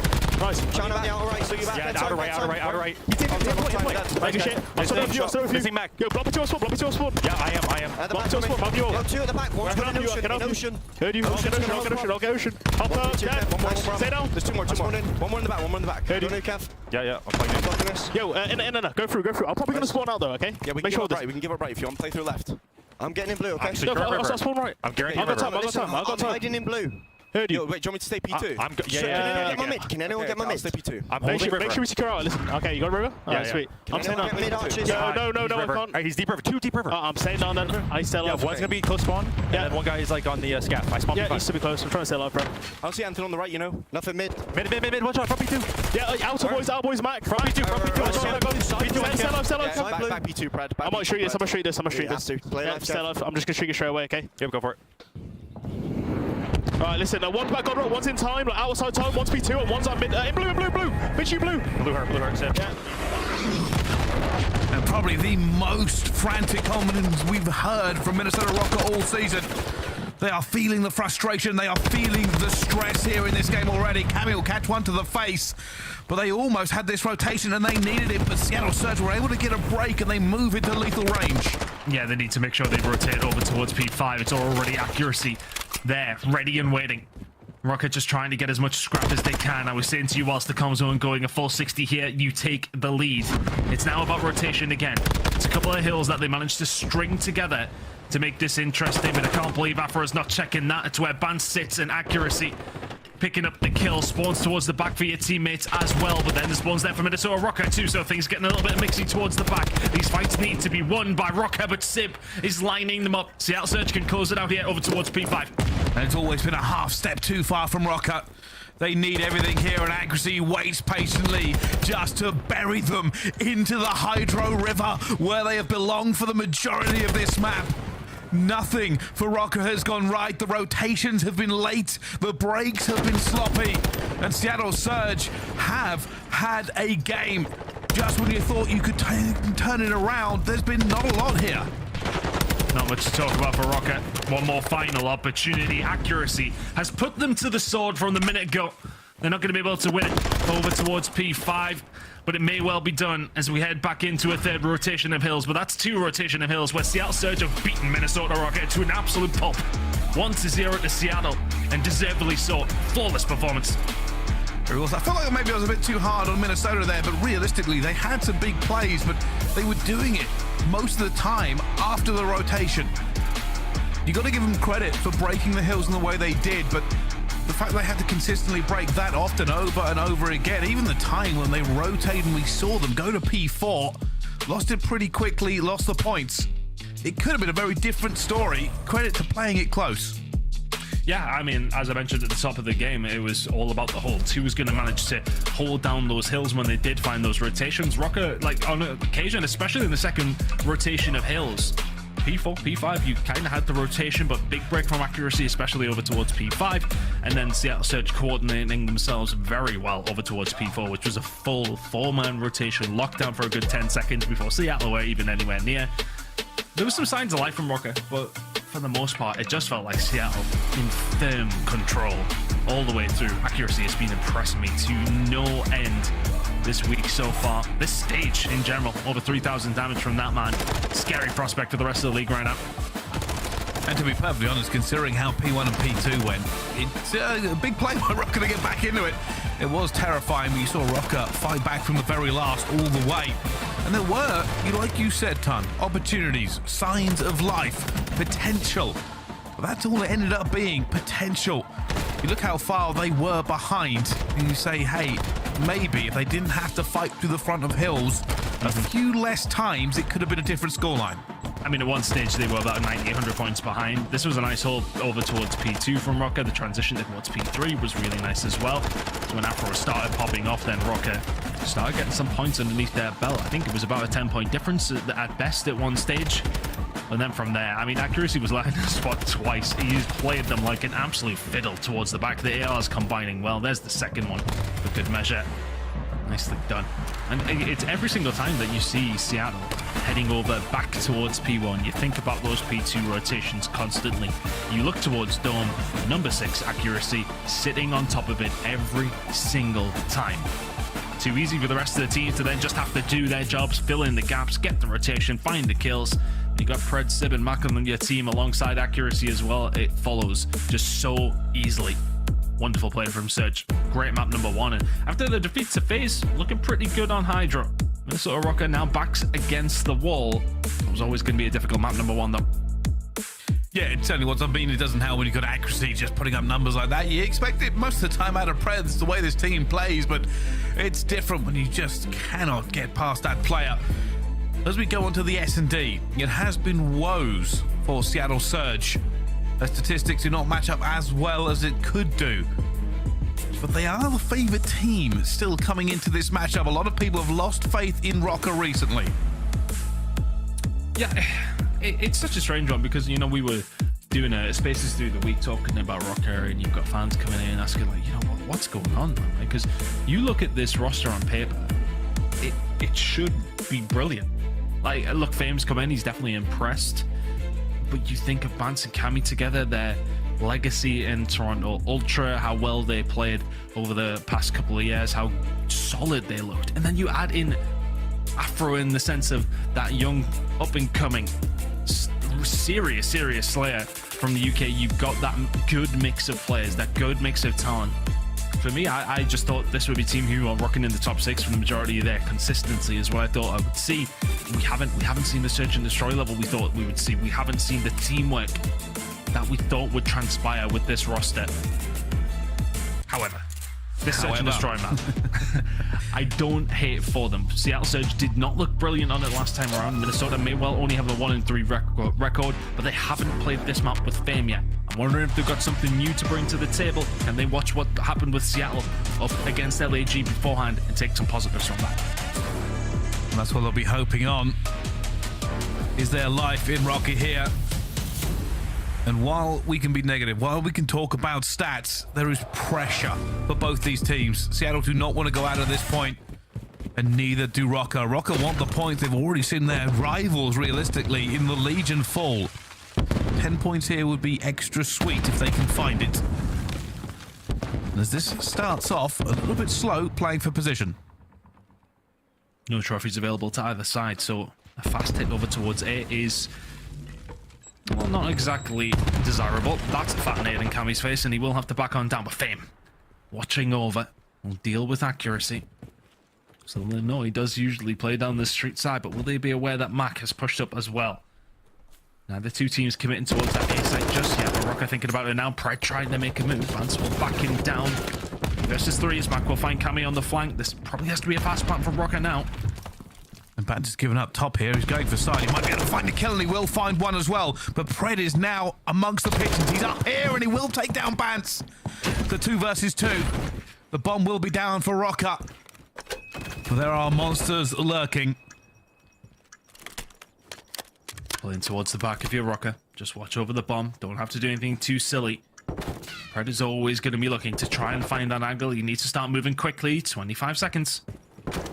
He's trying to figure out where that second player is. They don't know. They haven't seen him. They're trying to figure out where Afro has gone. They may have heard a sound cue there as well. Afro with the dead silence though.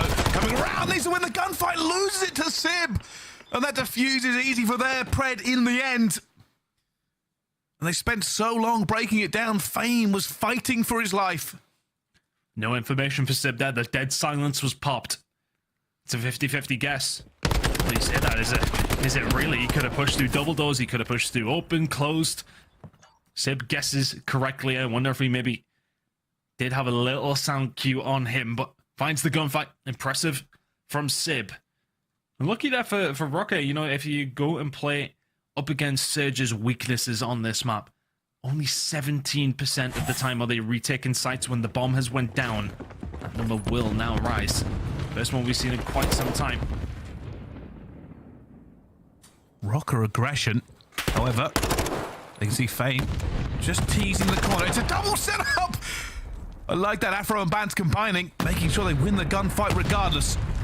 Next move, what do? You probably want to get out the corner though. Straight in, flies its way through, and all of a sudden you're dead. What is that break from Pred? Accuracy is the one who gets the one in the corner. Pred gets out completely scot-free after the kill. 3 versus 2 now. Shots raining in. Good shots from Cammy will get out as well. Well played from the Scotsman. 2v2. And with the dead silence popped, he's looking to make a play. He knows bomb will be down. Calling on FaZe to make sure they don't rotate. He's already going to see one. Cammy again. And accuracy's going to stick it.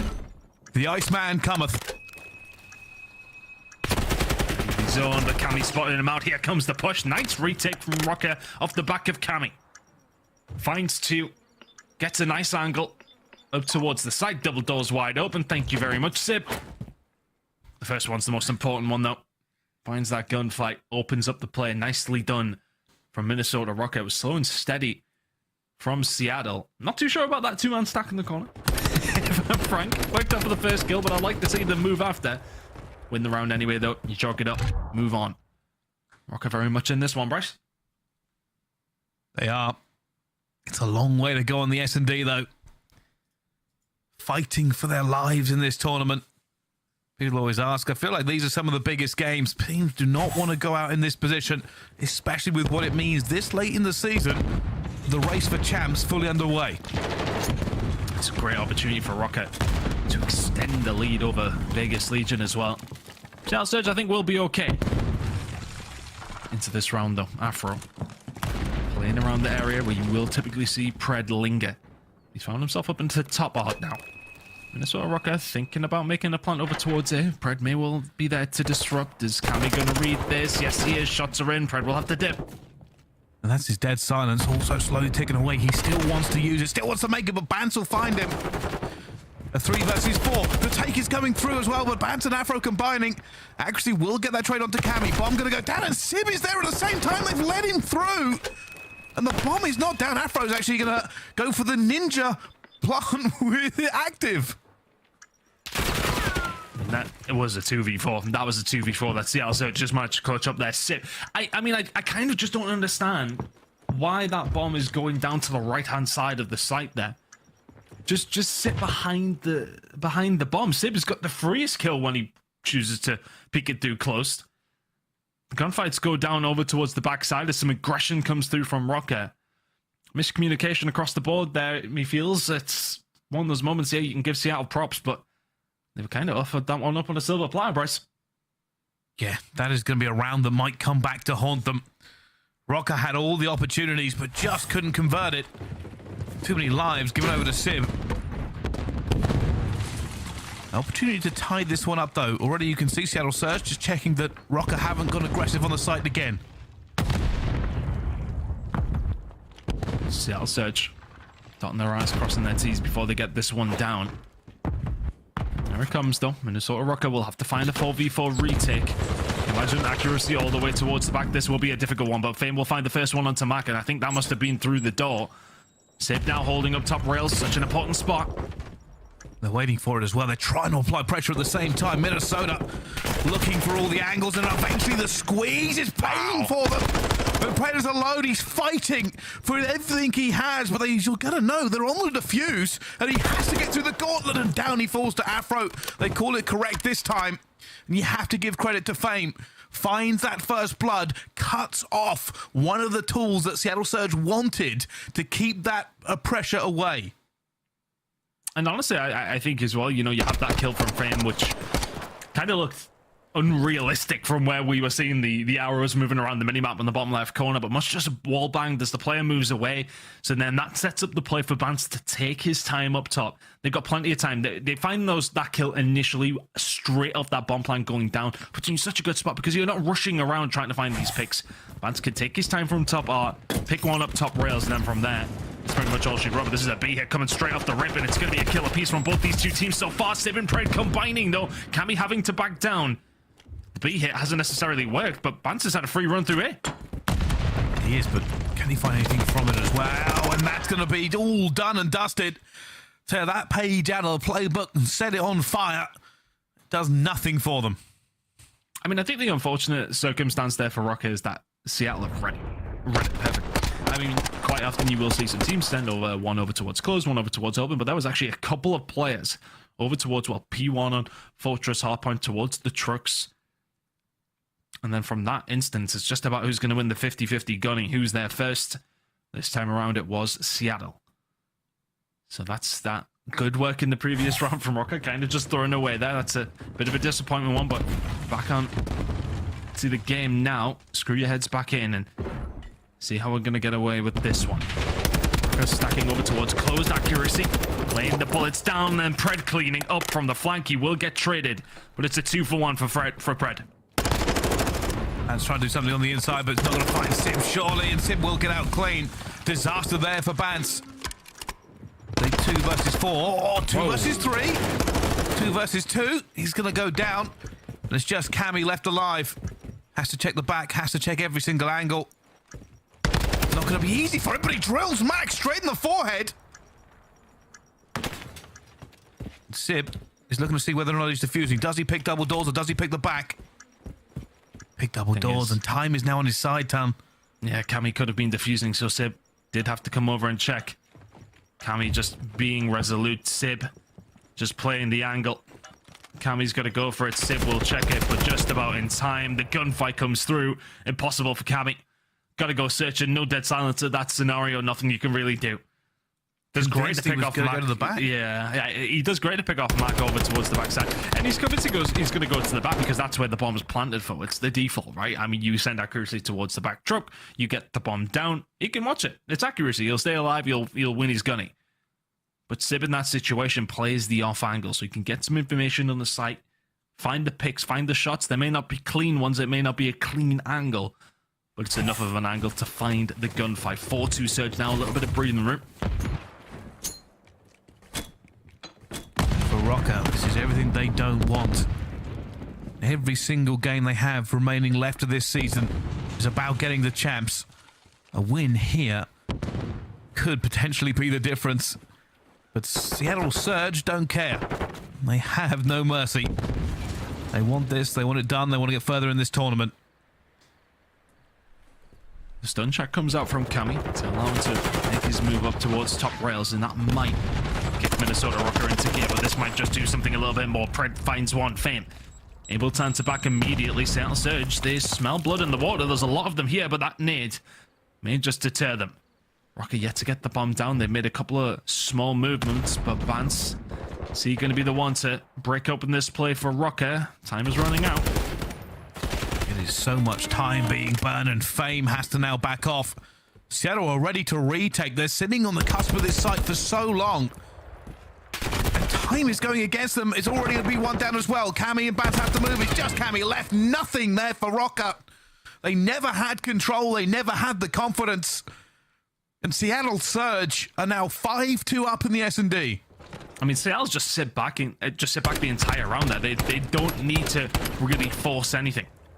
With time running down, you know the opposition are thinking to themselves, right, okay, we've got to get the bomb now. We've got to do something. The comms will start to get frantic. 2 players were up top corner window for an instance for Minnesota Røkkr there, and it's like, okay, well, what are you going to do? Are you going to send somebody on the flank to try and break things open here? Are you going to get the bomb down? Indecisiveness from Røkkr is costing them here. 5-2. Need to find a bit of a swing. Cammy with the first blood, Bance with the second, Fame with another, so that's a good round to get underneath your belt, unless Pred can do something about it. Pred pulls off the 1 versus 3. It might as well just write the ticket for Røkkr home already. Won't find anything though. Røkkr get 1 back on the board. They will need to do this 3 more times without loss to take this map. Well, previously with LAG and Seattle, we did see LAG with a 5-2 lead, and things got very, very tense. We didn't quite see that round 11, but the comeback was on from Surge. Can they be more resolute than LAG potentially were? LAG, of course, eventually did close things out, but yeah, honestly, I would like to see Røkkr maybe go for a couple of more plants, get that thing down quickly. It's a hard retake for Surge. Yeah, okay, they may have found one already. An attacking round with potential, but they've sent it over towards the B side, but they haven't brought the bomb with them. Oh no, Røkkr, Bance is just staying alive. There's Surge are everywhere. There's no bomb. They have B site control, but nothing else. But this might actually play into their hands, because Seattle Surge are going to start coming over, and all they're going to come over to is gunfights. They found Bance towards the back, and unless they get eyes on the bomb, which is what Cammy was going to retrieve, then it's a difficult situation. But do they still not know that the bomb is missing? This might just play into Røkkr's hands somehow, some way. Afro's going to fall as well, and I know we're saying maybe ifs and buts, but not having the bomb but getting to B, it feels like they've let this one slip through their hands. It's butter on the fingers. It's bomb in no man's land, and it's Fame in a 1 versus 2. You tell me to try and sell the dream, Bryce. Yeah, I was trying to believe that that was a tactical element, leaving the bomb behind. I don't think it was, but he will get it down anyway. For all that presence over towards the B side. Yes, Seattle might be scratching their heads here. A couple of kills coming over towards B. They're, okay, well, the bombs went down to there. What the hell? Fame no info. Yeah, Fame will have dead silence. He's going to watch the cross as well. They're going to look for it at the same time. Problem is, they now know where he is. Dead silence popped, bomb being defused. It's a long route for him. Is it going to be enough time? He's behind the bomb and he gets it! And now just has to play his life. Pred versus Fame. 1 chow, 1 opportunity, 1 gunfight, and Pred gets it. Does he get there in time? I don't think he got it. I don't think he got it.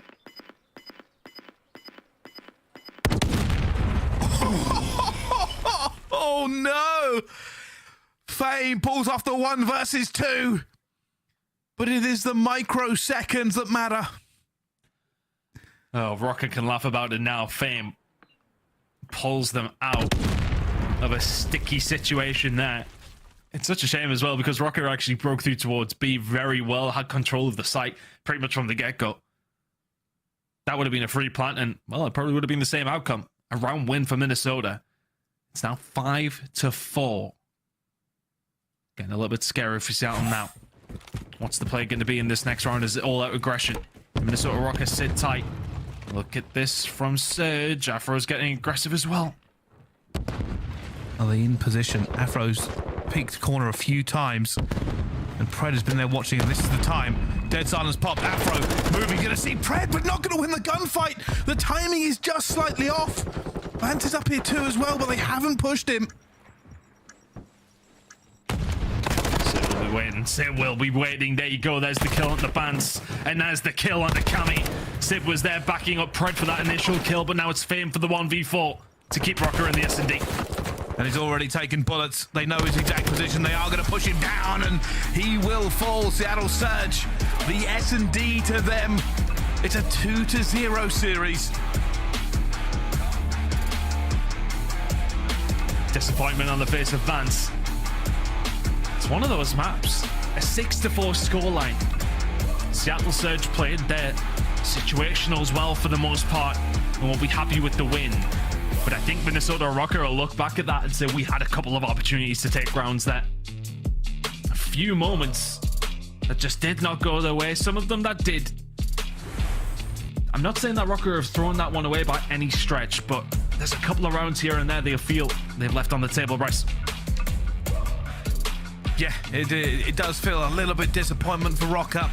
There was opportunities in abundance, really, but hey, Sib and Pred, the duo doing what they do best.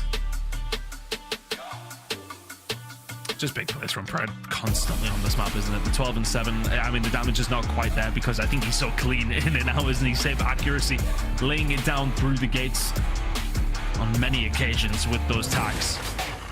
But Pred on this map is just such a nightmare to deal with. Is he coming bottom out? Is he coming top out? Is he making the plays through gate? It's so many different opportunities, so many different places that he can push from. And now it's a 2-0 lead for Seattle Surge. Minnesota Røkkr will be feeling confident heading into an LOC control that they are yet to lose this season. But you wouldn't have wanted to head there 2-0 down. A lot of work to do for Røkkr now. Yeah, there certainly is. Is a reverse sweep even plausible?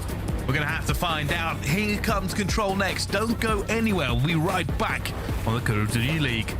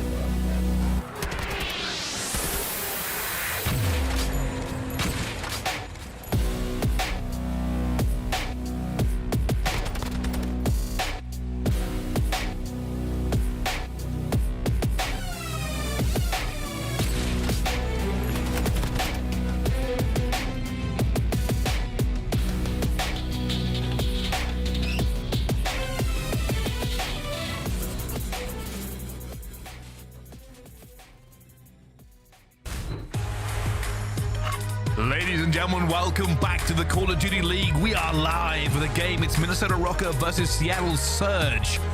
And it's 2-0 to the Surge. But we go onto a map, a unique map, a control map. The one team is undefeated on ton. The only, and the shout out Jeremy stuck to this one actually. I was pretty sure that was correct, but just letting me know, the only undefeated map from any team, full stop. And it's Minnesota, of course, with LSELO control. Surprising that this got through. Seattle's record is good though, it's 7-3. I mean, look, for the first 2 rounds against LAG, they looked like an undefeatable team on this map.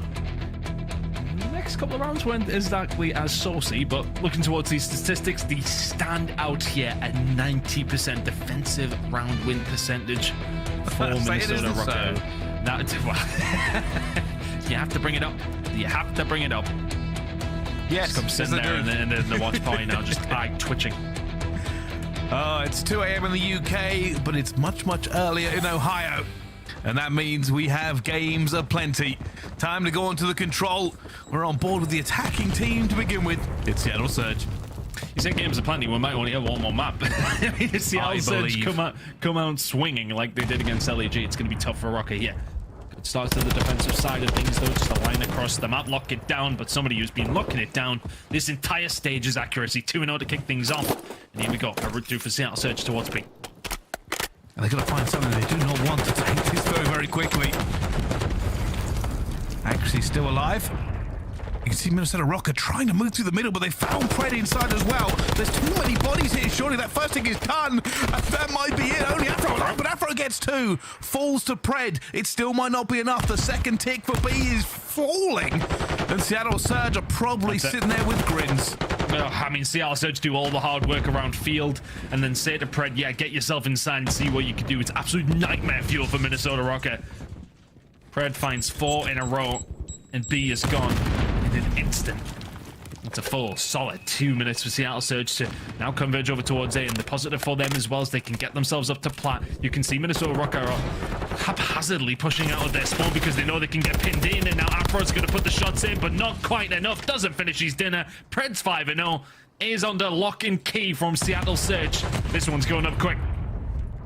And they're going to stack it because they know these players are not close. The second tick is through. The third tick is seconds away. Through the door, into the ground. And Seattle Surge, again, it's a fast attacking round for them. It is not slow. It is not steady. It is a blitz. And Røkkr have felt it the same that LAG did. And what Seattle do just brilliantly, which a lot of teams... well, do tend to do, is the default play. When you get a hold of B, what they did so well there is just push up towards plat. It just has to be one player. Because then if you can, yeah, okay, admittedly, Minnesota Røkkr are going to have some players over towards A. They're going to be trying to lock that down. But because a couple of them have just died so recently as you pick up B, they're spawning over towards the back left side. It's then easy to just pin them in. Then you have the number advantage. You can win the gunfights from there. Easier said than done, of course. But can Minnesota Røkkr answer back? As far as their attacking round percentage, though, it's pretty much average. The defensive rounds are where they have really relied on. When it has come down to LSELO control, they lose the first one. It's not a good sign. Røkkr plenty of pressure over towards the A side, though. Want to extend this time as soon as they can. Seattle Surge lingering in a few different positions. Mack ready to attack. Here he goes. There's one, but doesn't find anything else. Afro finds 2 as well. They're keeping this one alive. Accuracy has been sat radio tower for half of an ice age. Eventually moves off of it and finds a kill, but he isn't stopping A anytime soon. What you can do about it from up there if the players position themselves correctly. You can just stop the reinforcements finding a way in. Pred, not much you can do from that position either. Afro very much butted up, but that should be A. Challenges out, gets his 5th, won't get his 6th. Can they translate this pressure from A that I thought they would have capped? They haven't quite done it yet. No, they will.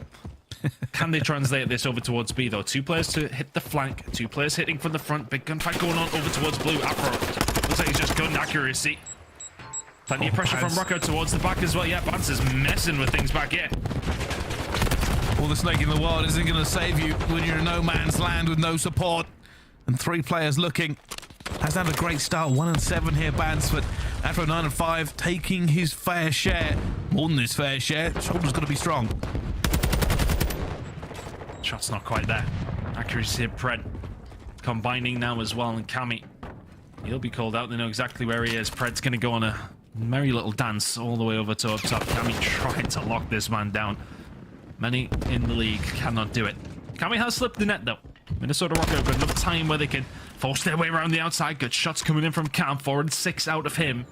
Looking to try and step it up as a push coming in over towards B once more.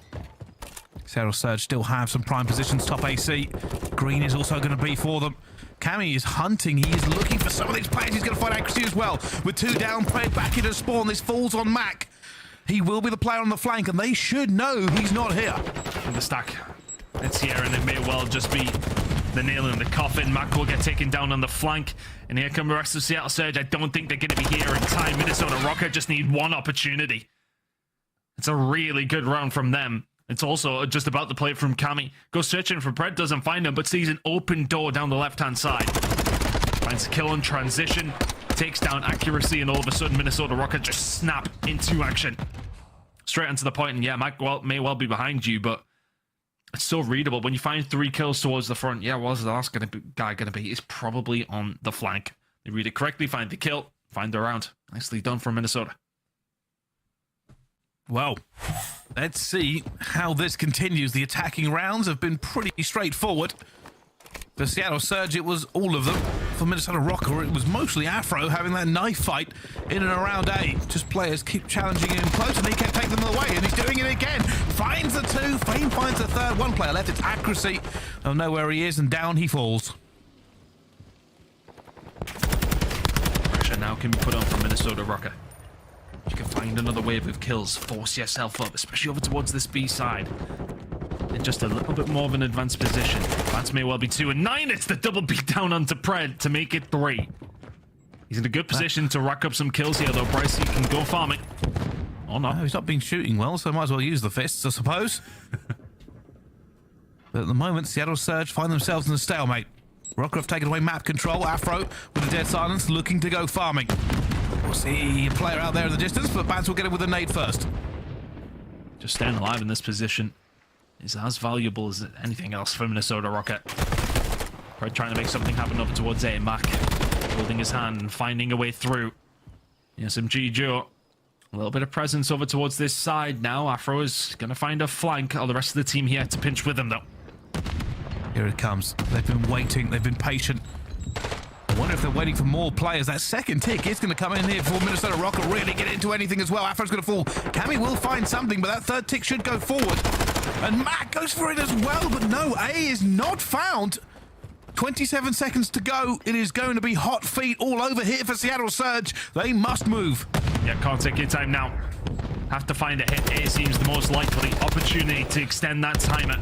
Simp has found a gunfight over towards the B side, though, so Røkkr may well just send some reinforcements back over towards it, which might give you a free route through if you're Mack. He's here alongside Bance for Røkkr, who will get taken down. That should now be it for the side of Surge. Are Røkkr going to challenge this?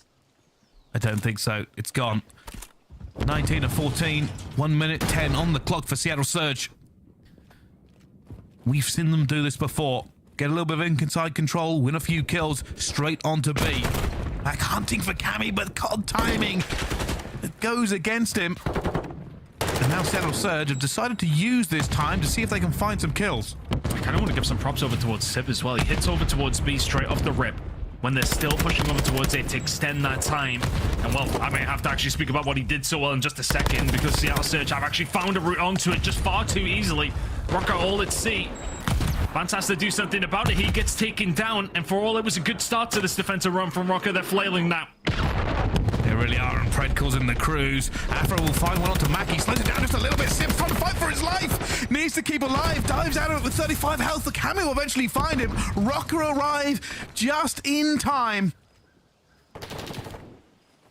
And it felt like such an anticlimax, but Røkkr were able to get there in the end. But Mack finds 2. Cammy still alive on the B point. Falls to accuracy. 26 seconds left to go. Accuracy must get onto the point. The rest of Seattle are here as well. And downfall Røkkr. It's done. That's another attack for Seattle Surge.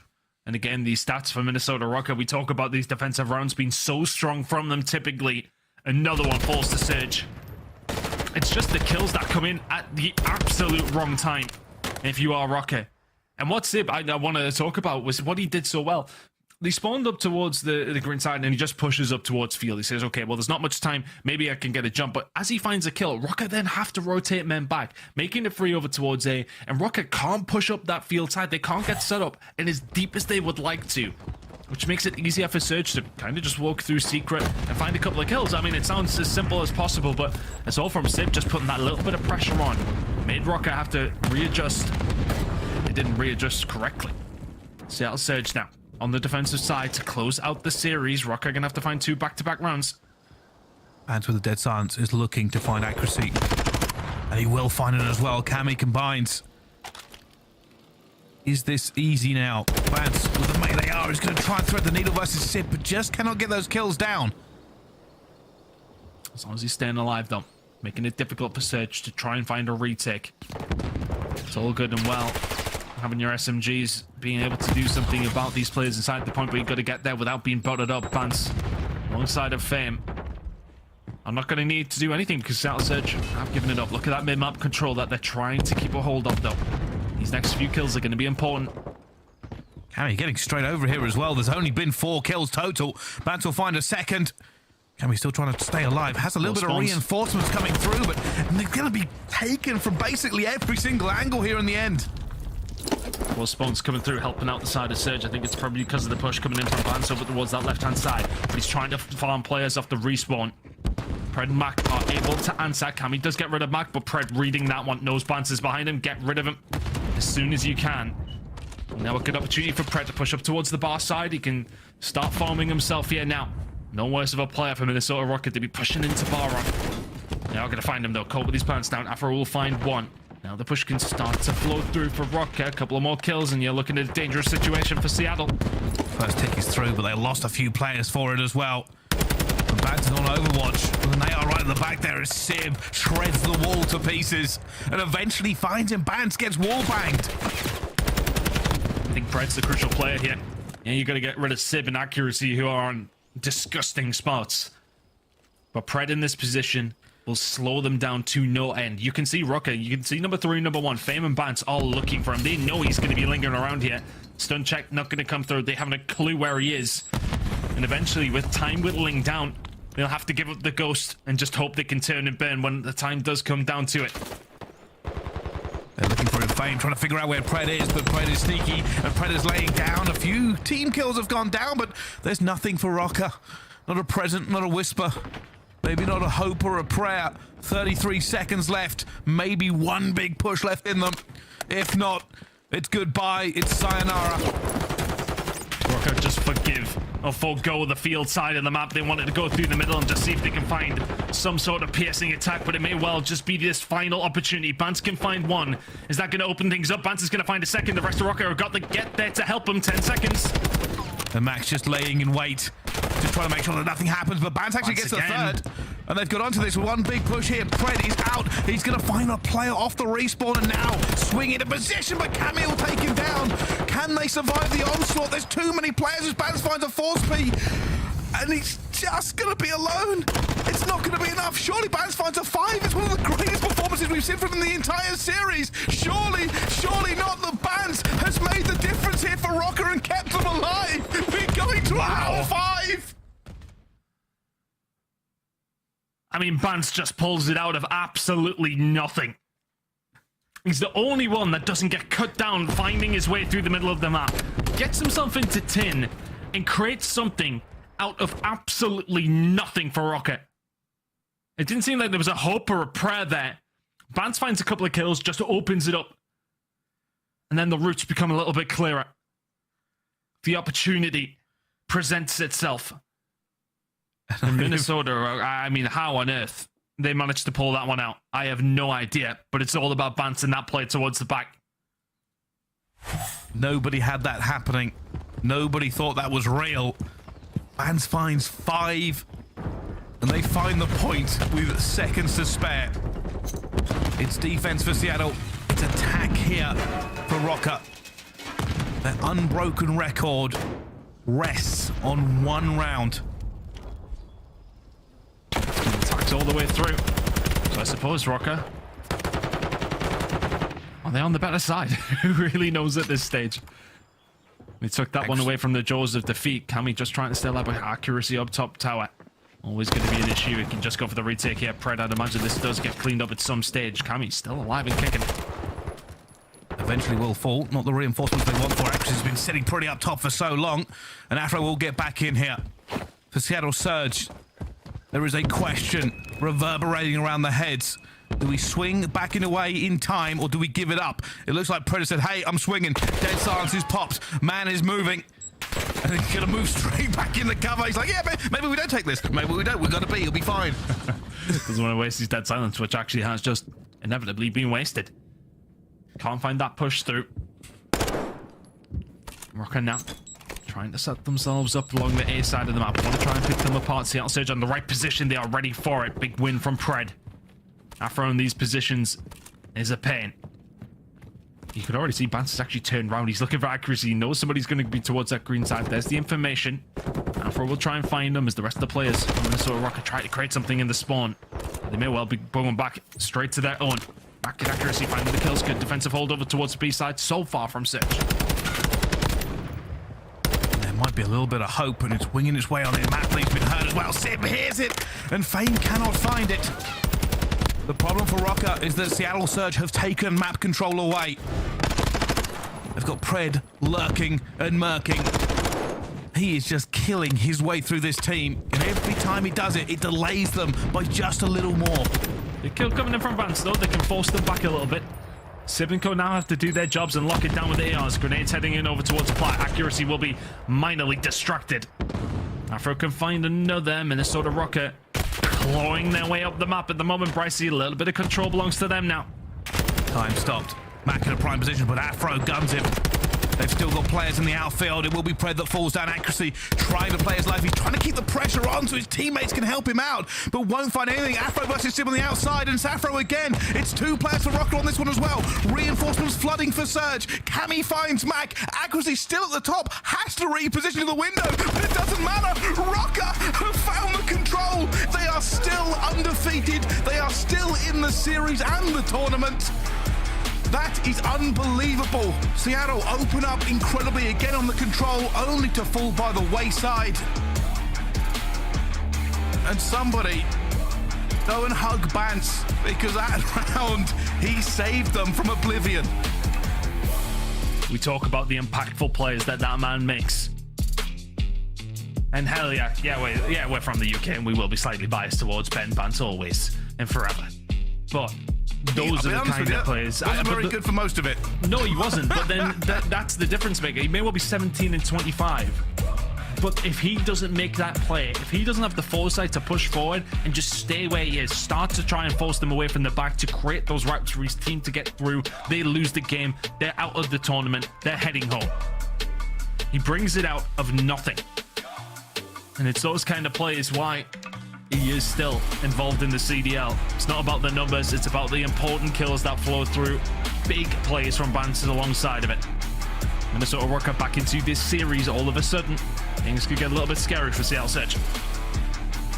All right, well, that was an incredible control. Messy, but great. Here's the scuff play of the game. It's round 5. It's the very final push. You see here now they found everything they needed. Afro was making kills. We didn't expect him to get done. Popping up when he needs to. Finds one onto Mack, and it's just such a dangerous position, especially when you see Pred fall on the flank. That's always just such, I want to say, a catalyst to getting the retake in if you are a defensive team. If you lose control of field side, if a few of your players sitting towards tin or plat die, having one guy on the flank who can either push through side door, push towards barrels, push from green. You get rid of him, all the cards are lining up for Minnesota Røkkr. They found themselves in this series now. Albagra Fortress, hardpoint coming up. Will be an interesting one. Røkkr find themselves with a bit of wind in their sails. Coaching team getting into the heads of their players now. Coordinating what they're going to do in map number 4. Seattle Surge will still be feeling confident. Hardpoint has been good from them all season long. Can Røkkr pull something out of the fire here still? Backs against the wall, very much so. They have found a map. This one will not be easy. We talk about it many times in Call of Duty time. You forget about that last map. Seattle will just put that one to bed. They won't worry about it for the rest of the series. And to be honest with you, I don't think Røkkr will either. It was scrappy, to say the best. It was not clean, and it was definitely something for VOD review. There were a little bit of mistakes all the way through for both teams, but Røkkr stay alive. The hard point up next could be an issue, though. Seattle Surge have looked very, very good. I mean, it's both these two teams pick. I mean, typically, when we talk about that, in the sense of like the most pit map for both these two teams is Fortress Hardpoint, when it has come down to Hardpoint specifically. Both teams feeling confident. But for both teams, last time around, they both lost it by very, very similar margins. Toronto and LAT were the ones who did take them down this month. This is how the series has transpired so far. If you cast your minds back to map number 1 in HyDra, rotation's just not quite there for Røkkr. Kind of beating it every single facet by Seattle Surge. A couple of opportunities, though, that they just have held a little bit better. Found one more kill. It's potentially a very different scoreline. So what is Fortress Hardpoint going to throw up? All about those rotations again. Something we're going to have to highlight all the way through. You've got a guy like that on your team in Pred. Art is really going to be where this game is won and lost, where Pred can find some routes. Can he find the kills onto Afro? Can he stop those players causing issue? It's an interesting one. Bryce Seattle Surge. How are they feeling after that control? Still going to be feeling confident, surely, heading into a hard point. Yeah, and I think a lot of people are. For Seattle Surge, this feels like a playground sometimes for them. It's got better records for Seattle. It's not great, obviously, for Minnesota Røkkr. But who wants it more? Who's ready to go the distance? Who is feeling it on the day? That could be the decider time. It's an interesting one. Plenty of repetition from both these two teams on these maps. Every single one of them, to be honest with you. And how's it going to go this time around for these two squads? Looking over towards the statistics, the standouts are that Surge are the #1 breaking team in the game. Minnesota the #2 whole team. So it's going to be about those breaks, and while Fame kicking it off nicely, Mack and Pred falling down. There should be P1 control for Minnesota Røkkr from the rip. Rotations are something that Røkkr have struggled with on this map specifically, and just in general. Gonna need to rotate strongly here against Surge, and then just try and hold it down. Already can see Seattle trying to up the pressure just a little bit. Getting into bottom hard and start to go to work on the slaying side. Cammy trying to hold them off as much as he can. He keeps finding kills, but they don't have the hill. Accuracy, but have no angles and no life. Let's continue trying to pick up points over towards P1. Good kills coming in though, and that's the spawn over towards P2 for Afro. The rest of his team out there. The stun check will come in though. That spawn may well have helped him out, and we'll continue to staying alive as we head over towards stage hard point if we can. Pred will find the kill, but it's going to be the players that are going to be coming through the double gates. Let's see which way this one's going to go.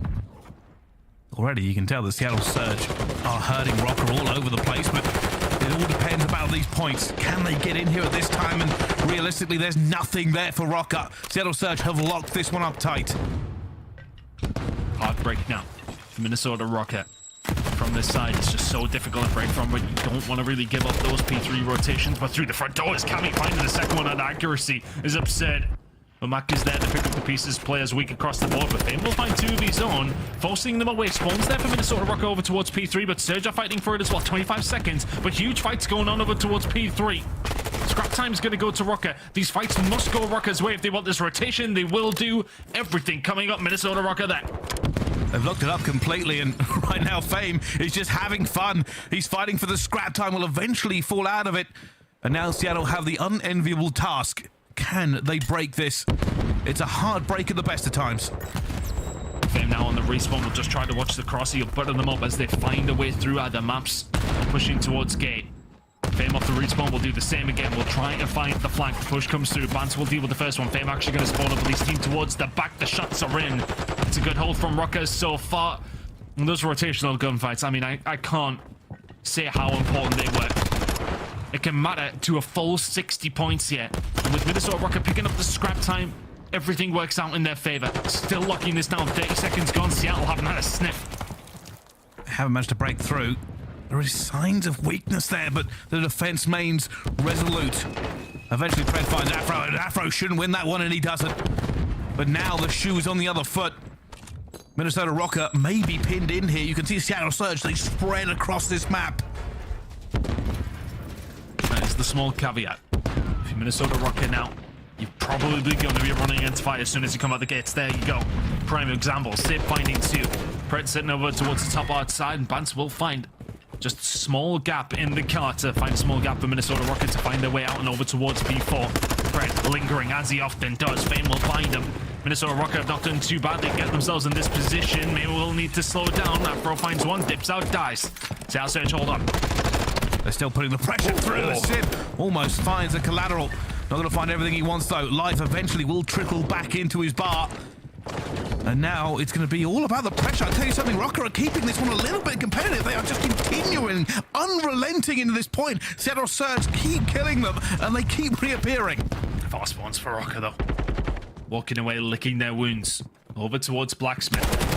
I tell you what, they've not done too badly here at all. 15 seconds to go. They're going to continue to extend this lead.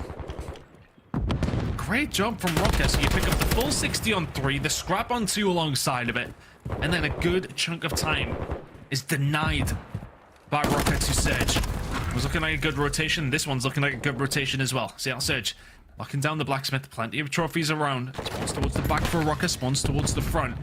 Potential pinch being set up by Bance, who's on a 3 spree himself, but the 3 kills coming in for Surge. It's going to slow down this push from Røkkr. Yeah, nothing for Minnesota. Not a whisper of anything. They don't have any map control. You can even see Seattle Surge now they're in powerful positions. They sit still and await. And eventually moving to find out player turns back out, guns him completely. And while they say that, Minnesota Røkkr have found a few kills on the map. I know the respite. Start to find these kills to keep everyone away. Mack now backing on down. Cammy, Bance doing well though. I think for Minnesota Røkkr, but they haven't had these rotations. They've at least limited Surge to very, very little. Bance wouldn't have minded 1 more kill to add the cruise missile to his arsenal, but the spawns towards the back for Røkkr. As we head into a second rotation of hills, it's going to be a solid 30 or so point lead for the Minnesota Røkkr. Now, Seattle Surge, they have this rotation. They are trailing, but not by much. Let's find out how they are coping with Røkkr with the Seattle Surge. Listen in. Here's your cross. Stay down. Telling you, bottom out as well. Bottom out behind me. Bottom out, step. Nice. One at a time. One minute. Upstairs. Okay, we spawn gate. Stay left. Don't just shoot down. You can't die. Is there side time? I need time. How much I get me? Challenge. Nice. Let's upstairs. Okay, dub. Step on front art. One's open. Upstairs in front art. Open. Front art dead. Nice. One more time. Rails, 1 shot. Back rows, Fame. Time weak, Afro. Time and top rows. Time. Shot time. Backside time, Afro. Bottom out, they don't hit. Their side time. One more, their side time. One bottom out. I'm going stage. Nothing to bottom. Meet Mack, chow. Dead. Nice, that's 2. Bane was like real touch. I'm in the corner top rows. Front art. Going bottom art. Bottom art bench. Bottom art bench.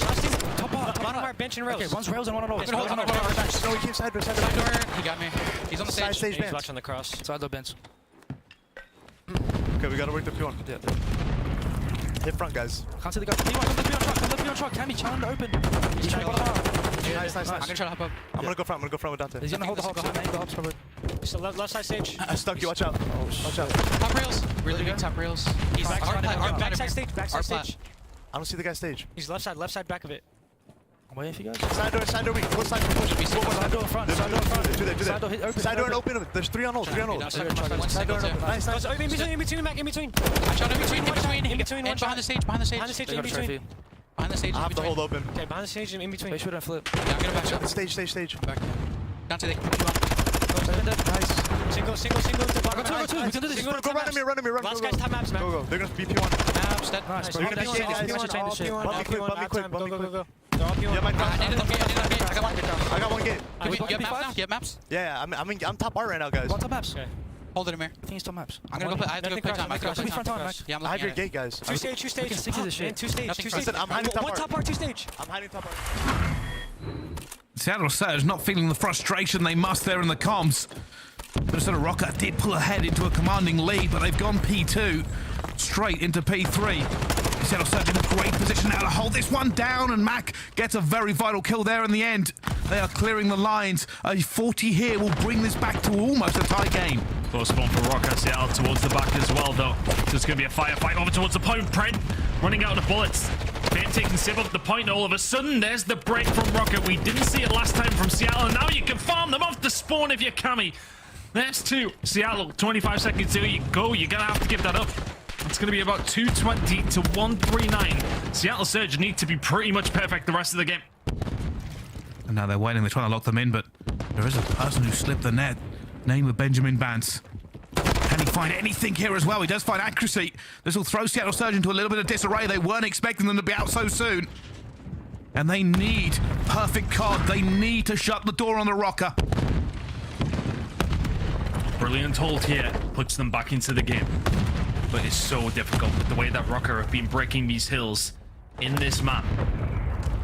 Seattle Surge, what can you do? Bance towards the back is maybe going to be the catalyst for the rest of the team. Inside of Art, we'll find one, we'll dip out. The rest of the team will probably flow on through with them. But Brett being a nuisance, but Bance on the flank. Can he find the second? Yes, he can. The break is there for Røkkr.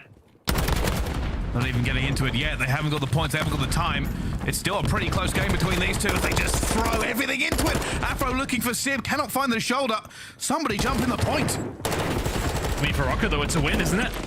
Seattle Surge had the transition, they had the rotation. They are getting very little from this. Røkkr now will soak up more and more time, this scrap. Every single second that goes over towards them is potential other nail in the coffin for Seattle Surge in this map in particular.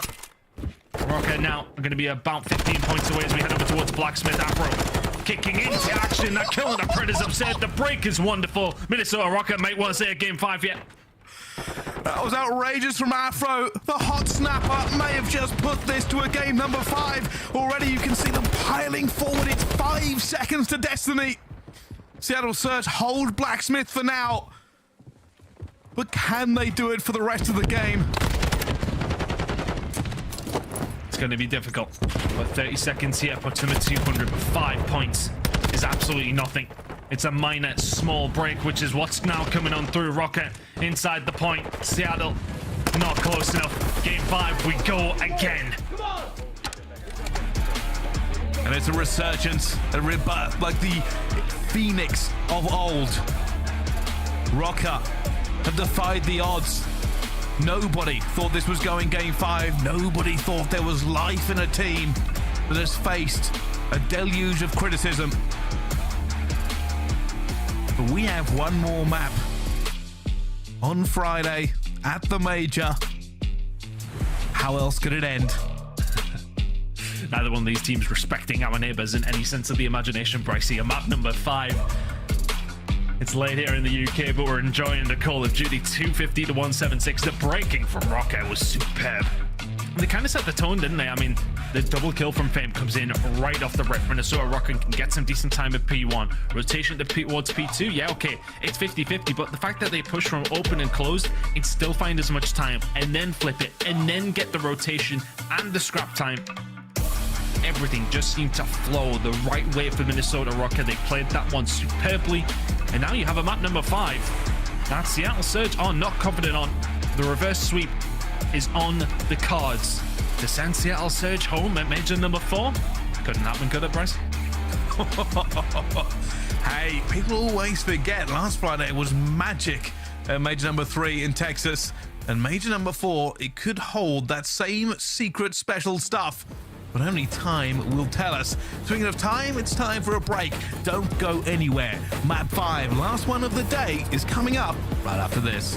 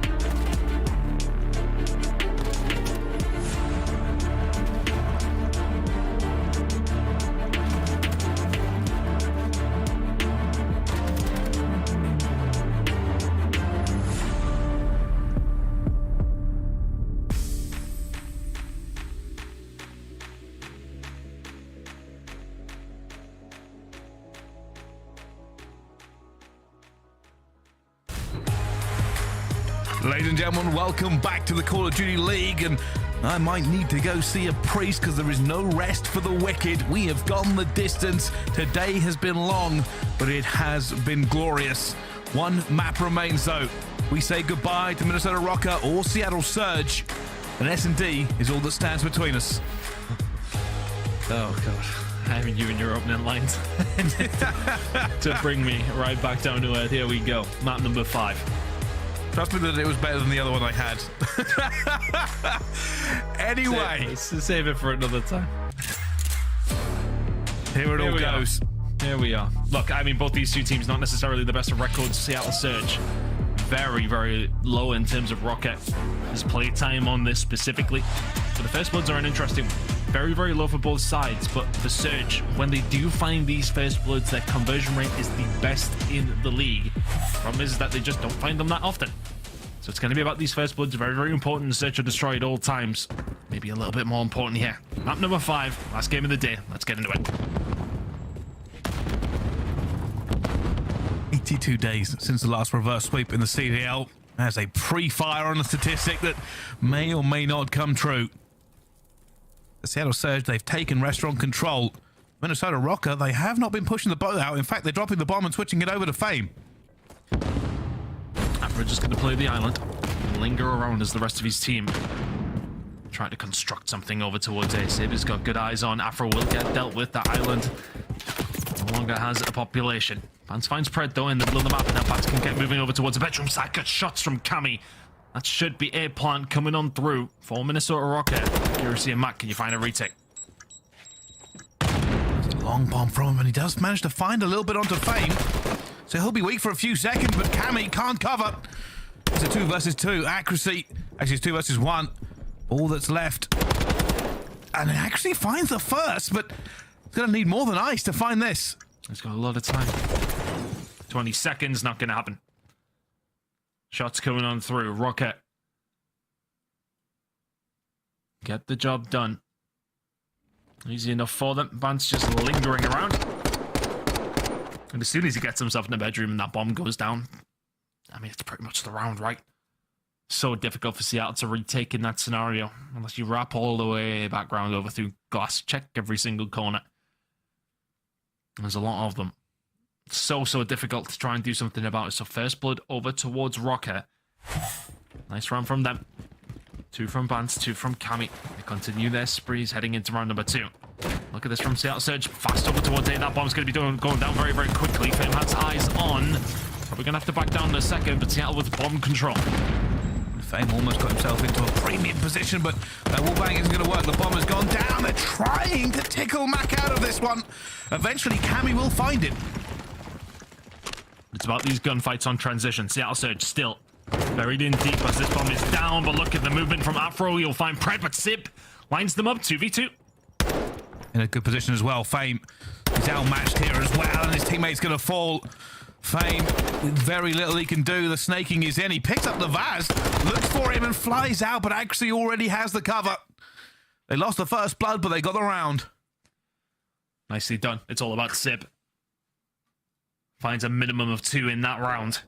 It's the push that comes through from mid. It's very, very difficult to retake when those players are over towards, well, either the guard heady over towards the benches. Very, very difficult retake in that situation. If you can't materialize something from the bedroom side, it's always difficult when that mid-map control, which Røkkr went for initially, doesn't pay off. Really good job from Seattle to tie things up. Feel like we're going to have a back and forth one here. Might as well send us to round 11 now. Bryce, are you feeling it? I'm always feeling more Call of Duty. But whether or not we go that far remains to be seen. Tied up at the moment. But many rounds, and Afro's in much trouble. Down he falls to Pred again. Another first blood here for Seattle Surge. Seattle on their defenses are sending a lot of players over towards that B side. A lot of restaurant control. I think that would be because, well, can you prevent the B push if they're not ready for you to take that restaurant control, or you can then transition that into either a flank over towards it. You can transition into mid, you can transition into couches where Sib is just reigning supreme right now. It's 3 in a row from him. That bomb plant. It's going to be difficult for Røkkr now. Going to materialize anything here. Bance will take him down 2v3. Still, they don't have the position. They know their flank isn't secure. aBeZy is about to just find an easy kill as Bance slow peeks him. Cammy's going to go for a same wide shout, hoping to get this bomb back, and aBeZy's all right, fine. I'll sit here, I'll hold 9 all day. Easy stuff. As soon as those first couple of kills come through, it's always difficult. Afro is having a hard time. It seems like he's being, I don't want to say singled out because he is that player who can play that role. He sits on the flank, he waits for other players to try and make the push, and then he can reflank himself. That's kind of what they want him to do. The dead silence popped, cause havoc. But on multiple occasions here, Seattle Surge are sending a lot of members over towards that B side.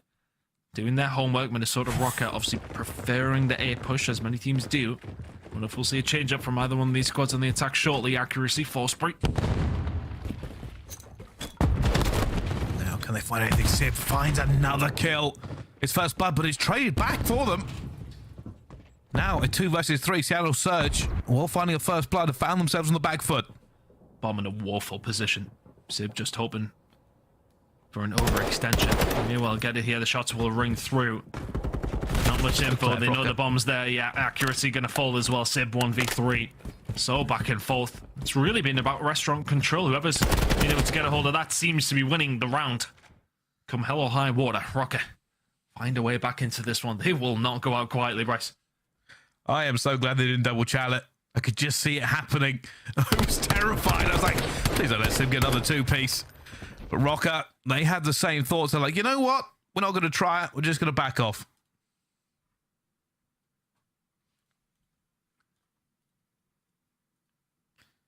Cammy and Co. slowly and steadily working this one away to think where we were in control. It's how it really felt like nothing Røkkr could do would actually elongate this series. Now 2-2 on map number 5. A lot of A control for Seattle Surge. Fame should be dead to rights. 0-5 from him. Other team here to back him up. They are not. Pred with a second. Absurd from him. Røkkr flailing in round number 4. And Seattle are being aggressive. They are finding this first blood. It may be all even on the scoreboard, but it feels like Seattle have been in control of this S&D almost every single round. That was good before. Not so good now. Round number 5. Simp with the shots in. We'll clean up on Cammy. They know where Afro is in this 1 versus 3. Pred will fly them. It's another kill for Pred in the round. And when you can get Pred in those positions, right? Sometimes a little bit difficult on Hotel to get them up close and personal. Those slayers, those creators who could just pull something out of nothing. If you can get Pred in those positions, utility used well from Seattle over from the bedroom side. Get Pred, open their faces. It is danger time for Minnesota. Rounds being traded. Back and forth, back and forth. Well, Seattle Surge with 1 round advantage. Can they make this 2? Can they put it into a great position for them? It's aggressive this time. They're already moving. Do they go for the early plant? Stun yourself is not going to help going for that early plant. Fame will find his first kill on the cross. So that bomb plant not quite coming through, but do they believe that that was the bomb who pushed over? And will they know where Pred is here? On a 3 spree. He popped the dead silence to get to this position.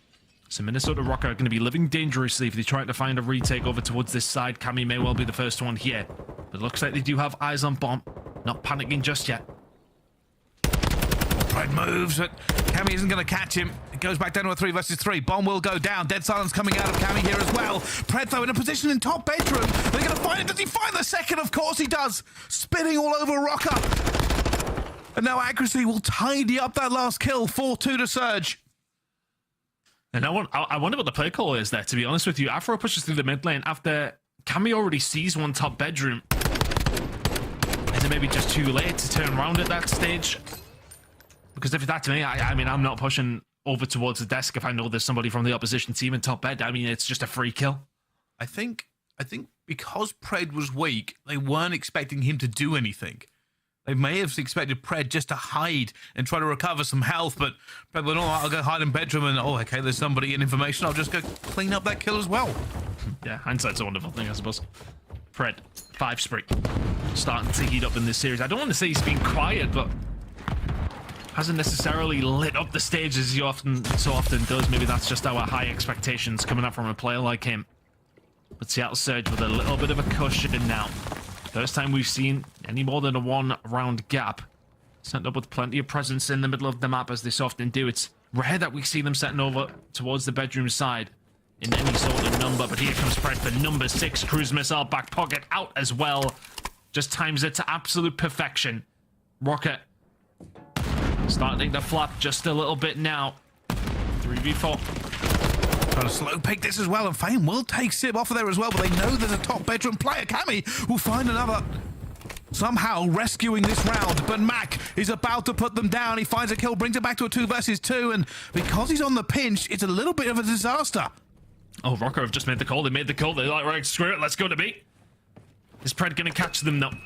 Dead silence popped, and this is trouble because there's not a lot of time to plant this bomb. Pred might be able to get inside and stop this from going down. He's looking for him as well, and he jumps straight in. Goes on a 1 versus 1. Mack will go straight for this with the timer ticking, surely. He's going to get it down. He's going to get it down. He's going to get it down. Mack's going to go for the reach on the same angle, and Afro's going to gun him. Mack was trying to scare Afro off the bomb. Afro said, nah, wait a minute. Let me plant this and I'll take care of you, son. 0.4, 0.5 on the clock. Mack with the child. Afro says thank you very much. In that situation, if you're Mack, you've either got to stick to your twist, you're either going to wait and just hold it out, or you've got to just push for the bomb. Afro actually got off it after initially starting the plant, and then got back on it again with just, and I mean just enough time. Røkkr now onto the defensive side of things. Look at this from Surge. Big hit towards B. Stun check, doesn't hit anybody. Don't know if Røkkr know. They might have heard them though. Yeah, you can definitely tell that Røkkr are setting up differently.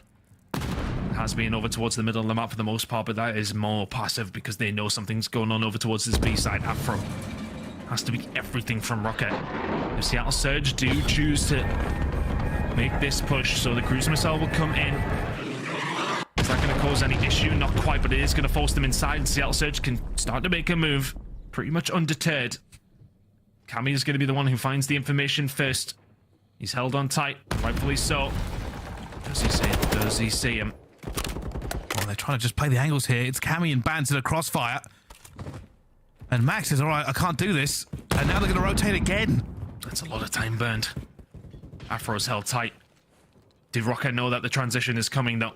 Pred's already looking for that transition, gets no information, but shots are being fired towards him. What's the plan for Seattle? 15 seconds. Somebody has to get Mack in a position. Pred is going to go hunting. He's looking for Bance, but Bance has called it. And now they're going to have to plant. They don't know if they have the cover. They're going to look for it as well. Bance and FaZe combining. Seattle Surge burnt the time and burnt their chances. Røkkr have tied it up. And just indecisiveness from Surge. I think the problem is, though, they get very little information. Røkkr plays so passively on the defensive side of things that Seattle do not know what to do. As soon as they make the push over towards A and shots are starting to be fired, it's like, oh, bloody hell, we do not have much time to do this. What do we do? Flip back over towards B. Røkkr hold the line. They don't misstep. They don't give them any opportunities. Pred's trying to make the plays himself, but Bance must have just caught a glimpse of him making the push and knows he can just sit back, find the gunfight. 4-4. You need the bomb, Røkkr. Don't forget that again. Oh, God. Surely not. Again here, but the first blood is already gone. It's a trade back once again. Afro finds the second. Røkkr. Go get the bomb. It is very necessary for S&D. And has been scooped by FaZe. Huge gunfight here. Afro's waiting for him. He's going to find it on the Pred. 1v3 now for Mack. Does he get some god timing? Because that's what he wants. Find a kill, get an opportunity, and oh my goodness! Afro, not a bullet missed. Dead silence. It's plausible. They won't know where he's coming from, but he knows there's going to be snakes in here. Goes through, gets the stun, changes direction. Bang one, catches a toe. Such a hard position to try and find the pitch from, though. Looking it over towards one. They're just going to bait and switch left to right. Gets another 1 versus 3 on the cards. Oh! It's a great snap from Mack, but it is not going to be enough. Røkkr sweating buckets. Those chairs are going to need a wipe down after this because that was close. A bullet or so more, and it's an absurd 1 versus 3 from Mack. So close. The snap onto Afro at the start of the 1 versus 3 was absurd, but ultimately, all roads have led to this now. Røkkr, 5-4 up. Is it their time? Is it the first reverse sweep? And what has been a very, very long time. Can Røkkr hold down the defense or do Surge send us to around 11? Mack's already gone down. That's first blood here for Røkkr. Seattle Surge have lost control. They did not get bedroom, which is what they were aiming for. And all Røkkr have to do now is be cautious. Hold the angles, find another kill, give them the advantage. Pred versus Bance. Gets the stun onto Pred. Definitely not going to follow that one up. But Pred, is he able to make a play here? Oh, they may well chase him down and they get punished for it. Sip answers back 3 versus 3. Don't know if that was wise. Yeah, taking Pred out of the game is always big, but you had the man advantage. Time ticking down for Seattle Surge as Pred falls eventually. 2 versus 3. Røkkr can smell the juices of victory flowing. Accuracy also going to take a few bullets, but not going to fall down. Cammy's going to fall back down to a 2 versus 2. I don't know if my heart can take this. That bomb has to be moving towards here, though. Are they going to get some good timing or some bad timing or accuracy? Who gets no information? The push is coming through. Sib is screaming in accuracy. Help me out with 15 seconds to go. The bomb plan has gone down. Accuracy 1v2. Has to find them both, has to plant. Fame's going to see him as well and got him. And that's the reverse sweep. Røkkr caused the first upset of the major. Seattle Surge fall. They fall. Oh my goodness. And it is a reverse sweep. It is a game that we didn't think they would win. I do not have the words, the adjectives, the metaphors, or the similes to describe what I've just seen. Holy mother of God. It's a long time since we've seen a reverse sweep. It's a long time since we've seen Røkkr win a series against a top team.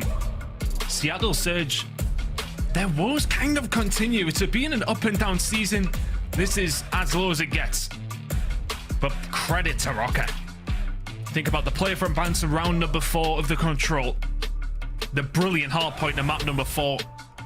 And some of those rounds in clutch up situations where Røkkr just get the job done. Everyone's sharing the load in this one for Minnesota Røkkr. A 6-4 victory on Hotel, Search and Destroy. But the Death said it. If they can get to a map number 4 and map number 5, they have a chance. Boy, did they show it, a 6-4 victory. It was a really close search. There was back and forth all the way. Yeah, and I'll be honest with you, I think it was a little bit sloppy maybe from both teams. Seattle Surge just made more mistakes in the end. And that's really what you get it down to. If you think how close this has been, HyDra, Seattle Surge, fine. Fortress, 6-4 to Surge. The control was seconds away from ending it right there. And if it was a 3-0 to Surge at that point, nobody would have been surprised. The surprise was the Fortress hard point that Røkkr took over. And then an S&D. Røkkr survived till Saturday. They reverse sweep Seattle Surge. It's a miracle. It's the major. It's magic. My God, I love COD. Oh, man, honestly, it's way past my bedtime, but what a series to end the night. I mean, look, I really did expect Seattle to be coming in and confidently taking that one, but the control is ultimately what turns it on its head.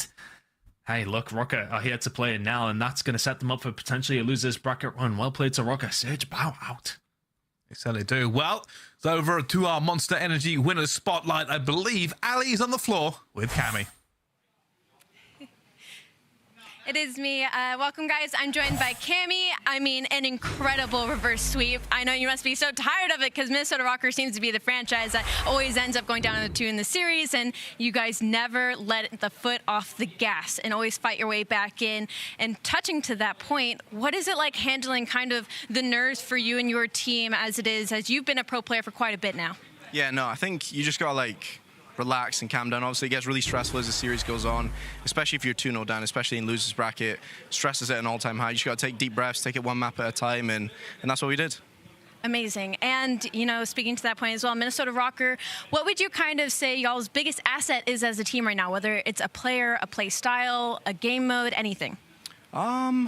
I think, well, honestly, our game modes have been pretty inconsistent, I think. I think control's obviously been really strong for us this year, which is obviously an important game mode to be good at. But, yeah, I think just, you know, Marcus and Ben are just making the plays as SMGs is probably our most important thing. Me and Kev just fill the gaps and make the plays when needed. But, yeah, probably Marcus and Ben, just they're our playmakers, and Ben was making some unreal plays, sneaking through on the Fortress there on the P4 to pretty much win us the game. So plays like that is what's going to win us games.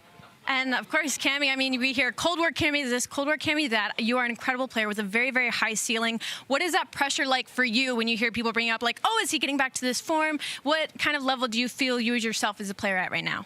I think I'm still getting there. I think it's very frustrating for me, especially when I know like my ceiling. This obviously a bit annoying, but at the end of the day, I think I do get better as the games go on, and it's getting to this point in the game. So, yeah, I just got to keep working on myself, and I'll keep improving. I think I'm starting to feel the game pretty comfortably now. Amazing. And one last question: what is better, the TAC or the VAZ? Oh, the VAZ. It's not even close. The VAZ is the god gun. One of us. Thank you so much, Cammy, for the interview. Congratulations on the huge reverse sweep. We will see you tomorrow. Back to the desk. So jealous. Allie gets to hang out with Cammy, who I did not expect to be in the winner's circle after the beginning of that game 3. You get to hang out with me. Well, I do get to hang out with Joey cool. D. And the best news is Maven is staring at us on that side of the glass. But we've got Nameless here in the studio. And let's wrap up tonight pretty quick here. This series should not have gone 5 games. No. But the Røkkr survive. They never went away, and they're playing on a Saturday with top 6 already locked in. Absolutely. I mean, Seattle could have closed it out. I mean, that's back-to-back offenses that we saw from the Minnesota Røkkr. In the first one, we saw Bance some heroic efforts, and then in the next one, like, they get pushed up. Afro is 1 shot behind the truck, and he jumps out and guns Simp. They stack, and they win there, and then you could just feel it, man. It was like that was the map that they needed. They're 9-0 on that map going against another great Asilo control team. They steal that, and then they have the advantage going into the next 2 maps. They win that Fortress, and then it's a game 5. You start to believe in yourselves versus a team like Seattle Surge, who has had search and destroy struggles in the past, and we just saw them win Hotel SD in their last series. What do we see, Joe? The splits to the bombs. Their B push is so good when they get that bomb down. No, and again, you know, they started this map slow. It was similar when they played London. They were down 0-2. This one, they were down 2-4. They rip off 4 in a row, but that 1 versus 1, I mean, Afro able to get that bomb down and then guns Mack. I mean, if Mack wins that or he can't get the bomb down 2-5, it's probably done. 100%. I mean, that's a massive win. And now for Seattle Surge, you have an amazing online split. You come here, you lose to FaZe, go to losers, get bumped out by the Røkkr. Might be thinking roster change time, but for now, we're singing the praises of Minnesota Røkkr. You want a fun fact coming in? You only had 2 Game 5 victories on the season if you were the Røkkr, a 2-5 overall. They get their Game 5 victory over the Surge and are officially in our top 6. We find out who they'll play tomorrow as OpTic will face off against Subliner. Loser of that match will drop down. Loser of Thieves FaZe will play the winner of Ultra Mutineers. Now you know how it's all going to work. Let's talk about what else went down throughout the day. Walk me through some of the big highlights, and let's start here with your favorite player on the day. Did you have anyone who deserves our Day 2 MVP? Man. So many different games today. I'm trying to think back. Like in the first series, Pred had an incredible performance. He was just going off. But yeah, I mean, I'd probably go the entire Minnesota Røkkr squad, man. Just being able to clutch up versus Seattle Surge, a contending champion in this event, is huge for me. I like that. Another team that's still in the running is our 12th-seeded Florida Mutineers. Winless in the qualifiers, they come in and send the Legion packing. 9th through 12th for Clayster and crew. Fellow will be playing on a Saturday. I mean, that is my son right there, though. Javi Vickle, I mean, just having a great series here individually, right? Is back in the roster with you know, taking a step back in a big one here. I mean, Vegas, they're obviously trying to lock in that 8th seed. But Florida with an upset in a game number 5. So super excited to see Vickle back in the lineup. That was the start of our day as it started with upsets, and those upsets, well, they kept coming. As we take a look at the second battle, it was LAG versus Surge. We didn't expect a game 5. LAG gave us a hell of a battle, but Surge came out on top at the end. Yeah, this is why I initially started that answer with Freddy at 119 kills in this series. It is a a broken record once again by this man. But yeah, LEG took them to the limit, man. It went all the way to the game 5, and they actually won an S&D game 5 for once if you're Surge, and then we kept it pushing. But the losses mean no more points are scored. Los Angeles Guerrillas still in 11th place with just one major to go before champs. Surge gets the win there, but that was their last of the night. London Royal Ravens facing off against the Røkkr. Well, Røkkr gets 2 dubs. The easiest one came against the Royal Ravens. As you look back at this series, I was amazed by FaZe in game 1, but it looked like everyone started to chime in for the squad. No, they absolutely did. Everyone was really stepping up, and this is where you're seeing that expo control, and then you have to veto that. You play them on a CeeLo. This is where that control game mode Cammy was talking about is so strong right now for Minnesota Røkkr. If you're looking for teams that could be playing on Sunday, well, one of them is in the battle that we saw at the middle match on the day. That's right, Toronto versus Boston. Let's get to it. Can we get here? Thank you. 217 to 159. You saw Ultra closing this one out. Some fantastic snaking. Scrapz was on one. Despite the rest of his team going negative in hardpoint, he drops a 1.4. They start off with that game 1, and they close out the breach at 3-1 on the day. Yeah, this is an interesting matchup because when you look at it online, Breach beat them twice, once in both stages. So, going into it, Breach was probably pretty comfortable and confident, but Toronto Ultra on land, man, like Scrapz said, he called them onliners. He took over within this series, won both the hard points, so changes that record of 2-4 gets them in that game mode, and now they're setting up their run here this week. 9 through 12 for Boston after dropping Vivid, trying to make a run close. Better than top 4. Didn't work out for them. Toronto Ultra currently in our top 8. How deep can they go in the rest of this event? I mean, you said they're going to the final, so I think they have the ability to. They absolutely have the ability to get to a final, just one match at a time. And I think a big win like this versus Boston, your first match, that's what gets that momentum going. Big shout out to everyone in the chat, especially the early birds who are here bright and early at 1 o'clock when we started the countdown. Tomorrow that countdown begins at 1 again. Headquarters kicks off at 1:15, and then I've got 5 matches starting with the losers bracket. Ultra versus Mutineers. Then we go to the winner semis with Thieves, FaZe, OpTic versus Subliners, and a whole lot more fun. Let's get our final thoughts here on day number 2, because we still have 2 more to go, officially halfway through. Ant, what have you learned? Whew, loser bracket days are insane. This is a long day. I can't wait for more COD tomorrow. We're going to have some bangers as we get into these top teams and see our contenders. Joe, what did you learn today? Final thoughts? Purple teams are real good today. Purple team's crushing today. That's all I got. Tomorrow's Saturday, and I got the red squads picking up some dubs. The bad news is they have to play against each other. Thank you all for tuning in. Put your channel points on the line. It all starts at 1:30 p.m. Eastern. We'll see you there.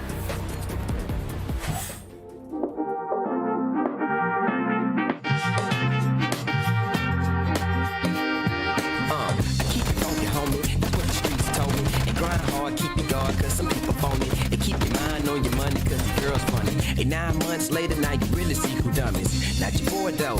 I learned to creep slow. I punish any sucker trying to stop your boy, though. It's just a Mack flow. When I'm in the studio, I mix it down and press it up and watch me rock a damn show. And call the radio and tell them something new in town. And all that bubble gone rapping, please lay it down. I said it with a frown. I hope you comprehend. And no, I'm not your road dog or your best friend. Bet your bottom dollar that I get that, flip that. Hustle in my blood, so I get that, flip that. Bet your bottom dollar that I get that, flip that. Hustle in my blood, so I get that, flip that. Bet your bottom dollar that I get that, flip that. Hustle in my blood, so I get that, flip that. Bet your bottom dollar that I get that, flip that. Hustle in my blood, so I get that, flip that. Bet your bottom dollar that I get that, flip that. Hustle in my blood, so I get that, flip that. Bet your bottom dollar that I get that, flip that. Hustle in my blood, so I get that, flip that. Bet your bottom dollar that I get that, flip that. Hustle in my blood, so I get that, flip that. Bet your bottom dollar that I get that, flip that. Hustle in my blood, so I get that, flip that.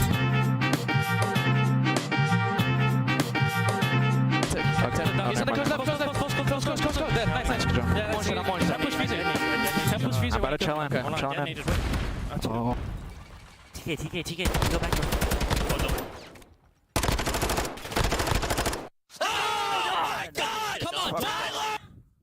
I was side door and it killed me. Oh, good. I was like right inside a side door.